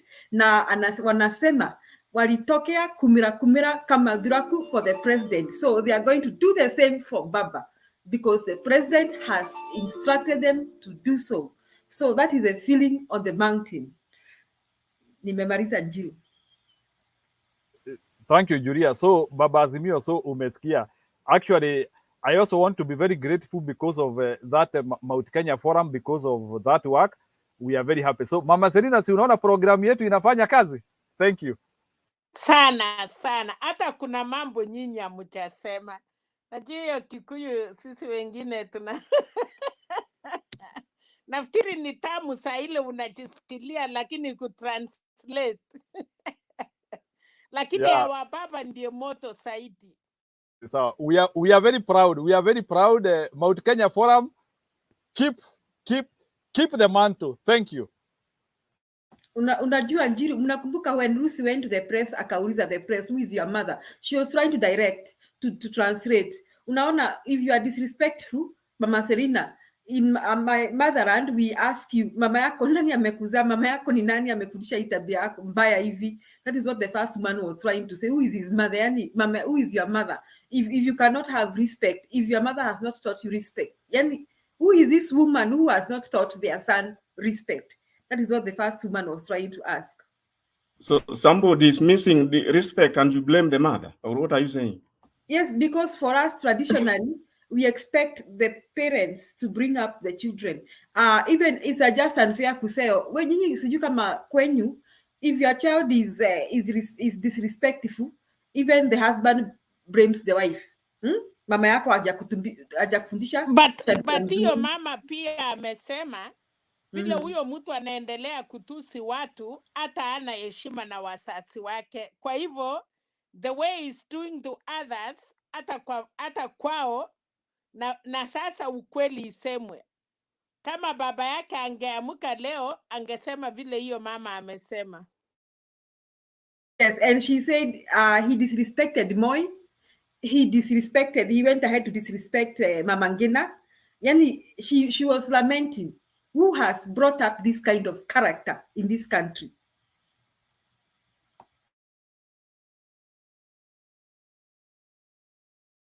Jose, unacheka pesa ama unacheka mkutano ya kanisa ama nini inakuchekesha? I'm just wondering how mothers take all the blame, even where they are not there. Na wewe utaki kukubali kwamba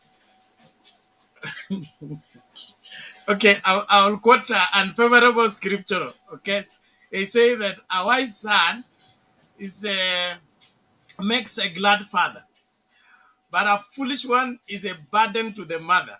That's Proverbs. So Penat wanasema asiyefunzwa na mamae hufunzwa na ulimwengu. So the first teacher for the children is a mother.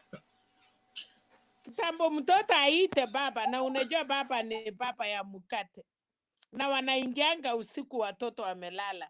So mwenye alisema ya kwamba asiyesikia ya mama yake atafunzwa na ulimwengu. They knew. Sawa. I think let's move on. Let's move on now. Richie, hey, Papa Azimio, that's your hand. What is it? Papa Azimio naona ni kama amekoma. Wacha tumwache. Aja kwamba no. Unajua umeinua mkono kuanzia 30 minutes ago, so nilikuwa nafikiria network yako iko na shida. Uko sawa? Hapana, nimeona nyinyi amuheshimu wazee, mnawacha tu mzee anabeba mkono. But anyway, I just want to comment on that clip that has been played in vernacular and interpreted by Julia and Njiru. You know, as you were talking or explaining, I was going through something that has bothered me, I think the last 1 month.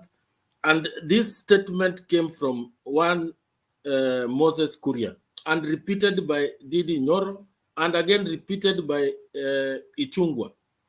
And it has to do with a road, which I'm reading a Kenya report right now as we speak.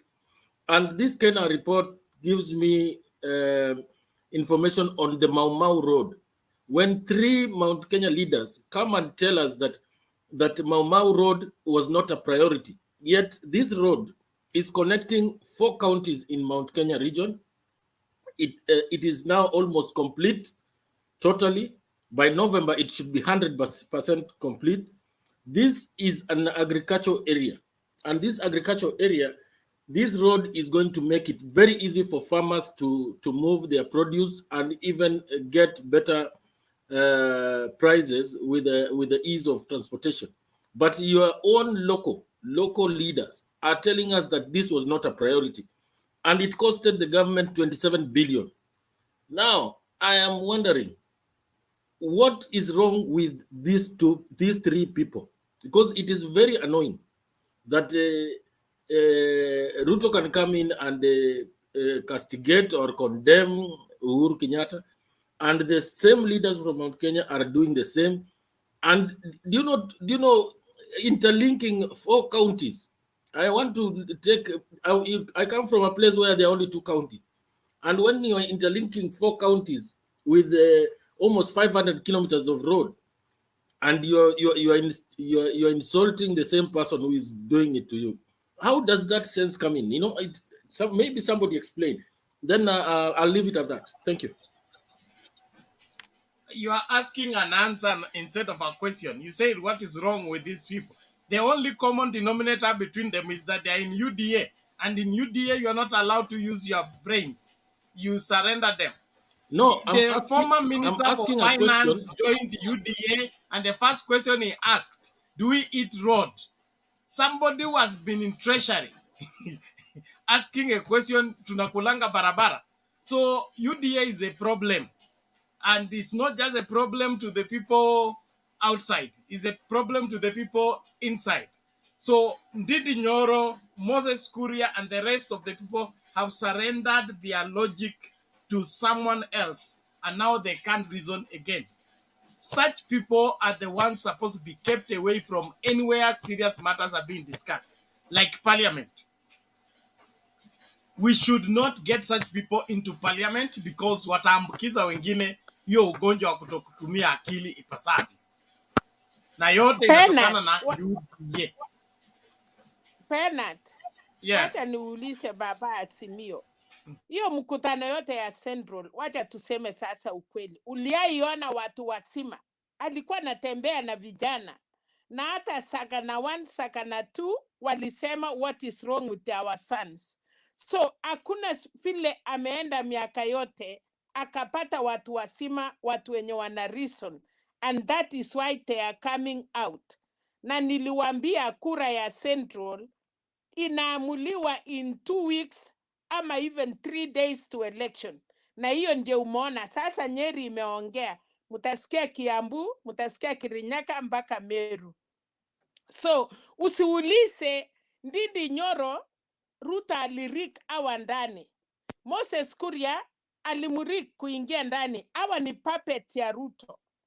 Watu ya Uhuru walinyimwa kiti, kina Kapando, kina Waweru, kina Kamanda, all the people of Central. Ruta aliwachukua wakati alikuwa kwa Jubilee.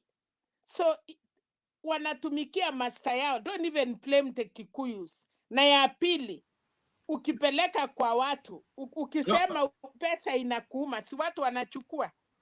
Nimeongea tu because naelewa Kikuyu na mimi najua hawa tabia yao.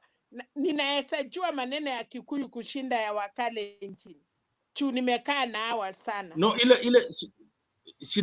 shida yangu is that the last time I went to Central Province and drove around that area was almost 15-20 years ago. So I want to know how important is this road? Is it the importance of that road? That is what I want to know. But the people, the raia wanafurahia barabara na wamefurahia. Umesikia wakilalamika kuhusu kahawa. Umesikia wakilalamika kwa sababu Uhuru amewatengenezea na Munya ametengeneza. You know now, watu wawili wakiongea walikuwa sasa unasikia wenyewe wamesema huyu mtu ni mchinga kiasi gani anakuja kwetu Central kutusi mtoto yetu na kutusi mama yake. They have already talked kwa sababu waliambiana wachue unajua ukitaka kuoa mwanamke neighbors wanataka kukuchua zaidi. Vijana wanakuwa rafiki yako, unaenda kunywa pombe, you mess with.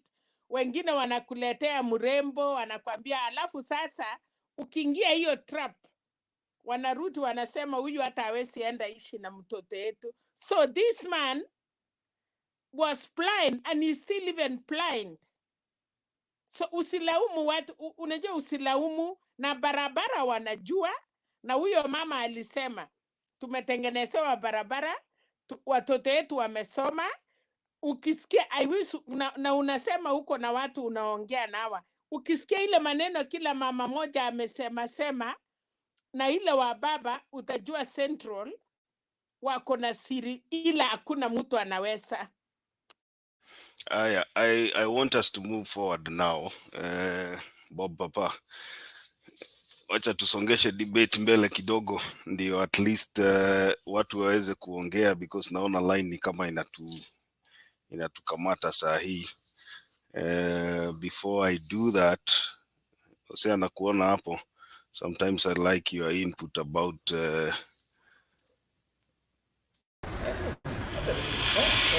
17 days to the general election, the Electoral Commission IEBC and the National Police Service are at loggerheads over the arrest, detention and subsequent release of a Venezuela international.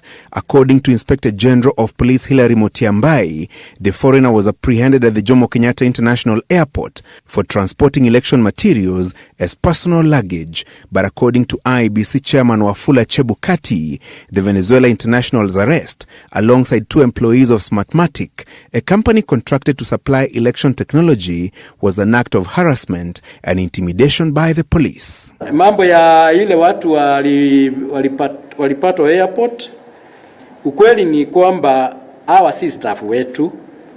Ile kampani ambayo inaleta teknolojia, imeleta teknolojia ya election, au ni wafanyikazi wao. Wawili wamekuwa hapa wakifanya kazi for the last 3 months. Huyo mmoja alikuwa anakuja na hizo vimbadiko. Vimbadiko inaitwa ni sticker. But if you're procuring, there's a process in which you deliver goods into the country. You cannot just have it in your luggage. Na unaingia nayo. Who are you? You're from Venezuela. Even the companies are not from, the company that is contracted was not from Venezuela, even if they have a branch, or Panama. So there's things that must be cleared. And as a country, we must be sure that whatever is being done is done above board. But I don't think there's any mischief that the government is trying to do anything. This is something straightforward. If you find me with election material and I'm not IEBC, wouldn't you ask me what I'm doing with that material? Though the country's top cop claims the 3 Smartmatic officials were released and the confiscated stickers released, IEBC holds a different view. According to Chebukati, the trio's release was conditional after spending hours at the Anti-Terrorism Police Unit, the commission stating that it was unable to prepare for the August polls after the stickers the technology officials were carrying were taken away by the Anti-Terror Police Unit officers. Other confiscated items, according to the IEBC chairman, includes mobile phones, laptops, and flash disks that were in possession of the arrested officials. The electronic items, according to the commission, contain important and sensitive information relating to the August general election. Information the commission now says was accessible to the National Police Service since the Smartmatic officials had been compelled to surrender their passwords. The IG, however, insists his officers acted in public interest, an argument contested by the Kenya Kwanza leadership. The said stickers were not declared as per the law when they were impounded at the airport. Secondly, the stickers were not accompanied by the IBC officials as per routine procedures. And thirdly, that such sensitive materials were carried in a personal luggage of a foreigner. They came as a personal luggage. If they break the law, then the IG is out of order for releasing people who have break the law. When people break the law, you prosecute them. They arrested them. They did not lock them up at the airport as persons who had breached immigration laws. They took them to the anti-terrorist police unit. It calls for transparency, but there is no law that has been breached. After all, when they were there, IEBC officials were there, and they clarified to them that these people are contractors of IEBC. But they disregarded that and still took away those people. IEBC now demanding the release of all confiscated electronic items and cessation of what Chebukati and his commissioners term harassment of personnel legitimately contracted to provide services. And we are telling IEBC they must assure the country on the safety and security of the of all materials, including the KIMS kit, the codes, the barcodes, the passwords. They must assure that all that are in place. Tutakuwa macho, hatutalala, and we want our friends in IBC kuwajibika. Tunawapa heshima. Mimi binafsi, I have confidence in Chebukati. I know him. We want Chebukati and his team to deliver for once. I say for once, a credible election in this country. Francis Gashuri, Citizen TV.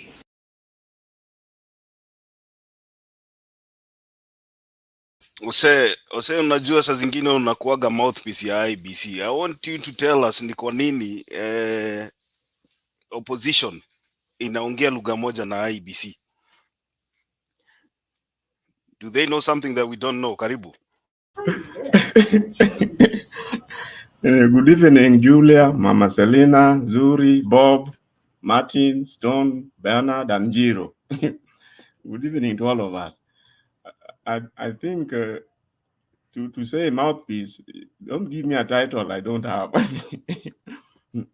Sayote umesikia saa ingine, when things go legal, you will hear those who have a little legal information or knowledge will tell you the law is clear. The law is very clear, this and that. Now, one thing from the very basics, there is no way you can bring election material here in the name of IEBC. And it is personal luggage. My goodness. Chebukati knows much better. You see, All the suspicions and why Kenyans are suspicious is because of lack of unnecessary lack of transparency. What was so difficult? This fellow is bringing official IEBC material for the elections, and he's carrying in his personal bag. My goodness, that was a total breach. I saw Wetangula trying to say no law was broken, nobody the same. This is very serious. This is very serious. So, to that extent, the inspector is totally right in what they are doing. And yesterday we did say here that IEBC believes that since under the constitution they are an independent whoever, so that that does not allow them to completely ignore transparency where it is a must. The Kenyan elections are, I think, very, very unique compared to any other in the rest of the world. So to that extent, I'm not so sure this matter will end the way it is. More investigations might be necessary. Then secondly, this fellow is a foreigner. He comes all over here. IEBC have to have alerted the authorities about his coming and even when he will be leaving and what he's coming to do. I think Chebukati is trying to take people for granted. Transparency is very critical in these elections, and it is up to him to ensure that it is done. Looks like he has not learned from past mistakes. He has a very, very high threshold to convince Kenyans to get the confidence in him. Now he gets a very good opportunity, and it's like he's squandering it away. Then to make matters worse, now see the reaction on the other side. It is like they were in the picture of what this fellow is, even more than the IEBC itself.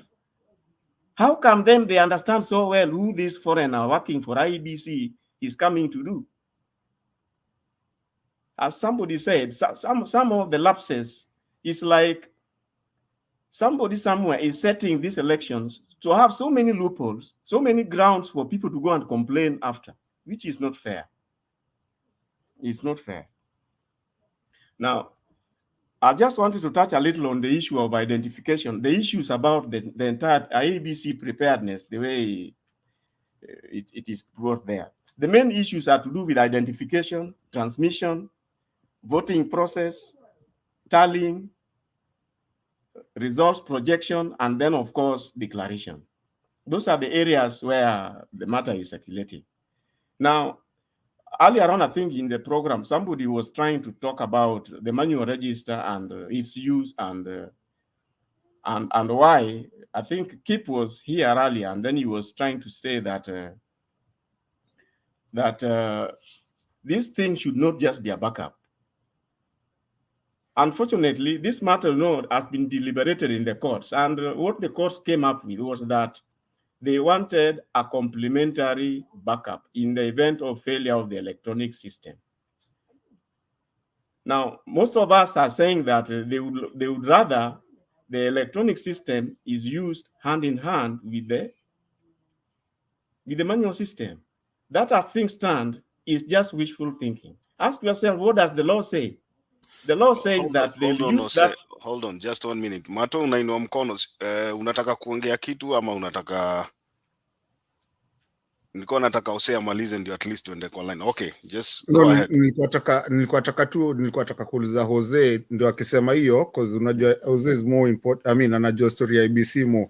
Jose, do you carry anything as you're talking about? Unaweza tuambia how do you come with IEBC materials on a personal luggage? That I want you to talk as you're talking about the IEBC part of it, because I don't know anything about IEBC. You're the expert on it, so that's the only thing I wanted to see if you can say that. You see that this fellow was a contractor for IEBC. They can do it so long as there are certain declarations that they need to do, so that people are hand in hand what they are doing and suspicions are not necessarily aroused. Now, remember the way the ballot papers came. Those ballot papers do not belong to a commission of IEBC or even the printer who did them. When they came, they were officially received by the IEBC, they call it that committee. They call it the project committee. They are the ones who are mandated to take that officially from the deliverer. Now, this fellow, even if he was delivering the stickers, there is no way he can leave the airport with them to his working office, wherever, without, it's like they didn't officially enter the country. The fact that they were not officially received, he went straight with them to his working station. Or rather, that is what he was trying to do before he was arrested. And then it was cleared as private luggage. That was totally wrong. These are election material. You can't clear it as my personal bag. And no wonder you had, I think, the minister went a bit off and was saying as who. You remember when he was wondering aloud that he's walking around with them as who. At some point, the thing is, he ought to hand them over officially, so that when they are released for him to do his work, they are only released by the procurer. The procurement team at IEBC should now give them the items, the tools to work with. He cannot come with it and straight to work without it being recorded as having been received. The way he came, who recorded how many of the stickers came in, what are their details, even if they had codes, where are the verification of the codes, whether they're the right ones or whatever. Those are where so many hanging questions. So many hanging questions. So I was just trying to do a summary of the entire IEBC process so that the Kenyans can have confidence in them. The main issue here is to start with the identification. Then you go into the voting process. Then, of course, you go into tallying, which is also the counting. Then, of course, they go to the projection for the view for Kenyans to see. And then, of course, finally the declaration. Now, at each of these stages, they are very sensitive, and there are some issues. Even the Supreme Court during the time in 2017, they found some issues at the identification stage. Some issues were in the transmission stage. Some issues were in the voting process. Some issues were with the manual registers. And some issues were in the declarations.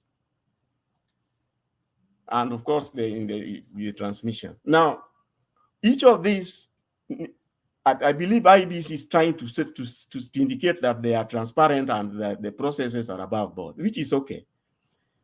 Unfortunately, you realize that the voting process, parties and contestants have their agents. So those agents can actually count and verify what's going on. They have anything to say.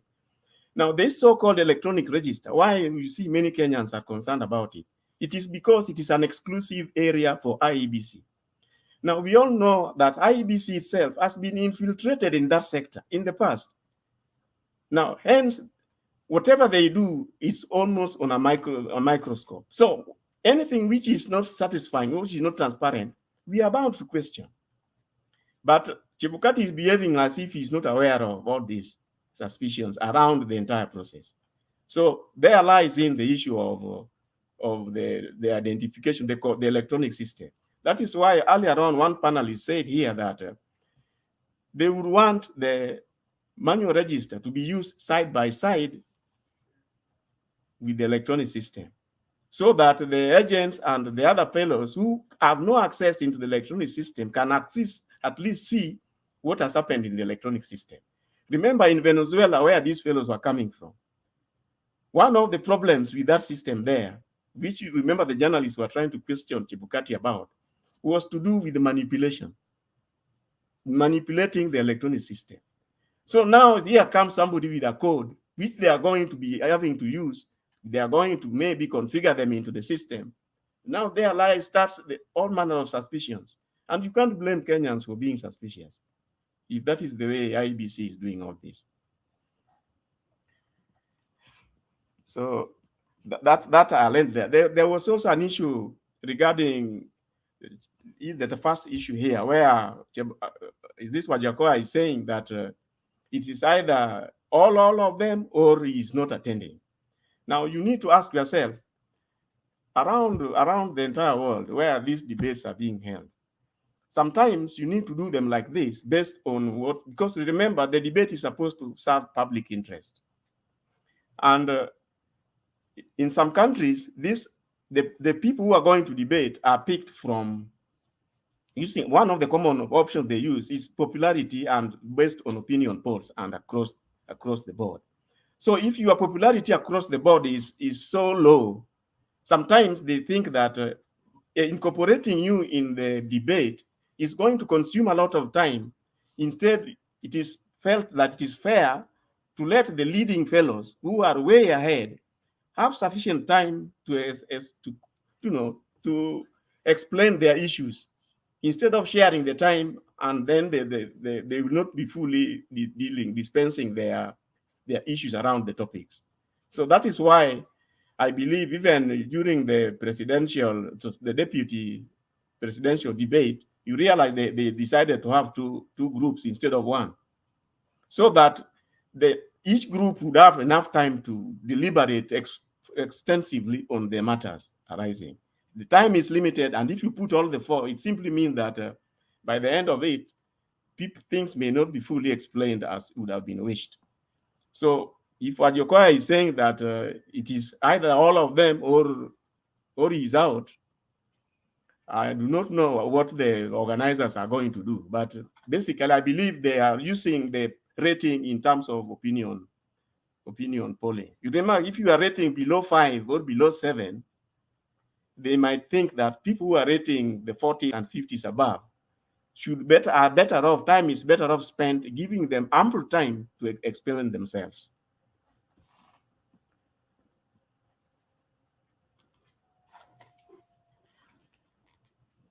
Now, Bernard, sorry, unfortunately, Bernard has gone, and I had an issue regarding the campaigns, especially with something we had talked about earlier on regarding the Azimio candidates.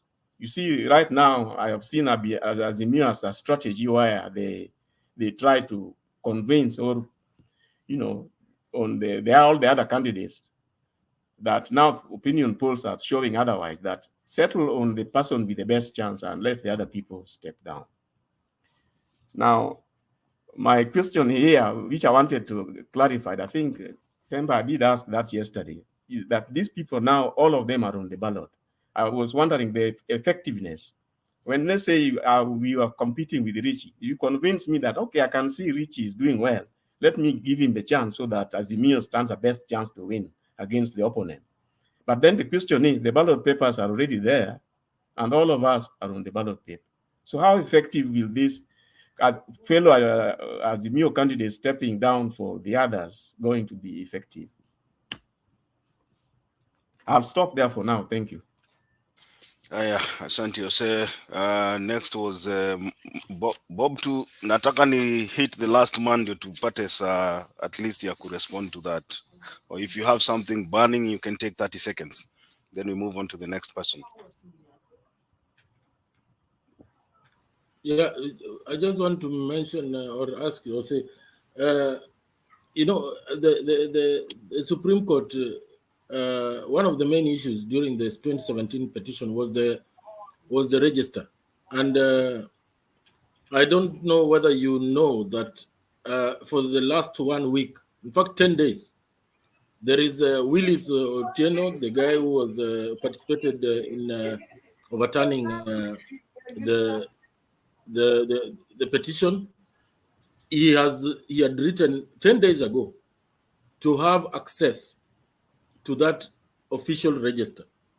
And while being interviewed by one of the media stations, he also asked some of the people there present whether any one of them has seen the official register. And they all confirmed no, meaning that even the presidential candidate agents have not seen that official register. So what exactly are we doing? I mean, it looks like we are a non-starter at the moment. What do you mean? As a voter, you can interrogate the register and find yourself? Or you mean the entire register? The entire register. You know, it has to be available. Yeah, according to the law, according to the schedule, the entire register will be there. The minimum is 7 days at the polling stations, remember, for the entire Okay, fine. country. Thank you. The worst they can do, not less than 7 days before. So they are still using the upper limit. They have not reached. Although sometime earlier, Chebukati himself had said that should have been there by 21st of this month. Should have been available. Okay. Thank you for that clarification. I think we should move on to the next person. I want us to be mindful of time also, so that at least everybody can present. Julia ama Mato, ni nani alikuja mbele ya mwingine? I think I saw Martin first, if I'm not wrong. So Martin, go ahead. No, ladies first. Ladies No, first. Na kuna no. kitu najaribu kuangalia hapo hivi. I'm trying to look It's okay. research It's okay. something.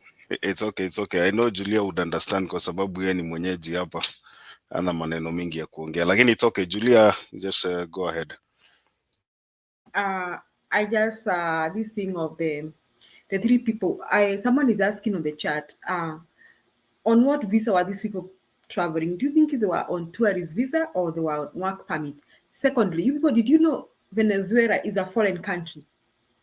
I don't even think there's a government right now there that is running. I know some friends of mine who come from Venezuela and they cannot even process their documents in Venezuela when they are coming to the US. They have to go to another country, and sometimes they cannot even catch a flight from Venezuela. They have to go to the neighboring countries. So Venezuela is a foreign country as we speak now. So I don't understand Kenya. We is so weird that we get services from, I don't know, Greece, then Venezuela. Then what stickers? Those stickers are papers. Why are we importing all that stuff?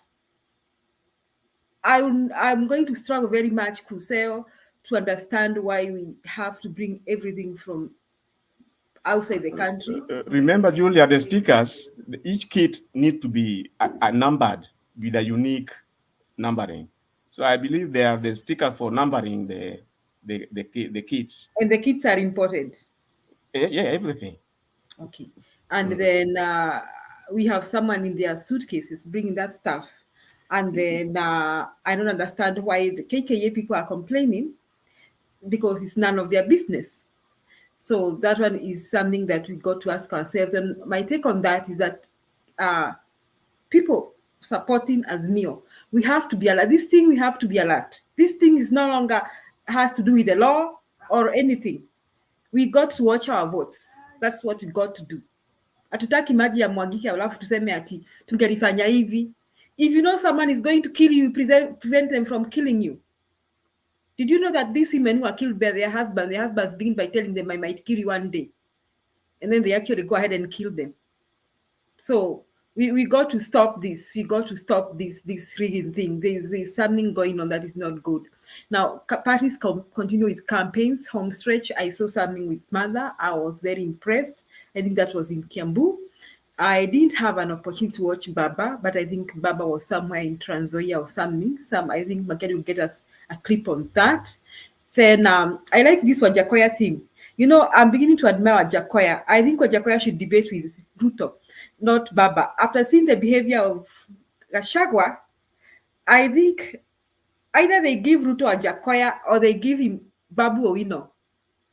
And they can invite me there too, because I begin by introducing myself that I'm Julia and I've never stolen anybody's shamba like somebody did from Mutesh, and I've never killed anybody, and I've never been taken to Hague for crimes against humanity.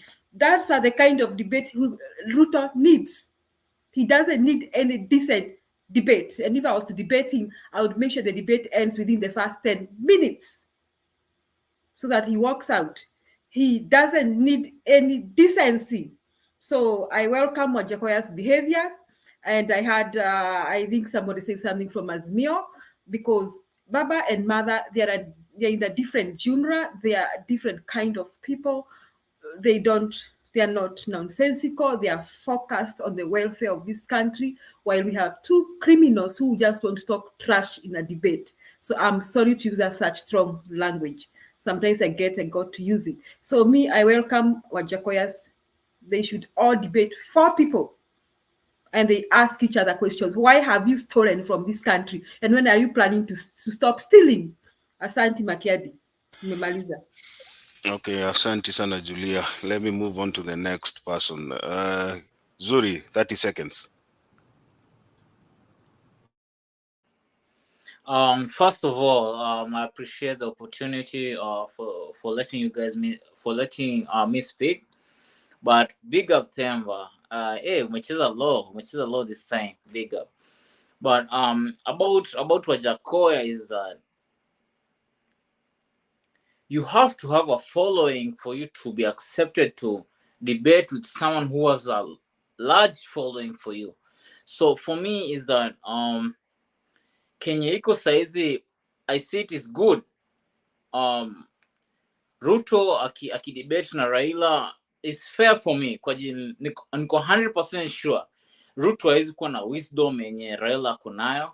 Hata kama Raila ni stammerer, kuna tu kitu yenye atasema yenye ujamata atabaki tu bubu. So for me Wajakoya si tishio. You know, wherever he'll be at, akwe kwa debate ya Ruto, akwe kwa debate ya huyo mwingine hata sijui jina yake mwenye ata debate na yeye.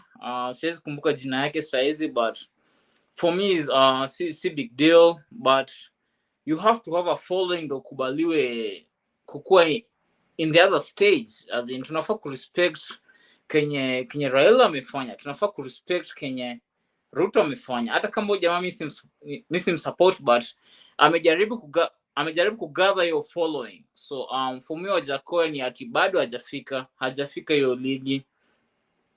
But then Themba, big up. That's it. So Stone PK.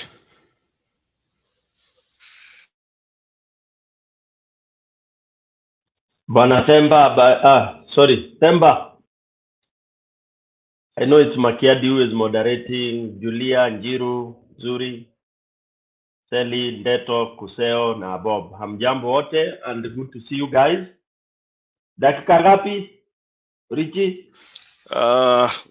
The shorter the better. Ukisema hata dakika moja mimi nitafurahi, lakini siwezi sema moja bana. Usikue kama Azimio anaenda kuchapa mtu alafu anasema dakika moja. Si mtu achape wana. Haya, sawa.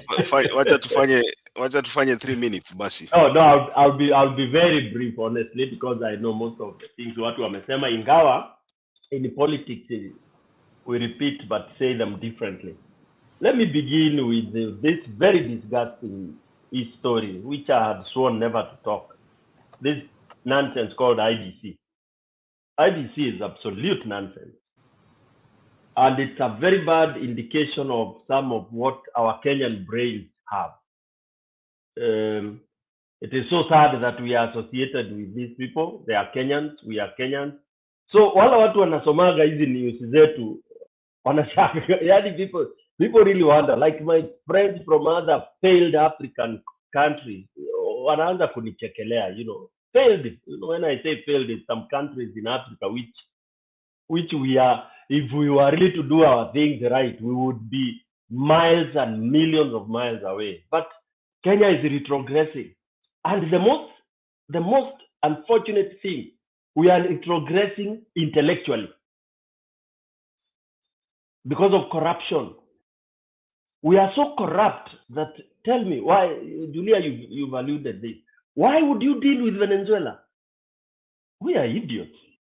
Why would you, sincerely, Venezuela ni technology gani wanakuja kutusaidia nao? Honestly, people are laughing.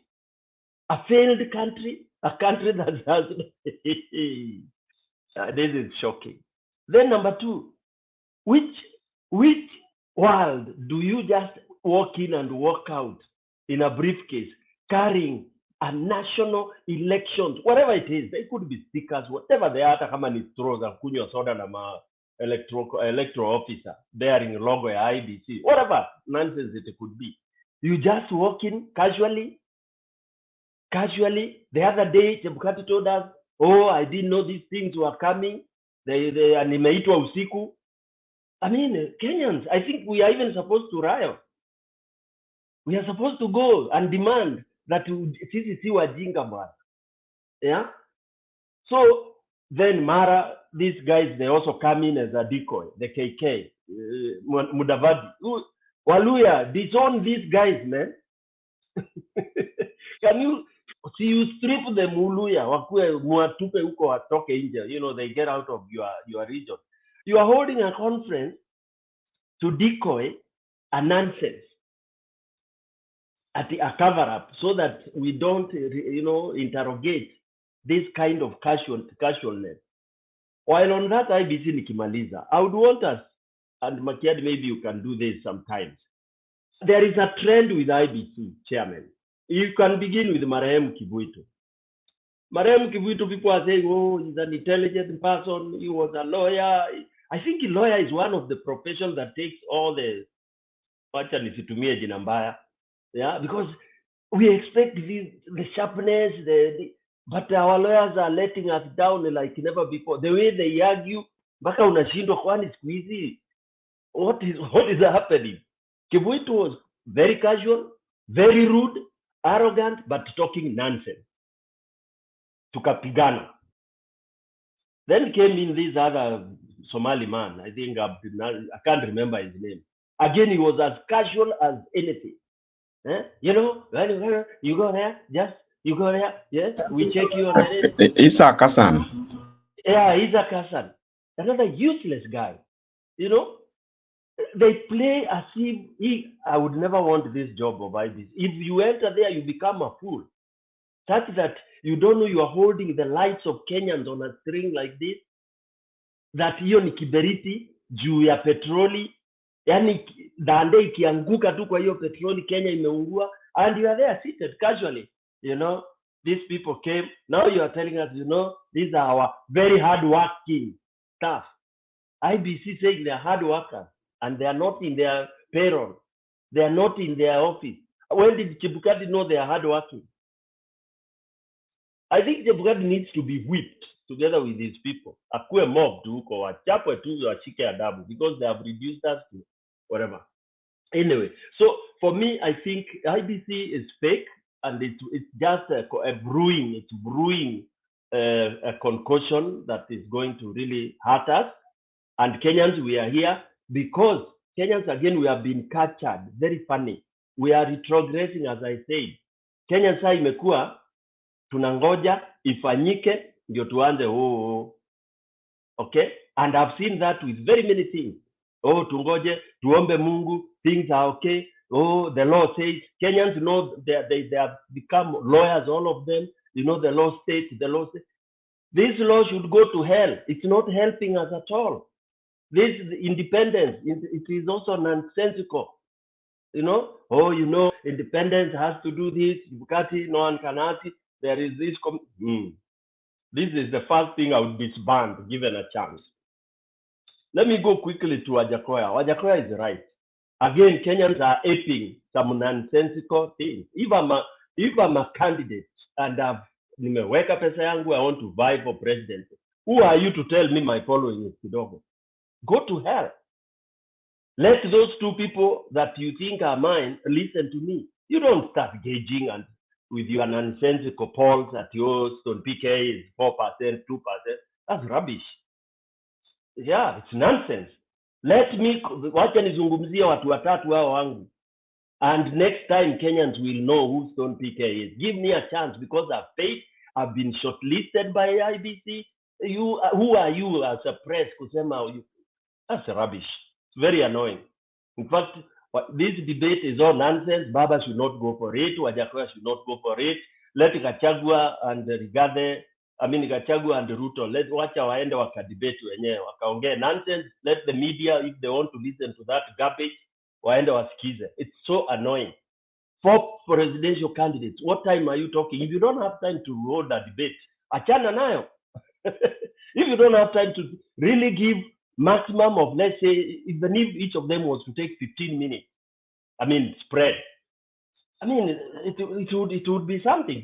Give a proper presidential candidate 15 minutes. You'll be able to highlight, because they are not coming here to tell us kila kitu, budget, no. We just want to hear an overview. Yeah. So issues of it's really annoying, because we want to listen to Wajakoya. Because like me, I want Wajakoya to join Baba. Because I want him to get a department that will go into research hiyo maneno ya bank. Because it's part of the whatever. I want him akue kwetu. Yeah, tumpatie department ya ministry ya research or something specific, tumpatie contract ya miaka 3 a research hiyo bangi na tuweze kufanya hivyo anasema. All right, lastly I would like to talk about the campaign. Fantastic. Trans Nzoia is so good, but unfortunately Bungoma is still a problem. Sijui tutafanya nini, although ikafika mahali tuseme ako Bungoma kanaweza kaa kakiwa too stubborn, tutakasema tukakate tu the way you say huyo mtoto wangu ashataka kunisikiza shauri yake, then we mob the rest of the country, which is doing very well. I just came in when we were watching the Mutembei eclipse. Kudos Mount Kenya Forum for that. Actually, that is the true indicators on the ground. You know, I'm also involved in quite a number of other ground kind of checks. They are doing quite well. Like now, Baba's meeting tomorrow, it will be unbelievable. It will be, that's when we will be bringing in ile ng'ombe ya grade, ndio maziwa sasa kwa Azimio, maziwa ikiwa inatiririka, I think we shall have no problem. Yeah, I think let me pause there. Probably if I have any other, I'll have a chance. Thank you, Makiadi. Yeah, thank you so much, PK. Martin, umemaliza research? Aya, sawa. Take your 3 minutes ndio nirudishie Ndemba steering wheel. Nilikuwa tu nataka watu waelewe mali Smartmatics imetoka. I had read this thing a long time, so nilikuwa nataka tu ku refresh my mind, and I want people to understand what Smartmatics is. Smartmatics started in 1997. It started with 3 engineers. Walikuwa wanasema wanaweza show something that, you know, you can vote. In 2000, they had their first break. That was Florida, and that was a very bad experience for when they were doing that gubernatorial. It's a contract they were given. It was a proposal, but they proposed now to dictate a system towards the electoral function of what the Florida was going to do at that time, and that was a very bad one. That was their main first failure in 2000. In 2004, as a very known group and firm of 7 people, they did a contentious referendum in Venezuela. And at that time, they started getting now private investors coming to them. I had read this thing. I just wanted to refresh myself so that I don't give it to Zenyazi Eleweki. By 2006, they had amassed $120. However, in the next 2 years after that, they were worth $2 million. Remember, in 2006, they had 120. In 2 years after that, they went down to, in 2008, they went down to $2 million, and they were saved by CVS Holdings. And so now they started doing again the same thing. So they are the same people that last elections of the United States, the Sidney Powells, the Rudy Giuliani's, they were talking about, you know, Smartmatics. They lost a lot of votes because these guys were not involved, but these guys tried to show them that tried to show that they can ever do anything. The last time we saw the biggest time those guys had, the biggest staff they had was 7 people, 3 engineers and other, you know, something else. They did the Venezuela, they finished it. But here's what I'm gonna say.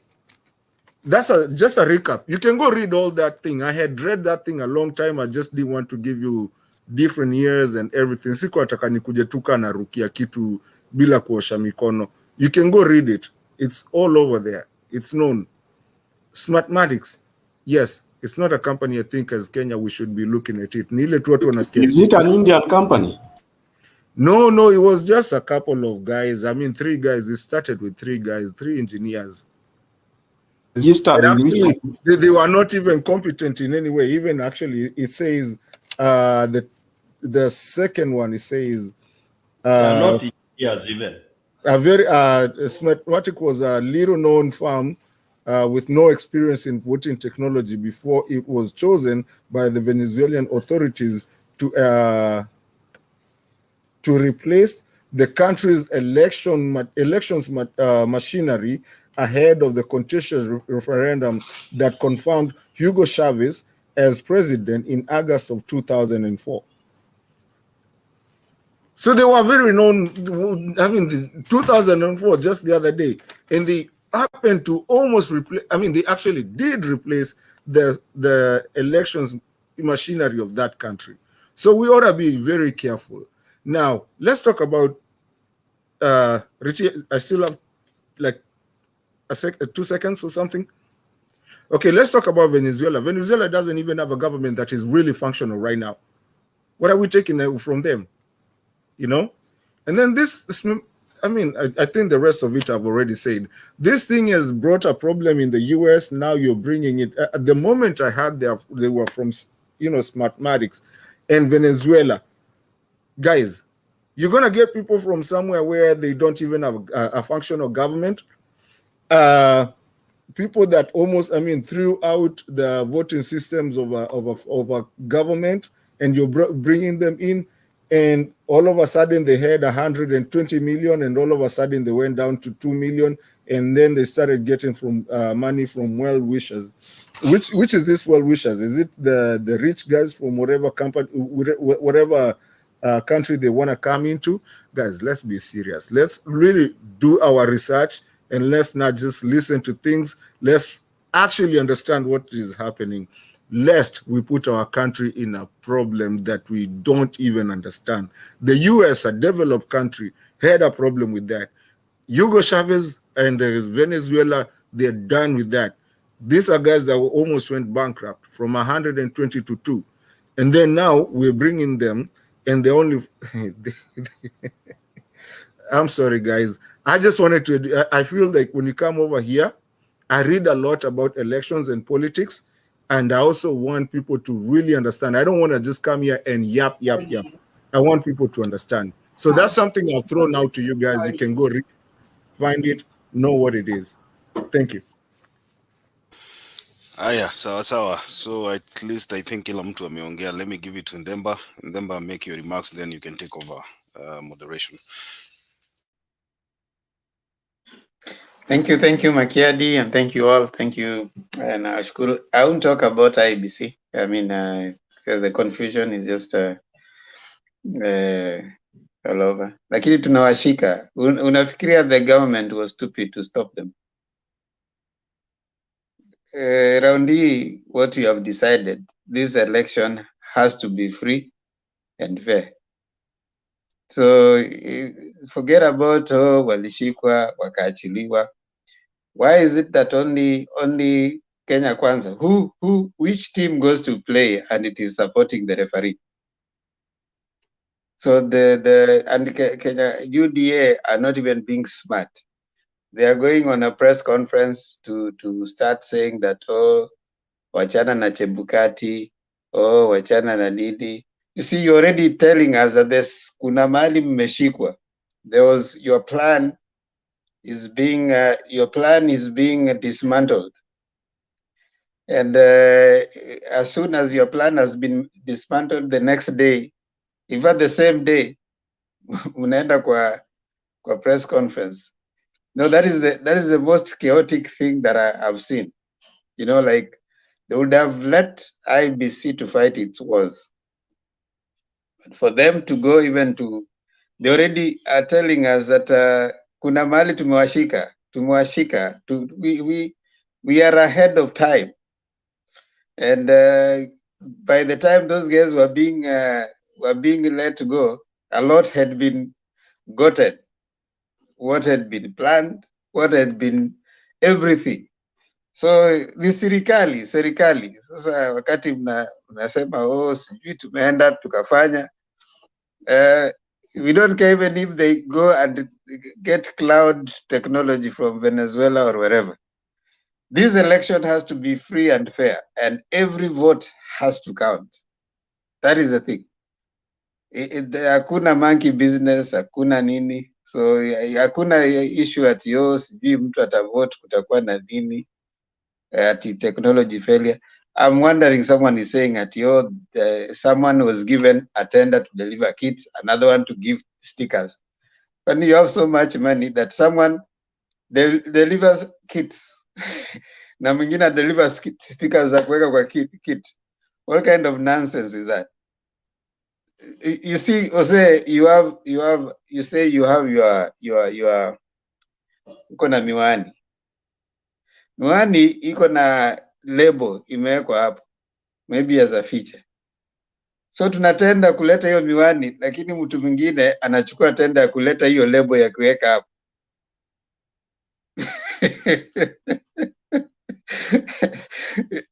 just explain to me that. And even hata kusema unakuja hapa kusema those guys were just carrying the stickers that there are security features that have to be put in the kit. Surely, hata hiyo explanation, does it make sense? You can't be saying that this person, if there's a security feature in anything, Kuseo, you want to give me this pen, and you want to give me this pen with a security feature. Are you going to tell Makiadi to go and put the security feature? How is Makiadi going to be putting a security feature? To what? The person making the thing is the one who puts the security feature. It's a monkey business. And tumesema tumeonea mbali, hakuna election inaibiwa. Tutawashika wote wakiingia tu hivi. Temba, those kids are ring fenced. Remember, using those stickers and codes. Yeah, so if those kids arrived without stickers and codes, what are they supposed to do those stickers now? I mean, make me understand. The person who is bringing the security feature is coming with them. So what is the sticker for?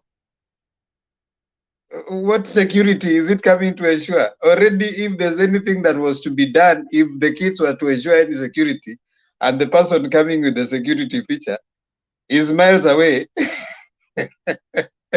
and the things that he's supposed to secure have already been stolen. Hiyo ni monkey business, tunakataa. Hii ni Kenya, and we are. Chebukati needs to know that he needs to tell his people. Raundi hii nilisema jana hapa, and I said Kuseo,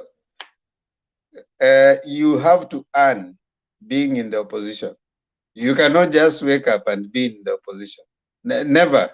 You have to earn it. There's no way Ruto and his people will. I can see them attending press conference. That's the start. Now they are learning well. They're now learning well. You give, but they should leave the press conferences. They should start issuing orders for picketing.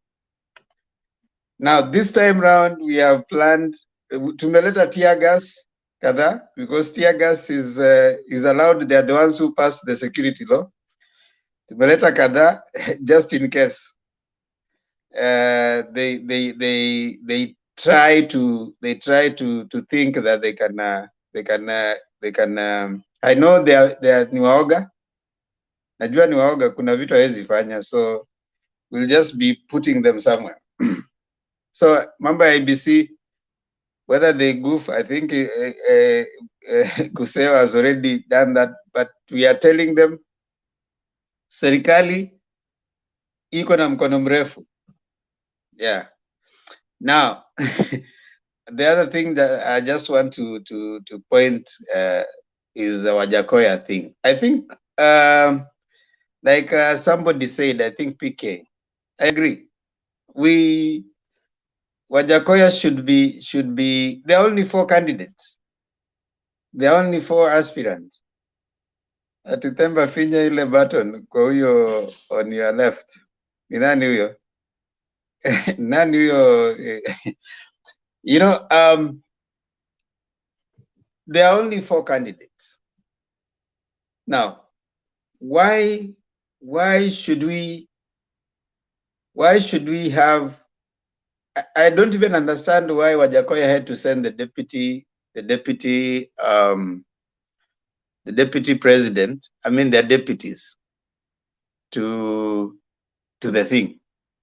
You know, we should have had all 4 of them together. And but that was for deputies. That debate was for deputies, so he had to send his deputy. We should have had all 4 of them, you know, together. We don't need to have Chagwa separate, na Martha separate, and the other 2 separate. I think it's that's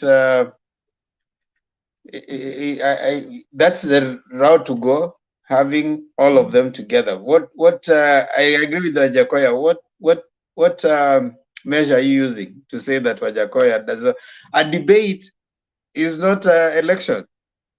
A debate is anybody who has been given an opportunity to run, and since there are only 4, they should be given an opportunity and fair time, all of them. So I agree with Wajakoya. I bumped my head. Okay, I'm gonna check you out. Yeah.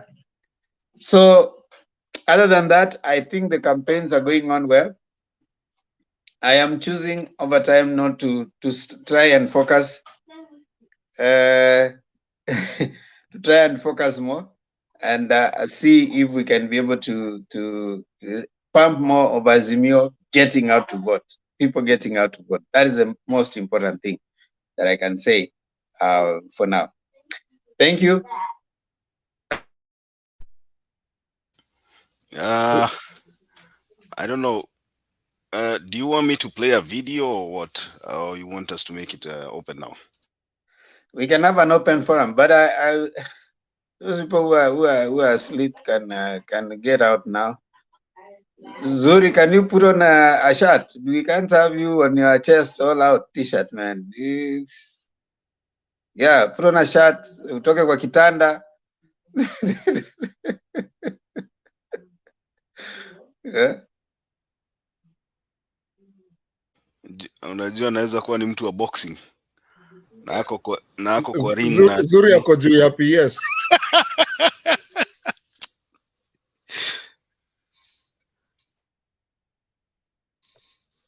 So you want me to play a video on them ama namna gani? Yeah, you can chani yake hii ya Wajakoya watu walikuwa wanaitisha. Nasikia Hosea anamtetea sana.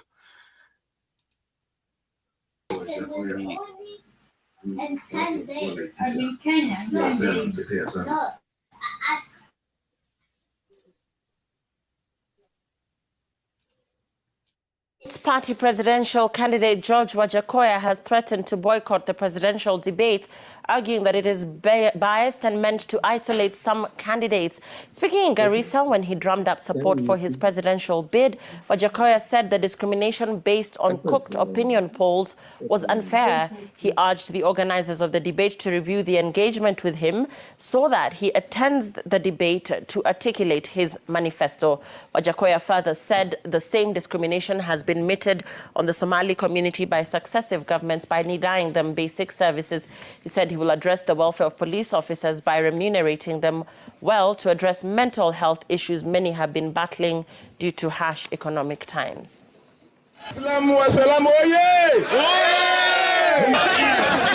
Nyinyi waandishi nyinyi, mimi nawaonya hivi, hiyo presidential debate mimi sikuji.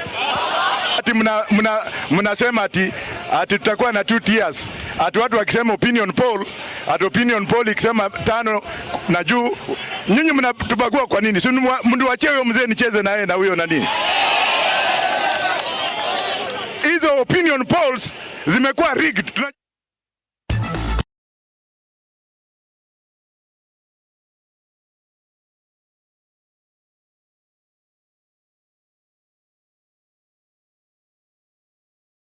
Okay, let me get rid of that video now. Hii kitu ina blip kila wakati. Watu wanang'ang'ana kuingia studio sana. Ndemba. Go No, on. we are not bringing any more people, so we want to finish. We want to funga show, umevaa shati? Unafaa ukikuja kwa screen unakuja kama nini?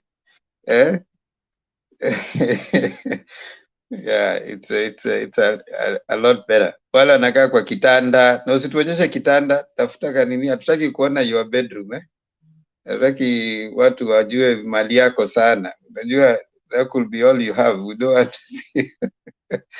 Try to only show us what is necessary. Ukituonyesha vitu mingi, then if you have something else you are doing, like you are playing on your video, whatever, just get out, ingia kwa comment, unafuata huko polepole. Yeah, that's kind of good for the show. Sawa. Temba, niko on. Sawa. Sijui mbona unakuanga na sijui niseme aje, but sijaelewana na wewe, but anyway, you don't have kuelewana na mimi. Wewe kuja toa, wewe watu wengi wanakusikiza na wanakupenda. That's the most important thing. Sawa. Just focus. Wewe kuja toa idea zako. Watu wanakupenda. Tuko na kila mtu akina Christina Dika huko wanakupenda. So wewe kuja toa maoni yako. Achana na Themba. Themba is not vying for any post. Mimi ni mtu mdogo sana. Now, we want to have an open. Mise yuko hapa. Mise uko wapi? Ama umebook kitu ukahepa? Papa uko hapa? No, I'm here. Bob Papa Azimio. Yeah, okay. Atakuja baadaye. Okay, let's listen to Mise, and then now we have an open forum for a minute, and then now we start taking our closing. Ndio hata Makiadi leo atuimbie wimbo. We have missed Makiadi's song and many others. So Mise, what's your view on the subject matter? Kuna Wajakoya, kuna parties continued campaigns, anything you've had? Kuna IEBC and it's goofing, and then election countdown. You can speak on any as long as you take 3 minutes. Thank you. Thank you very much. I was wondering whether you were gonna leave Zuri tech like that, but I think Zuri, I was going to be a problem to Themba. He's put you in the national TV now, and you look pretty good no, now. Why are you measuring on the minor? Unajua saa zingine kwa hii pande mnanishangaza sana. Vitu vidogo ndio mnaanza kulimisi. Surely Mise. So Zuri, welcome, and you look pretty good. So I just wanted to talk about Wajakoya. I was actually about to ask whether you met Wajakoya and you tingisha admit it before you come. But for me, the vitisho Wajakoya anatupatia hapa ni ya upuzi kabisa. If he wants to come to the debate, let him come. If he doesn't want to come, the ballot doesn't change. Let him come to the debate. Preconditions to come to the debate. That shows tantrums from leaders. And also wanted to make up some comments on what Stone PK was saying, rubbishing the debate. That debate is very important for our country, for people to see the kind of leaders they are electing. And so this is this has been there. It's a culture in the election field. So I think it's very okay. And I think it's what I think it's Stone PK was saying that Baba should not be given William Ruto or should not debate William Ruto. I think I don't know why people are panicking. I think let these people debate. Debate is very healthy, and sometimes when people speak, we at least know where their mind is and their abilities. I think the debate brings cohesion, and sometimes when our leaders finish the debate and engage briefly, I think it helps those who are delusioned to know that these politicians are not enemies, and that they are people who know one another. They are people who relate, who do business together, and they have no enmity. They belong to the same social capital network, and so us kama mwananchi wa kawaida ndio tunapigana tu. So the debate is very healthy. I'm looking forward to it, regardless of what people will say. I think I'm so excited and I'm waiting for it. Thank you very much. I think because of time, that's what I would say for now. Thank you. Awesome. Thank you, Akiadi. Now, Kuseo, you have now an open session. If you have something you want to add, or you have a question, you want some clarification. Yeah, I have something to add. Unfortunately, it is on the IEBC. It is to do with the speed of declaring results. I was surprised at one of the briefings. One of the commissioners did tell us that be ready to receive faster results from some of the parallel tallying points. Why? He says that based on what they are doing, and they have to do thorough verification, in the past few or so by elections, I think he was referring to Kenya Kwanza, that they have been able to process results faster than IEBC. Faster than IEBC. And that should not be taken negatively if it happens. What did he mean by that? What did he mean by that? If anybody can comment on that, I think I would appreciate. Then the issue about Wajakoya, you see, these people are supposed to be addressing their following. The audience is basically the following, which is based on a following, which is judged by a particular way. If it, in this case, it is judged that out of the 22 million voters, you will assume that 18% are following, for example, of Baba.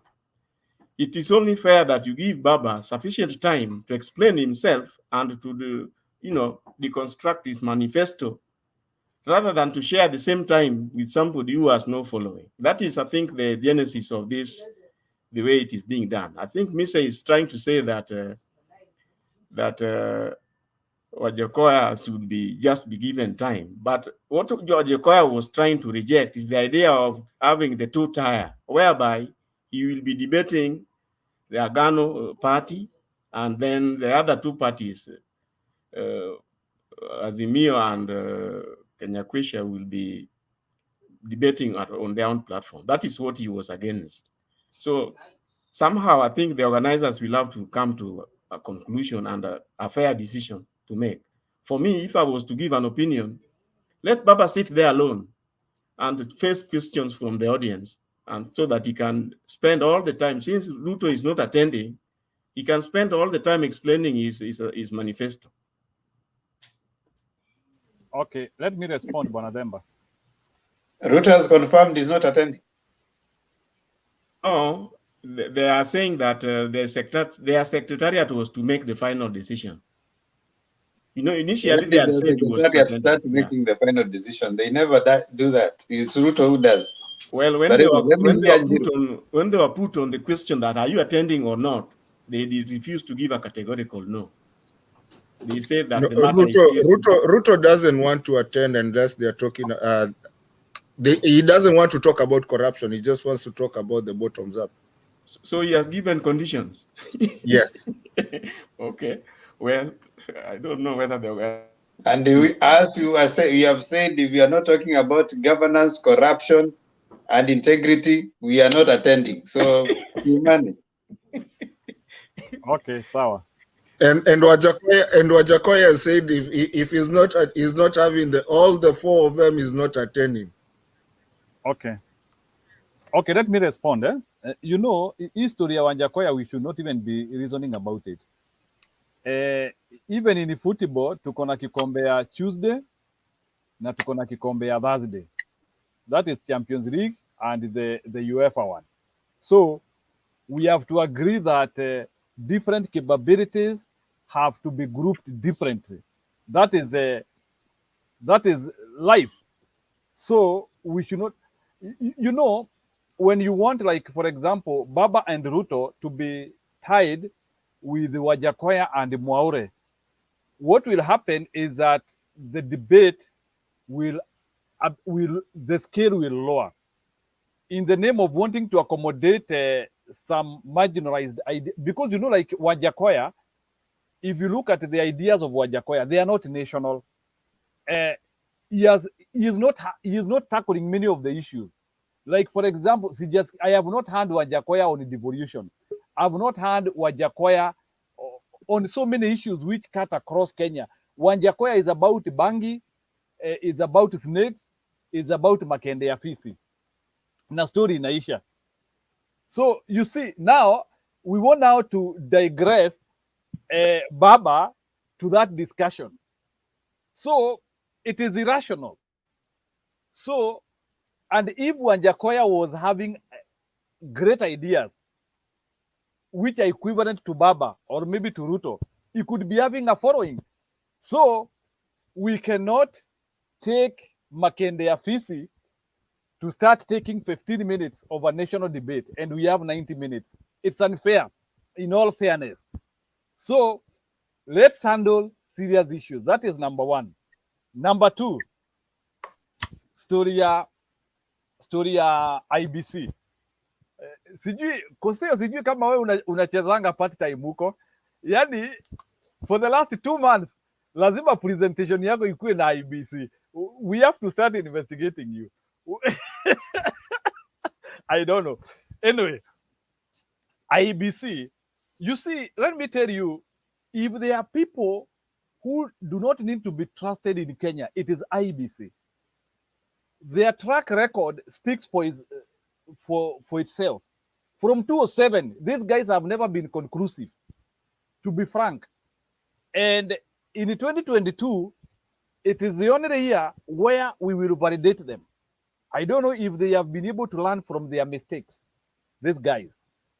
So, hiyo story umeuliza about IEBC, it's crucial and critical about announcing the election. It still remains, na Chebukati alisema, maybe anaweza kama wameanzia kujirukaruka. Chebukati alisema some time ago that you can tabulate your results, but you cannot announce. That is what Chebukati said. You can tabulate, but you cannot announce. IEBC will announce. Even me, I stick with that. Njiru, it is declaration you can't do. You can't declare a winner. Of course. But you can announce Njiru amepata fulani, Richie amepata fulani. That one you can do. But you have to announce them from after IEBC has released them. From what I know, to avoid chaos na nini na kadhalika. So what I'm trying to say is that Chebukati needs to be original. He needs to show direction and leadership. Na sasa unajua ile kitu hata inafanya tusiamini Chebukati ni historia. Chebukati anaapia kwa conference, then after appearing kwa conference watu wa Venezuela wanatokezea. Sasa do you see now these two things now? Chebukati anaongea, then overnight watu wa Venezuela, and so you can now see. So hadi sasa tunashindwa, kwani hao watu Chebukati anajaribu kutafuta storyline, because you know Venezuela is a socialist country, communist country. I don't know it is which type of a country, and they have been suffering chaotic leadership. I think kutoka wakati wa Maduro, they are having so much problem. In fact, as Kenyans, we are the people who are supposed to take help to Venezuela. We are the people who should be going to help Venezuela. It is not the reverse. So, sielewi hii Venezuela, sielewi historia Venezuela, what is the problem? So I think let's try to understand And Chebukati needs to become a rational man. Chebukati needs to bring a way forward to Kenyan election, because 2022 cannot be undecided like 2017 ambayo vitu tu zilienda hivi hata hatujui. Up to now, mtu kama mimi by the way nangojea server. Unajua baba alinyamazia tu hiyo story tu. We need to know what happened in that server. Otherwise 2022 we might still go to the level pia tunataka kujua server nini iko nayo. I hope we have good IT experts who can debunk what will happen either now, to and fro. I hope huyo jamaa huyo sijui anaitwa George nani, that guy ambaye huyo wa electrical data huyo, please do a good job. We want whatever will be declared, we can stand by it. Watu wa Azimio wale ambao wanaangalia hapo chini ya carpet, sababu ujue hapa sasa ni pwagu na pwaguzi sasa. So I hope our Azimio guys will trust what will be given. So whatever IEBC watatusomea hapo, Njiru. Thank you. Njiru, can I ask you just a bad question? Out of nowhere. Yes? Okay, you can ask. Go ahead. I'm listening. Last elections, we were doing last elections. Would you have wanted the server to be opened? Were you on the same page where you are today? Muzito mimi, I'm somebody who is very transparent regardless of who won, who win, who lost. Mimi nilikuwa nataka hiyo server ifunguliwe as early as 2017. It is my stand up to today. That server, we should know what happened. IEBC has not concluded. They have not told us what happened in 2017. Even 2013, we don't know. Kwani ya watu wananga exit report? IEBC doesn't have exit report whereby people can go to the website and we read the status report and they are telling us that this is the exit report. Nafikirianga mtu akimaliza project lazima uandike finalization report. Hiyo finalization report ya IEBC iko wapi? Hata wakiandika Uhuru won because of ABCD, this is what happened India. We need an exit report bwana. This idea of just agreeing on the backroom that ama tu tunasahau tu. We know Baba agreed to the scenarios, but we know the issue was not conclusive. Full stop. Okay, thank you. Thank you. What is it, Mr.? I didn't get his answer. It was a question of yes or no, but he went around. So I didn't even get his answer. What answer did you want? The question was simple, that required him to say yes or no from Deto. No, you didn't ask the question. Deto is satisfied, my dear. And Deto is satisfied. So what's your problem? I think for the benefit in Deto, the panelist asked for also those. No, I mean, if you feel that you have not been answered, you now ask your question. So ask him your question. If you feel you have not gotten what you are, just give a rejoinder. Ask him a rejoinder question. Njiru, do you believe that Raila won in 2017 and 2013? Okay, my comment is simple. Raila won in 2007, 2013, 2017. That is my comment. Thank you. He didn't even answer your question. So what you see, even you are saying, you just said thank you. He has answered the question. He hasn't. Yeah, he has answered. Remember, Mr. is satisfied. Now, what is your problem? I'm also wondering what is his problem. You see now he's accusing Deto that Deto's question has not been answered. Even his has not been answered. And No, he has mine said has been thank you. answered, Your question was simple. Do you believe Raila won in 2017? Njiru did not respond to that question. He responded the way Gachagua responded to questions. And now you said thank you. The same thing. So, I mean, it explains that we can all understand differently. And you don't have to be so hard on Neto that he has not been answered. Even if you are not answered and you say thank you. So it just goes around. What goes around comes around. Now we have been joined by Adika. But now there's something that you guys are saying, and I'm finding I have a problem with it. let's agree, yes. Watu wa Venezuela tumewashika, whatever it is that they were coming to do. We have all the passwords of whatever they were coming to nini, tuliwafinya kwa hiyo nini, na tukawaambia tukisikia tuko na our eyes are on you. Hiyo sasa hiyo tuache hapo. Now this mise don't even try. Uliona vile uliona hiyo powerhouse walienda kutoa press conference baada ya watu kushikwa. You think they came there with nothing?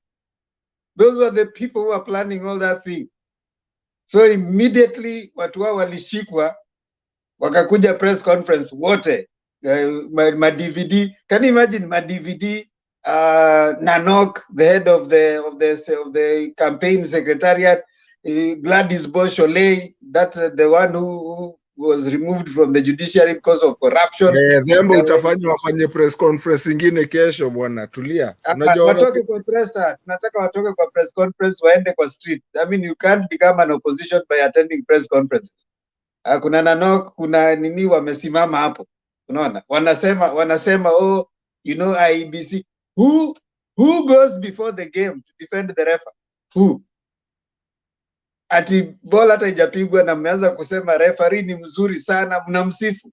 Who? Where? Walishikwa mahali walikuwa nafikiria was their last part. Hiyo ndio ilikuwa their last nini. Sasa watu wamefika tukawakamata. Now, the thing I'm having a problem with all of us is this. The notion that because these guys are coming from Venezuela and Venezuela is a failed state, he cannot produce. You are asking the question that they ask, can anything good come from Nazareth? Is it Nazareth? I mean, even failed state can produce some nice people, you know, who are doing good jobs. So I don't think we should imagine that they shouldn't be given work because Venezuela is a failed state. That is what I was saying, that no matter the state that someone is coming from, some of them may come from states that have governance issues. But I think individually we have people who have done. There are people who came from Sudan, Somalia, and they're doing great. They have done very, very good things, you know. So that's I think true. That's true, Lemba. But remember one thing: when IBC were asked about the due diligence about this, there were a number of issues, especially the issues regarding the activities in Venezuela itself, using the same electronic system. But you see, right now, Kuseo, all we can do is lament. Unaona? Naweza sema, oh, I think what Mato has given us is good information. But as this time, sisi ni kuwakamata, tunawakamata. Wakijaribu kitu tunanyonga. Tunaona tu amekuja hapa, tunamshika, tunamuingiza kwa room, tunamshika, tunamwambia leta hizo passwords zote ambazo uko nazo. So that is where we are at right now. Na waendelea hivyo. Temba, even a broken clock is right 2 times in a day. Yes, I mean, we can't necessarily say that because those people are coming from Venezuela. That's a bad name.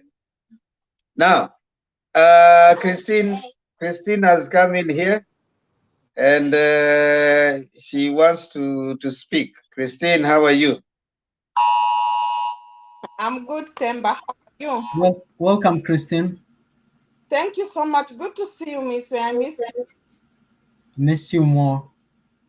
Thank you. Good to see you, Julia, Makiadi, Kuseo, Martin, Zuri, Stone. Zuri, you have to observe the studio rules for you to continue staying here and getting the blue star. Temba, I just want to disagree with you when you say that the fact that they come from Venezuela, being given a job, coming from a failed state, being given a job should not be an issue. But I think I have an issue with that, because when we start to outsource jobs, we should start outsourcing jobs for the qualification that we don't have as a country, or the qualification that we are lacking as a country.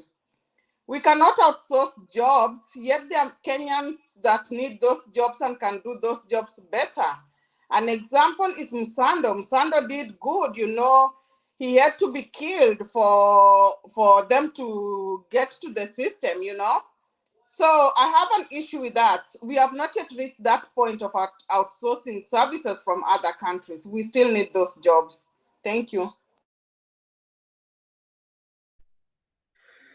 It's okay, Christine, and it's okay to disagree with my assertion.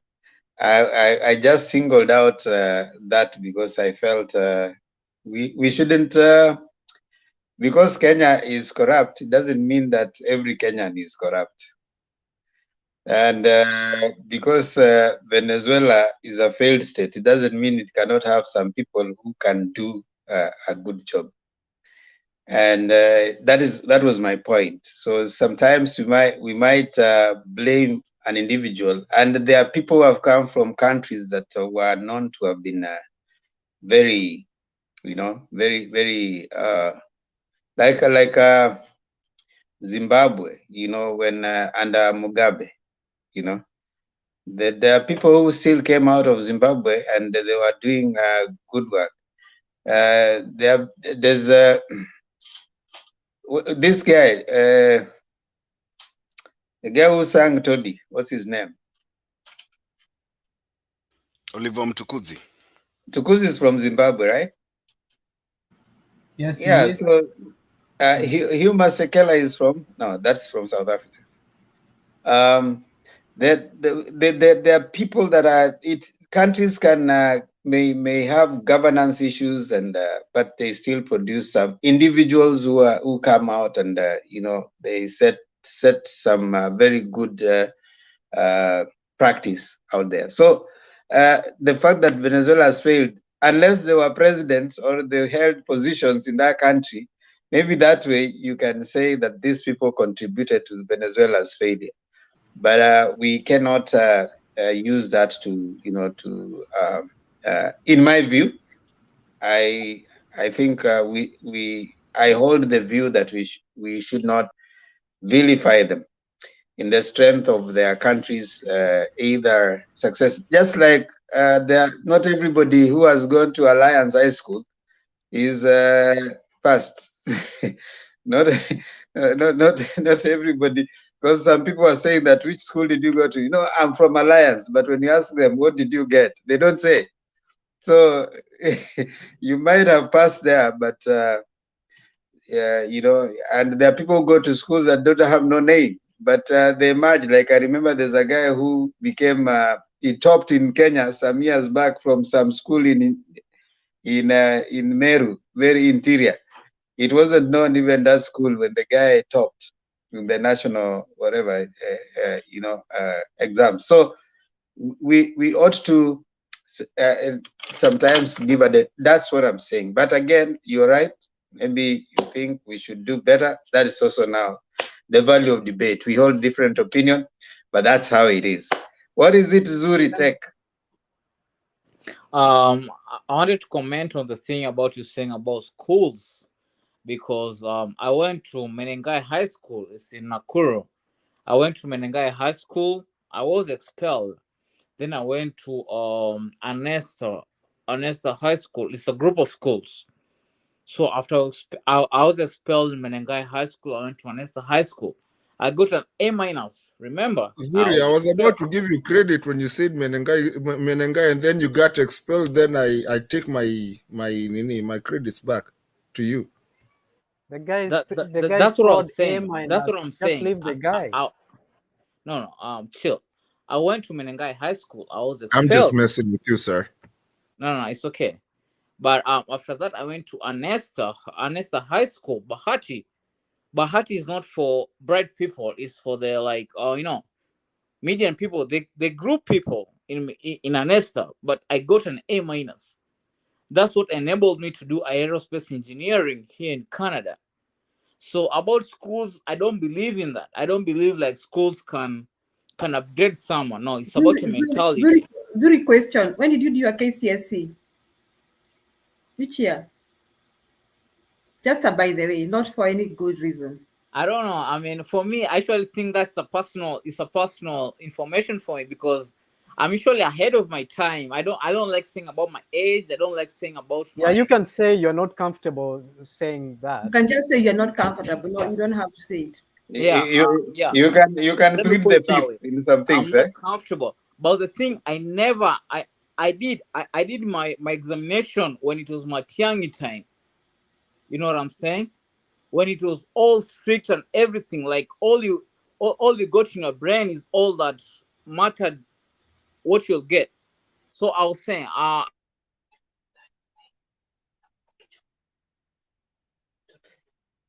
What happened? What happened that you are listening to? This is very nice, amply prosecuted. Huyu anatudanganya huyu. okay, it's okay, but I can show you my paper. Ukiona mtu anazima kate na kiongea huyu. No. Ngoja. Wewe ulisoma wakati wa Matiang'i na ukaingia shule ukafanya aerospace engineering ukamaliza. Kwani ulisoma miaka ngapi? Na nilipata okay, ni diploma. Sorry, ni diploma. Ungesema hivyo mapema. The other thing, Zuri, although you are saying you're not comfortable, if you ask me the year I did my KCSE, I don't have to think about it. That's the other thing. And then, yeah, just like you said, I'm not doubting anything. I was just trying to, I was appreciating your achievement. That's what I'm saying. No, it's okay. No, we are not putting Zuri Tech on the spot. It's okay, Zuri. Whatever you've done, it's good. You've shared. The point was you are trying to bring out is the school ulikuwa expelled, but you still got an A. I think that was the point. What you do after that not is an A though. It's not an A. I got an A minus. Yeah, which is okay. I mean, it's an A, and then you add the minus. And why were you expelled? Wait. Because he was mischievous. He was mischievous. Sasa unataka kubadilisha debate inakuwa mambo ya Zuri. Ndemba unajua Matiang'i doesn't like nonsense. So he must have ama ni Wajakoya. But remember, I did my examination. It was on Matiang'i time. I did my examination. It was on Matiang'i time. You know, Ndemba, why I got curious is because when Zuri said he did aerospace engineering and he finished his KCSE during Matiang'i's tenure, so I was wondering about. I was concerned about the time frame, and that is why I came in and asked him, how can you finish aerospace engineering and Matiang'i ametoka tu juzi? That was hizo math haiko inafanya hesabu. Yeah, the thing that I did my aerospace engineering is no, diploma. But it's you know, diploma. Zuri, I did it in Canada, not in Kenya. Zuri, uko tu sawa. Unajua kuna nurses at home wanasemanga ni madaktari. So I mean, hata clinical officers nyumbani wanasemanga ni madaktari. Ukifanya I mean these things. Watu wangu situendelee na debate. Wacha niambie Zuri, mbona mnaonea Canada hivi? Mbona mnaonea Canada? Wacha niambie Zuri kitu moja. Zuri, chunga hii group. Chunga hii group. Wanaonea Canada. Usionage watu hivyo. Chunga. Be careful. Let me hear Martin. Let me hear Martin at the second time. Let me hear Martin at the second time. Ngoja. Son PK sema. Nilikuwa nasema jameni, kuna hizi issue very moto. Situachane na maneno ya Zuri bwana. Kila amesoma ni yake. Unajua sisi huwa tuna fact check mtu. So hata ukikuja hapa udigress. No, we have to. Kuna vitu vingine ukituambia. No, we have to Stone PK. You can't lie on Stone PK. We have over 260 people. But why do you give people airtime to lie? Really? Why are you so keen on people from Canada and not other countries? Wewe sasa pia umeanza kuleta issue na Canada. Wewe hata sisi ni wa Kenya hapa. Acha kwanza kutuletea nini? Kwa sababu Miguna iko huko. Haya. Ngoja. Zuri, wacha tuache Zuri, watapambana na hali yao yeye na Christine huko, na engineer wako ndio huyo Christine. Sasa tafuta, kuna engineer wako hapo na lawyer wako hapo. Wacha tu nini. Naweza tamani aongee. Naweza taka sana aongee. Naweza taka kumsikiliza sana. Ngojeni tuwapatia time, mtaongea kwa nini. Vile Stone PK amesema. Stone PK, hizi vitu tumezizungumzia, sijui ni gani imebaki, ni gani ambao unaona ni kama imebaki haijazungumziwa? Ile ya Mombasa. Ni nzuri tu imebaki. Polling ya Mombasa. Ati nini? Ngoja kidogo. Ni nzuri tu imebaki. Mambo ya nzuri wachana na yeye, watasort huko. Ulikuwa unasema nini imebaki Stone PK, ndio pia tuweze umemute. Mimi? Wewe wacha. Wewe ngoja. Nimefanya hiyo polling ya Mombasa, the overall.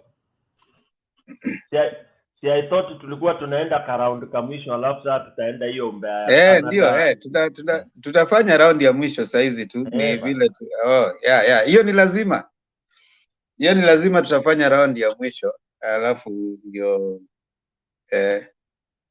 haya, nataka kuwakumbusha tulikuwa tumefika. Themba, kuna nawaambia tu ni nini mise?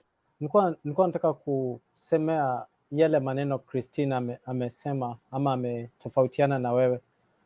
Nilikuwa nataka kusema na kukubaliana na wewe kwamba Venezuela lazima uelewe historia ya Venezuela katika kuanguka kwao. Labda katika ile hali ya kuanguka, labda kuna lile somo ama like there is a lesson that we can learn from their failed state. You got to understand that Venezuela was failed. You have to understand the history of Cuba, understand Venezuela, read about Muammar Gaddafi's country, Zimbabwe, and then you talk about Brazil and so on. That history, once you understand, you will come to learn that the lessons and the experience that they have gone, we cannot dismiss them as a failed state. Maybe out of their failure, there's something that we can learn from there. I just wanted to agree with you, Themba, on that account. Okay, thank you. You have a rebuttal, Christine? I think, Miss, today we're gonna disagree to agree. I wasn't against Venezuela being a failed state. My main concern and worry is, as a country, Kenya, we are not yet at a level where we can outsource services. We have these services in our country. So for us to start outsourcing services, yet we are ourselves, some of us are jobless in Kenya. That was where I was disagreeing with Themba. But talking about a failed state, I feel for them, I know what they went through, but we shouldn't outsource services, yet we have people that can do the job. That was my concern. Got you, Annie. Thank you. Christine, you see,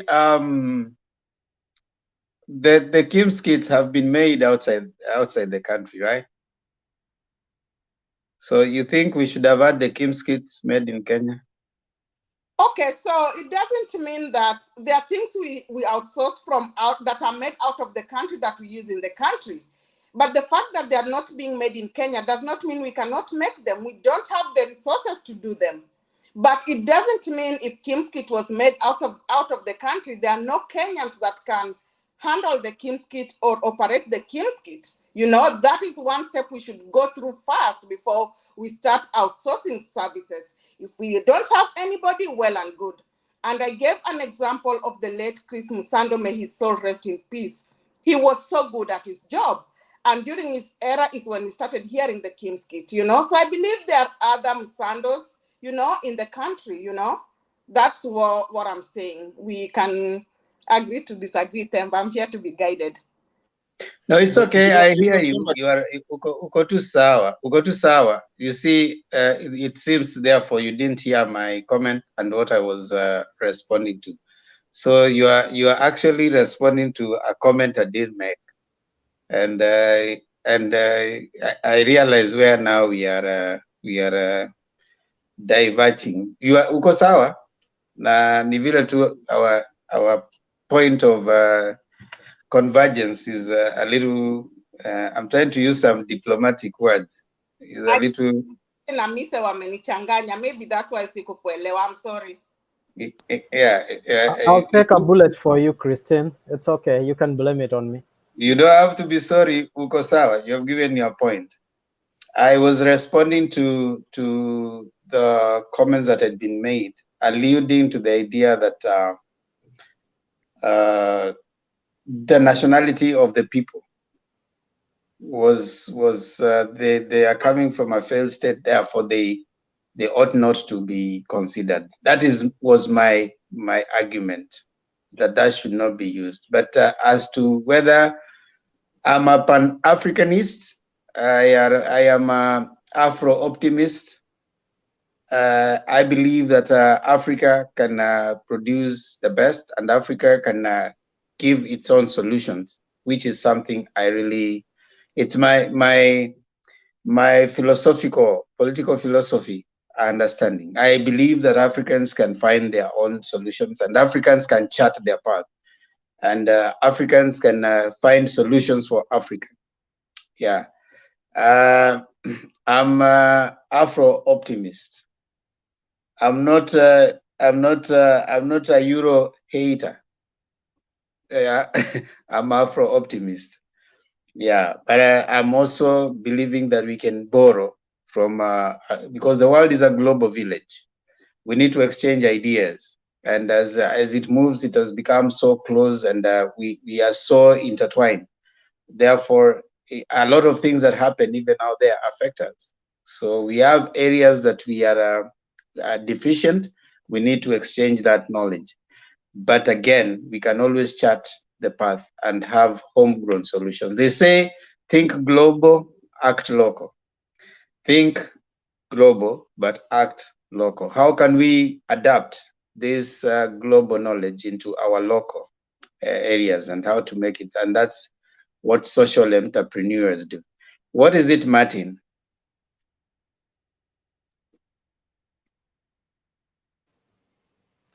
No, you answered my question. You answered what I wanted to answer. It was done. You said it exactly how I wanted to say it.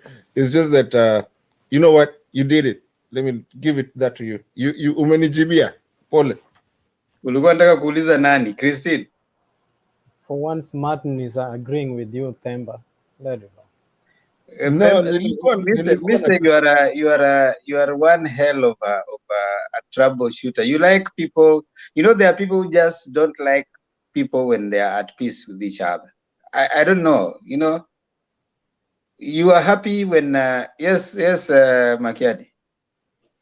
Now, mine will not go to Misa because I do not have anything against our brothers and sisters who are on the other side. I know you are just wannabes, and we will give you time. But what I want to say is this: I think sometimes I try to think about elections in Kenya, and I'm looking at a span of 5 years where the IEBC basically has nothing to do. And when it comes to election, you find the government or parliament, for that matter, setting aside a lot of money. For example, right now, people are talking about almost 40 billion, if I'm not wrong. I stand to be corrected about the money, the amount, the figure. Then I think, why shouldn't the IEBC contract a company to run the elections in Kenya? Even basically, that means that we will not have to buy the KIMS kit. We will not have to buy any other gadgets, transmission, anything. I mean, we just like contract a company that can be outsourced, even if it means going to Greece. But then we don't go the extra mile of having to buy these kits that stay idle. Like this year, I think the IEBC spent, I can't remember, but it was billions of money buying the KIMS kit. And these KIMS kit are going to be idle for the next 5 years. These are gadgets that needs to be updated. The software needs to be updated. People are supposed to be trained again within the next election cycle. But we will not get value for money because these things will be lying somewhere in a warehouse, not doing anything. And then when it comes to the next election, people will come again and tell us how we need to get new gadgets, or maybe there's new technology. We need to upgrade our technology from what we were using in 2017 or 2022 to 2027. There's new technology. Why can't we as Kenyans start thinking about let's just lease? I mean, tuende tukomboe easy whatever za kupiga kura, because even if we talk about mathematics hizo and all that, I'm looking at all these countries. Hata ukiangalia the elections zenye zinafanyikanga in America, there is no company ambayo inauzianga. I don't know. I stand to be corrected, but I'm saying I don't think the elections in the US cost, you know, extravagant as how elections in Kenya normally cost, because every election cycle in Kenya, we are talking about billions of money. We are buying new equipment. In the US, I don't think they do that. I think in Demba unajua ile story ya Trump yenye alikuwa na complain about election material, voting materials zikiwa interfered with. Those, they leased. I mean, it is cheaper. Na mkishamaliza kupiga kura, mtu anachukua vitu zake anaenda nazo. Ni kama tu hii mambo ya polisi na magari, you know. So I don't know what your opinion is on that issue, but I think we might save a lot of money. Na hata history mingi yenye nakujanga, judge anaambia IEBC fungue server, wanaambia judge iko France, na hiyo story inaishia hapo. I mean, some of these things, if you sign a contract with somebody to provide election material, which include the KIMS kit, then that person is responsible even to the court. If the court decides to give an order for that person to give accountability on what happened in an election, then that person can do that. But if we have an IEBC that is low unto themselves, they are told by the judge to do something and they keep quiet, and that thing goes like that and nobody gets punished, then I think we should re-strategize how we take our election or how we carry out our election. Asante. Then, can I add to that? You know, it surprises me, guys. Are we the same country that came up with mobile banking?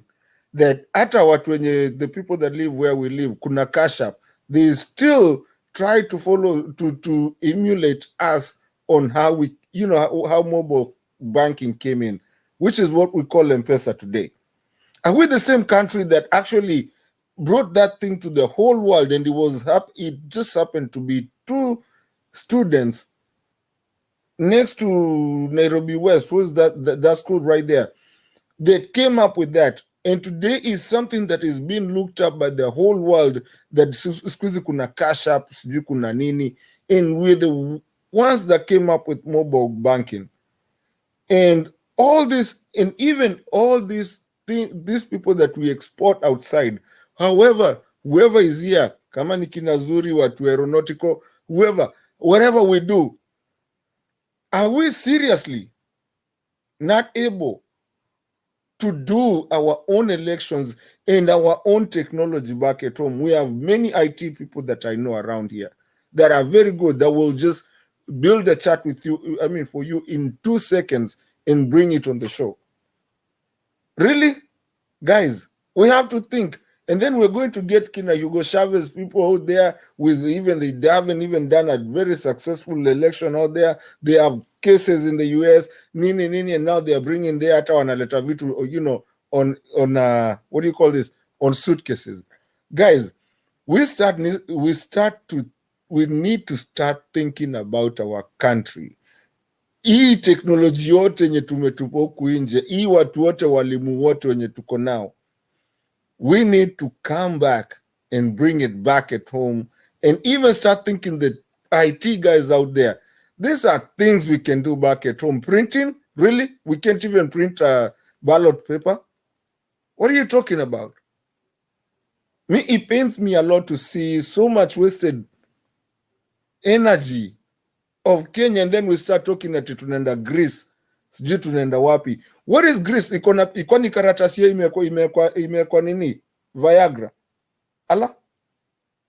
I'm sorry. Forgive me. But we need to do our own things. Yeah, that's a good idea. I mean, those are the conversations we need to be having after baba ameshachukua hii kitu.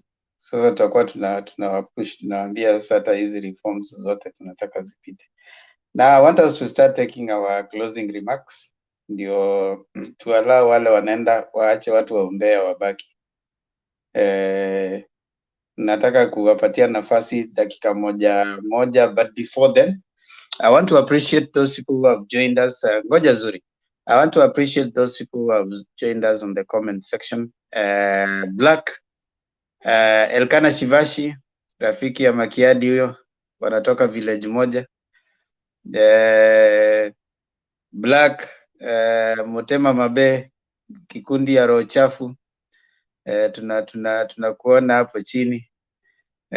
Hata Zuri, kamati ya roho chafu. Zuri anaenda kwa comment section, anaenda Zuri, wewe unaenda kwa comment section, unaenda kugonga Temba. Sasa Temba anakuwa yeye hata si hivi, hata si jina yangu iko kwa debate, lakini wewe umeenda ati Temba. Okay, lakini ni sawa tu. Nakubali yote 9. Savi Norinda, asante. Karis Official, Penya Gaka alitoweka kabisa, ni kelele tu anapiga huko chini. Die amerudi na Makiadi amerudi. This is gonna be late. Lakini sasa Yufin amerudi na nani ametoweka, so I don't know. Richard Makiadi, yani lazima Makiadi na Die muandike tu mkifuatana. Hata nyinyi sini life. Big Julius, asante sana. Big Mike, yani nyinyi wote ni big Okay.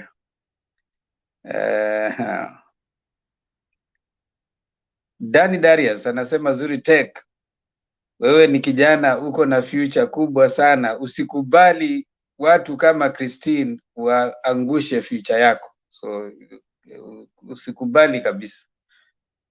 Ameangusha future ya watu kama kina Mise hapa. Sasa wewe kijana mdogo, usikubali. Mise sasa hata aoni mbele wala nyuma.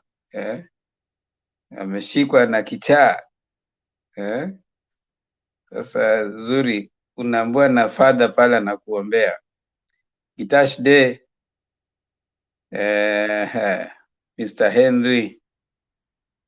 Haya, wala sijataja, sio eti siwapendi, ni kwamba lazima tumalize na tunaendelea. Tuko hapa kila siku masaa ya kawaida, na tuko hapa to inform you, to entertain you, and also to educate you. I hope you are getting educated, you are getting informed, and you're getting focused much more on political issues around Kenya and within and around Kenya. So I want to allow the panelists here, and as they are going on, kindly subscribe to Mutembei TV and make us reach as many people to understand why we are here to discuss progress and things that are happening within the country, Kenya. Tafadhali subscribe to Mutembei TV and push it. Share with as many people as you can. And every time when you're coming on, share with them so that we can come and talk together. Sema, come, let's reason together. Come, let's talk together. That's the reason why we are here.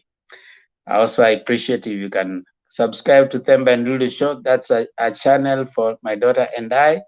Zuri Tech, nenda pale subscribe to Themba and Lulu Show. Hata kama unipendi, just go there. Ulishasema tinakaa damu yetu isikizane.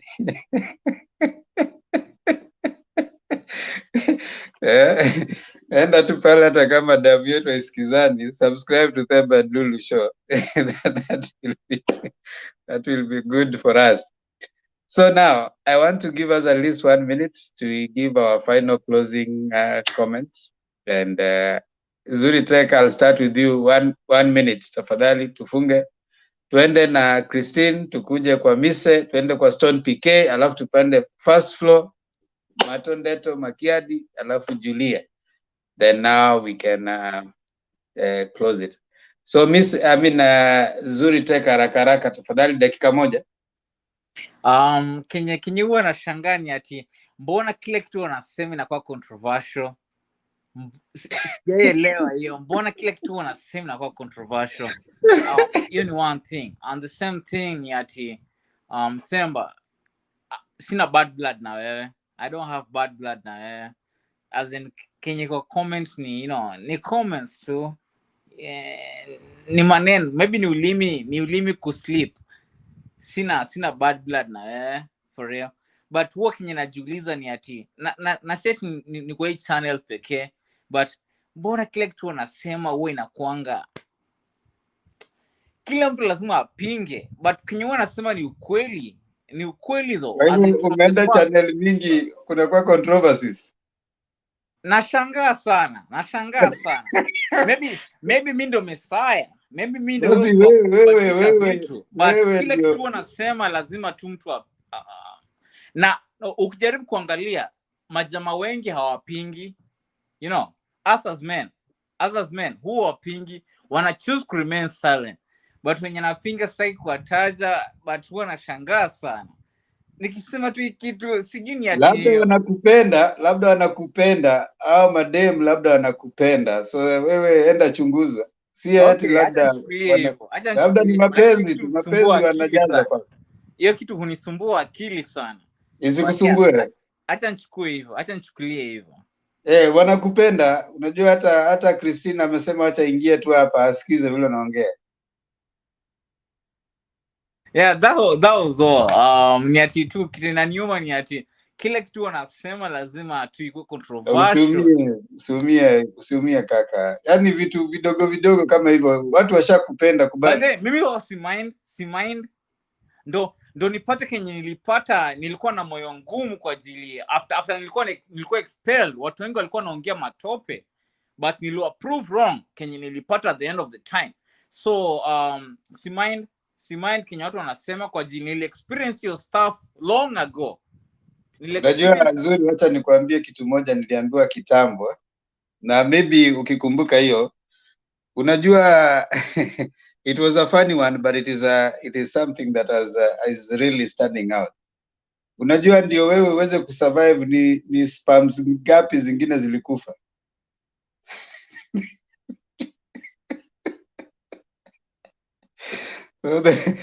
Out of 6 billion spams wewe ulisurvive. Already you are a survivor. Kama ukakua. So be happy. And one thing najuanga ni ati naweza kuwa nasema kenye huwa na feel. Mimi nakuanga naweza sema hata mamangu ananiambia wewe ni mtu wa kusema kenye unafikiria, si mtu wa kuficha. Hiyo nakuwa nimeambiwa na mama yangu. So as in, you know, see Zuri, kuna wimbo ya Kenny Rogers nataka uende usikize, inaitwa Kenny Rogers, inaitwa Gambler. Enda usikize na usikize vizuri sana, usisikize tu kusikiza beats, sikiza kitu yenye inasemwa. Ndugu Martin Deto, mimi ni Gambler na nimesikia hiyo wimbo. Okay, sijalinganisha na maisha yangu, but najua hiyo wimbo. But kitu inaniumanga sana ni ati nahisi ya kwanza kila kitu yenye nasema lazima inaguza mtu roho. Nashangaa kwani Zuri, which part of Canada are you? Come again? Which part of Canada are you in? I'm in Ontario. Niko Ontario. Which part of Ontario? I'm in London. London, Ontario? Yeah. Okay. I'm in Toronto. Oh, so yeah. Let's catch up later. Yeah, we should catch up. At least uni guide kwa ajili. Kile kitu nasema inauma mtu roho. Nashangaa kwani nakwanga I don't know, but you know. Shit. Yes, stuff kwa disturbing in my mind. As in nafikirianga sana. Uko sawa tu. Uko sawa, usijali. Uko sawa. Haya. Sawa Zuri, we usijali. Hao wana nini, wengine labda ni kukupenda na kupenda, so jaribu wasikize, usijali. Maisha inakuwa hivyo. Ulikuwa unataka kusema nini Julia kwa Zuri? Hapana kwako. My biology teacher told me that we have the X chromosome for the girls and the Y chromosome. And usually the X chromosome can wait for the egg to mature for about more than 48 hours. But the Y chromosome must just find the egg ready. So if the Y chromosome reaches there and the egg is not ready, the Y chromosome does not survive long, will die. And the Y chromosome is for the boys. That's why if you, all of you who want to have babies, if you want to have a baby boy, wait until for that moment. Otherwise, if you have fewer Y chromosomes, you have so many baby girls. So stop blaming your wives for baby girls or baby boys. You are the the fact that the boy came out already, that is a survival. Yani survive hata kabla yes, that's a survival. This is biological, this is scientific. The other thing that the girls have a high immunity as they grow up to the age of, the boys are very delicate to the age of 5 years. That's why kama uko na watoto wawili, msichana na mvulana, who are at close age, you'll find that the boy is sickling, but the girl kinds of, kama ni coughs, anazibit too, kama ikikuja, she beats the hormones and all that. But the boy will be coughing and all that. So the boys need to be taken care of. That's why you find that many boys die before the age of 5, because they struggle to get immunity.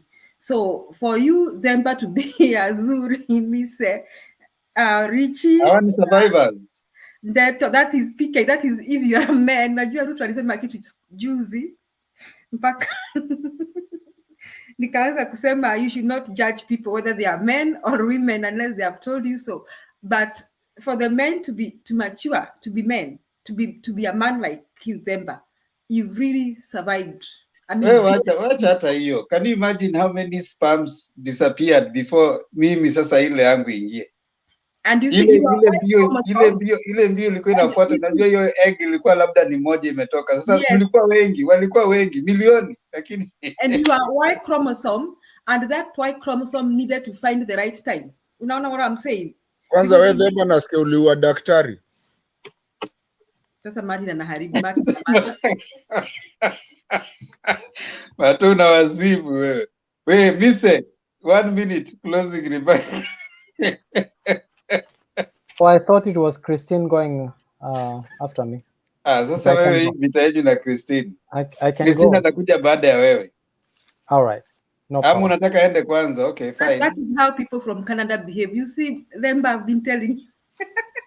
Sini baridi ya Canada. We are actually very disciplined. Christine, Zuri, send my number there. Call me when you get a chance, okay? What's that? Private section.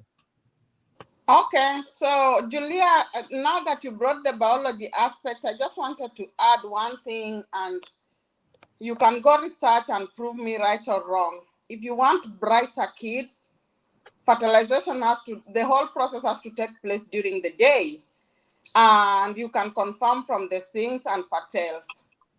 And also, Christine, you have to marry an intelligent man, because how dumb your child is depends on the father, and how intelligent the child is depends on the father. Yeah, and also it should be the process should take place during the day. You can confirm this from the Singhs and the Patels. So during the day. Yeah. Unaanza kutudanganya hapa. Kwani wafanyaji kazi? I've said we are not going to argue about it. You can confirm from the Singhs and the Patels, and you'll find during our day, I believe me, Themba, Julia, the others except for Zuri, maybe and Missy, I'm not so sure.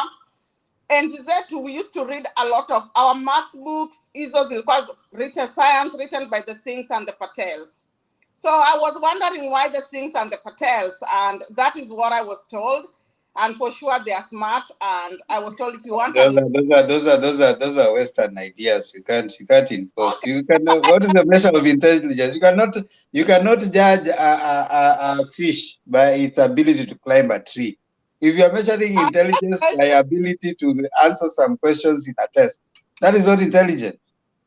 Okay, Temba, I just said that is something we can find out. Me personally, I found it out and it has worked. Hakuna kitu kama hiyo. Hakuna Kama kitu. umemaliza hizo shughuli usituonee wengine wivu. So that is the thing.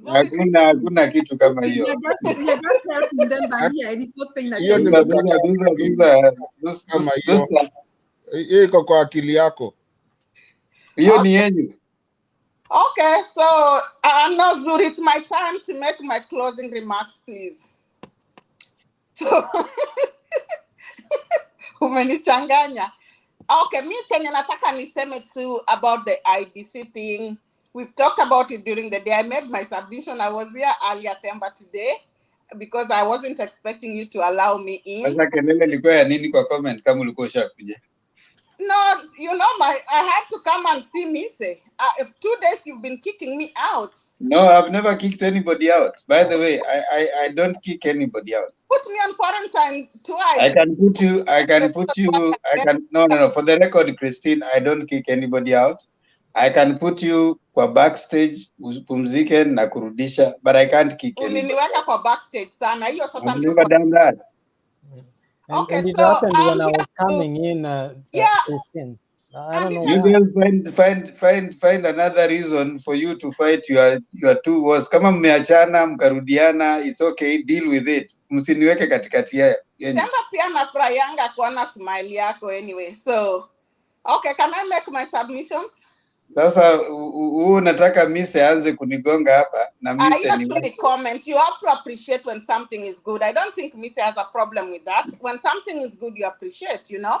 Just the same way when you are working with a man, naone kitu mzuri kando ya barabara na angalie. You don't need to get offended. Absolutely. And Christine, you have been very accommodating to me. I don't see the reason why I should be wacha Christine atoe hapa closing remark. Yani Christine hata toa closing remark. Surely, Temba, you know? So, me, I'm just happy right now, at least Chebukati hana pali pa kutorokea. We are all eyes. And if somebody anaweza mfikishia hii message, ajue tu Azimio supporters plus Uhuru supporters, the country will burn. As a country, we've gone through so much. It doesn't need to take us back to where we've come from. So all I just request is free, fair, and credible elections. We have 16 or 15 days to go. Let's tell a friend, let's tell friends. We vote, we vote, we vote. It will be a great celebration on the 10th. Thank you. Christine, umekuwa celeb huko chini kwa comment section. Kuna watu wanakupatia vote, Miss Mutembei. Wewe ndio sasa election ya tarehe 9 tutakuweka hapo pia, inakaa wewe sasa unakuja hapa kucampaign eh? Haya, Mise.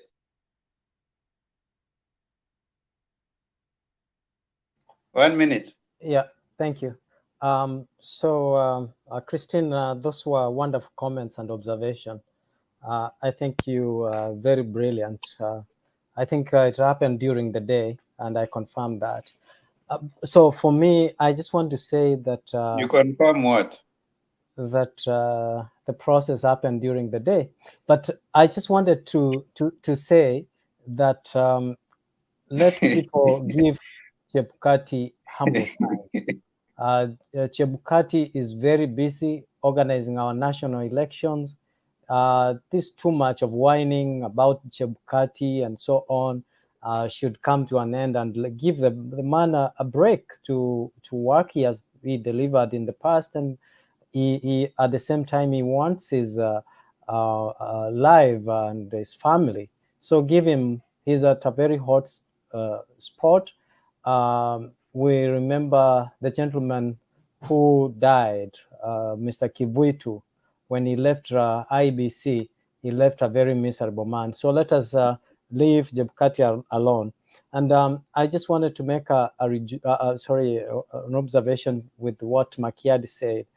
If IEBC failed to obey the court order, who enforces court orders? So if the court, I believe it's the court that enforces the court orders that they have issued. So if IEBC failed, then the court failed to enforce the court orders. So let us not keep blaming IEBC for failing. It is the court that failed to follow up and arrest and prosecute those who are in contempt of the court orders. So I think it's only fair that we direct our guns to the people. And lastly, countries that have cases in the US, it's not that, that to you, Ndeto, it's not that there are cases they have, it's not that they are guilty of their offenses leveled against them. So I think it's important that you note that the big brother sometimes can blackmail you if they have anything against you. So go read about security certificates and you'll get to know more. And lastly, Julia, outsourcing, I think it's Christine, not Julia. Outsourcing is very healthy sometimes, especially with a national exercise that is like election. You know why? Because if we gave a local contractor to print some materials or to supply some materials, some of them will be prepared at River Road, and you will be finding them at Tom Mboya Street and Kenyatta Avenue, and even Waiyaki Avenue. And so for that reason, to bring and try and maintain that integrity of the process or the integrity of the documents and accessibility, it is important that they outsource out there. Even here, it happens that whenever document, for example, the document for that is an immigration document is processed, someone is in Ontario, for example, their immigration document is processed somewhere in Alberta to limit or minimize the chances of knowing someone and compromising the process. And lastly, I will say, qui sera, that which will be, that which was meant to be will be, and that leader that was meant to be elected will be elected. Thank you.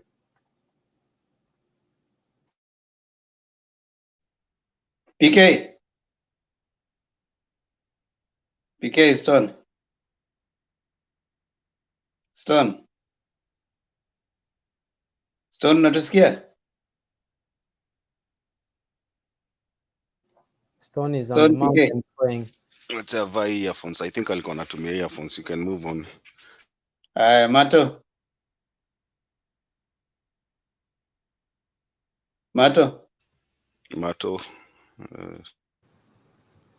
Yeah, sorry, I forgot to unmute. Mine won't even take a minute. I think mine was... Weston tumekuita alafu sijui ulikuwa umeenda wapi. Should I let him do or should I go? So that wewe uendelee na hiyo kitu nafanya akimaliza alafu ndio Mato. So mimi niko poa. No, Stone, maliza. Then I'll come maliza. It's your time to give up. I'll come after you. Oh, unaenda kulala? Niko tu. Oh, unangoja umbea. Unajua napenda umbea. Aya, Mato. All right, mine won't even take a minute.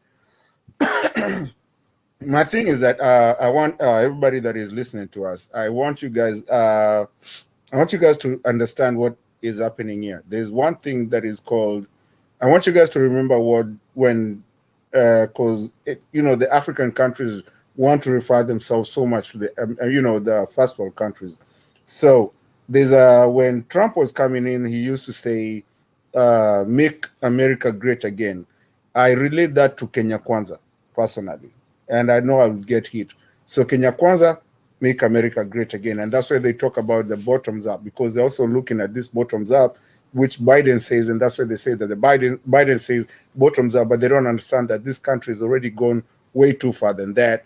I mean, they're not a growing country; it's a already grown up country. So you cannot come with that thing. But again, I want you to pay big efforts. I mean, pay good look at what and understand what Azimio la Umoja means. I don't think a lot of people have translated that thing.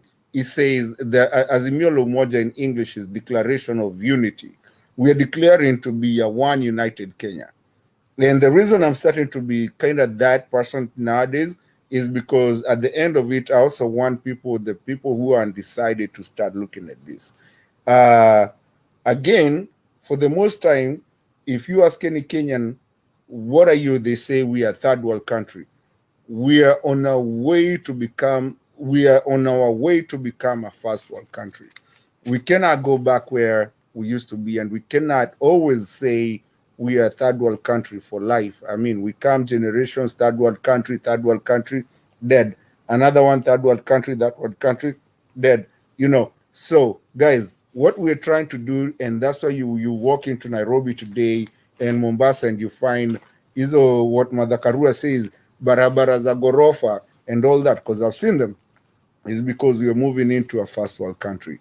Guys, let's look at which team that can take us to a first world country, that we don't have to look at New York and feel like New York is bigger than Nairobi. So all I'm trying to say in my closing remarks is that those guys that are in UDA, the ones that are 50-50, Kina Blacks, which I know Black as I know him, and the ones that are undecided, let's take another chance. Let's not go to YK92 and DOs. Let's go to Liberators, and let's please try that route. If we fail together. If we get it right, we're still Kenyans, all of us, whether you're in UDA, Kenya Kwanza, or you're, Azimio like me. Let's just try something new. These guys have been there. They have their track records. We have our track records. Let's try it. I want you guys to come back, and let's just try this one movement. If they don't make it, we'll get them out. The Constitution stands with the people of Kenya. We can stop them at any time. Let's just give it a try. I beg you guys to change, to kuja. If I can at least get one to change today, I'll be happy. Let's get Mother and Baba for once and make history in Kenya. Thank you, Demba. Makiadi, give your submission, alafu nakuja in the next 20 minutes. Najua mtakuwa mnaendelea na umbea. I'm coming. 20 minutes. Yes. Okay, sawa. Can you add me? I want to get out of the house. Can you add me on my device, my mobile device? I'm gonna join now. Okay. Do you have the link? You have the link? Yes, I do have the link. Okay. Thank you. Yeah. Misi anaenda wapi usiku? Misi ametoroka na nilikuwa nataka kumwambia kitu lakini sawa tu. No, I can wait if you really have. Yeah, there's something you said here about the IEBC, especially with regards to enforcing the law. Did I hear you right saying that since the IEBC did not follow what the court said, so the court should arrest the IEBC officers and prosecute them? Or maybe you misspoke. I don't know if I heard you right there. All I said is the court is the enforcing authority of their orders. So the order, when the order was issued to that governing, the relevant authority, they should be accountable. So the IBC cannot enforce the order themselves. If they're in violation, it is the court that has the mandate and the authority to enforce it. That's what I'm saying.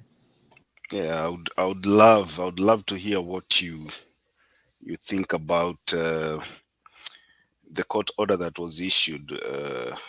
I think it was a sentence that was passed, a judgment that was passed against the DCI. What's his name? Kinoti. And he was supposed to take himself to committee, I think for 3 months or something, to be jailed. I don't know, it was 6 or 3 months. You know what happened.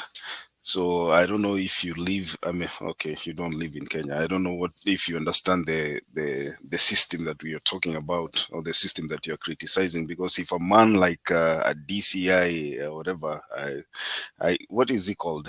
I don't know his title, but he actually disrespected and disabused and refused to obey the judgment that was passed by a high court judge.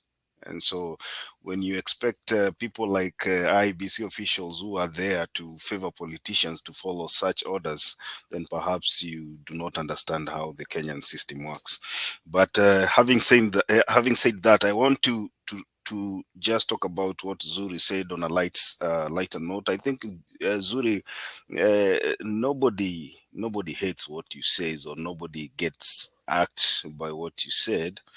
I think there is something that is synonymous with the people from where you are, beginning with Miguna. Then we have Mise. And maybe you have joined the right bandwagon, so you're on the right track. Don't worry. Looks like all of you are controversial. We are Let me very say fair. this. I was saying people from Canada are very fair, and they don't try to be delusional. We try to balance the views. Okay, I would be very cautious with the word delusional, because it looks like it's the opposite. But anyway, let me say this. I actually am really worried about the Kenya Kwanza Alliance speaking for the IEBC. You know, we've always suspected the IEBC to be working together with the Kenya Kwanza Alliance, and I think today was just the icing on the cake. If people are arrested with election material at the airport, and then the police, including the inspector general, come out and justify why they had to arrest these people, and the people who come to speak for the IEBC are competitors in this coming election, then we should start asking ourselves what business they have with IEBC that we don't know. Because I expected these people who came out with the presser today to actually stay out of this matter and try to refrain, because this is like it's like a football match. You actually, like most of us said here, cannot go to speak for the referee when he makes a decision. And anything that happens in this political season is always suspect. If you appear with the election material, like Mrs. said, in the River Road, if we find you with the governor's ballot papers, then we should ask you, umetoa wapi hizi makaratasi? We are trying to go into an election whereby everybody is suspicious of the other, and it would be actually looking for the word here. It would be goodwill, an act of goodwill for the IEBC to try and assure both sides of the political divide. So hii kitu Kenya Kwanza kila siku wanatoka wakitetea IEBC, mimi inanishtua kwa sababu inanishangaza. IEBC is an independent body like they claim to be, but it looks like Kenya Kwanza imechukua role ya kutetea IEBC. Raila akicriticize IEBC, Ruto anasema wachana na IEBC. Mtu akikuja aseme tumeshika watu na election material, akina Duale wanatoka huko wanasema mnataka kuiba kura. How did these people even know kuna password zilichukuliwa kutoka kwa hao watu? How did they know that computers and all this material zilichukuliwa kutoka kwa hao watu? So I still think there's still somebody, there's still moles in IEBC that work for KKA, and we have not been told by Chebukati what the three guys that were found transferring names from one polling station to another. What happened to these people? We don't know them. We have never been told what action was taken against them. We've never seen them in court. So we should actually suspect every move that IEBC does with the ultimate seriousness that it deserves. Now, the other thing I want to talk about is actually what the Azimio side is doing. I mean, the campaigns are the peak level. I'm looking at Baba comping all those sides, Western, Turukana the other day, Elgeyo Marakwet. I'm really impressed at the energy.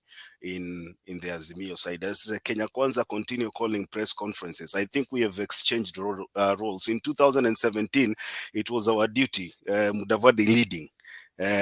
Anaenda kuita press conference, anapeana zile press conference, anapeana just like he did for us when we were in NASA.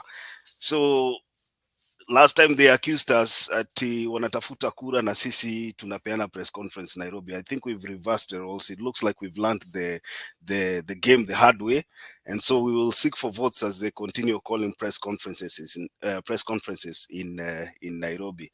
Kenya Kwanza can continue crying. I mean, that is what we know about the opposition, the incoming opposition party. We've seen it. We've been there, so we can smell the opposition when we see it.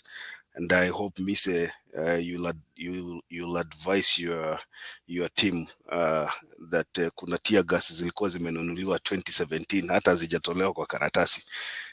Mkiwa tayari tutakutana kwa streets. Hopefully sisi hatutakuwa kwa hizo streets tukirusha mawe. Hiyo kazi tumewaachia. It is a hard job, but mtazoea, you learn on the job. I think I'm done. I don't think I have anything else to add on that.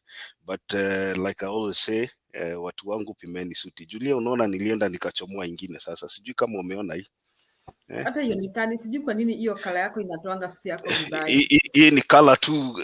Unaona luku sasa. Can you move to the bus place so that we see maybe kala itatoka? Unataka nitoe ndembo hapa, atarudi kama wamekasirika. But tumesema watu wapime suti, watu wapime suti, wajiandae kuapishwa. Unaona nimeenda nimechomoa yangu. You see that, Julia? Is that really blue? No, but I'm showing the design, inafaa kwa ya blue. No, ya blue nilikuja nayo hapa juzi wakasema haitoshi. Sasa nimeenda nimechomoa nyingine. Blue ya Azimio. Ile ya Ndemba. Ile ya Ndemba Bob Papa alisema ni ya Sakas. Pana Bob ako na wivu tu. Hiyo wakati Bob Papa alikuwa anaendesha ambulance alisema hiyo suit Ndemba amevaa ni ya Sakas. Sasa mnataka tena kila mtu apime hiyo kala. But watu wapime. Watu wapime suti. Julia, ulisema yako inakuja? Yes. Inakuja. Martin, sijui kama wewe umepimisha suti. Ama unapiga siasa hapa kila siku na hujapima suti? Nilipima kitambo na nikaeka nini, iko kwa hanga. Hiyo kwanza iko kwa self contained. Na safe, ndani ya safe. Hiyo itoki hapo. Ukisikia watu wenye huwa wanaongea hivyo Richi, lakini usiwasikize. They never mean what they say. No, seriously, nilishapima. Mimi si unajua mimi yangu nakulia nini? Si tulisha agree. Haya. Sawa, kuna mtu ananiambia Yakure tu Washington hivi. Kuna mtu ananiambia hapa ati designer wangu ni wa Mbarambara.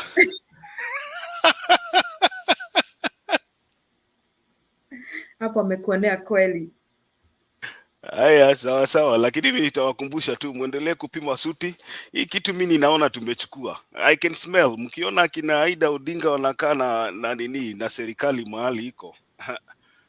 Endelea kupangwa huku ukiambiwa kuna uchaguzi. Richie. Yes. Sijui kama watu angaliaga body language vizuri. Sijui kama umeangalia when kina mother wana travel, and this might just be me, but no insecurity. As they are traveling, sijui kama umeona ama vijana watu wanakimbia ngapo hivi kando ya gari, wakianza kutoka after nini hivi, wakianza kutoka kamkutano hivi, alafu kidogo unaona watu wamepotea na tuboda fulani hapo hivyo uoni, na ukiangalia zile nguo wamevaa you don't understand. Wajua hiyo ni presidential escort. Yeah, I've told people here several times that you can see power, you can smell power when you see it, and from what I see right now happening, I can tell you for real, uchaguzi imeisha hii. Ni ile kitu imebaki ni kupiga kura, lakini hii uchaguzi imeisha. Wacha watu endelee kupiga kelele. So let me give it to Julia, peane closing remarks zake, and then we can have an open forum as we wait for them. Julia, karibu. Okay, asante. Zuri, you are like, I said the other day, you are like almost my son, Ukakata. Probably my son is close to your age, or my daughter. Probably, most likely. So, really, hook me up with the daughter. Not your son. No, hook for me my up daughter, I can tell you I don't want to see you in my house for many reasons. I will tell you later. Lakini I didn't hear you say anything controversial, so don't feel discouraged. Mimi leo sijasikia ukisema anything controversial. I think you spoke so well, and I really appreciate that. The other time when you fought with those ladies who are here, ni vile tu uliwaita hawa wanawake. Ulisema sijui hawa wanawake wako na my emotions nini. People don't use hawa wanawake ama uyu mama. I mean that word is not so acceptable, but I don't find anything controversial. So don't feel afraid to come back here and debate. Hata ukiona tukikuuliza maswali, we ask each other those questions all the time. And we ask each other. We don't have anything directed to a person. It's just questions that come in the show. So you're doing good. So far, so good. Now, I want to talk about this debate. I will repeat again that I don't even see if Ruto is going to behave like Gachagua. And really my take is these Kenya Kwanza people are not ready to debate any issues because they know they're going to be pinned down about chapter 6 of integrity. Na hiyo hawawezi. So they are not prepared to face that. And unfortunately, I repeat that our moderators allowed Gachagua to digress. And if they're going to do the same when Baba is debating, then it's a waste of time. If I can remember when they debated Uhuru last 2013, even though Uhuru was facing allegations of crimes against humanity, they handled it in a very decent way. So Uhuru was able to do that debate, and I don't think he felt humiliated in any way. And he came out very strong. So I think if Kenya Kwanza are not willing to debate any issues, it will be a waste of time for Baba to go for that debate. And I think he should just continue campaigning, let them debate Wajakoya. That's my take about the campaigns. Now, the debate, the campaigns about, I'm very pleased with the campaigns. I saw Mother. I didn't have a chance to see Baba, but I think I'm going to look up those clips. But I see a situation where people are now making decisions, and more so in Mount Kenya region. I shared earlier that the clips you've been seeing, we did some kind of a project with the Mount Kenya Forum. We decided to go out in the field to ask people what they think about Azimio and even Uhuru. And that was the response with very many people. And that was random sampling. We didn't select people. We didn't decide that we want to maybe pick up Martin or somebody. It was random sampling. So that tells us one thing. There's a change of thought. And really, like Makiadi is saying, when you see Ida working with Margaret Kenyatta, I think these are signs of times. And I want to tell Kenyans, those who are watching this show, if you are still deciding where to go, just decide the right thing. Now, you saw the behavior of Gachagua. Gachagua could not explain the source of his wealth. Now, he talked about, and at one time he said that he got his wealth by working in the Department of Forestry. He got his wealth by working with this. How many people have worked with those departments have amassed such amount of wealth? These are people who cannot defend what they have. These are people who are not accountable. I mean, we cannot trust them for anything. Now, today I went to the Mount Kenya show, and every time I watch the clips played there, it makes me feel so sad. And it also makes me feel sometimes so bitter because those two people are mentioned when it comes to the atrocities of the Mount Kenya people in Rift Valley. And those people are very bitter. And the message they are saying to Mount Kenya people, you are selling us again if you vote for Ruto and Gachagua, because those two people, Gachagua and Ruto, are mentioned in the atrocities that those people experienced all the way from 1992 to 2007. Now, I ask myself, how can we jump from the frying pan into the fire? If we should think very carefully. It is not even tribe now. It is not Nikabilagani Nasimama. It is our country, it's our nation. It is our future, the future of our country. Kwa hivyo naomba Wakenya wenzangu, I'm asking you seriously, I'm asking you, please think very hard.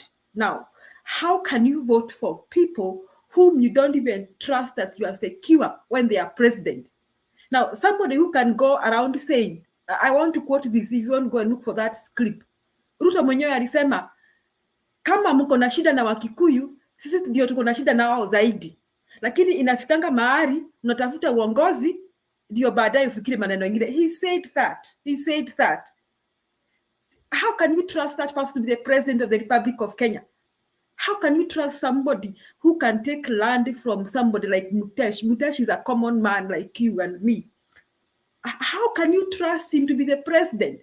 Look at Gachagua. Gachagua cannot defend the amount of money he's having in the bank. He cannot say where he's getting it from. Gachagua is mentioned in the atrocities against the people of Kenya during President Moi. Now, how can you trust them? How do you expect them to change and become good people? What is wrong with you Kenyans? It is not which tribe is fine. It is the kind of a person in whose hands are you safe. So, fellow Kenyans, in whose hands are you safe? Mimi nawaomba muvuke sakafu. Please don't sell this nation to the dogs. Nawaomba muvuke sakafu. Kama vile Makedi amesema, mimi nawaomba tarehe 9 tutoke nyumbani kwa mwendo wa aste. Twende pale kituoni cha kupiga kura. Tupigie baba kura. Asante Makedi. Yeah. Before we move on, let me do you a favor, Julia. Now that you've claimed you didn't see what happened today, I can play you a video about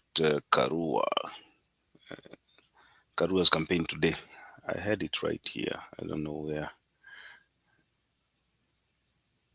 Oh, today Karua was in, was it Kiambu?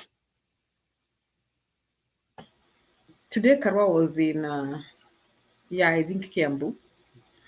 Kiambu, so takes Kiambu, okay. I think I got it.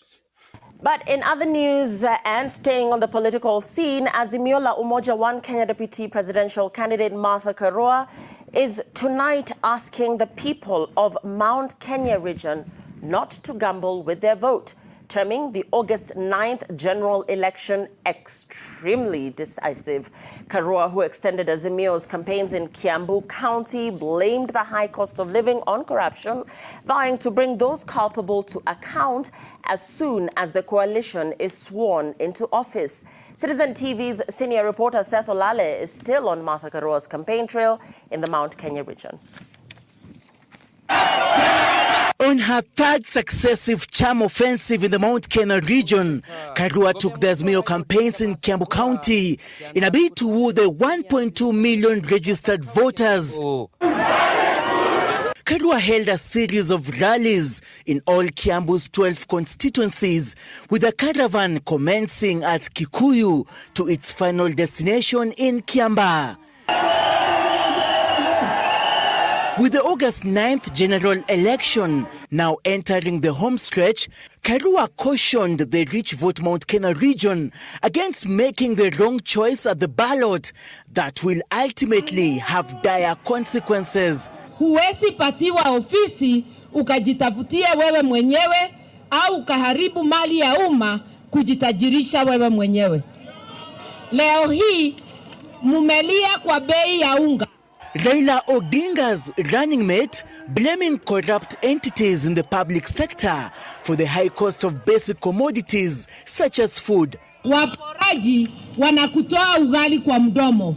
Umesikia rais akisema tunapoteza bilioni 2 kila siku. Wakenya ni 54 million.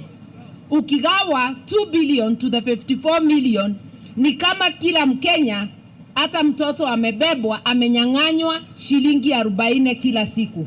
Karua assuring Kiambu residents that the choice of the baba na mama ticket will spur economic growth in the coffee and tea sectors through construction of a brand new factory under the one product per county initiative. Kiretoroka ni kumboria kura cia kuongerera ushindi uwe ni wa kutosha. Hata mtu alikuwa anataka kukataa aone hii imeenda. Tumeshika. Tutapata maji yenye iko kwa Karemeno Dam kabla maji ende Nairobi. Hapa kwetu lazima tutakunywa maji. The Azimio la Umoja One Kenya deputy presidential candidate assuring residents of Kiambu County that they stand to reap big should Raila Odinga's administration elected into office on the 9th of August. Martha Karua extend her Mount Kenya charm offensive in Murang'a County on Saturday. Some kilometers away in Kajiado County, Wiper leader Kalonzo Musyoka campaigned for Azimio la Umoja One Kenya, urging residents there to vote for flag bearer Raila Odinga in order to reap big from the coalition's manifesto. Na mimi nimesema sitalala, hata sistaki kusumbua Raila na kumpigia kumuuliza, hey ndugu umeamkaje? Wherever he is, anajua Buffalo Soldier halali hako kwa madaki. Silali, wangapi hakikisha tumepigana tupate ikula. Seth Olale, Citizen TV. Makiadi, may I say something? Yeah, that is what happened today in Kiambu. Yeah, go ahead. Yeah, looking at those clips, I just see a picture that that people have changing their minds in Mount Kenya region. And I would like to tell the people who are yet, who really want to vote for Ruto. The people in Rift Valley, the Mount Kenya people in Rift Valley are feeling that you are selling them to the same enemy that tormented them. That's what they are feeling. Now, the other thing I would like to tell you that if you still insist on voting for Ruto, I think you'll be very disappointed and ashamed and embarrassed after 9th. Because whether you vote for Baba, it is clear now Baba is gonna win. That's a fact. And then my third thing I would like to say to Kenyans, as a Kenyan, I think I'll grow old, Mr. Makiadi and the others here, very ashamed to remember that at one time we are allowed a duo of Ruto and Gachagua to vie for presidency in this country. I think it is a history that I would like to forget, that such characters vied for presidency.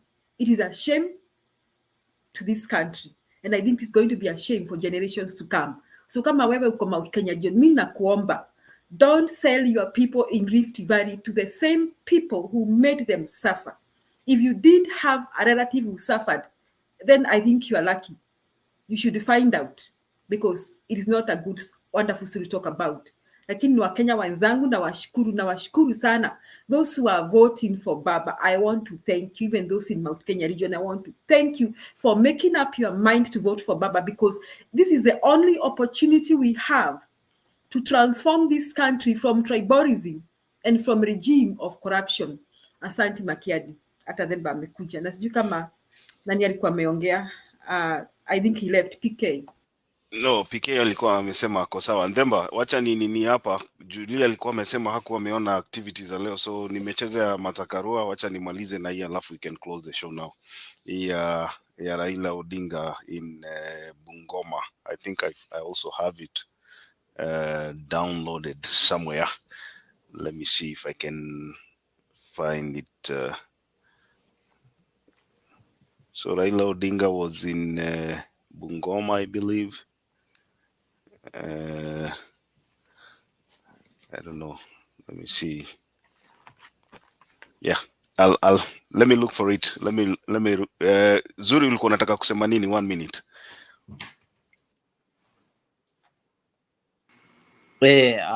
Hata imepotea kidogo. Munipe tu time kidogo before mfunge show. Naweza taka conclude before mfunge show. Ni actually imepotea kidogo, but naweza taka kuongea. Nikumbuke tu kidogo, please. Yaani unasema ulikuwa unataka kuongea na umesahau. Haya, sawa, acha nicheze hii video ya Azimio presidential candidate in Bungoma. And now to revisit the Azimio One Kenya vote hunting bid in Western Kenya. And Azimio One Kenya leader Raila Odinga has exuded confidence that he will trounce his opponent William Ruto on election day by a wide margin. Odinga, who held several rallies in Bungoma and Trans Nzoia counties, said the Western Kenya region was solidly behind his bid. Odinga called on Azimio candidates to lock out the Kenya Kwanza team from the Western Kenya bloc.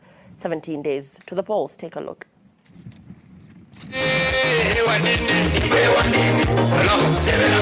As the clock ticks towards the election day, just 17 days shy, Azimio presidential candidate Raila Odinga come through Bungoma and Trans Nzoia, holding rallies in Kitale, Tongaren, Kimilili and Kandui.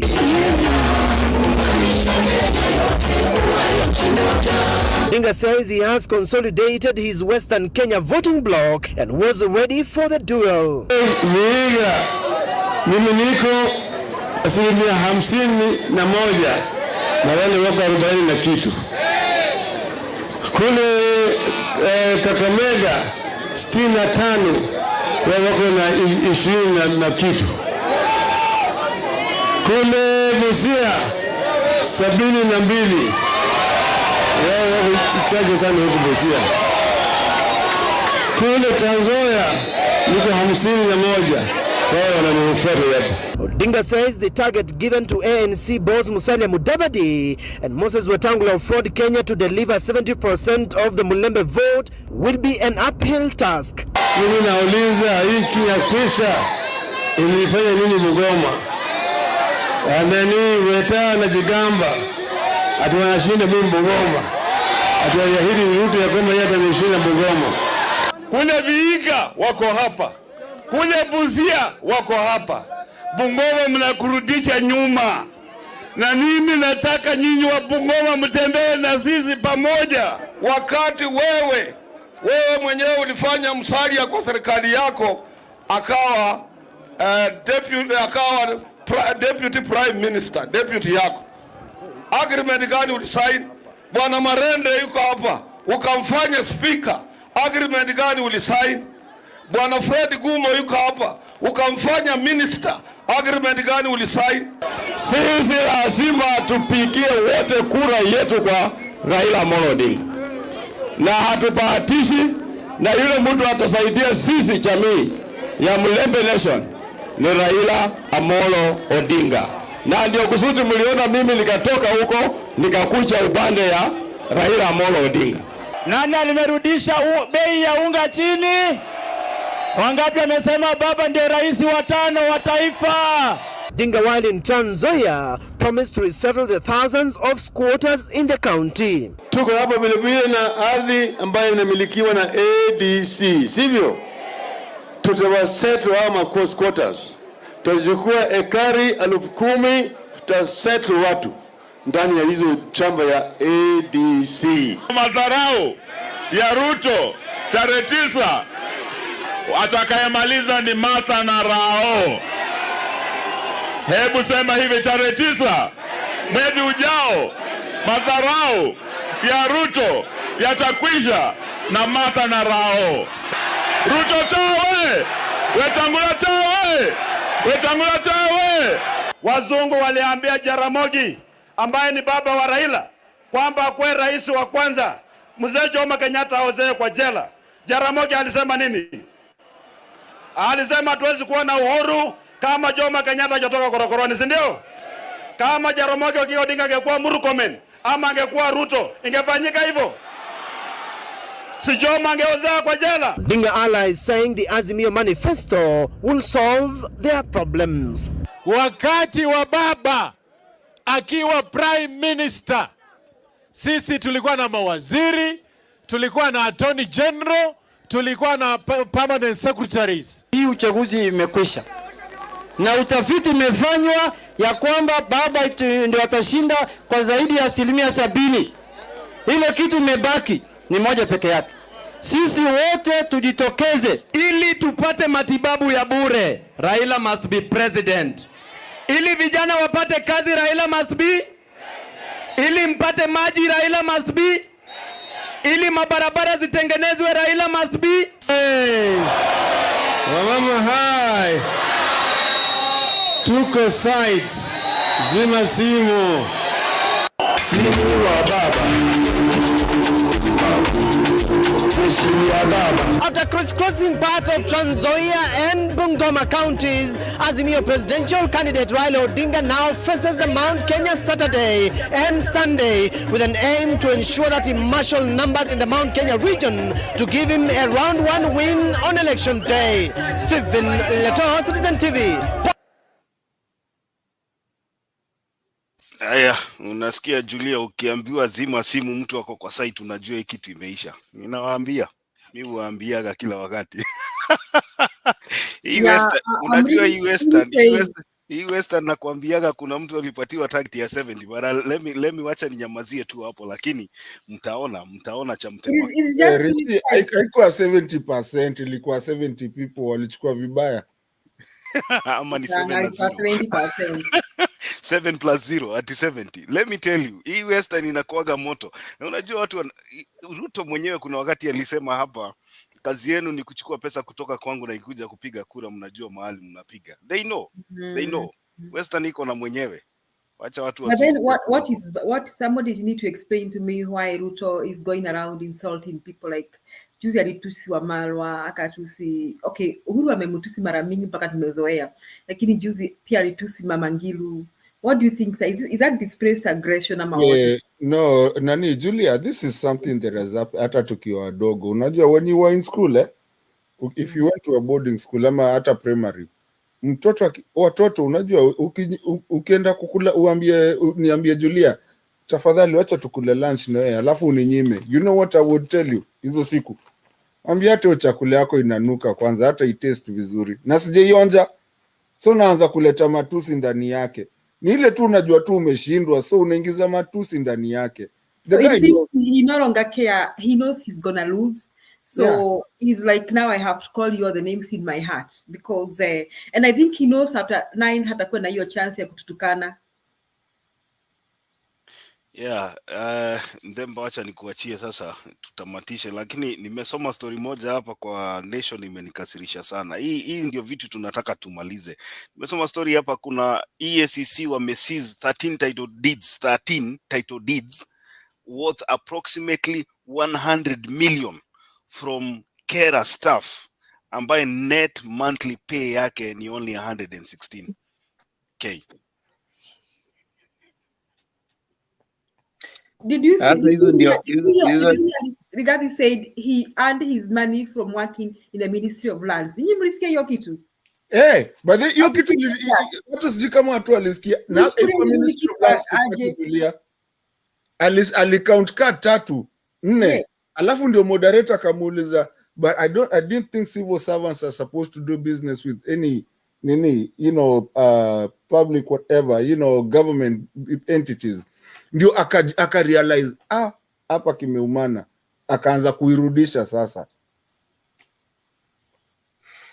Yeah, I mean, Makiadi, I saw that that thing that unajua Kenya, there's one thing that to know the true picture of Kenya. Unakumbuka Ahmed Nasir Abdullahi in the first in Raila Odinga won in 2013. Ahmed Nasir told Githu Muigai, not Githu, Mutunga, that if you guys have a career in future, you can go elsewhere and make that. You don't have to make your name using this case. If you guys can remember that case, you'll be followed it in. And then immediately after that, Mutunga comes and says that Kenya is a bandit economy.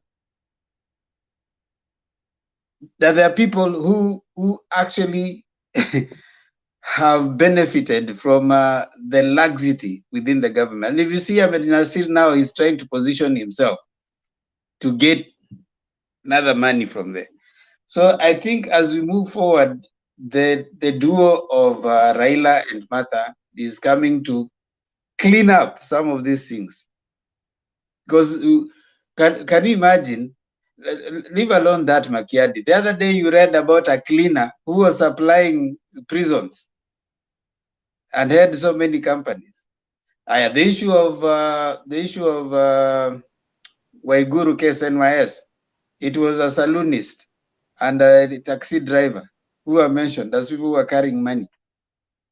So these are people who are working for other people, you know, they are proxies. So we don't want to detect this. Now we use mtu mdogo kule chini, yeye ndiye atuweke hizi vitu, because there's no way that person could be having all those title deeds without some big boss somewhere. Asa ni vile kimeumana, this one is a sacrificial lamb. Because if you work for Kera, how can you have all those 13 title deals? There's no way. Kuna mahali vitu zinaingia zimeanza yani wanasema siku ya kufanya yani miti yote uteleza. So the two proxies ndio tunapatikana. The other guy who was working for I think NHIF, ati alikuwa amenunua chopper. The guy was flying home at zile kuna jam, kuna traffic. He's just a clerk at NHIF. You know, that is a Kenya that we are in, you know. But this thing is going to change. So I want us to finish kindly. You know, Julia, ulituimbia jana hapana? Kwani ni deni? Hiyo ni deni uko nayo. Unapoenda tunajua utarudi hapo tuimbie. Tuimbie sasa wimbo wa taifa, alafu wewe kwa sababu upendi umbea uende, alafu Makiadi atuimbie wimbo wa Lingala, tufunge show. Na msiharibu huyu mtoto. Huyu Huyu tutamtupa nje aende. Hatutaki kuharibu watoto. Okay, hebu tuombe. Mungu twaomba uilinde Jumuiya ya Afrika Mashariki, tuwezeshe kuishi kwa amani, tutimize na malengo yetu. Jumuiya yetu sote tuilinde, tuwajibike, tuimarike. Umoja wetu ni nguzo yetu, idumu jumuiya yetu. Uzalendo pia mshikamano viwe msingi wa umoja wetu, na tulinde uhuru na amani, mila zetu na desturi zetu, viwandani na hata mashambani. Tufanye kazi sote kwa makini, tujitoe kwa hali na mali, tuijenge jumuiya bora. Jumuiya yetu sote tuilinde, tuwajibike, tuimarike. Umoja wetu ni nguzo yetu, idumu jumuiya yetu. Amen. Amen. Asante sana, asante sana. We really appreciate you. Makiadi, tupe wimbo. Makiadi, unataka nisikie wimbo wako ama utaweza kunikata? Wimbo ya leo ni rahisi sana, hata haina matusi, ni mzuri.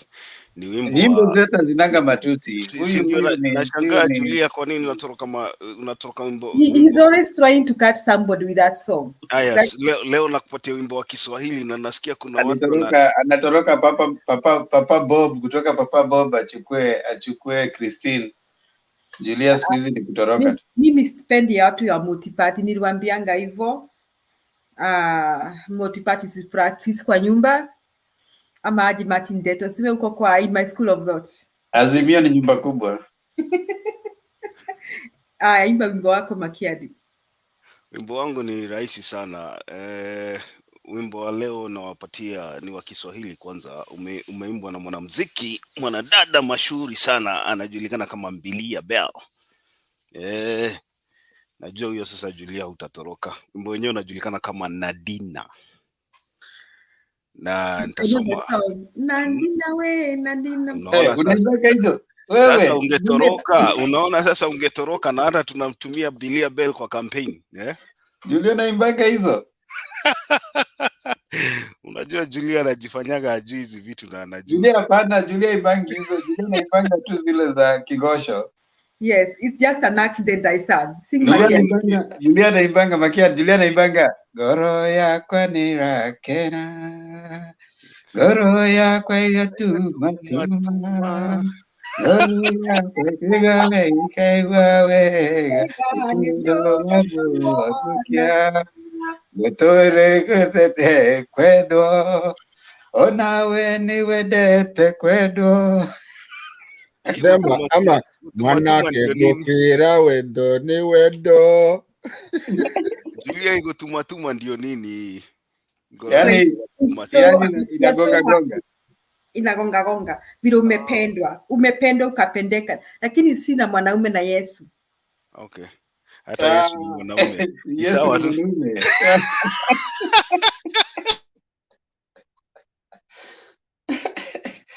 Haya, sawa sawa basi. Wacha nikupatie mistari basi kabla utoroke. Wimbo wenyewe unajulikana kama Nadina, mwimbaji ni mwanadada mashuhuri sana. Najua limuona juzi ya kikampeni na baba na mama. Wimbo unajulikana kwa ni wimbo ambao umepigwa na lugha tofauti, lakini leo nitakupigia wimbo kwa Kiswahili na nitasoma, sitaimba, nitasoma kwa sababu nilisema sauti ni mbaya lakini roho ni safi.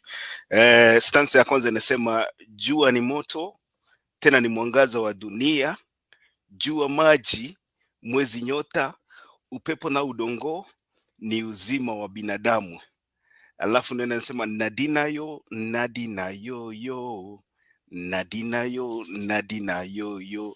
Tuombe Mungu Baba yo yo, atuhurumie dhambi zetu mama.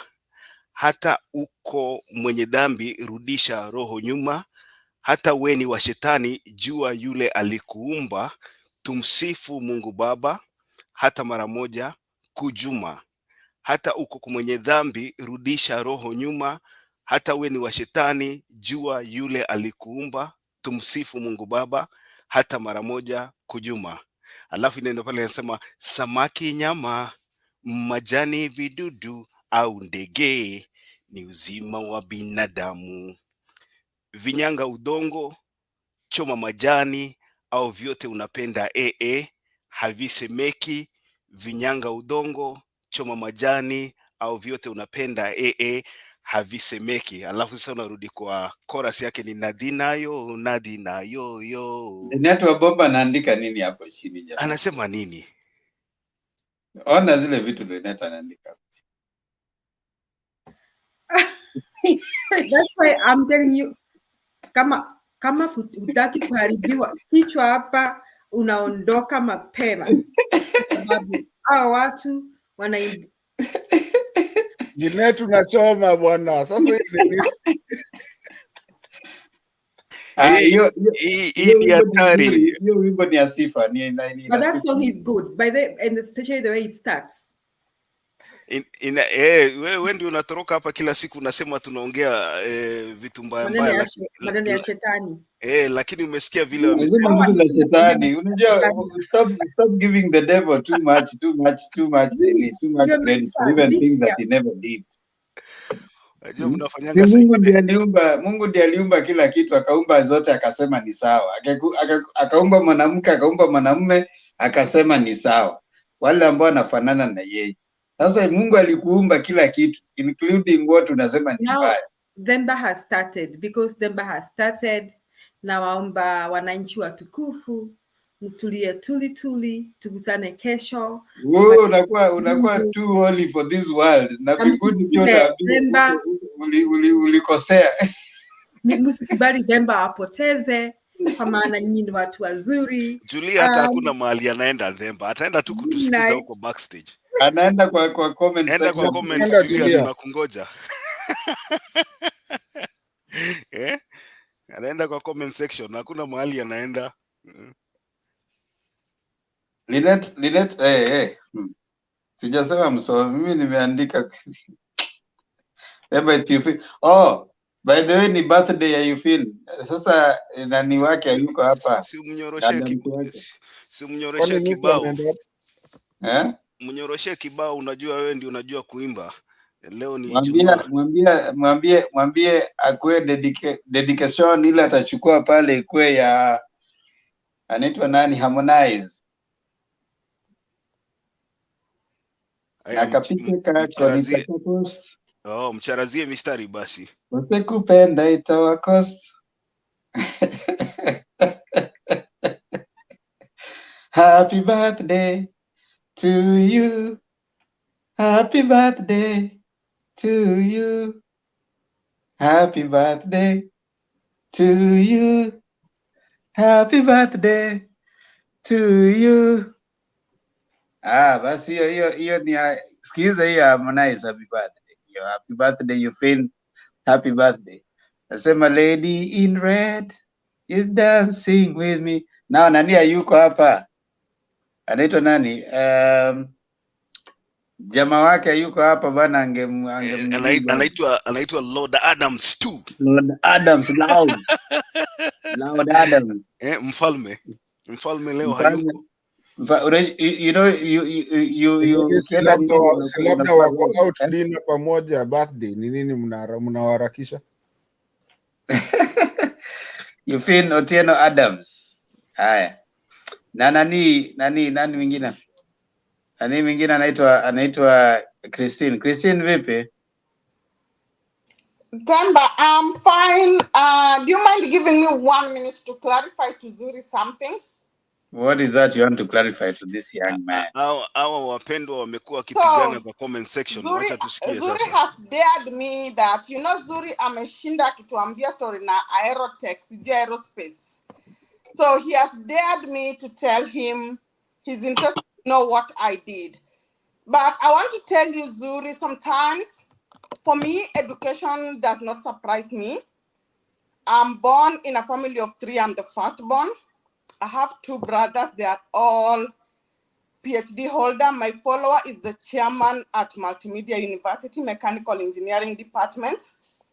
Our last born, it was in news in Kenya, you can check, became a first DeepMind fellow in computer science at Cambridge University last month.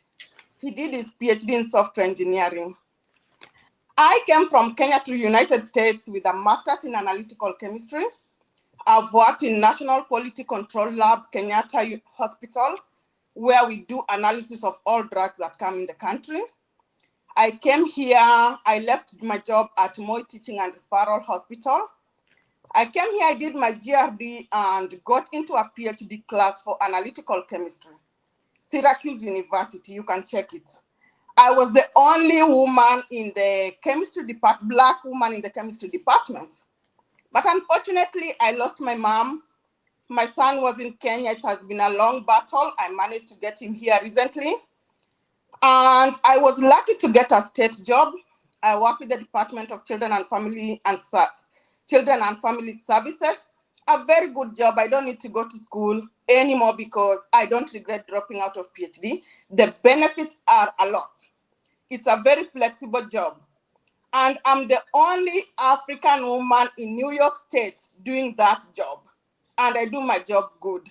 So sometimes we just don't want to talk. I didn't want to say this, but because you dared me, I have to say it. People have credentials here. Education does not surprise me. Yeah. I was raised by 2 teachers. My dad retired as an education officer. My mom died after retiring as a head teacher. So that is me. So ukiona tunapiga tunacheka story hapa, my son can tell you I'm totally different from what you're seeing me here. I'm a no-nonsense woman. Thank you. Hii vita imekuwa kwa comment section muda mrefu. At least ninaona mna settle hii kitu Ndemba. Ni mzuri. I'm happy to hear that. Good. Zuri, hata unataka kuribat. Sasa una ribat hii jamani. Yeah, for sure. No. Sina vita yote. One thing I learned vile nimekaa na wanawake wengi ile design. Siwezi pigana na wanawake. Kenya amesema ni sawa. But sikumbuki nikimdea amesema. But hii yote ni emotions. Hiyo ndo weakness. Wewe. Come on, nipe time. Sasa umeanza kupotea. Thank you.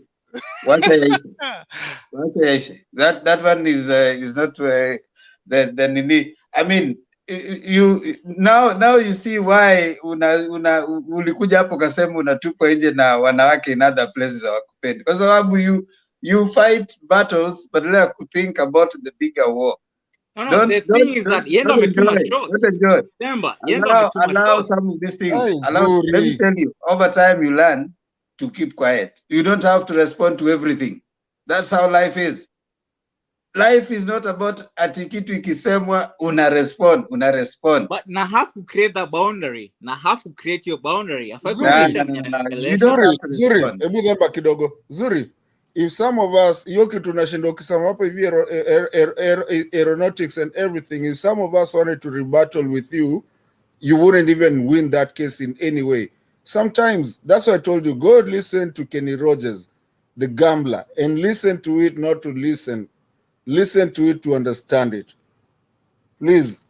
Kuna vitu zingine you don't have to, ndio unakuja hapo unatoa sijui kwa nini ikienda mahali kila kitu inakuwa sometimes we choose to keep quiet.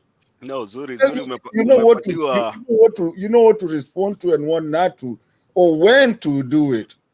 Zuri. Yeah. Like tuko na time mob. You will get another chance another day. Zuri, umepatiwa mtu anaitwa peer review, peer advisor. Umeona Misi amekuwekea namba yake ya simu hapo kwa private chat. Huyo Misi usione namna hiyo, pia yeye ni JD. Atakupatia advice, at least atakuguide. So usione ati kuna mtu anakuonea. But the same thing, Kenya amesema ati she was the black woman in a class. I was the African guy in my class. You know what, Zuri, let me stop you there. Let me ask you a question.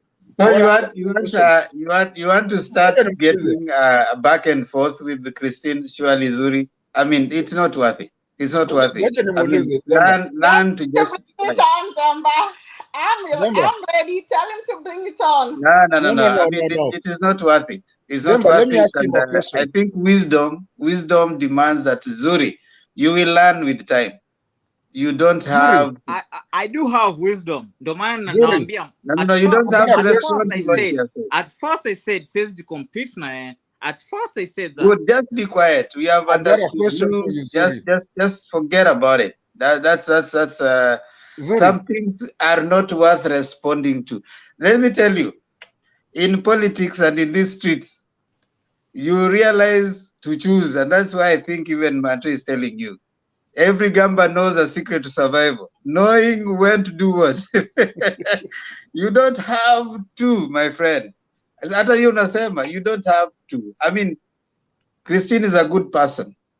Yeah, she's given her time with this channel and given her a space and her willingness and her openness. You don't have to start going at niambie umesoma.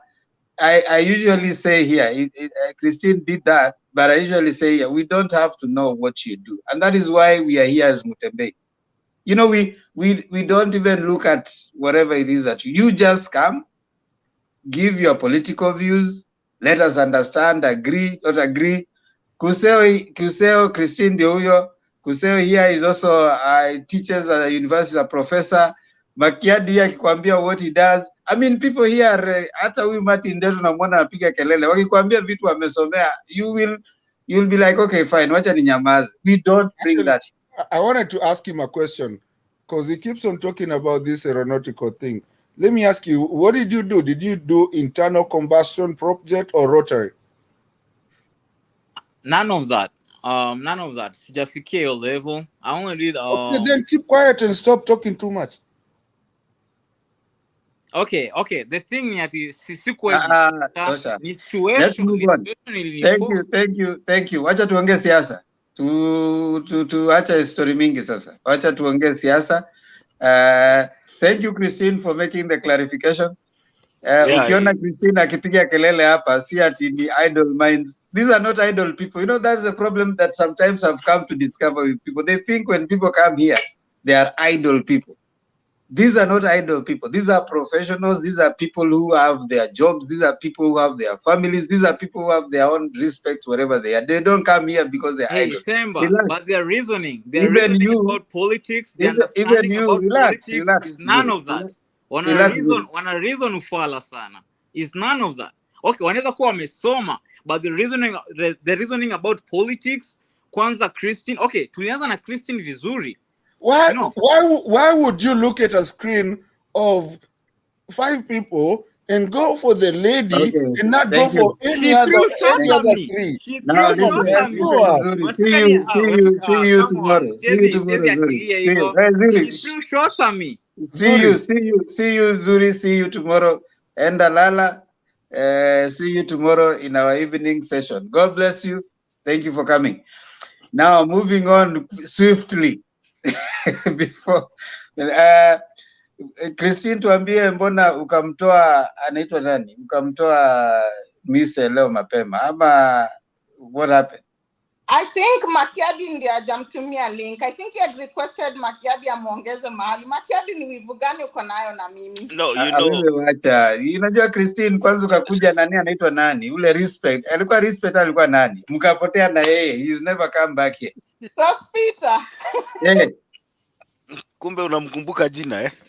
Unamkumbuka jina, mzee alikuwa nimesahau jina. Mise ameniambia hata login na device tofauti nimtumia usinitumia link tunafunga. Aliniambia kuna link, in fact hata si ati niko namtumia. Amwambia Makiadi asikuje, tutafunga na yeye kesho kwa sababu acha leo tulale, at least tulale mapema. Kesho tuta nini. Asante sana the deep state. Unajua tulisema hii ndio deep state ya evening show. Huyu unaona huyu jamaa hajatosha mboga huyu kuingia deep state. Kwanza kesho tunamtupa nje mapema, tunabaki na watu wa deep state ya evening session. Hii mambo ya kuja hapa kuleta nini umbea ambaye haina mbele wala nyuma. Ati sijui nini. Wewe hujatosha kufika nini? Wewe unahitaji kwanza uende demonstration, ukimaliza ndio ukuje tuone kama unatosha. Nilisikia kuna tia gas imeletwa Nairobi, anafaa kwanza ende akule kidogo. Akule tia gas kidogo kwanza ndio akuje hapa. Hii maneno wanaume wenzangu wananipinga. Wanaume wenzangu badala munisupport. Wewe hujatosha mboga. Unajibizana na ladies bana. Hiyo ni kitu gani bana? Hujafika deep state bana. Sisi hapa, one thing we have here is an unwritten rule. Men are supposed to support each other. No, this is an unwritten rule. We don't engage in with the women. But men are supposed to support each other. We can't support you when you are making a mess of yourself. Hey, you need to get good new friends. The people you are hanging out with. Zuri wacha nikueleze. Sisi hatuwezi trivialize issue ya nini ya ladies and men. I think we have sisters, we have daughters, we have mothers, and we respect women equally as we respect men. So hii maneno ya kusema usapotiwe na wanaume, hiyo ni charity organization utafungua, na useme strictly hiyo ni ya wanaume peke yake, huko ndio utakuwa unapata support ya wanaume peke yake. Sisi hapa kwa hii show tukikuja, Christine is our sister, she's our mother, she's our everything. So hakuna siku utakuja hapa utuanze kutuweka kwa lines ati huyu ni sister yangu, I mean huyu ni mwanamke, huyu ni mwanaume. Hatutafanya hiyo kazi sisi. We don't do that here. But you still have an opportunity. Unajua hii ni kitu, hiyo mentality hiyo uko nayo ya kusema ati siji mwanamke siji mwanaume, itatoka siku moja. Utachukua msichana wa mtu muweke kwa nyumba yako kama bibi, atakunyorosha tu, si kunyorosho ya kupiga, atakuleta kwa line. You have a long way. Ama upate kitoto kasichana ndio uanze kuangalia different. Yeah, or you get a daughter, alafu utake daughter yako atritiwe in the way you are treating. You want to to treat other ladies, ndio utajua what it means. I mean, it is just a matter of time. Utaingiana tu.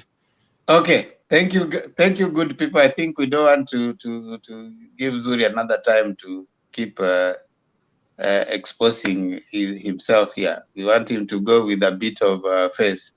So thank you so much. I actually think he's a good man. I think he's just it's coming. He's learning. I think he learned from last time. Unajua last time karibu afanye tuuliwe hapa, lakini I think he's learning. Zuri, just we're not saying this in a bad way. It's just something that maybe it's a hard one to come, but it will come. Sometimes it's not easy, but then you just have to do it because that's the nature. That's that's what we call nature. That's how it's supposed to be. In the meantime, Zuri, Linet Wabomba is asking for you down there kwa comment section. Enda huko saizi, toka hapa kwa nini, enda malizane na Linet Wabomba huko kwa comment section, tuonane kesho. Hii maneno ya kukaa hapa na Zuri kila wakati. Enda kwa comment section. Umemngoa. Na umwambie hatutaki kuendelea kunini. Hii ni deep state ya evening session. Wacha tumalize na deep state. Hatutaki kushinda hapa. Mwambie waache kucheza video game anacheza video game na anakuja na ka-investor anakuja kwa nini anatusumbua. Inaitwa PS4 ama nini? Hii kitu inachezwa na vijana. Ni Xbox. Kuna